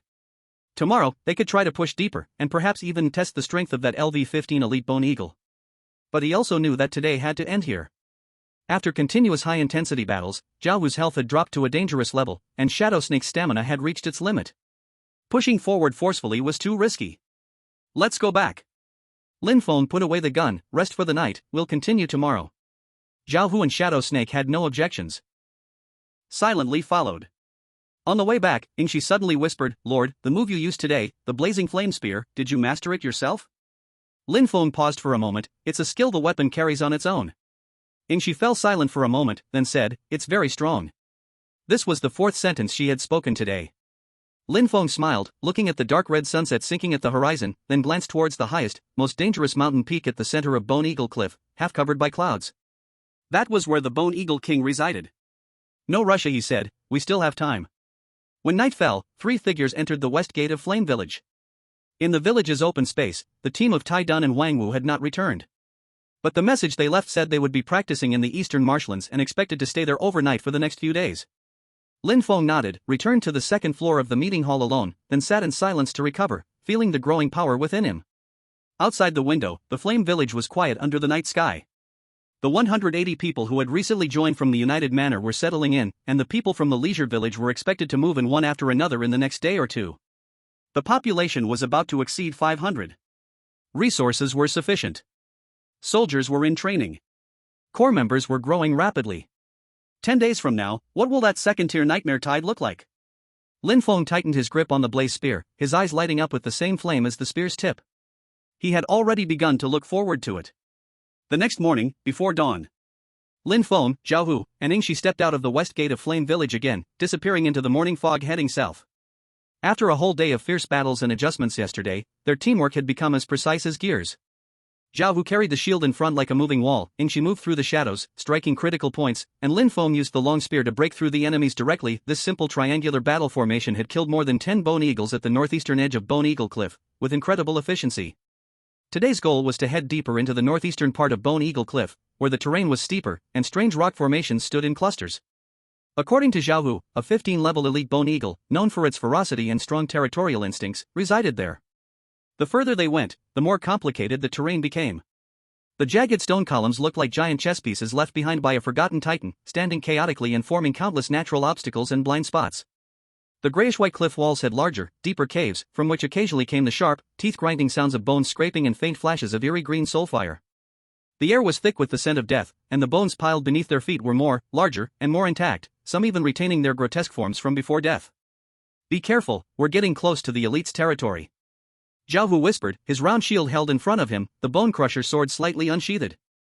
Yingxi moved like a true shadow, pressed against the jagged stone walls, her presence nearly undetectable. Lin Feng walked in the middle, holding the blazed spear in his hand, the spear tip angled towards the ground, his mind fully concentrated as his senses spread out like mercury. He could feel it, the presence of several figures in the area ahead, where several massive stone spires formed a natural barricade. Among them, one presence was particularly dense and violent. Suddenly, at the top of the tallest stone spire ahead, two bright points of eerie green soulfire flared up, like the devil's eyes opening in the darkness. Screech! A piercing, sharp eagle screech rang out, filled with anger and a warning. The sound echoed through the stone forest, causing countless reverberations. Then, the figure at the top of the stone spire suddenly spread its wings, its wingspan almost 6 meters. Its bones were thick, giving off a metallic, pale white sheen, which was completely different from the typical gray-white bone eagles. Its head was larger, its jaw protruding, and the soulfire in its eye sockets burned with a deep green, fiercely locking onto the 3 uninvited guests who had entered its territory. It was the LV-15 Bone Eagle Elite Bone Devourer. With its shrill screech, 4 gray-white figures flew out from the surrounding caves and stone cracks. The group quickly gathered in the air, forming a loose encirclement, trapping Lin Feng and the other 2 in the center. These ordinary bone eagles ranged from level 12 to 13, their soul flames flickering, radiating intense hostility. "We've been spotted. Prepare for battle." Zhao Hu growled low, immediately entering combat mode, his shield raised high, the halo of his iron wall body glowing faintly, ready to activate. Shadow Snake's figure flickered, silently sliding into the shadow of a thick stone pillar, its eerie green claws reflecting cold light. Lin Feng's gaze was cold and sharp, locking onto the elite bone eagle high above. This creature was even more keen and aggressive than expected. The elite bone eagle seemed especially focused on Lin Feng, the obvious leader of the humans, its dark green soul flame dancing as it emitted a hiss full of murderous intent. In the next moment, it flapped its wings violently. It wasn't diving, but instead sent a wave of grayish-white, stinky wind. The wind was filled with countless tiny bone fragments and sharp sound waves, covering Lin Feng and his team in a barrage. Skill: Bone Erosion Hurricane. A ranged attack with slight corrosive and interference effects. Lord, watch out. Zhao Hu instinctively tried to activate Iron Wall Body. "Don't open the shield." Lin Feng barked sharply, stopping Zhao Hu. A decisive glint flashed in his eyes. "Zhao Hu, Shadow Snake, fall back, avoid the storm." As he spoke, the corrosive storm was already upon them. Lin Feng didn't dodge, even tilting his head slightly, letting the hurricane mixed with bone powder and death energy crash into him. SSS. -80. A damage number popped up above Lin Feng's head, his skin stinging and tingling, with high-frequency sound waves buzzing in his mind. But that was all. His 1240 health had only dropped by less than 1/16. The negative effects that would make an average awaken suffer greatly and hinder their movement. But with Lin Feng's mental fortress from the hero template's built-in ability and his terrifying health buffer, he endured it without flinching. And at the cost, he gained the most precious thing: time, and an opening in the elite bone eagle's defense. Just as the elite bone eagle had finished releasing its area skill, its body momentarily stalled due to exertion. Now! Lin Feng's eyes locked onto the target, his pyroblaze spear gathering its full force, the blazing red spear tip suddenly bursting forth, aiming straight at the exposed chest of the massive figure in the air. Whoosh! A red-hot trail shot toward the elite bone eagle's chest, where its bones were relatively sparse due to the skill release, with almost untraceable speed. The elite bone eagle clearly didn't expect this human to withstand its hurricane and then immediately launched such a terrifying counterattack. It tried to flap its wings and dodge, but it was too late. Put. -115. The blazing red spear pierced precisely into the core of the elite bone eagle's chest bone. Destructive fire energy exploded violently inside it. Screech! The elite bone eagle let out an unprecedented, soul-piercing scream that seemed to tear apart its soul flame. Its massive body convulsed and tumbled in the air, its dark green soul flame dimming at a visible rate. Burning bone fragments and debris erupted continuously from its chest. Almost as soon as Lin Feng released the spear, he moved. The brief stiffness from withstanding the hurricane faded, and he shot forward like a cannonball, the rocks beneath him exploding, propelling him toward the elite bone eagle, which was descending uncontrollably from the immense pain. Its attention is on me. Lin Feng's voice rang out across the battlefield. Zhao Wu, Shadow Snake, clear the ordinary bone eagles. Leave everything to you. This was a new division of labor. He, with his massive health and single target burst, would take down the elite. Zhao Hu and Shadow Snake were responsible for clearing the rest of the enemies, maximizing the experience needed for their upgrades. Understood. Zhao Hu instantly grasped Lin Feng's intention. He no longer guarded Lin Feng, but instead shrank the halo of his iron wall body to cover himself. Like a heavy war machine, it violently crashed into the two bone eagles on the left. The bone-cleaving blade swept horizontally with the force to split mountains and rocks. The Shadow Snake, the moment Lin Feng finished speaking, had already become like a true ghost, silently cutting into the right wing of the two bone eagles. The ghostly green claws sliced through the gray mist, tracing a fatal arc, aiming straight at one bone eagle's fragile neck vertebrae connection. At this moment, Lin Feng had already met the falling elite bone eagle mid-air. Although the elite bone eagle was injured, its fierceness only grew stronger, its deep green soulfire dancing wildly in its eyes. Ignoring the burning wound still on its chest, its claws like hooks, with the determination of mutual destruction, it fiercely swiped at Lin Feng, who was leaping towards it in mid-air. This strike, a last-ditch effort, the claw wind was so fierce it could tear through steel. Facing this desperate counterattack, Lin Feng's eyes showed no ripples. He didn't even choose to fully dodge, merely shifting his body slightly so that the deadly bone claw brushed past his left arm. Screech. -110. The leather armor and skin on his left arm were torn open, a deep wound exposing bone. Blood gushed out. But Lin Feng didn't even frown. With 1240 health points, he had the capacity to withstand this level of damage. What he gained in return was a perfect attack angle and the momentary emptiness created in the enemy from a full-force strike. Die. The inferno gun in Lin Feng's hand emitted a blazing hum, the dark red flame at the tip compressed to its limit, turning into a piercing cold star that pierced through the void. He didn't use an area skill, but instead concentrated all his power on this most simple, yet most lethal and precise thrust. Target, the central core area of the chest bone, severely damaged by the crimson gun flame. Put. -155. The inferno gun accurately pierced the chest bone of the bone eater. The dark red flames burning on the gun body clashed violently with the lingering undead energy inside the bone eater's body. Lin Feng flicked his wrist, and the inferno gun struck like a venomous dragon spitting its tongue, instantly thrusting 2 more times. Each thrust pierced through the bone eater's body. -155. -150. The bone eater's movements froze completely, the deep green soulfire in its eyes suddenly extinguishing like a candle blown out by a strong wind. Its massive body lost all strength, collapsing like a skin with its bones removed, falling violently towards the rocky slope below. Boom! Dust and rubble flew up. At the same time, Zhao Hu's roar and the sound of Shadow Snake's claws slicing through bones echoed from both sides of the battlefield. While Lin Feng drew all attention and took the brunt of the damage to kill the bone eater, Zhao Hu and Shadow Snake were able to go all out, slaughtering the ordinary bone eagles who had lost their leader and whose morale had plummeted. Blade light, shield shadows, and claw blades crossed through the gray mist, efficiency far surpassing yesterday.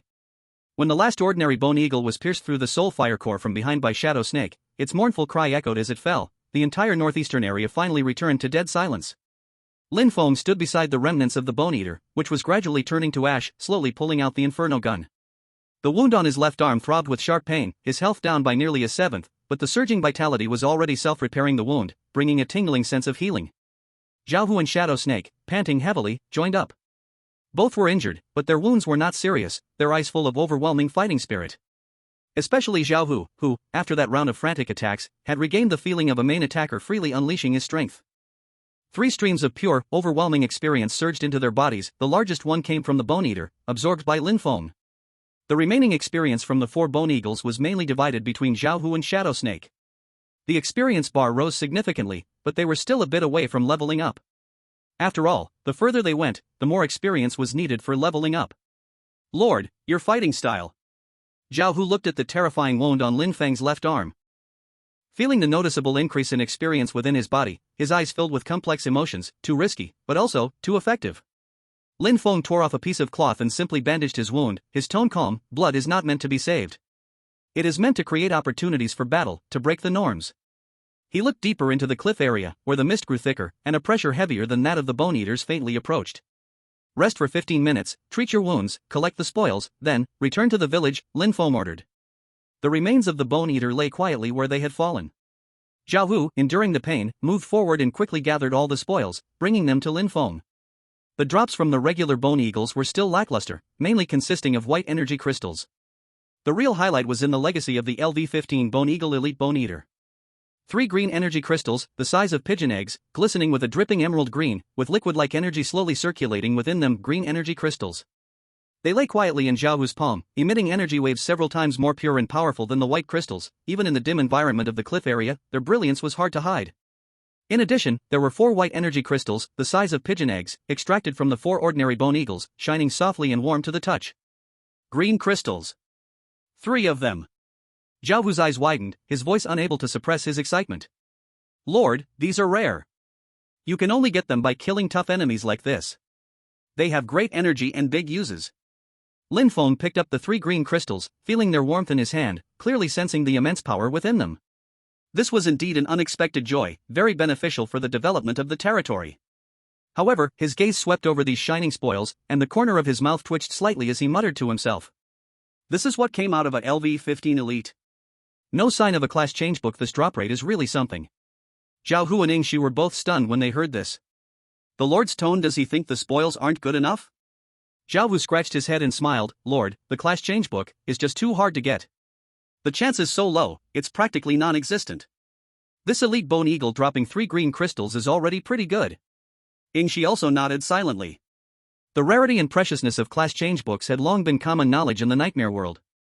Lin Feng naturally understood. What he was complaining about was indeed this hopelessly low probability. If it weren't for his eye of probability, it would probably take several years of good luck to get a class changebook through normal means. This made him value his once-a-month opportunity even more. For the next 2 days, the skies of the southeast region of Bone Eagle Cliff were never peaceful again. The 3 of them, like tireless hunters, launched an efficient and ruthless hunt in the dangerous, death-shadowed area of the southeast region of Bone Eagle Cliff. Day 1. They advanced along the southeastern ridge, specifically targeting bone eagles of levels 11 to 13.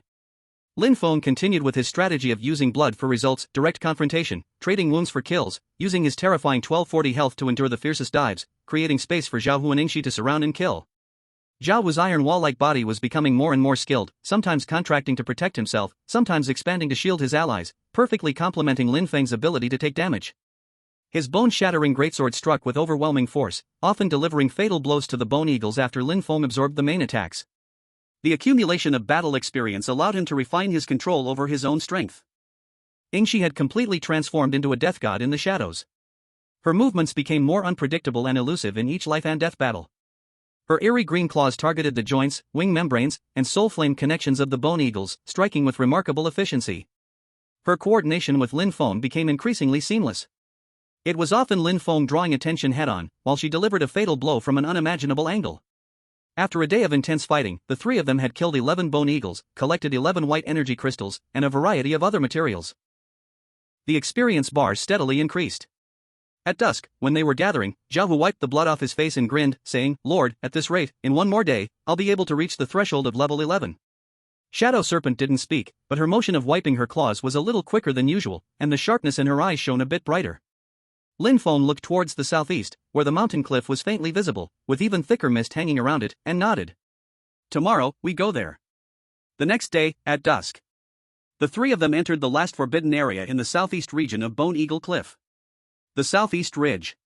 The terrain here was even steeper than the northeast, with the cliff walls nearly vertical, and countless caves densely scattered like a honeycomb. And at the deepest and highest point in this area, on top of a solitary peak, was another level 15 elite, famous alongside the Bone Devourer. LV-15 Bone Eagle Elite Riftwind. Its body was even more slender than the Bone Devourer, with a wingspan close to 6.5 meters. Its feathers had an eerie silver-gray color, and the edges gleamed with a metallic-like cold light. The most terrifying thing was its speed. When it dove, it was like a silver-white lightning bolt tearing through the sky. Before its claws even reached, the wind pressure cut through the skin like a blade. Zhao Hu gripped his shield tightly, his eyes fixed on the silver-gray trace that flickered in and out of the mist. Lord, this thing is too fast. Yesterday, that head-on clash, I'm afraid we wouldn't even touch it. Lin Feng didn't respond. He raised his head, his gaze piercing through the mist, locking onto the silver lightning-like figure swirling and darting through the air. Riftwind was watching him too. Its eyes, filled with ghostly green flames, held no anger, only the indifferent gaze of a predator observing its prey. It was waiting for Lin Feng to show an opening. Lin Feng suddenly spoke, Zhao Hu, Shadow Serpent, fall back 50 meters. Lord? Fall back. Without asking more questions, the two quickly withdrew and hid behind some scattered rocks. Lin Feng stood alone in the middle of the open cliff platform, his Liao Yuan spear horizontally in front of him. He didn't move, and Rift Wind didn't move either. One man, one eagle, stood facing each other, 300 meters apart in the mist, in a standoff. 3 breaths. 5 breaths. 10 breaths. Rift Wind's patience was the first to run out. It folded its wings, and like a giant silver arrow loosed from its bow, it dove straight down from the sky. 300 meters, only 2 breaths. The shriek of its claws tearing through the air sounded like the whisper of death. Lin Feng still didn't move. His right hand slowly tightened around the Liao Yuan spear. On the spear's shaft, faint golden ancient seal characters began to flow, and Rift Wind was only 100 meters away. Lin Feng raised his spear, the tip pointing at the sky. The next second, a blazing red beam shot out from the tip of the spear. The first strike. The second and third strikes, almost simultaneously fired. One sealed the left, one sealed the right. Rift Wind's body twisted violently in midair, like a compressed silver bowstring, narrowly passing through the gap between the two spear beams. Silver feathers flew. Lin Feng's face remained emotionless, the spear tip continuously tapping, and a stream of blazing flame spear radiances shot out like a chain of fireworks. Rift Wind desperately dodged. Its speed was indeed terrifying, the silver-gray afterimages weaving frantically through the death trap formed by the crisscrossing red beams of light, twisting, turning, and spiraling. The 7th strike. It grazed its tail feathers, turning them black. The 8th strike. Puff. Rift Wind let out a sharp, near-deafening shriek. Its right wing instantly lost power, and its body tilted violently in midair. It desperately flapped its left wing, trying to stabilize itself and climb back up. The 9th strike. Like a red flaming dragon released, it precisely pierced through the chest and side wing exposed by its tilt. The silver-gray feathers exploded into a cloud of charred mist. Rift Wind's body convulsed violently in midair, and its eyes, burning with ghostly green flames, showed fear for the first time. It wanted to escape. It exerted all its strength to flap its broken wings, awkwardly ascending toward the high sky again. The 10th spear beam. It pierced through the root of its left wing. -102. The last lift of the windbreaker has completely ended. It fell like a kite with its string cut, plunging from 50 meters above. Boom! The massive silver-gray body crashed onto the rocky slope, stirring up clouds of dust and scattered feathers. But it was not dead yet. Those soul flames, a haunting green, still burned in the dust, filled with resentment and unwillingness. Its broken wings continued to flutter, its sharp claws wildly scratching the rocks, trying to stand up, trying to take off once more. Lin Feng had arrived in front of it, the fire gun thrust fiercely into the ground. Skill, fire beacon. Boom! A circular fire shockwave with a radius of 10 meters exploded. The fierce flames, like blooming red lotus flowers, completely engulfed the windbreaker which had just landed and was still struggling. -30. The damage was not high, but it was enough, because this fire shockwave was not a killing move, it was a mark. A faint red fire beacon mark was seared onto the windbreaker's broken, charred body like a festering wound. For the next 60 seconds, it would bear an additional 10% damage from any attack Lin Feng dealt. Lin Feng pulled out the fire gun. He held the gun with both hands, body and horse in unison, all his strength like a flood, fully poured into the gun. The simplest, plainest, yet most precise thrust. Target the gaping, tooth-filled throat of the windbreaker that was gasping violently. Puff. -170. Critical hit. Fire beacon mark increased damage. The gun tip pierced through the throat, emerging at the back of the neck. The windbreaker's massive body convulsed violently, its wings flapping one last time, its claws carving deep gouges into the rock. Then, those haunting green soul flames, like a candle extinguished by a raging wind, suddenly went out. Kill LV-15 Bone Eagle Elite, Windbreaker, Experience 800. Silver-gray feathers fell like confetti in the wind.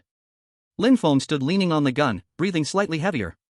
The golden runes on the fire gun gradually dimmed, a burning itch lingering in his palm. This was the aftereffect of activating 10 blazing gunlights in a short time. Zhao and Shadow Snake rushed out from behind the rocks, looking at the elite corpse rapidly dissipating on the ground, then at Lin Feng's still erect figure, momentarily unsure of what to say. The 10 gunlights. All used on this beast. My lord. Zhao swallowed hard, his voice filled with uncontrollable shock. You are too ruthless. Lin Feng did not turn back. He stared at the glowing blue halo near the dissipating corpse, denser than ever before, and said flatly. Saving and used trump cards is called collection. Using them on the blade is called a trump card. He paused. Go see what came out. Zhao hurriedly moved forward, pushing aside the debris and scattered feathers. A thin, ancient bronze booklet, with a silver feather arrow penetrating clouds painted on the cover, quietly lay in the ashes. Job transfer book, Windrunner Archer. Core skill after transfer trajectory of wind, passive, agility attribute plus 30%, strength attribute plus 30%. Active activation, enter Windrunner state, next shot's arrow flying speed increases by 100%. Cooldown, 10 minutes. Zhao Wu's eyes widened suddenly, then he grinned widely, his scarred face scrunching up. Ha ha ha. That kid Arrow I really hit the jackpot this time. He laughed heartily, his voice filled with pure joy, not an ounce of jealousy. That kid treasures his wind chaser bow every day, now he even gets the matching job. Windrunner Archer. TSK, the name is 100 times better than his broken nickname Arrow Eye. Shadow Snake stood aside, silently watching the job transfer book. She did not speak. Her gaze lingered only a moment on the silver arrow on the cover. After a moment, she shifted her gaze away, lowering her head to continue cleaning her mottled green claw blades, her movements slower and more meticulous than usual. Lin Feng noticed it. He said nothing. He took the job transfer book from Zhao Wu's hands and stored it in his bag. Collect the spoils and return to the village. Level up, 1213. Gained free attribute point, 1. 2 hours later. The dusk painted the jagged outline of Bone Eagle Cliff in dark red. The drawbridge at the western gate of Firebeacon Village slowly lowered, and the awakened guard saw the 3 familiar figures from a distance, immediately shouting loudly, "The Lord is back! The Lord is back!" Lin Feng stepped into the western gate. In the center of the camp, Iron Pillar's group was gathered around a bonfire, counting their spoils, chattering and full of excitement. Arrow Eye sat alone on a wooden stump in the corner, looking down while adjusting the string on his wind chaser bow. Lin Feng walked directly up to him. Arrow Eye looked up, but before he could speak, the old bronze booklet, still carrying Lin Feng's warmth, had already fallen into his hands. "For you." Arrow Eye was stunned. His gaze slowly fell on the ancient, bold seal characters on the cover. Wind Chaser Archer. His pupils contracted suddenly. "Lord." His voice was a bit hoarse, his Adam's apple bobbing a few times, and in the end, he could only squeeze out one sentence, this is. Dropped by an elite bone eagle. Lin Feng spoke flatly, as if it were just another routine matter, Wind Chaser bow matches Wind Chaser Archer, perfect. He patted Arrow Eye's shoulder, passed him, and walked towards the council hall. He stopped after taking 2 steps. He didn't turn back. "Don't waste it." Arrow Eye stood there, head lowered, tightly gripping the promotion book, his knuckles turning white. Around him, the camp had quietly fallen silent. Iron Pillar forgot to speak, Wang Wu stopped wiping his bow and arrows, and even the bonfire seemed to burn more gently. Then, a suppressed, choked, low voice squeezed out from Arrow Eye's throat, a voice that had been held in for too long. "Lord. My life, Arrow Eye's life, will now belong to Firebeacon Village." Lin Feng didn't turn back. He turned his back to everyone and waved his hand. It was his response. In the center of the camp, Iron Pillar suddenly slapped his thigh with force and shouted in a deep, resonant voice, "Damn it! The Lord is so cool. I'm going to get a promotion worthy of my iron wall shield." Laughter erupted from everyone, the sound scattering the evening silence. Shadow Snake stood at the edge of the crowd, in the shadow, quietly watching all of this. She didn't laugh, nor did she speak. She just watched Lin Feng disappear behind the door of the council hall, then lowered her head and continued to polish her old, worn green claws that had been with her for a long time. That night, the lights in the council hall of Firebeacon Village burned late into the night. Lin Feng stood by the window, looking at the scattered lights in the camp, and in the distance, the dark expanse, where a low, rumbling sound could be faintly heard coming from the Great Qin elite soldier camp. Tomorrow morning, the first batch of Great Qin soldiers would step out of the stonehouse disguised as an ordinary warehouse. The next morning, as the first dark red glow of dawn appeared on the horizon, Lin Feng stood alone in front of the closed stone door of the Great Qin elite soldier camp. The camp was still immersed in the last silence before dawn, with only the sound of the black water river flowing in the distance and the occasional chirp of unknown birds. The lights in the council hall had not yet lit up, and the figures of the patrolling sentries occasionally flashed on the wooden walls. He had been standing here for 10 minutes. The stone door was heavy and silent, like a puzzle that had existed since time immemorial. But Lin Feng could feel behind the door, 10 heartbeats were accelerating.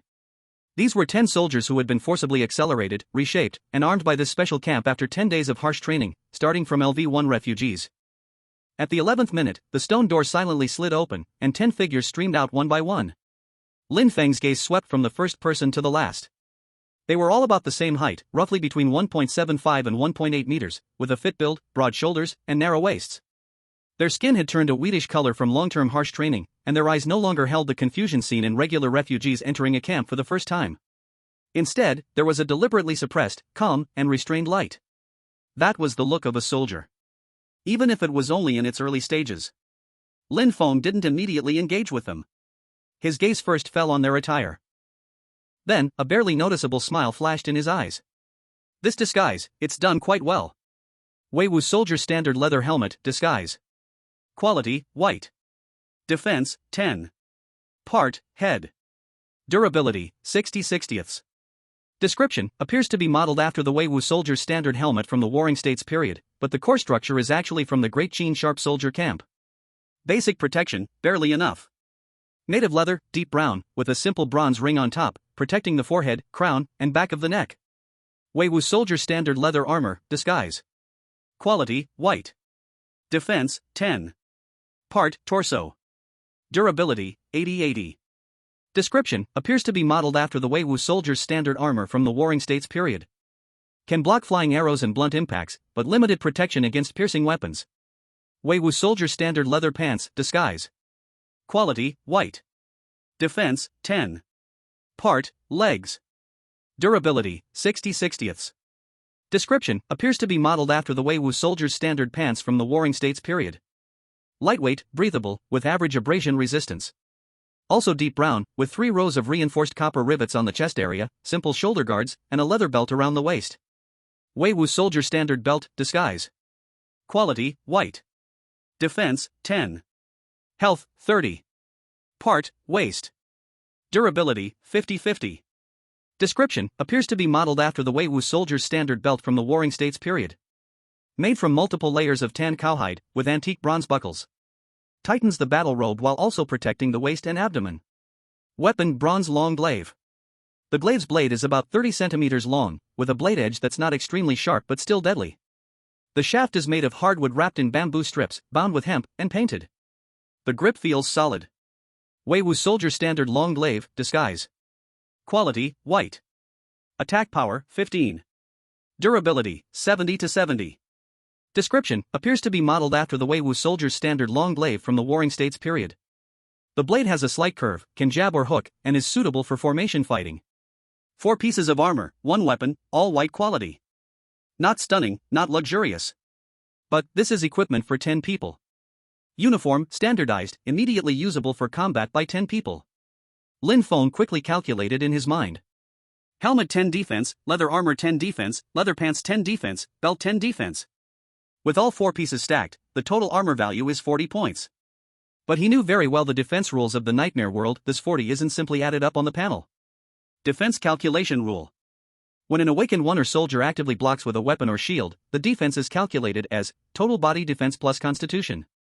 For these 10 guards, with a constitution of 8, their total defense when blocking is about 48. Additional damage reduction after a successful block. If the weapon/shield used to block is not damaged, the damage is halved after applying defense. If the weapon/shield has special damage reduction effects, the damage is further reduced after halving. But if the block is bypassed, and the weapon strikes the torso, the defense is calculated as leather armor defense plus bare constitution. So, 10 plus 8 is equal to 18.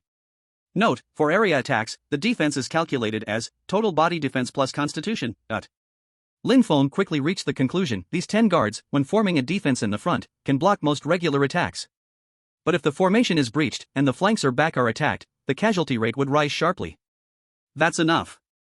Chapter 71, The Great Qin Guard Soldier, Part 2. Lin Feng gathered his thoughts. He looked up and met the eyes of the 10 guards, all waiting for orders. No pleasantries, no speeches. He simply raised his right hand, palm facing the 10 guards. Generals will soldier binding. 10 invisible golden threads floated from his palm, precisely sinking into the chest of each guard. The 10 guards simultaneously kneeled on one knee. We greet our lord. The voices were not loud, but they were uniform. Lin Feng did not let them rise. He closed his eyes, feeling the 10 newly born pulses, connected to his soul. An invisible wave spread from his body, like ripples, sweeping over the 10 guards. Their pupils flashed with a faint golden light. The attribute panel quietly changed. Weak Great Qin Guard Soldier. Level, 10. Strength, 10-11, Generals will 10%. Constitution, 8. Agility, 6. Health, 210/210. Attack power, 70. The original 10 strength points, under his generals will passive boost, increased to 11 points. Not much, but enough to make their glaive thrusts a little deeper in battle. On the battlefield, every inch, every fraction of an inch, could mean life or death. Lin Feng lowered his hand. Rise. The 10 guards stood up at the same time. The spear shaft stands vertically, eyes looking straight ahead. Lin Feng didn't speak anymore. He turned around and walked toward the open space in front of the council hall. 10 guards, arranged in 2 neat columns, silently followed behind him, their steps synchronized. In the morning light, the dark red sky stretched the shadows of this small group of people long. In front of the council hall, Zhao Hu was exercising his muscles on the open ground, his round shield hanging on his left arm, and his right hand repeatedly swinging a broken bone cleaver, making a whooshing sound with every slash. He had just reached level 11 yesterday, and was in the stage of explosive strength, urgently needing to adjust. Tai Dun was crouching beside him, wiping his giant iron shield, a half-eaten dried ration from Li Gui in his mouth, humming an unknown tune. Jian Yan sat on the steps of the council hall, silently feeling the power of the wind-shooting archer. Wang Wu leaned against a wooden post, eyes closed, resting, with his black iron longbow resting on his knees. Yingxi remained quiet in the shadows, as always. A Wang, Scar Lu, and others had also arrived, each sitting or standing, chatting casually. Su Yuro walked over with a bowl of hot soup from the kitchen. Seeing the lively scene, a slight smile appeared on her lips as she found a quiet corner to sit down. Suddenly, Tai Dun stopped wiping the giant shield. What sound? Everyone was stunned, and then they all heard it. It was the sound of footsteps. Neat, heavy footsteps, the sound of a dozen people stepping together. This wasn't the patrol team wasn't this synchronized. Zhao Hu turned around, his eyes staring in the direction of the sound. Then, his eyes suddenly widened. Lord. Lin Feng was walking at the front. Behind him, 10 soldiers dressed in dark brown leather armor, wearing leather helmets, and holding bronze long spears, silently followed in 2 columns. The spear tips were like a forest, the steps like drums, and the air seemed to fall silent for a moment. Tai Dun dropped the cloth from his hand, staring with his mouth open, forgetting to pick it up. Jian Yan instinctively tightened his grip on the wind-hunting bough next to him. Wang Wu opened his eyes, a Wang took a sharp breath, and she peeked out from the shadows, his gaze fixed on the 10 soldiers. Su Yuro froze, her hand holding the soup bowl in mid-air, forgetting to drink. Lin Feng stopped in the center of the open space. The 10 guards spread out behind him to form a horizontal line, the spear shafts vertical, eyes fixed straight ahead. Lin Feng looked at the crowd, his tone calm, as if introducing the new ingredients that had arrived at the kitchen today. The 10 professional soldiers recruited for the territory Finoa guards will now be part of the battle formation. Silence. 3 seconds. Professional soldiers? This is the Finoa guard? Tai Dun was the first to jump up, circling the nearest guard 3 times, his eyes wide like copper bells. Lord. Where did you recruit them from? The equipment, the aura. Tai Dun. Zhao Hu ordered in a low voice, but even he couldn't help but take a few more glances at the orderly spear formation. He had seen the world, and because of that, he was even more shocked. That silence, that neatness, that discipline where orders must be followed. This was not a random group of civilian soldiers, this was the seat of an army with soul, even though it was only 10 people for now. Wang Wu stood up, walked to the side of the Finoa guards formation, carefully observing their posture, the angle of their spear grips, and the focus of their eyes. After a while, he stepped back into the crowd and whispered something to Zhao Hu. Zhao Hu's eyes flashed, but he didn't respond. Lin Feng didn't explain. He took in everyone's reactions and then began to get to the point. His gaze swept across the open space. Zhao Hu, level 11 heavy shield defender. Su Yuro, level 9 healer. Jian Yan, level 9 wind-shooting archer. Yingxi, level 10, class not yet changed. Wang Wu, level 10, class not yet changed, superb archery skills. Tai Dun, level 9. A Wang, level 9. Scar Lu, level 9. He nodded slightly. In just a few days, from an average level of 7 or 8 to this lineup, it was enough. In the next 6 days. Lin Feng spoke, his voice not loud, but everyone fell silent. Bone Eagle Cliff, Northwest region. Everyone's heart tightened. They all knew about Bone Eagle Cliff. In the past 2 days, the Lord, Zhao Hu, and Yingxi had slaughtered their way through the northeast and southeast, and it was said they had even taken down 2 15-level elites. But the northwest. The northwest region is also occupied by 15-level elites. Lin Feng continued to speak, not giving them more time to think. I, Zhao Hu, and Shadow Snake have already killed 2 targets of the same level. The one in the northwest will not be stronger than them. He paused, his gaze swept over the 10 beacon fire guards who were silent like iron, then swept over these corps members who had walked with him all the way until today. So in the next 6 days, everyone, including these 10 soldiers, will all be pulled to the northwest of Bone Eagle Cliff, use battle as training. P.S. This time it is training soldiers, the main character will only watch the battle at the side. His tone was calm, so calm as if he was talking about what to eat for lunch today. But everyone understood. 19 people. 6 days. Hunt and kill one level 15 elite and all followers under his command. This is training soldiers. In 6 days, push all the level 9 core members present to level 10. Lin Feng did not ask any problem. He directly gave the order. Half an hour later, gather at the west gate, each person check equipment, supplies, medicine. Li Gui has made stamina dry ration pills for 200 people, a wine go get them, issue 6 days amount for each person. The 10 beacon fire guards were still silent like iron. Gufeng did not move at all. Zhao Hu clenched his shield. Shadow Snake's claw blade came out half an inch, then silently went back. Wang Wu hung the black iron long bow back on his back, the corner of his mouth curved up with a very faint smile. Tai Dun hit the giant shield hard, making a deep buzzing sound. Half an hour later. 19 people arrived one after another, no one spoke more words, only the light sound of weapons touching and the pressed breathing sound. West Gate. In the air spread the wet feeling of early morning, and a trace of battle intent that seemed there and not there.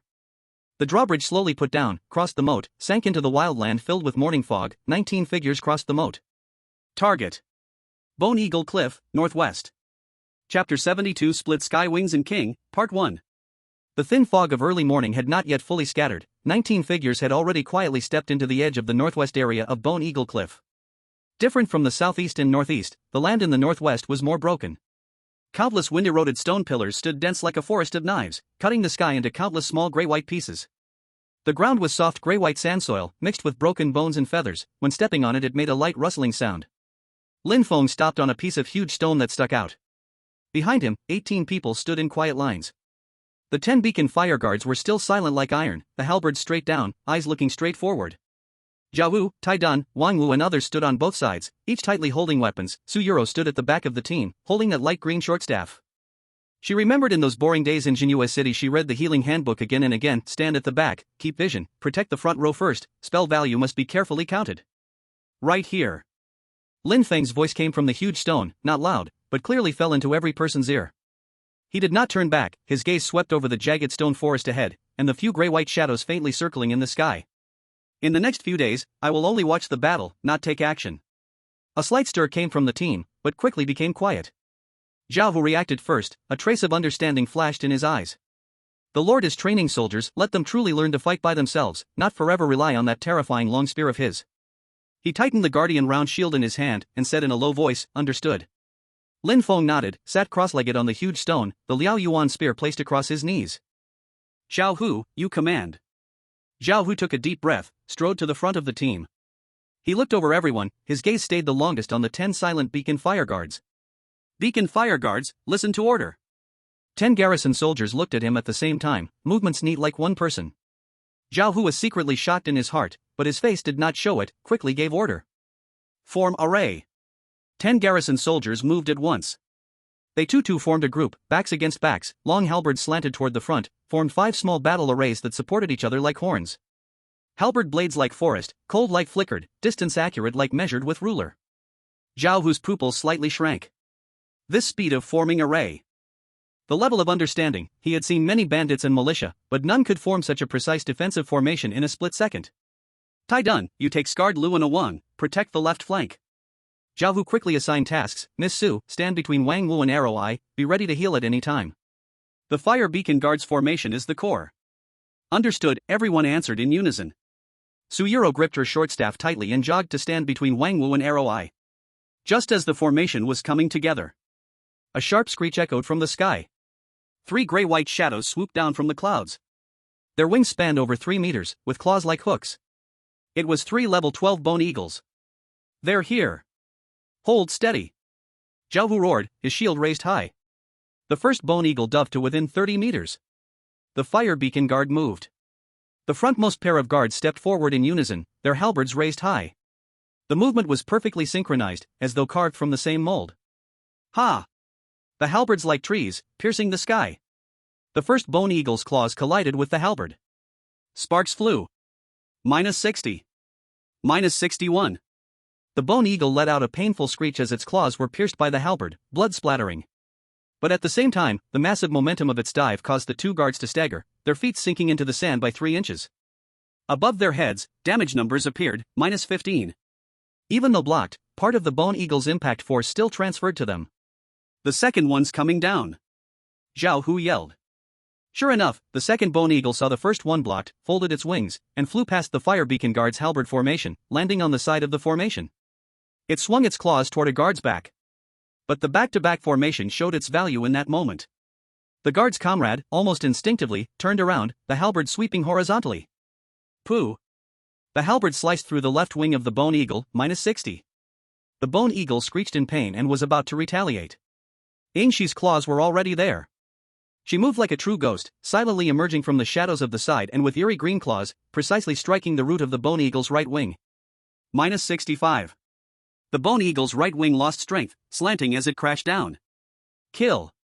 Tai Dun roared as he charged from the side, his massive shield smashing down on the bone eagle's skull with the force of 1,000 pounds. -55. The soul fire in the bone eagle's eyes flickered violently, close to extinguishing. Arrow Eye's arrow arrived just in time. Whoosh! An arrow pierced the bone eagle's eye socket, -70.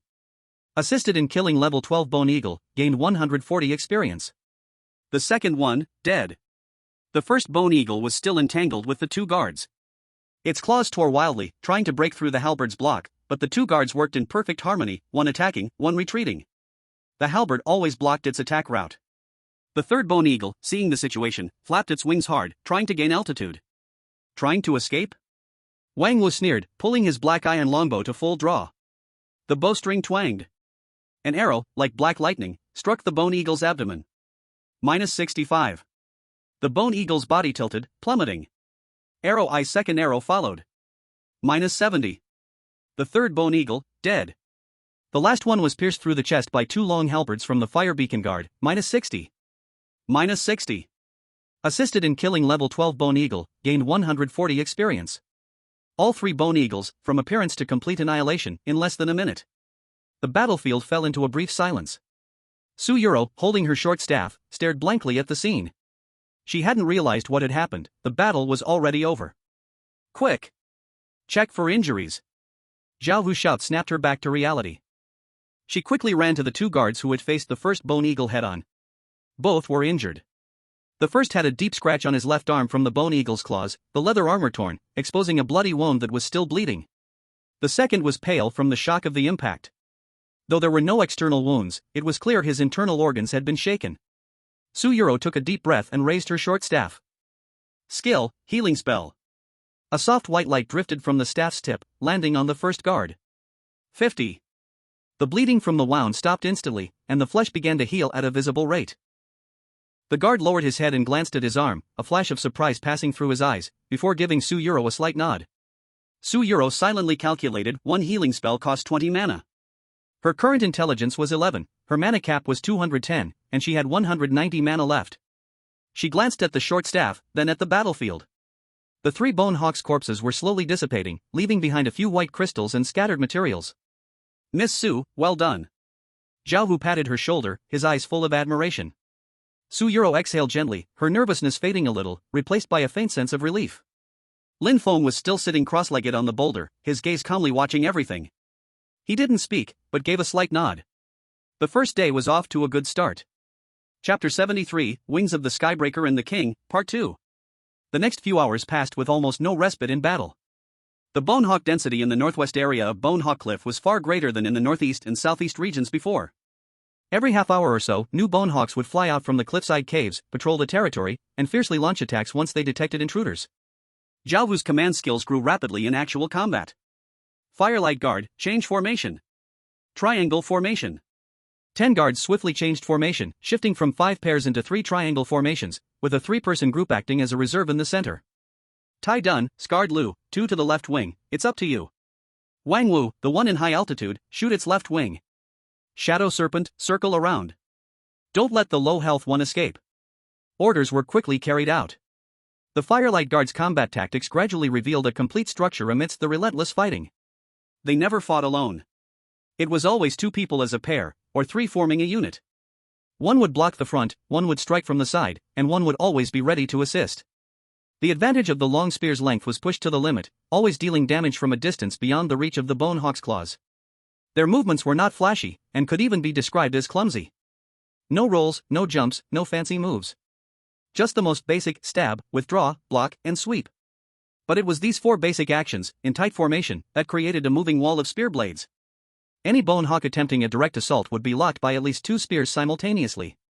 Any bone hawk attempting to break through from the side would find that another group of guards was already in position. Any bone hawk attempting to escape would be pierced by Wang Wu or Arrow Eye's feathered arrows the moment it took flight. Once a bone hawk got tangled in the spear formation and couldn't break free, Shadow Serpent would appear. Her body moved like a fish in the jagged stone forest, always striking from the most unexpected angles, her ghostly green claws targeting wing roots, throats, and eye sockets. A strike and then gone, never lingering, as if she were a true phantom. Tai Dun was like a moving boulder, protecting the entire left wing of the formation with scarred Lu and a Wang. His iron wall-like shield could knock back bone hawks attempting to breach the formation, buying time for the Firelight Guard to adjust their formation. Wang Wu and Arrow Eye were in charge of controlling the battlefield. The two were like 2 moving arrow towers, feathered arrows raining down, targeting bone hawks attempting to take flight or dive down for surprise attacks. Wang Wu's experience was seasoned, and his archery precise, often able to cripple a bone hawk's flying ability with one shot. Arrow Eye, though younger, had the career specialty of a wind shooter, which made his arrows faster and more accurate the longer the battle went on. As for Su Yuro, she gradually found her rhythm. Firelight Guard number 3 is injured, health is over half gone. Healing spell. White light descended. Tai Dun's health has dropped to 40%. Healing spell. White light fell again. Scarred Lu has been grazed by the bone hawk's claws, slight injury. Healing spell. The short staff pointed, the white light descended, and each healing spell was aimed precisely at the most needed person. When her mana was exhausted, she would retreat to the back, pull out a small blue bottle from her bag, which was made by Master Chen, a healing potion. Without hesitation, he twisted the bottle cap off and drank it down. Once his magic power was restored, he threw himself back into battle. 4 hours. 8 hours. 12 hours. When the dark red light of the sky had completely sunk beneath the horizon and the pale moon climbed above the Bone Eagle Cliff, the battlefield finally quieted down. That day, they had slain level 10 to 13 Bone Eagles, a total of 27. Experience points, like a stream flowing into the sea, quietly merged into each person's body. Level up, 9-10, Tai Dun, Arrow Eye, Awang, Scarred Lu, Su Yuru. Su Yuru let out a light breath. Level 10. But at this moment, what mattered to her more was everyone was still alive. 19 people, 1 full day of battle, 0 deaths. She looked at the group sitting by the campfire, silently nibbling on their rations and checking their equipment, and suddenly felt that this jagged, grayish-white land of death didn't seem so terrifying anymore. Lin Feng stood up from the large rock and slowly walked toward the campfire. Everyone turned to look at him. He scanned the group. Zhao Hu had a few new wounds but was full of energy, Tai Dun's giant shield had a few new claw marks, and he was grinning foolishly. Arrow Eye's claws still glowed a faint green, but her breathing was steadier than in the morning. The Finoa guard sat silently in a row, wiping the edges of their halberds, their movements so synchronized they seemed trained. Su Yuru leaned against a rock, her hand gripping the short staff slightly trembling. That was the aftereffect of repeatedly exhausting and restoring her magic power, but her eyes were much brighter than in the morning. Lin Feng gave a slight nod. Tomorrow, we continue. Everyone answered in unison, yes. Lord. The campfire crackled. The night in the northwest of Bone Eagle Cliff was cold. But the blood of this group from Fenghua village was hot. The next day. The advancement in the northwest area of Bone Eagle Cliff was smoother than expected. After yesterday's adjustment, Zhao Wu's command became more and more adept, and the Fenghua guard's formation was as precise as if it were an extension of their own limbs. Tai Dun, Wang Wu, and others' coordination was improving with each passing moment. Lin Feng still sat cross-legged on the high ground behind the team, the Liao Yuan spear resting across his knee, his gaze calmly watching the battlefield. For the entire day, he didn't make a move. But his eyes never left each person on the battlefield. Zhao Hu's command was decisive and precise. Tai Dun's giant shield was always blocking the most dangerous spots. Arrow Eye and Wang Wu's arrows created a deadly net that wove across the battlefield. Shadow Snake moved through the shadows to deliver finishing blows, while Su Yuru's healing spells always landed on the most in-need allies. And the Fenghua guards. The 10 silent soldiers, using their halberds and flesh, formed the most solid foundation of the entire formation. The entire day, 19 people, killed 15 bone eagles, with 0 deaths.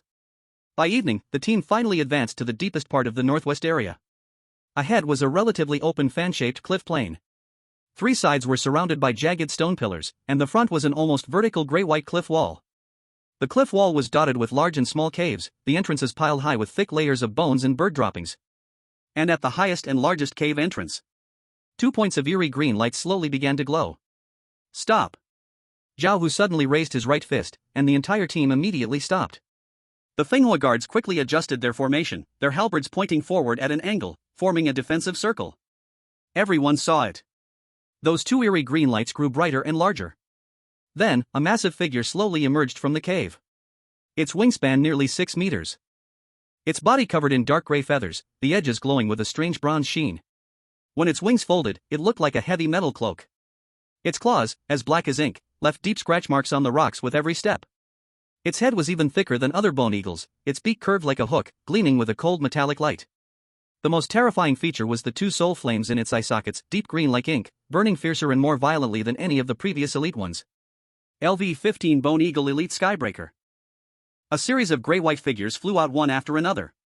10 in total. All of them were 13th level bone eagles.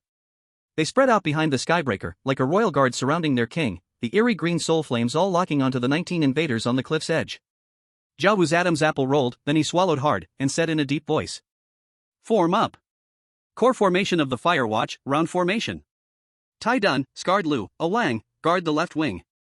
Wang Wu, Arrow Eye, get ready for ranged suppression. Shadow Serpent, move freely. Miss Su, take 5 steps back in position. Everyone quickly took their positions, without any hesitation. The Skybreaker looked down from above, its eerie green soul flame paused for a moment on Lin Feng, the human sitting high above without taking any action, instinctively making it feel a trace of wariness. But just for a moment. The next instant, it spread its wings fiercely. Screech! A piercing shriek, like a sharp blade cutting through the air, shook the loose stones on the cliff, making them tumble down. The 10 13th level bone eagles screeched in unison, their wings flapping violently, like 10 streaks of gray-white lightning, diving down from the cliff face. Here they come! Hold steady! Zhao Wu roared, his large shield crashing to the ground, and the halo of his iron wall body instantly enveloped him. The battle erupted before the Skybreaker even made a move. The first wave of diving attacks, 5 bone eagles charged straight at the Firewatch's round formation. Stab! Zhao Wu roared. 10 long spears shot up at the same time, their spearheads like a forest, angled toward the sky. Thud! Thud! Thud! 3 bone eagles had their claws pierced by the spears, blood splattering. But the other 2, with faster speed, slipped through the gaps in the spear formation. 1 bone eagle's claw slashed across a guard's shoulder. -65. The leather armor broke, and blood sprayed. The guard grunted, swaying slightly, but not retreating even a step, and his spear swung in a horizontal arc, smashing into the side of the bone eagle. -50. Another bone eagle charged straight at the core of the formation. Tai Dun's giant shield was already there. Get out of my way. Boom! The giant shield collided head-on with the bone eagle. The bone eagle was sent flying sideways, taking -40 damage. Tai Dun himself staggered 2 steps back, a -15 counter damage appearing above his head. Arrow Eye. That one. Wang Wu's shout rang out, the bowstring twanging as a black-feathered arrow pierced through the left wing of the bone eagle that was knocked back. The arrow from Arrow Eye followed quickly, accurately piercing its eye socket. -70. Assist in killing LV-13 bone eagle, experience 180. The first one, dead. But the battle had just begun. The remaining 9 bone eagles circled in the air, diving, biting, like tireless killing machines. The Firewatch's round formation was assaulted again and again, and again and again it reformed under Zhao Wu's roaring commands. Tai Dun's giant shield was covered with dozens of deep claw marks, his health being repeatedly pulled back to safety by Su Yuro's healing spells, only to fall again. Wang Wu and Arrow Eye's quivers were visibly emptying, but their arrows never stopped, each one shooting at the bone eagles trying to take off or break through. Shadow Serpent's figure flickered at the edge of the battle formation, her eerie green claws flashing with every strike, a line of blood always following. She had new wounds too, a claw mark deep enough to see bone on her left shoulder, but she seemed to feel no pain, moving like a ghost. Su Yuro's mana had already emptied 3 times. Her fingers trembled slightly from repeatedly twisting open potion bottles, a faint bitter blue liquid still lingering at the corner of her mouth. But whenever someone was injured, her light green short staff would always rise first, the white light always falling first. 5 minutes later. 9 bone eagles, 3 left. And then, the Skybreaker finally moved. It didn't dive down. It just stood on the cliff, its wings suddenly flapping forward with force. Whoosh! A gray-white hurricane, formed by countless tiny wind blades, howled out from beneath its wings, rushing toward the center of the battlefield. Skill, Skybreaker's wings. Area attack. Scatter. Quickly scatter. Zhao Wu roared at the top of his lungs. But it was too late. The hurricane swept through. The round formation of the Finoa guard was violently torn open, a gap created by the ferocious wind, as 3 sentries were tossed into the air by the hurricane, crashing heavily into the stone pillars behind them. -60. -65. -58. Iron Shield stood at the front, bearing the full force of the hurricane's most violent impact. -70. His health dropped instantly to 30%. Suyuro's healing spell landed almost simultaneously on Iron Shield, 50. Another healing spell fell on the closest sentry, 50. But the Sky Splitter had already dove down. Its target was the sentry who had just been blown away and had not yet gotten up. No! Zhao Hu roared, charging forward, but he was too far away. Wang Wu's arrow shot toward the side of the Sky Splitter, -50. The follow-up arrow from the arrow I hit next, -60. But the Sky Splitter only swayed slightly, its speed not diminishing at all. Just as those dark claws were about to reach the sentry's head, a shadowy green figure suddenly darted out from the shadow on the side. Shadow Serpent. She slammed her body into the Sky Splitter's claws. Thud. The claws pierced through her left shoulder. -100. Shadow Serpent's health bar instantly bottomed out, leaving only a small sliver. But she didn't scream, not even making a sound. She simply gripped the claw tightly, and the ghostly green blade stabbed fiercely into the Sky Splitter's calf. -50. Shadow Serpent. Iron Shield's roar was like thunder. He threw himself forward, his massive shield slamming with all his might into the Sky Splitter's head. -40. The Sky Splitter cried out in pain, its claws flung out, throwing Shadow Serpent violently backward. Her body crashed into the rocks, -15. Her health dropped again, leaving only 30-something points. Save her. Miss Su. Save her. Zhao Hu's shout almost cracked his voice. Suyuro had already rushed out. She forgot the stay back rule, forgot her fear, her mind only focused on one thought, save her. A healing spell of white light fell on Shadow Serpent, 50. Shadow Serpent's health bar, which had been precariously low, was instantly restored above the safety line. She opened her eyes, glanced at Suyuro, but didn't speak. Yet, in her always cold eyes, a faint, almost imperceptible ripple flashed. The Sky Splitter was slightly dazed from Iron Shield's shield blow, but it quickly regained its focus, its ghostly green soul fire burning even more violently. It locked onto Iron Shield. The human who had slammed its head with a shield was now the prey it most wanted to tear apart. With a powerful beat of its wings, the Sky Splitter took to the air again, making a sharp turn, diving toward the just stabilized Iron Shield. Its speed was too fast, and Iron Shield couldn't dodge in time. He could only grit his teeth and raise his giant shield. Come on. Beast. Boom. The deafening crash of claws colliding with the massive shield hurt everyone's eardrums. The rocks under Iron Shield's feet cracked into countless pieces, and his legs sank deep into the rubble. -90. His health hit rock bottom again. The Sky Splitter, not succeeding with its first strike, flapped its wings again, raising its claws. It was ready to fight to the death to eliminate this most troublesome shield bearer. And at this moment, Iron Shield's health was only at 10%, Suyuro's mana was completely used up, and she hadn't had time to recover. It was too late. Chapter 75, Wings of the Sky Splitter and the King, Part 4. Everyone was too late. Just as the dark claws were about to tear into Iron Shield's head, 2 red lights, like meteors tearing through the night sky, shot from the high ground behind the team. So fast. So fast that the Sky Splitter couldn't react at all. Thud. The blaze spear's light pierced precisely into the vulnerable spot under the Sky Splitter's jaw and neck, exposed by its full-speed dive. -110. -110. The Sky Splitter's movements froze instantly. Its ghostly green soul fire trembled violently for a moment, then, like a candle blown out by a gust of wind, it suddenly extinguished. Its massive body lost all strength in midair and fell like a meteor with a loud crash. Boom! Dust flew, rocks shattered. Lin Feng slowly walked down from the high ground, the blaze spear still slung across his back, its tip still burning with a faint ember. He didn't look at the disintegrating elite remains, his gaze first swept over the others. Ingshi leaned against the rock, a blood hole in her left shoulder, but her breathing was steady. Suyuro gripped her short staff, panting heavily, her magic drained, but her eyes still shone brightly.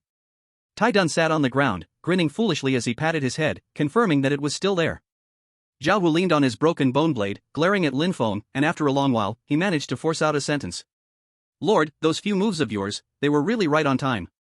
Lin Feng didn't respond to the teasing. He walked over to the wreckage of the rift breaker and bent down to sift through the ashes. A dagger lay quietly in the gray-black dirt. The dagger was a deep blue, with a long blade that glimmered faintly with cold light. At the guard, a rice-sized green crystal was embedded, with energy faintly swirling within it. The grip was wrapped in an unknown dark leather cord, smooth to the touch. Lin Feng picked up the dagger, his gaze scanning the attributes panel. Blue Feng, blue. Attack power 40. Special effect, critical strike from stealth, first attack from stealth or shadow state, additional 30% damage. Equip requirement, agility greater than or equal to 11. He nodded slightly. Then he turned and walked toward Yingxi. Yingxi was leaning against the rock, her shoulder wounds still slowly healing. Seeing Lin Feng approach, she instinctively tried to rise but was stopped by Lin Feng's raised hand. It's yours. The deep blue dagger fell into her arms. Yingxi froze. She looked down at the dagger, then looked up at Lin Feng, opening her mouth but unable to make a sound. Taidun was the first to react, slapping his thigh and roaring in his deep voice. Damn! A blue dagger. It's like it was made just for Yingxi. Critical strike plus 30% damage. If Yingxi comes out of the shadows for an attack, who could withstand that? Scarface Lu grinned broadly. Yingxi, your luck is just too good. Wan also leaned in, his face full of envy. Arrow I put away his longbow and rarely showed a smile. It suits her perfectly. Wang Wu nodded, his eyes full of emotion. Blue gear, and a main hand weapon. Yingxi, congratulations. Zhao Hu walked over, patted Yingxi's uninjured right shoulder, and laughed heartily. Good news. Now, our Finoa village has a blue weapon. Yingxi, from now on, be careful with your strikes, don't cut down our own people thinking they're monsters. The crowd burst into loud laughter, the tension and exhaustion from the battle fading away. Su Yuro also walked over, softly saying, Congratulations, Sister Yingxi. Yingxi looked at the deep blue dagger in her hands, then at the smiling companions around her congratulating her. Her lips slightly pressed together.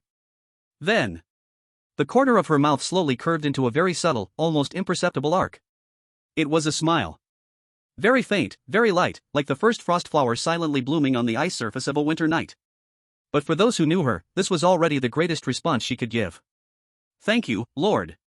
Her voice was still cold, but with a hint of warmth that wasn't there before. Lin Feng nodded, not saying much more, turning to look at the dissipating wreckage of the rift breaker. Zhao Hu came over, lowering his voice. Lord, what materials did the rift breaker drop? We already have a blue weapon, there should be more, right? 2 green crystals, and some wing bones. Lin Feng's tone was flat. Suddenly, a very faint sound, like the fluttering of countless wings at once, came from the southwest. At first, the sound was very light, so faint it was almost drowned out by their laughter. But Lin Feng's face instantly changed. He suddenly looked up, staring at the sky to the southwest. The others followed his gaze. And then, all their smiles froze at once. In the sky to the southwest, a gray-white cloud began to emerge. But that wasn't a cloud. That was bone hawks. Dense, countless bone hawks. At least 30 of them. They filled the sky, blocking half of it, their ghostly green soul flames flickering like ghost fires in the night, flashing with the light of death. And at the very front of this flock of bone hawks, a massive creature was slowly flapping its enormous wings, nearly 10 meters in span. Its feathers were not grayish-white, not bronze, but deep purple, gleaming with a strange, metallic purple-black luster. Each feather's edge seemed to have been quenched by a sharp blade, reflecting a chilling cold gleam under the dim red sky. Its head was twice as large as that of the skybreaker, with a beak like a giant scythe, and the eye sockets burned not with eerie green, but with blood-red flames so thick they seemed nearly solidified. With each flap of its wings, the surrounding air seemed to be sliced by invisible blades, emitting a sharp hissing sound. Behind it, closely followed another equally massive figure. An elite bone eagle with a wingspan of over 6 meters, its entire body covered in dark silver feathers, and the soul fire in its eye sockets was a deep, eerie blue. LV-17 Rare Boss Bone Eagle King? LV-15 Bone Eagle Elite Silver Wing. Zhao Hu's eyes bulged, his throat moved violently a few times, but no sound came out. The massive iron shield with a loud clang fell to the ground, but he didn't notice at all. Wang Wu's fingers, gripping the black iron longbow, turned white, and his lips pressed into a thin line. Arrow Yen instinctively reached for the quiver, only to find it barely contained a few arrows. Su Yuru's face was as pale as paper, her hand gripping the short staff trembling slightly. Yingxi slowly stood up from the rock, disregarding the wound on his left shoulder, silently unsheathing his eerie blue dagger. The 10 sentinels of the fire beacon guard silently raised their long spears, pointing their spearheads at the sky. No one spoke. Everyone knew that this was the real dead end. Lin Feng stood at the very front of the group. He looked up, gazing at the overwhelming cloud of death above, and the terrifying auras of the 2 beings that could crush everyone in the area. His expression showed no fear. There was only an unprecedented seriousness. 3 seconds. He used only 3 seconds. After 3 seconds, he spoke. His voice was not loud, but every word struck like an iron nail driven into rock, clear, firm, and unquestionable. Zhao Hu. Here. Everyone, you are in charge of the command. Zhao Hu froze for a moment, then his eyes widened. Lord. You mean? Lin Feng did not answer him. He looked up at the giant purple-black figure in the sky, slowly gripping the blazing gun on his back. Bone Eagle King, I will lead it away. No more words. No farewells. In the next instant, Lin Feng's figure shot out like a cannonball, charging fiercely towards the giant purple-black figure. Lord! Zhao Hu's roar rang out behind him. But Lin Feng did not look back. In his eyes, there was only the two burning blood-red flames in the sky. And the team behind him, who must survive. Chapter 76, Blood Battle with Bone Eagle King, Part 1. The blazing gun's beam shone like a red meteor, tearing through the dim red sky at dusk, accurately piercing the empty space 3 meters beside the Bone Eagle King. It was not a miss. It was intentional. The beam of the gun was never meant for the Bone Eagle King. Its 17th level rare boss's sharp senses meant a frontal surprise attack would never succeed. The target of the gun's beam was the silver-winged elite following behind it. Screech. The silver wing was caught off guard, its left wing hit by the beam, -100. A dark silver feather fell, charred, and it let out an angry shriek, its body swaying, momentarily stalling its dive. And that red glow had successfully attracted the most important target. The Bone Eagle King's giant eyes, burning with blood-red soulfire, instantly locked onto the figure running towards the northwest below. A mere human. How dare it attack its subordinate in front of it? This was a provocation. This was seeking death. Roar! The Bone Eagle King didn't emit a regular eagle cry, but a deep, thunderous roar, with powerful penetrating force. The sound seemed to directly shatter the air, creating a visible circle of gray-white ripples, sweeping towards Lin Feng's fleeing direction. Then, it moved. It didn't dive down, just lightly flapped its wings. The next second, it appeared 50 meters above Lin Feng's head. Its speed was so fast, it was like teleportation. Lin Feng's pupils contracted slightly, and with a sudden burst of force, his body shot into a dense forest of jagged stone pillars. Behind him, the Bone Eagle King followed slowly. Its speed could easily catch up in an instant, but it didn't. It was enjoying the prey's final struggles before death. Lin Feng was running wildly. The terrain to the northwest of Bone Eagle Cliff was already etched into his mind. He hadn't made a move in the past few days, but his eyes had never stopped watching. Where to use leverage to turn, where to briefly hide, where the dead ends were, where he could buy time. All of it was in his mind. Behind him, the Bone Eagle King still followed slowly, maintaining a distance of about 50 meters. But Lin Feng knew that as long as he let his guard down for even a moment, that purple-black shadow of death would instantly arrive. He had to run, as far as he could, to get that monster as far away from his team as possible. 1 kilometer. 2 kilometers. 3 kilometers. Lin Feng's breath began to grow heavier, but he didn't stop. Behind him, the Bone Eagle King seemed to have finally lost patience. It flapped its wings fiercely. In the next second, it appeared 30 meters directly in front of Lin Feng, like a purple-black wall descending from the sky, blocking his way. Lin Feng suddenly stopped. He raised his head and looked at the massive creature hovering low in the air, gazing down at him. The Bone Eagle King did not attack immediately, it just quietly watched him, its blood-red soulfire seemingly laced with mockery. Run! Why aren't you running anymore? Lin Feng slowly stood upright, gripping his blaze gun, the gun tip slanting toward the ground, then he smiled. Right here. The Bone Eagle King's blood-red soulfire flickered slightly, as if it didn't understand what the human was saying, but it didn't need to understand. It opened its massive beak. Skill, sky-splitting roar? A visible gray-white sound wave, in the shape of a fan, erupted from the Bone Eagle King's enormous beak. Where the sound wave passed, the air twisted and ripped apart. Fragments of rock on the ground flew like grass blades tossed by an invisible hand, filling the sky. The stone pillars behind shattered with a loud crash. Lin Feng stood in place, not dodging, unable to dodge. The range was too wide. He could only endure it. Boom! The sound wave smashed down with a thunderous crash. Like an invisible giant hammer, it struck Lin Feng fiercely. His body trembled violently, the rock beneath his feet cracked in all directions, and he was knocked back 3 steps. -200. A shocking damage number floated above Lin Feng's head. His health bar dropped instantly from 1240 to 1040. A ringing sound flooded his ears, his vision blurred, and his insides felt like they were being crushed by immense force, a metallic taste rising in his throat. But that was all. Lin Feng slowly lifted his head, blood dripping from the corner of his mouth, but his gaze was even sharper than before. The mental fortress characteristic silently activated in his mind. The sound wave attack, which would cause ordinary awakened beings to bleed from all 7 orifices and faint on the spot, had its negative effects reduced by at least half for him. What remained was simply pure damage, 200 points. He could endure it. The blood-red soul fire in the Bone Eagle King's eyes wavered for the first time. This human, he actually endured its sky-splitting roar without falling? But it didn't hesitate. Its wings flapped fiercely. Skill, 1,000 feathers wind blades. Countless wind blades howled out from beneath its wings. Each one sharper than a talon, each one capable of tearing through steel. They interweaved into an impenetrable net of death, descending towards Lin Feng. Lin Feng finally moved. His heightened agility activated, and in that moment, his reaction speed was pushed to its limits. His figure flickered like a ghost, darting madly between the scattered rocks.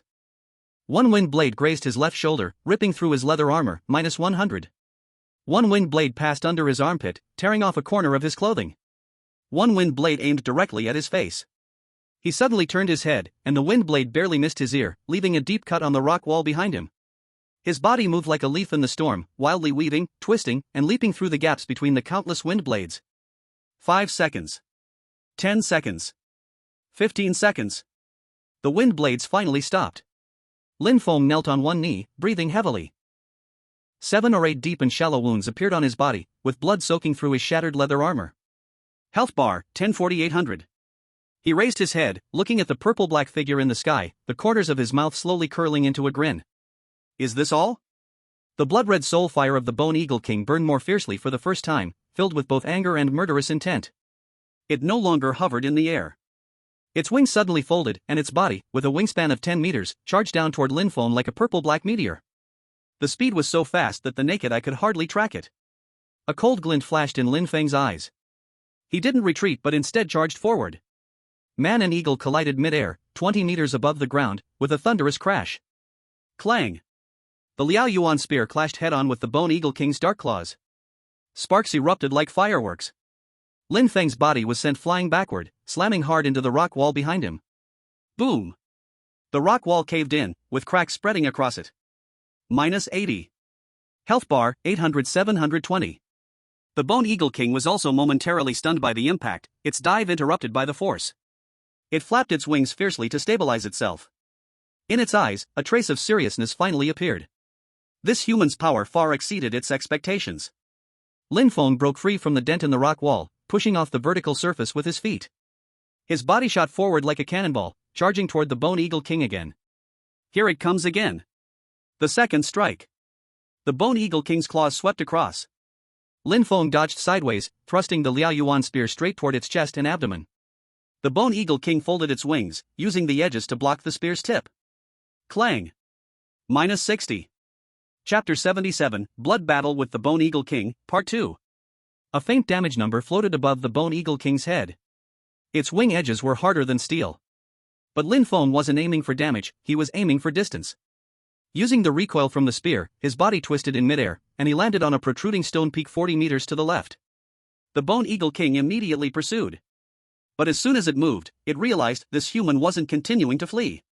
He had just landed on the peak and turned around, holding his spear, its tip pointing at the ground. He was waiting for it. The Bone Eagle King's blood-red soul fire flickered. What was this human really trying to do? But it didn't hesitate. A king doesn't need to think about the prey's intentions. It dove again. And this time, Lin Feng suddenly swung his right hand. The blaze flame spear's glow. The first shot. A crimson beam shot straight at the Bone Eagle King's face. The Bone Eagle King turned its head to dodge. The second shot. The third shot. The Bone Eagle King twisted its body, narrowly avoiding the beams, which brushed against its wings. The fourth shot. The fifth shot. The sixth shot. The Bone Eagle King was forced to slow down, its wings flapping desperately as it dodged in midair. The seventh shot. The eighth shot. One of the beams grazed the edge of its left wing 80. The ninth shot. The 10th shot. The Bone Eagle King was finally enraged. It no longer dodged, but flapped its wings fiercely, charging straight into the beams. The 11th shot. Poof! The beam pierced into its right wing 80. But its speed didn't decrease, it only increased. 30 meters. 20 meters. 10 meters. A faint smile finally curved at the corner of Lin Feng's mouth. This was the moment he had been waiting for. For the final shot, he didn't aim at the Bone Eagle King, Instead, he aimed at the massive rock peak behind it, the one already torn apart by countless wind blades, on the verge of collapsing. Boom! The beam struck the weakest point of the rock peak's root. Already covered in cracks, the rock peak finally couldn't bear the pressure, and it crumbled. Countless tons of rocks fell like the sky collapsing, crashing down toward the Bone Eagle King. For the first time, a flash of fear appeared in the Bone Eagle King's blood-red soul fire. It frantically flapped its wings, trying to ascend. But it was too late. The first giant rock struck its back. -40.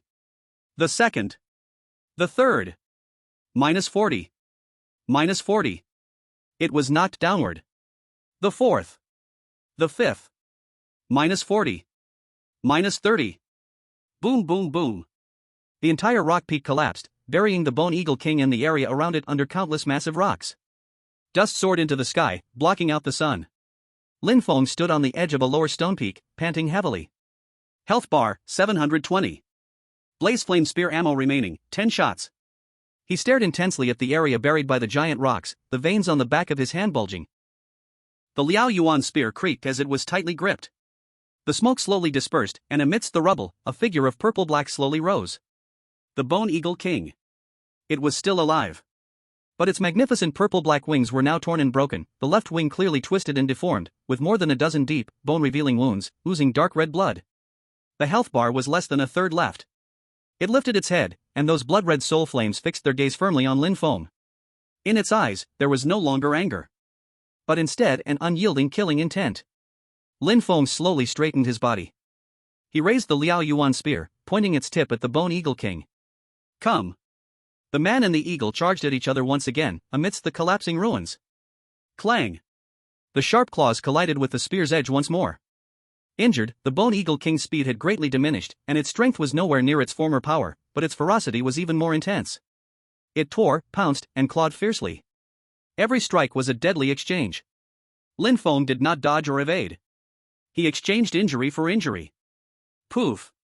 The claws cut across his left rib. -140. The Liao Yuan spear pierced into its right chest. -150. Bang! The wingtip swept, hitting his shoulder. -130. The spear's shaft recoiled, smashing into its skull. -140. Blood splattered everywhere. The health bars plummeted. In Lin Feng's eyes, there was only the blood-red soul flames. Stab. Retrieve. Block. Stab again. His movements had turned into pure instinct. Health bar, 720, 610, 480, 270. The Bone Eagle King's health bar was also plummeting wildly. Finally. At the moment when both health bars were on their last sliver, Lin Feng used his final strength to violently stab the Liao Yuan spear into the ground. Skill, Beacon of Flames. Boom! A fiery shockwave with a 10-meter radius exploded. The Bone Eagle King was consumed by the flames. -30. At the same time, a faint red mark of flames was branded on its broken body. Lin Feng pulled the spear out, gripping it with both hands, his waist and legs aligning. All his remaining strength surged into the strike.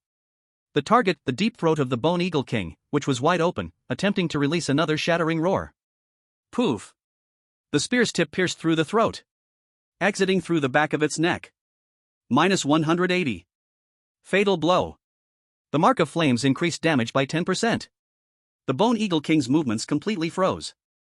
Those blood-red soul flames trembled violently for a moment, then, like shattered jewels, exploded into countless blood-red light points, scattering into the dark red sky. The massive body crashed to the ground with a deafening thud, sending dust flying. Killed LV-17 Rare Boss Bone Eagle King, 2000 XP. Level up, 1314. Earned free attribute point, 1. Lin Feng leaned on the Liao Yuan spear, kneeling on one knee. Not a single piece of his skin was intact. Blood continued to seep from the dozens of wounds, soaking through his broken leather armor. Health bar, 1240, 270. Only 270 left. He gasped heavily, feeling the near-exhausted power within him, and the last stand flames that had not yet triggered. He hadn't used his final trump card, he had survived. The smoke slowly began to dissipate. Lin Feng leaned on the Liao Yuan spear, kneeling on one knee, panting heavily. Health bar, 270/1240. He looked down at his hands, those hands trembled slightly. It was a sign that his strength was near depletion, a consequence of a life-or-death struggle.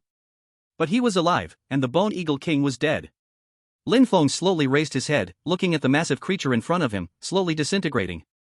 The Bone Eagle King's body had begun to break down, its purple-black feathers turning into light spots and floating away, the iron-hard bones shattering inch by inch. But amidst the wreckage that was about to completely disappear, several items quietly lay there. They were not decomposed, nor had they been reclaimed by the rules.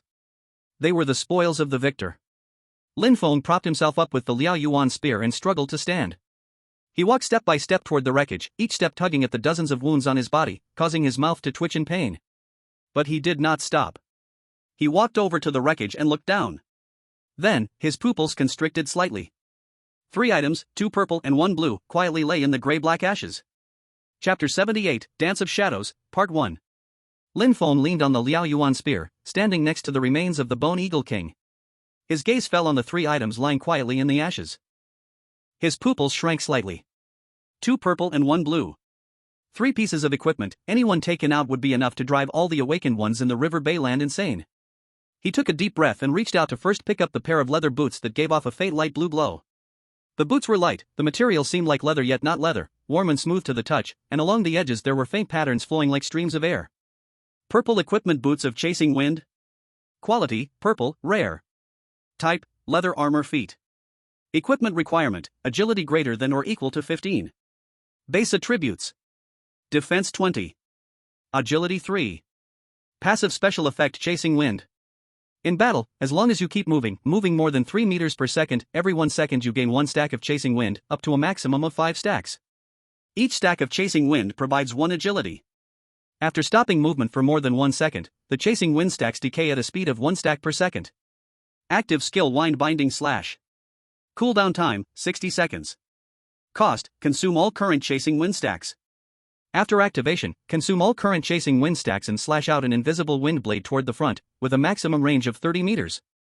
After hitting the target, deal physical damage equal to consumed stacks times 20 points. Add wind binding effect, target agility decreases, based on consumed stacks, 1 stack lowers target agility by 1, lasting 3 seconds. If the consumed stacks reach 5 stacks, full stacks, additionally cause the target to fall into a brief stiff state of 0.5 seconds. Lin Feng's eyes swept over the attribute panel, and he quickly calculated in his heart. Agility 3, plus in battle movement can stack up to 5 layers of chasing wind effect, each layer 1 agility. This means in fierce battle, these boots can provide him with up to 8 extra points of agility bonus.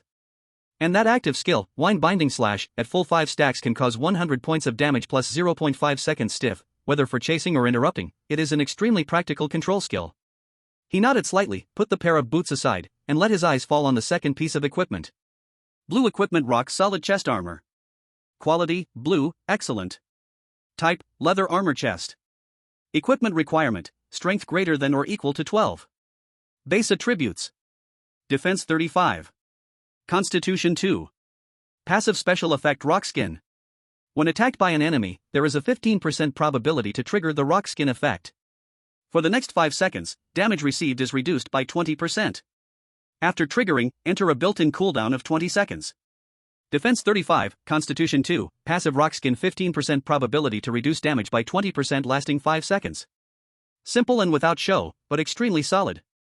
For him who often needs to face and clash head-on, the value of this chest armor is not less than any fancy special effect. Finally, his eyes fell on the third item. That was a thin booklet, the cover black like ink, faint dark blue shadows flowing inside, as if they were alive. There were no words on the cover, only the outline of a dagger and a crescent moon. Lin Feng picked it up, it felt ice cold in his hand, as if holding a block of cold ice. Purple Job Change Book Dance of Shadow. Usage requirement, agility greater than or equal to 11. Base bonus after job change. Agility 40%. Strength 40%. Constitution 20%. Core skill Shadow Step passive. In shadows, at night, or in dim light environment. Agility additionally 10%. After leaving battle, if in the above environment, automatically enter stealth state. During stealth, cannot be discovered by enemies through normal means, movement speed is not affected. Core skill Shadow Step active.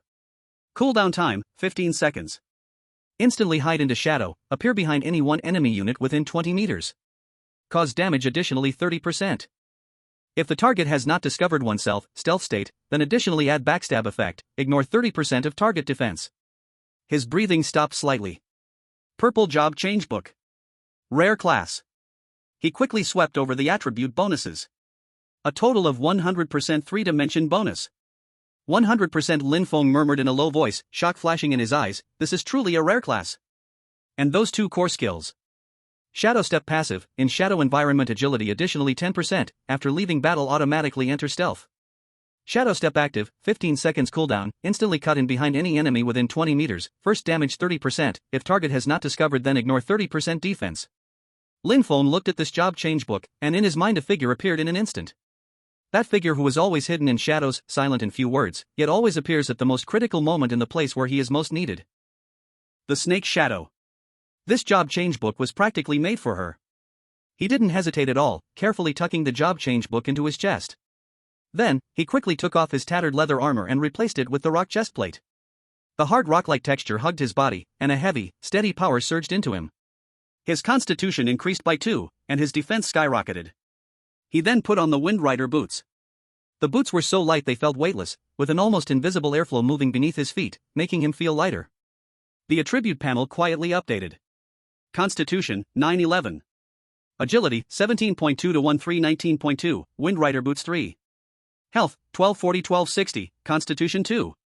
Lin Feng clenched his fist, feeling the fresh power rushing through his body.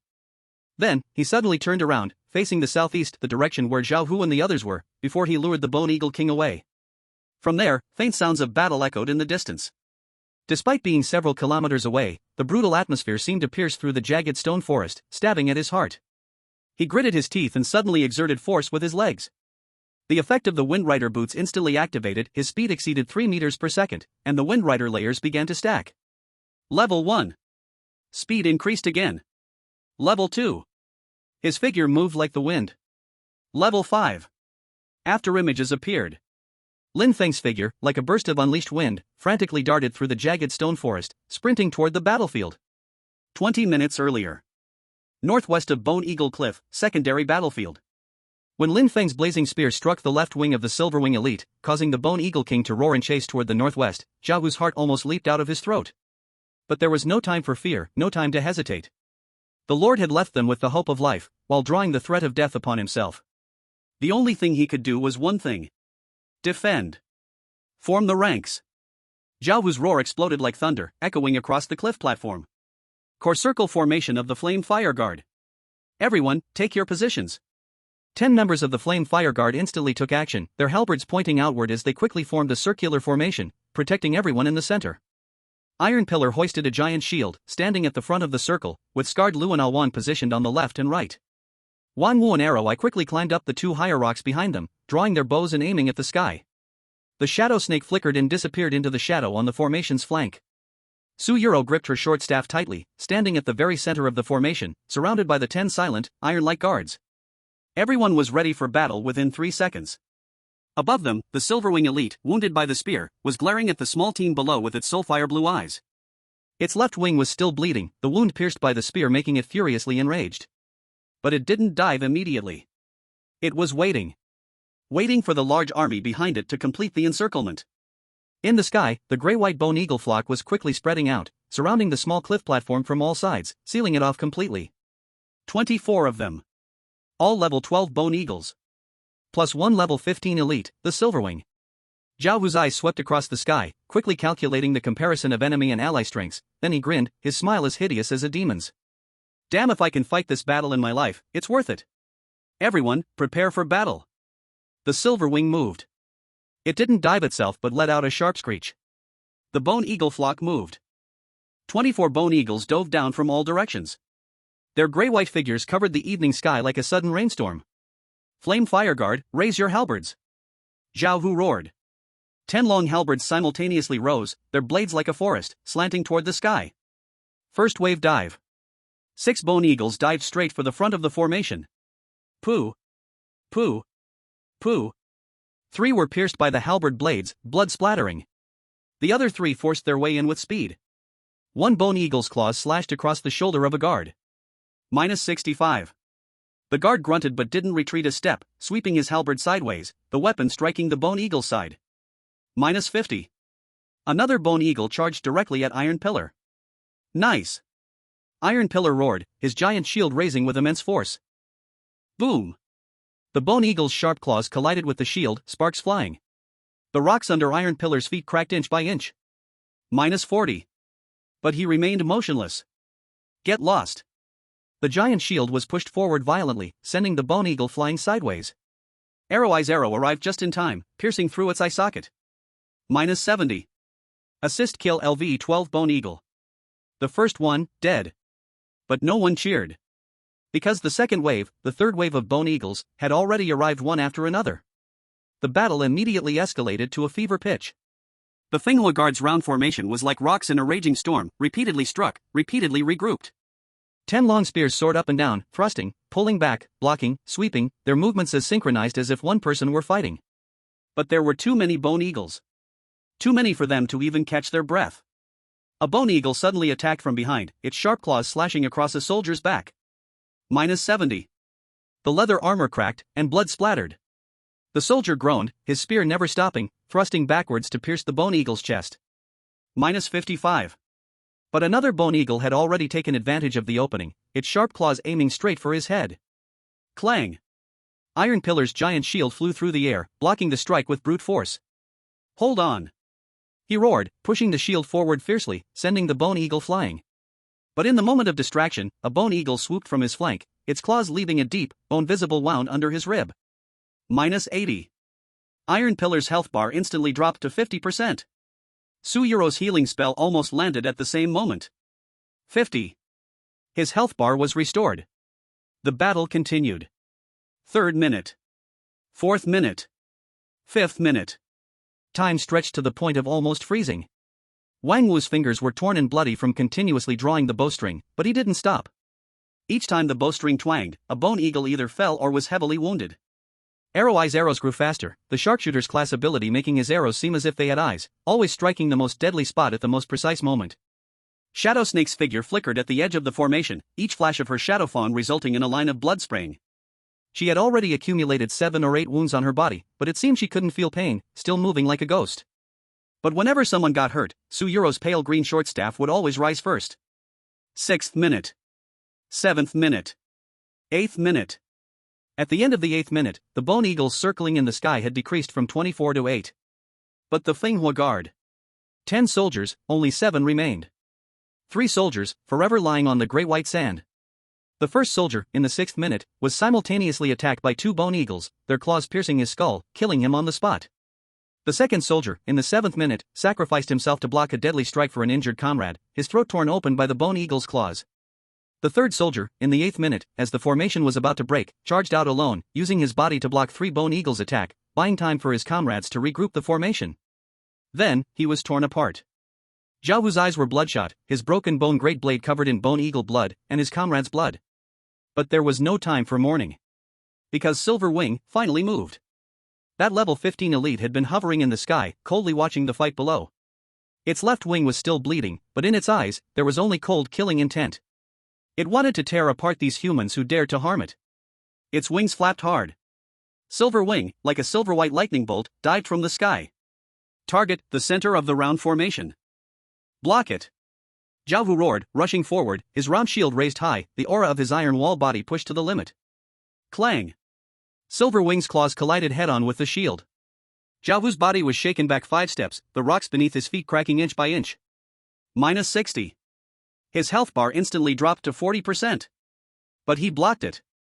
Silver Wing's strike failed, its wings flapped again, its claws raised once more. Iron Pillar's giant shield was already charging towards it. Boom! Silver Wing's body was knocked sideways. Wang Wu's arrow shot into Silver Wing's side. The arrow from Arrow-Eye followed closely, piercing into its left wing's wound. The Silver Wing let out an enraged screech, flapping its wings furiously, trying to gain altitude. The Shadow Snake's figure suddenly shot out from the shadows on the side. The eerie blue dagger traced a deadly arc under the dark red light of the evening sky. Breaking strike. 30% additional damage. Thud. The dagger precisely pierced into the Silver Wing's right eye, going straight to the hilt. The Silver Wing let out a shrill, soul-piercing screech. It struggled wildly, its claws flailing randomly, but the Shadow Snake had already released the dagger, flipping backward, landing back on the ground. In the Silver Wing's eyes, the eerie blue soul fire trembled violently. It desperately flapped its wings, trying to escape. But its left wing was already wounded, and its right eye was pierced by the dagger, the excruciating pain making it impossible to maintain balance. It tilted and charged toward the sky, blood gushing out from its eye sockets. It's trying to escape. Arrow Eye roared, pulling the Wind Hunter bow to full draw in an instant. The bowstring vibrated. A feathered arrow pierced through the Silver Wing's right wing's root. -70. The Silver Wing's body tilted, plummeting downward. Don't let it escape. Wang Wu's arrow was fired simultaneously. Second arrow. Third arrow. The Silver Wing's body was pierced like a sieve in mid-air. Finally. It could no longer flap its wings, its massive body crashing to the ground like a meteor, thundering down at the cliff edge. Dust and debris flew. The shadow snake had already charged forward. She pulled out the eerie blue dagger from the Silver Wing's eye, gripping it with both hands, channeling all her strength into the strike. Thud. The dagger plunged into the Silver Wing's throat, which had opened wide from gasping. -61. Critical hit. The Silver Wing's struggles came to an abrupt stop. Chapter 80, The Golden Legend, 1. The eerie blue soulfire trembled for a moment, then, like shattered gems, exploded into countless sparkles, vanishing into the air. Assisted kill LV-15 Bone Eagle Elite Silver Wing, 600 XP. In the sky, the remaining 8 Bone Eagles saw the Silver Wing fall and let out a frightened screech, then they fled. Like gray-white clouds scattered by a fierce wind, the 8 Bone Eagles scattered in panic, disappearing into the increasingly dark sky. The battlefield finally quieted down. Only heavy panting could be heard, along with the occasional groan of those on the brink of death. Zhao Hu knelt on one knee, gripping his shattered bone blade, gasping heavily. Dozens of wounds covered his body, blood soaking through his leather armor. Tai Dun slumped to the ground, his giant iron shield lying beside him, its surface covered with numerous claw marks. He grinned weakly but coughed up blood. Wang Wu slid down the rocks, leaning against the cliff wall, his hands mangled, unable to even hold the bow. Arrow Eye lay on the rocks, gasping, his quiver empty. Su Yuro knelt on the ground, trembling as she gripped her short staff, her mana completely exhausted, unable to cast even the weakest healing spell. The shadow snake stood by the Silver Wing's remains, slowly pulling out the eerie blue dagger. She had several wounds on her body, the deepest one stretching from her left shoulder to her back, but she still stood, like a stone statue. The fire beacon guards. The 7 sentinels stood silently in their circle, their halberds still angled toward the sky. Each one was wounded. Some had broken armor, exposing their white bones, some had arms hanging uselessly, clearly broken, others had faces scratched by claws, flesh torn, exposing teeth. But they did not fall. They stood, still gripping their halberds, still standing in formation. Not far from them, 3 bodies wearing the same dark brown leather armor lay quietly in pools of blood. Zhao Hu's eyes fell on the 3 corpses. His lips moved, but no sound came out. Tai Dun's low growl was like that of a wounded beast. Brothers. The shadow snake still stood, staring at the 3 bodies, saying nothing. But the hand holding the eerie blue dagger was turning white from the strain. At that moment, a gust of wind swept in from the northwest. Everyone suddenly looked up.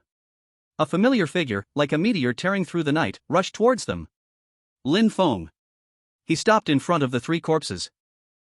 His body was also covered with wounds, blood soaking into the newly replaced stone chestplate. But his gaze fell on the faces of the sentinels who would never open their eyes again. He said nothing. He turned around, facing the 7 remaining Firewatch soldiers. The 7 sentinels simultaneously raised their long spears, the spear tips slanted toward the sky. That was a military salute. Lin Feng raised his right hand, clenched into a fist, and placed it on his chest. That was the Lord's salute to his soldiers and acknowledgement. They saved you. Lin Feng's voice was not loud, but each word was clearly heard by everyone. Their names will be engraved in the history of Firewatch Village. Their families will be supported by Firewatch Village. The 7 sentinels, their spear tips unmoving, but their eyes slightly reddened. Lin Feng took a deep breath, turned, and scanned everyone. Zhao Wu, Tai Dun, Wang Wu, Arrow Eye, Su Yuro, Shadow Snake, Scarred Lu, Wang. Each one was wounded, drenched in blood, but each one was still alive. All alive. Lin Feng said, pausing before adding, good. The dark red sky was being devoured by the nightfall. Firewatch Village had survived this sudden calamity. With 3 of the bravest hearts, everyone's survival had been earned. Form up. His voice was like the first spark of a bonfire rising in the night. Go home. The night was as deep as ink, the pale moonlight spilling on the new wooden walls of Firewatch Village, casting a cold halo over the entire camp. The western gate's drawbridge slowly lowered.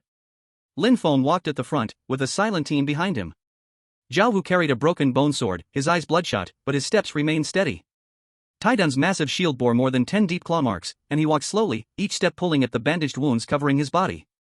Wang Wu's hands were wrapped in thick cloth strips, blood seeping from beneath them, but he insisted on walking on his own, refusing any help. Arrow Eye's quiver was empty, the swift wind-hunting bow slung across his back, his face frighteningly pale. Suyuro supported Shadow Snake, whose left shoulder wound, though roughly treated, still bled with each step. She said nothing, only walked silently. The 7 Firewatch soldiers silently followed at the rear, their spears lowered, their steps synchronized. They, too, were wrapped in bandages, some limped, others had arms bound to their chests, but the formation remained straight. In the center of the group, 3 crude wooden stretchers carried 3 bodies, lying still. The gatekeeper awakened, saw this scene from a distance, and his throat seemed blocked, unable to make a sound. He silently lowered the bridge. Inside the camp, many villagers, who had not yet rested, stopped their work upon seeing this, standing silently in respect. No one spoke. Only the sound of footsteps echoed heavily in the quiet night. In the council hall, the candle flames lit up, dispelling the gloom inside the hall. The 3 stretchers were carefully brought in and placed in a corner of the hall. 7 Firewatch soldiers stood in line outside the hall, silently keeping watch. Lin Feng sat in the main seat, his gaze sweeping over everyone in the hall. Jiawu, Tai Dun, Wangwu, Arrow Eye, Suyuro, Shadow Snake, Scarred Lu, Awang. Each one was wounded, each one exhausted, but in each of their eyes, a fire still burned that had not yet been extinguished.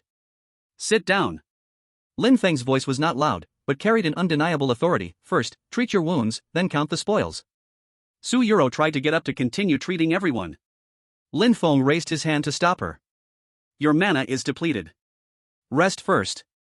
Wu Bo has prepared medicine, let them handle it themselves. Wu Bo, who had long been waiting with the apothecary, immediately entered upon hearing this, coming to rebandage wounds and apply medicine. During this brief pause, Tai Dun pulled a bloodstained cloth bag from his chest, placing it carefully on the ground, opening it with caution. Inside were the spoils from the Silverwing battle. A pile of white energy crystals, around 20 or so, several intact Silverwing bones, gleaming with a metallic cold light. And a thin book, the cover illustrated with a silver-feathered arrow piercing through the clouds, an ancient bronze-colored tome. This is... Wang Wu's breath suddenly stopped. Lin Feng picked up the booklet, his eyes scanning the words on the cover. Class Change Book, Wine Chaser Archer. It was exactly the same as the one he had given to Arrow Eye before. He looked up and gazed at Wang Wu. Wang Wu, a man in his 40s who had fought and struggled in the nightmare world for nearly 20 years, looked like a young boy holding a weapon for the first time. His hands trembled slightly, his lips moved, but no sound came out.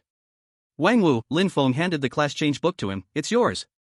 Chapter 81, Golden Legend, Part 2. Wang Wu was stunned. He looked at the class change book, then looked at Lin Feng. His throat bobbed violently a few times, and finally, he managed to squeeze out a sound. Lord, this is too precious. I just joined not long ago, I haven't made any achievements yet, how can I? Haven't made any achievements? Lin Feng interrupted him, his eyes scanning Wang Wu's hands wrapped in bandages. In today's battle, how many quivers of arrows did you miss? You still held on to draw the bow with blood-soaked hands, and you call that no achievements? He stood up, walked to Wang Wu, and directly shoved the class change book into his chest. Wind Chaser Archer, it perfectly matches your black iron longbow. Finoa village needs every person who can fight to grow stronger, and you're no exception. Wang Wu lowered his head and looked at the class change book in his hands, his rough fingers gently rubbing the cover. Then, he looked up, his eyes reddening. He didn't say many beautiful words, but slowly stood up, took a step back, knelt on one knee before Lin Feng, and cupped his fists, bowing his head. Lord, from today, I swear, my life and my fate are yours to command. As long as Finoa village stands, Wang Wu stands, if Finoa village falls, I fall first. Lin Feng extended his hand to help him up, patting his shoulder. Get up. Finoa village doesn't care for such formalities.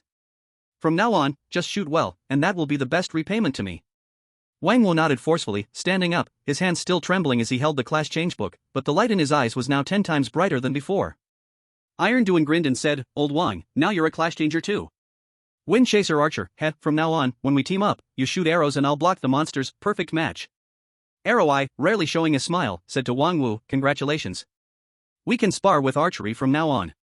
Wang Wu kept nodding, his eyes slightly red, but smiling happily.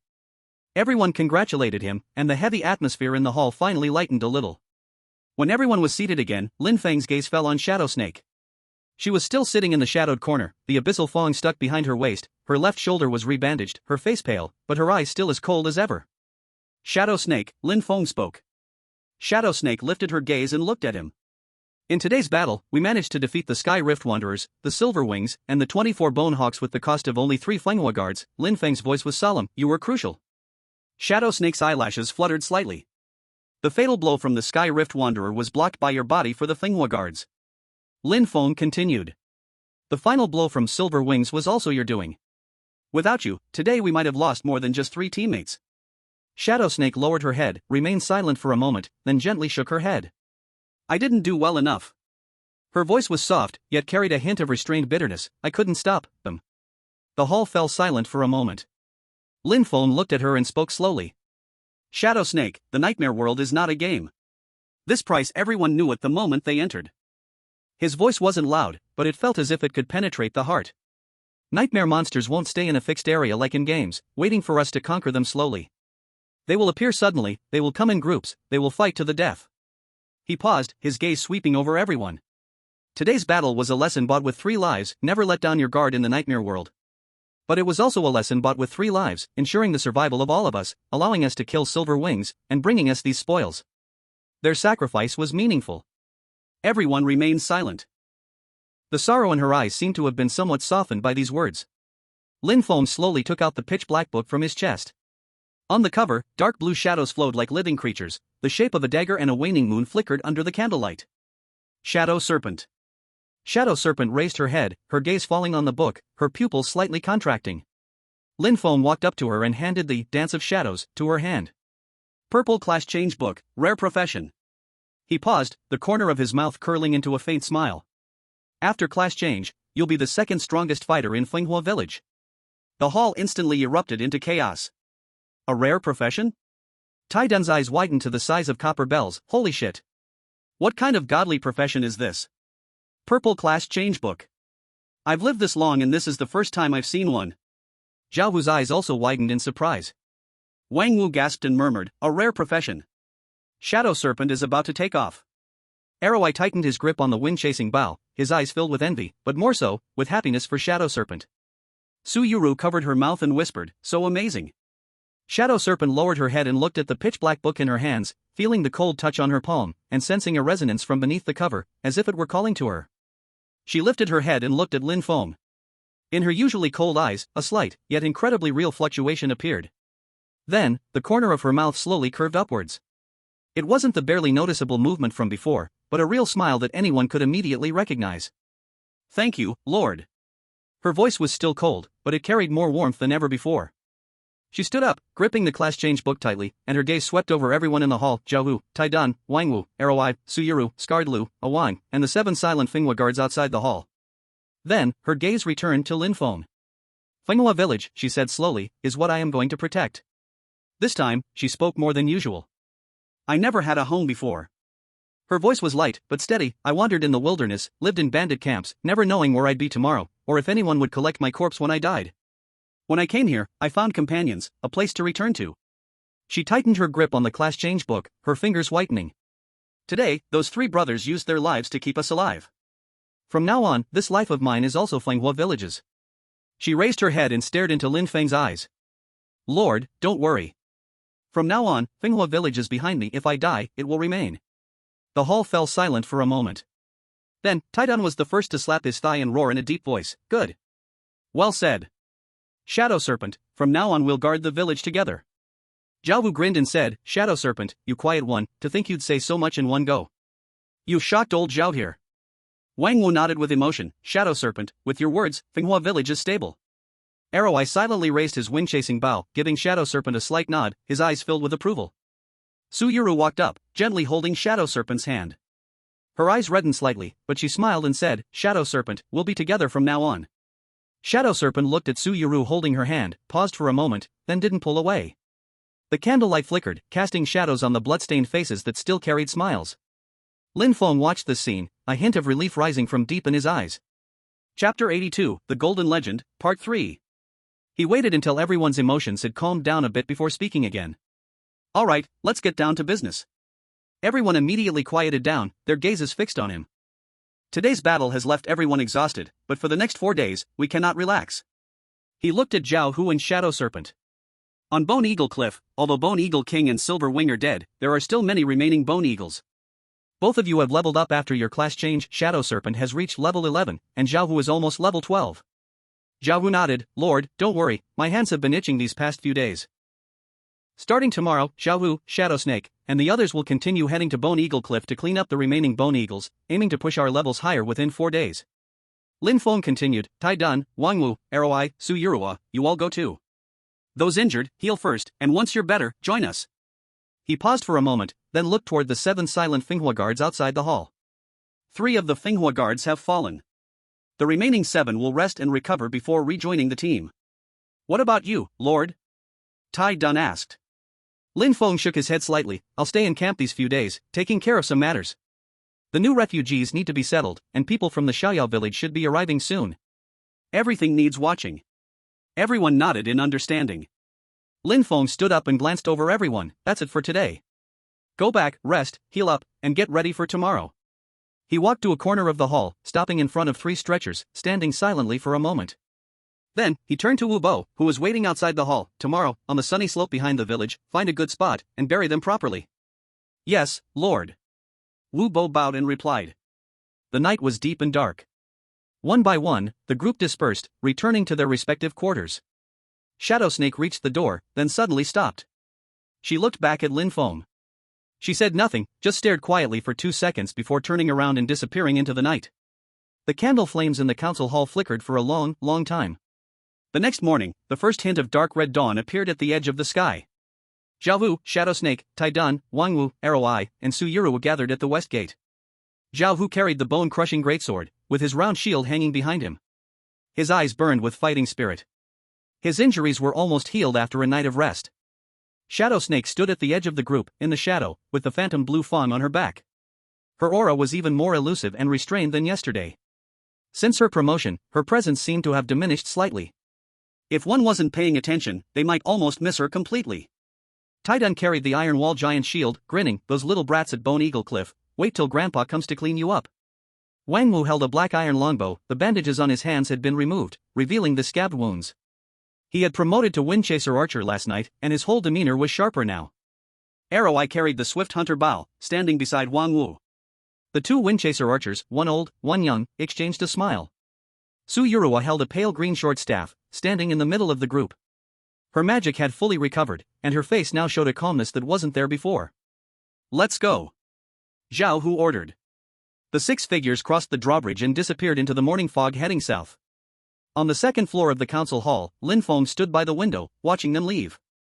The people from Xiaoyao village should be arriving today as well. He clenched his fist, feeling the surging power within him, and the Liaoyuan spear strapped across his back. In the next 4 days, he was determined to take Finghua village to a higher level. Then, he glanced at his attribute panel. Level, 14. Health, 1260/1260. Strength, 25.2, base 14 plus 50% of willpower plus 30%. Constitution, 11. Agility, 19.2, Windchaser Boots 3, can stack to 24.2 during battle. Along with his hero templates, Desperate Flames of War, Hero's Body, Mental Fortress, and the new, Petrified Chestplate, and Windchaser Boots. A slight smile curled at the corner of Lin Feng's mouth. It was a smile that had been suppressed for a long time, and now, he could finally let it slip, just a little. 4 days later. The level 2 Nightmare Tide. If it's the same intensity as the Black Wolf's Nest battle, 200 skeleton soldiers, 2 11th level centurions, and 1 15th level 500 lord. He couldn't help but chuckle, shaking his head. I could clear that kind of nightmare tide by myself. It wasn't arrogance. It was the truth.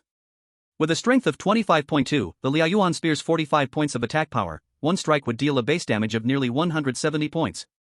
Add in the Ju Flames of War, for area clearing and damage boosting, the Ju Fiery Gunblade, for long-range sniping, and the mobility and control provided by the new Windchaser Boots.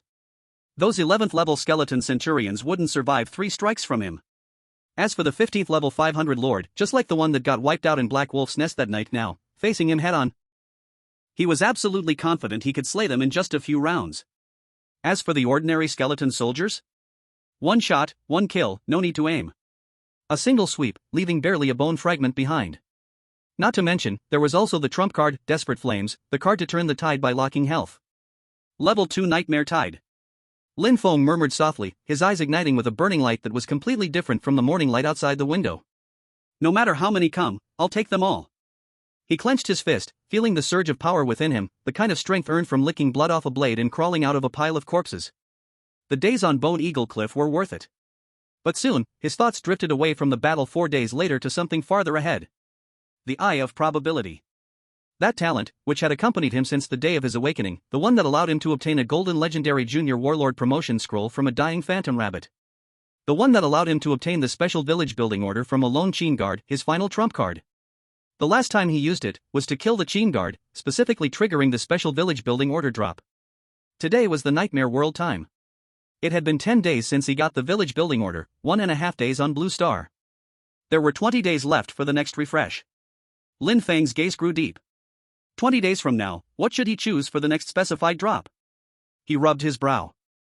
Not enough information. What was taught in class was all basic knowledge. The truly rare items, the top-tier props, weren't even written in the textbooks because writing them wouldn't help. The drop rates were so low that an ordinary person would never see them in a lifetime. I need to return to Blue Star. Let Lin Xiaoyu help check. The internal database of the Nightmare Affairs Bureau must have a list of the rarest and lowest drop rate items in the Great Xia.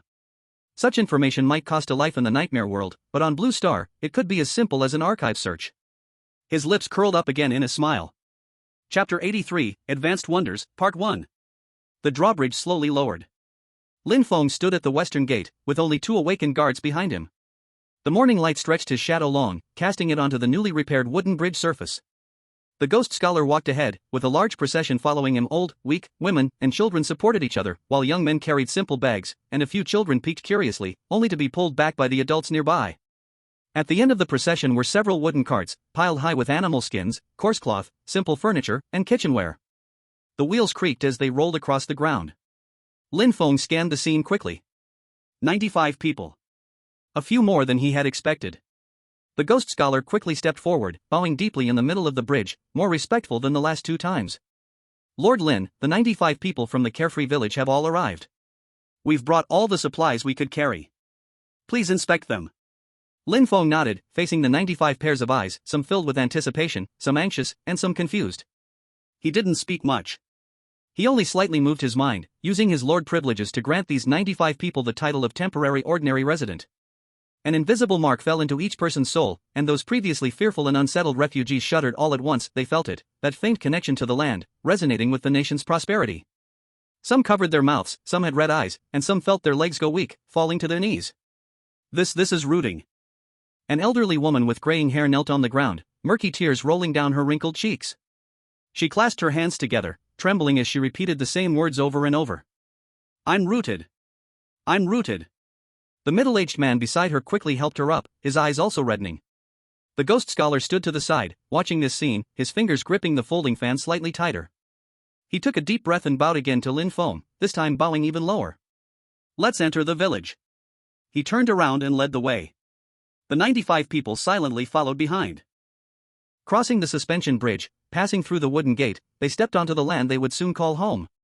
In the southwest corner of the camp, the cleared plot of land was ready, with several rows of simple but sturdy wooden houses arranged neatly. This was the result of Zhang, the carpenter, and his 3 apprentices working through the night. Though rough, it was sufficient to shield them from the wind and rain.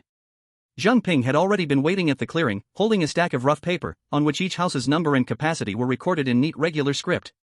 Lin Feng looked towards Zhang Ping. Place them. Register their names, ages, and skills. Mark those with crafts separately, and arrange them tomorrow. Yes, my lord. Zhang Ping bowed, then turned and raised the paper in his hand towards the 95 people. Follow me, get your houses first, then register. The crowd began to slowly move, following Zhang Ping toward the rows of wooden houses.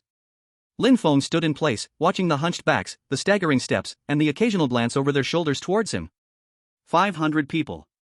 With this group added, the total population of Fenghua village finally broke the 500 mark.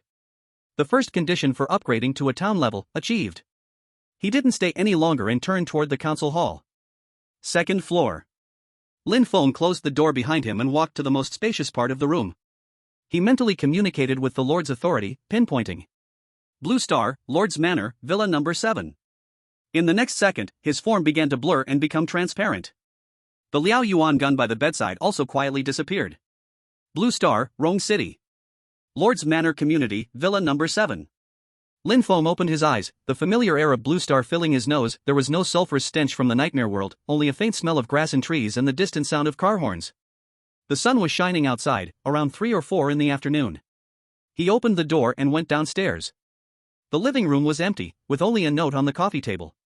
Xiao Feng, your dad and I are going to the community's senior activity center. We'll be back before dinner. There's food in the kitchen, heat it up. Mom.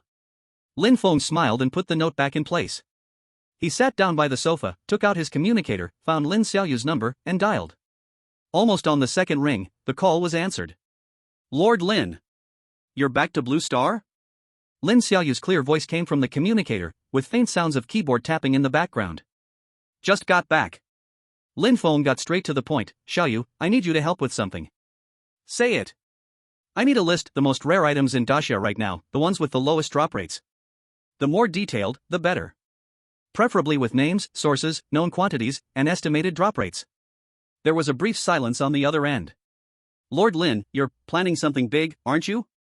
Lin Xiaoyu's voice carried a hint of excitement and curiosity. Lin Feng smiled, just check it out for me. Got it. I'll go into the internal database, please wait a moment. The communication was cut off.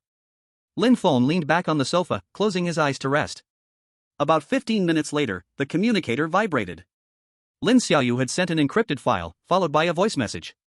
Lord Lin, I've pulled the rare item statistics module from the Daxia Nightmare Affairs Bureau's headquarters database, and filtered it according to your request, cross-referencing the lowest drop rates and the smallest quantities.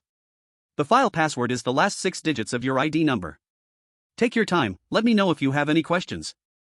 Lin Feng opened the file and entered the password. A long list slowly unfolded before him. Daxia Nightmare World Rare Item Statistics Top Secret Level B Permission. Statistics Date, Blue Star Calendar, Year 3230, March.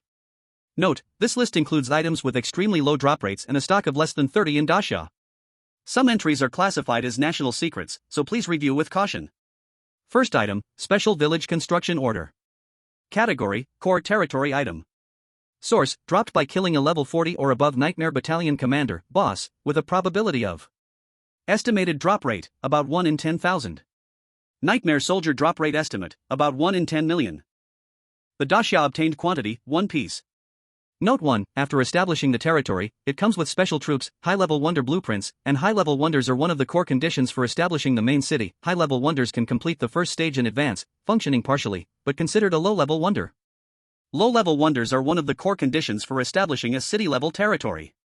Note 2, low-level wonder blueprints can drop with a probability from killing a 40-plus level Nightmare Legion Commander, Boss. Estimated drop rate, about 0.1%. Note 3, high-level wonder blueprints cannot be dropped by killing monsters at present. Note 4, wonders have unique functions, some are focused on defense, while others enhance army combat power. Note 5, special village building orders have 3 total drops in Blue Star, 1 for Daxia, 1 for Beautiful Country, and 1 for Europa. Note 6, suspected to be related to the Nightmare World's origin. According to big data analysis, every time a special village building order is activated, the underlying rules of the Nightmare World will be disturbed, frequent natural disasters, tidal disturbances, and high-level nightmares awakening early. The world is rapidly heading toward chaos and unpredictability. Chapter 84, High-Level Wonder, Part 2. Second item, High-Level Talent Awakening Stone. Category, Personal Item. Source, drops from 40-plus level boss with a probability. Estimated drop rate, about 1 in 500.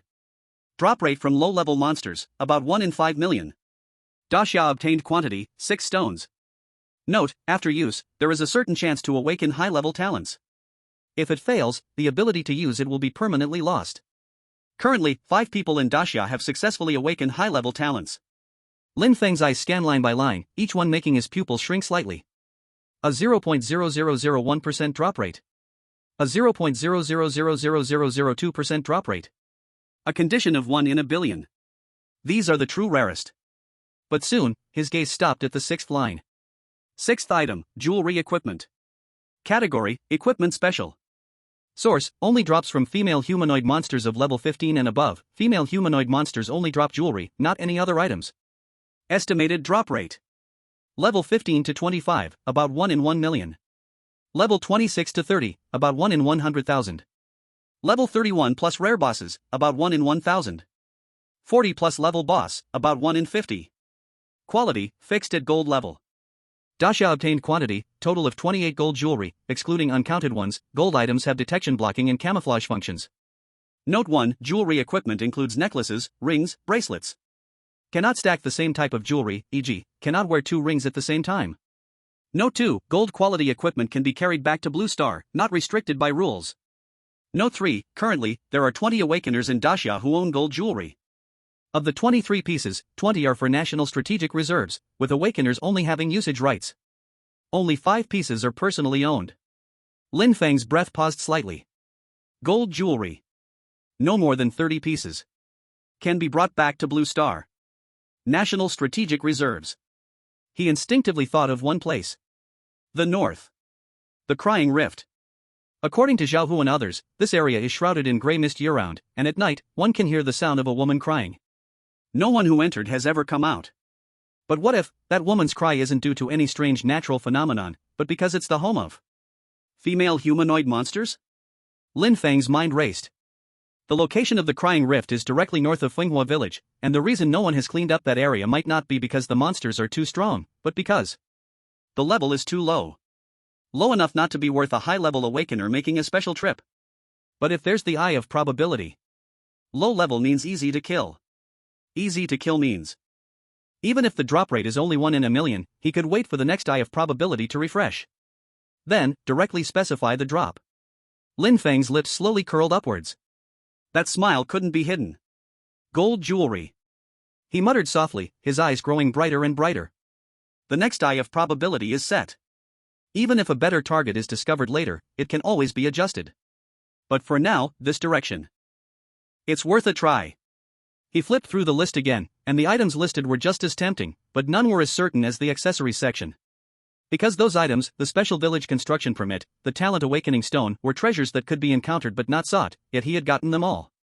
Moreover, he had just seen the notes. The special village construction permit seemed to speed up the evolution of the nightmare world, making the entire world more dangerous. Such things couldn't be obtained through the eye of probability anymore, otherwise, they might trigger uncontrollable consequences. With this thought, a hint of doubt crept into his mind, but I've already activated a special village construction permit, so it should be fine, right? I wouldn't be so unlucky to have the one I activated be the straw that broke the camel's back, would I? He shook his head, pushing down the uneasy feeling. The sunlight outside gradually slanted westward, dyeing the living room in a warm orange-red hue. He closed his eyes, repeatedly rehearsing his upcoming plan in his mind. Level 2 Nightmare Wave, 4 days left. After the Nightmare Wave, he would level up the town, and use the Territory Migration card to move the Beacon Village to the old site of Qingstone County. He had considered other places that had been breached, like the Great Summer County town. But after carefully reviewing the data, he found that Qingstone County had a few irreplaceable advantages. First, Qingstone County was among the stronger counties in the region. Even after being breached, the remaining city defense facilities were relatively intact, which could save a lot on rebuilding costs. Second, its geographical location was excellent. On the east was the Endless Sea, to the south was also the Endless Sea, to the north was the Heavenly Spine Mountain as a natural barrier, and only the west was a plain area that was accessible. This meant that once a territory was established on the old site of Qingstone County, the entire Tsanglong Plain could be considered his backyard, with all the nearby resource points within his grasp. Considering all factors, Qingstone County was undoubtedly the best choice. Then, with the team, he would head north to explore the legendary Crying Rift, PS, still within the Heavenly Spine mountain range, but this rift is the only passage through the mountain range. If there were indeed female humanoid monsters, he would wait for the eye of probability to refresh. If not, he could always adjust the goal later. Little Feng? A voice from the door interrupted Lin Feng's thoughts. He opened his eyes and saw his mother holding a small cloth bag as she walked in, with his father, Lin Jiangwo, carrying a bag of vegetables behind her. Mom, Dad. Lin Feng stood up. Oh, when did you come back? Wang Xiulan put down the bag and quickly walked over, scanning her son up and down. Have you lost weight? Isn't the food there bad? What do you want to eat tonight? Mom will make it for you. A warm feeling surged in Lin Feng's heart as he smiled. It's fine, Mom, don't worry. I'll just have something simple tonight. No way. Wang Xiulan waved her hand. Wait here, Mom will make you some braised ribs. Old Lin, go take the ribs out of the fridge and thaw them. Lin Jiangwo responded with a smile and went into the kitchen with the vegetables. The dinner was very lavish. The ribs were tender and flavorful, the stir-fried vegetables fresh and crisp, and there was a dish of scrambled eggs with tomatoes, Lin Feng's favorite from when he was a child. The three of them sat around the dinner table. Wang Xiulan kept serving food to her son, and although Lin Jiangwo didn't speak much, the smile in his eyes was evident. Lin Feng chatted with his parents about daily life, listening to them talk about the latest happenings in the neighborhood, the chess friends they met at the senior activity center, and the health lecture introduced by the housekeeper. Time passed slowly in this warmth. After dinner, Lin Feng helped clean up the dishes and then watched TV with his parents for a while. When the clock on the wall pointed to 9 p.m., he stood up. Mom, Dad, I still have things to do, I need to head back. Wang Xiulan was momentarily stunned, a hint of reluctance flashing in her eyes, but it was quickly suppressed. She stood up, straightened his collar, and said softly, "Be careful, okay? Over there, take good care of yourself." "I will." Lin Feng nodded, then looked at Lin Jiangwo. "Dad, are you living here well? Are you used to it?" "Used to it, very used to it." Lin Jiangwo waved his hand. "The environment here is good, the people are kind, so don't worry. Go be busy with your things." Lin Feng smiled, turned around, and went upstairs. He returned to the room and closed the door. He stood by the window and took one last look at Blue Star's quiet night sky and the scattered lights inside the neighborhood. Then, he walked to the center of the room and sat down cross-legged. His consciousness connected with the Lord's authority. In the next second, his figure began to blur, to turn transparent. Nightmare World, Beacon Fire Village. Second floor of the discussion hall. Lin Feng opened his eyes. Outside the window, it was already the morning of the second day. Dark red morning light poured in through the window lattice, and from far away came the sounds of the territory people working, and the ding-ding-dang-dang knocking sound from Carpenter Zhang's place. He stood up, pushed open the window, and took a deep breath of air that carried a faint smell of sulfur. Looking far into the distance, cooking smoke rose slowly from the chimneys of the rows of new wooden houses in the southwest corner, and melted into the gray and dim sky. Several children were already chasing and playing in front of their new homes, and faint laughter drifted over. An old woman sat on the doorstep, sewing clothes in the morning light, and from time to time she raised her head to look toward the direction of the discussion hall, her cloudy eyes full of gratitude and peace. Lin Feng quietly watched the scene, and at the corner of his mouth appeared the trace of smile that he could not press down no matter what. 500 people. There were old people, there were children, there was cooking smoke, there was laughter. This place finally had a bit of the look of home. His gaze crossed over this lively and full-of-life cluster of houses, and through toward the farther north, that weeping rift valley covered by gray fog, where no one dared to step at night. Golden ornament. Wait.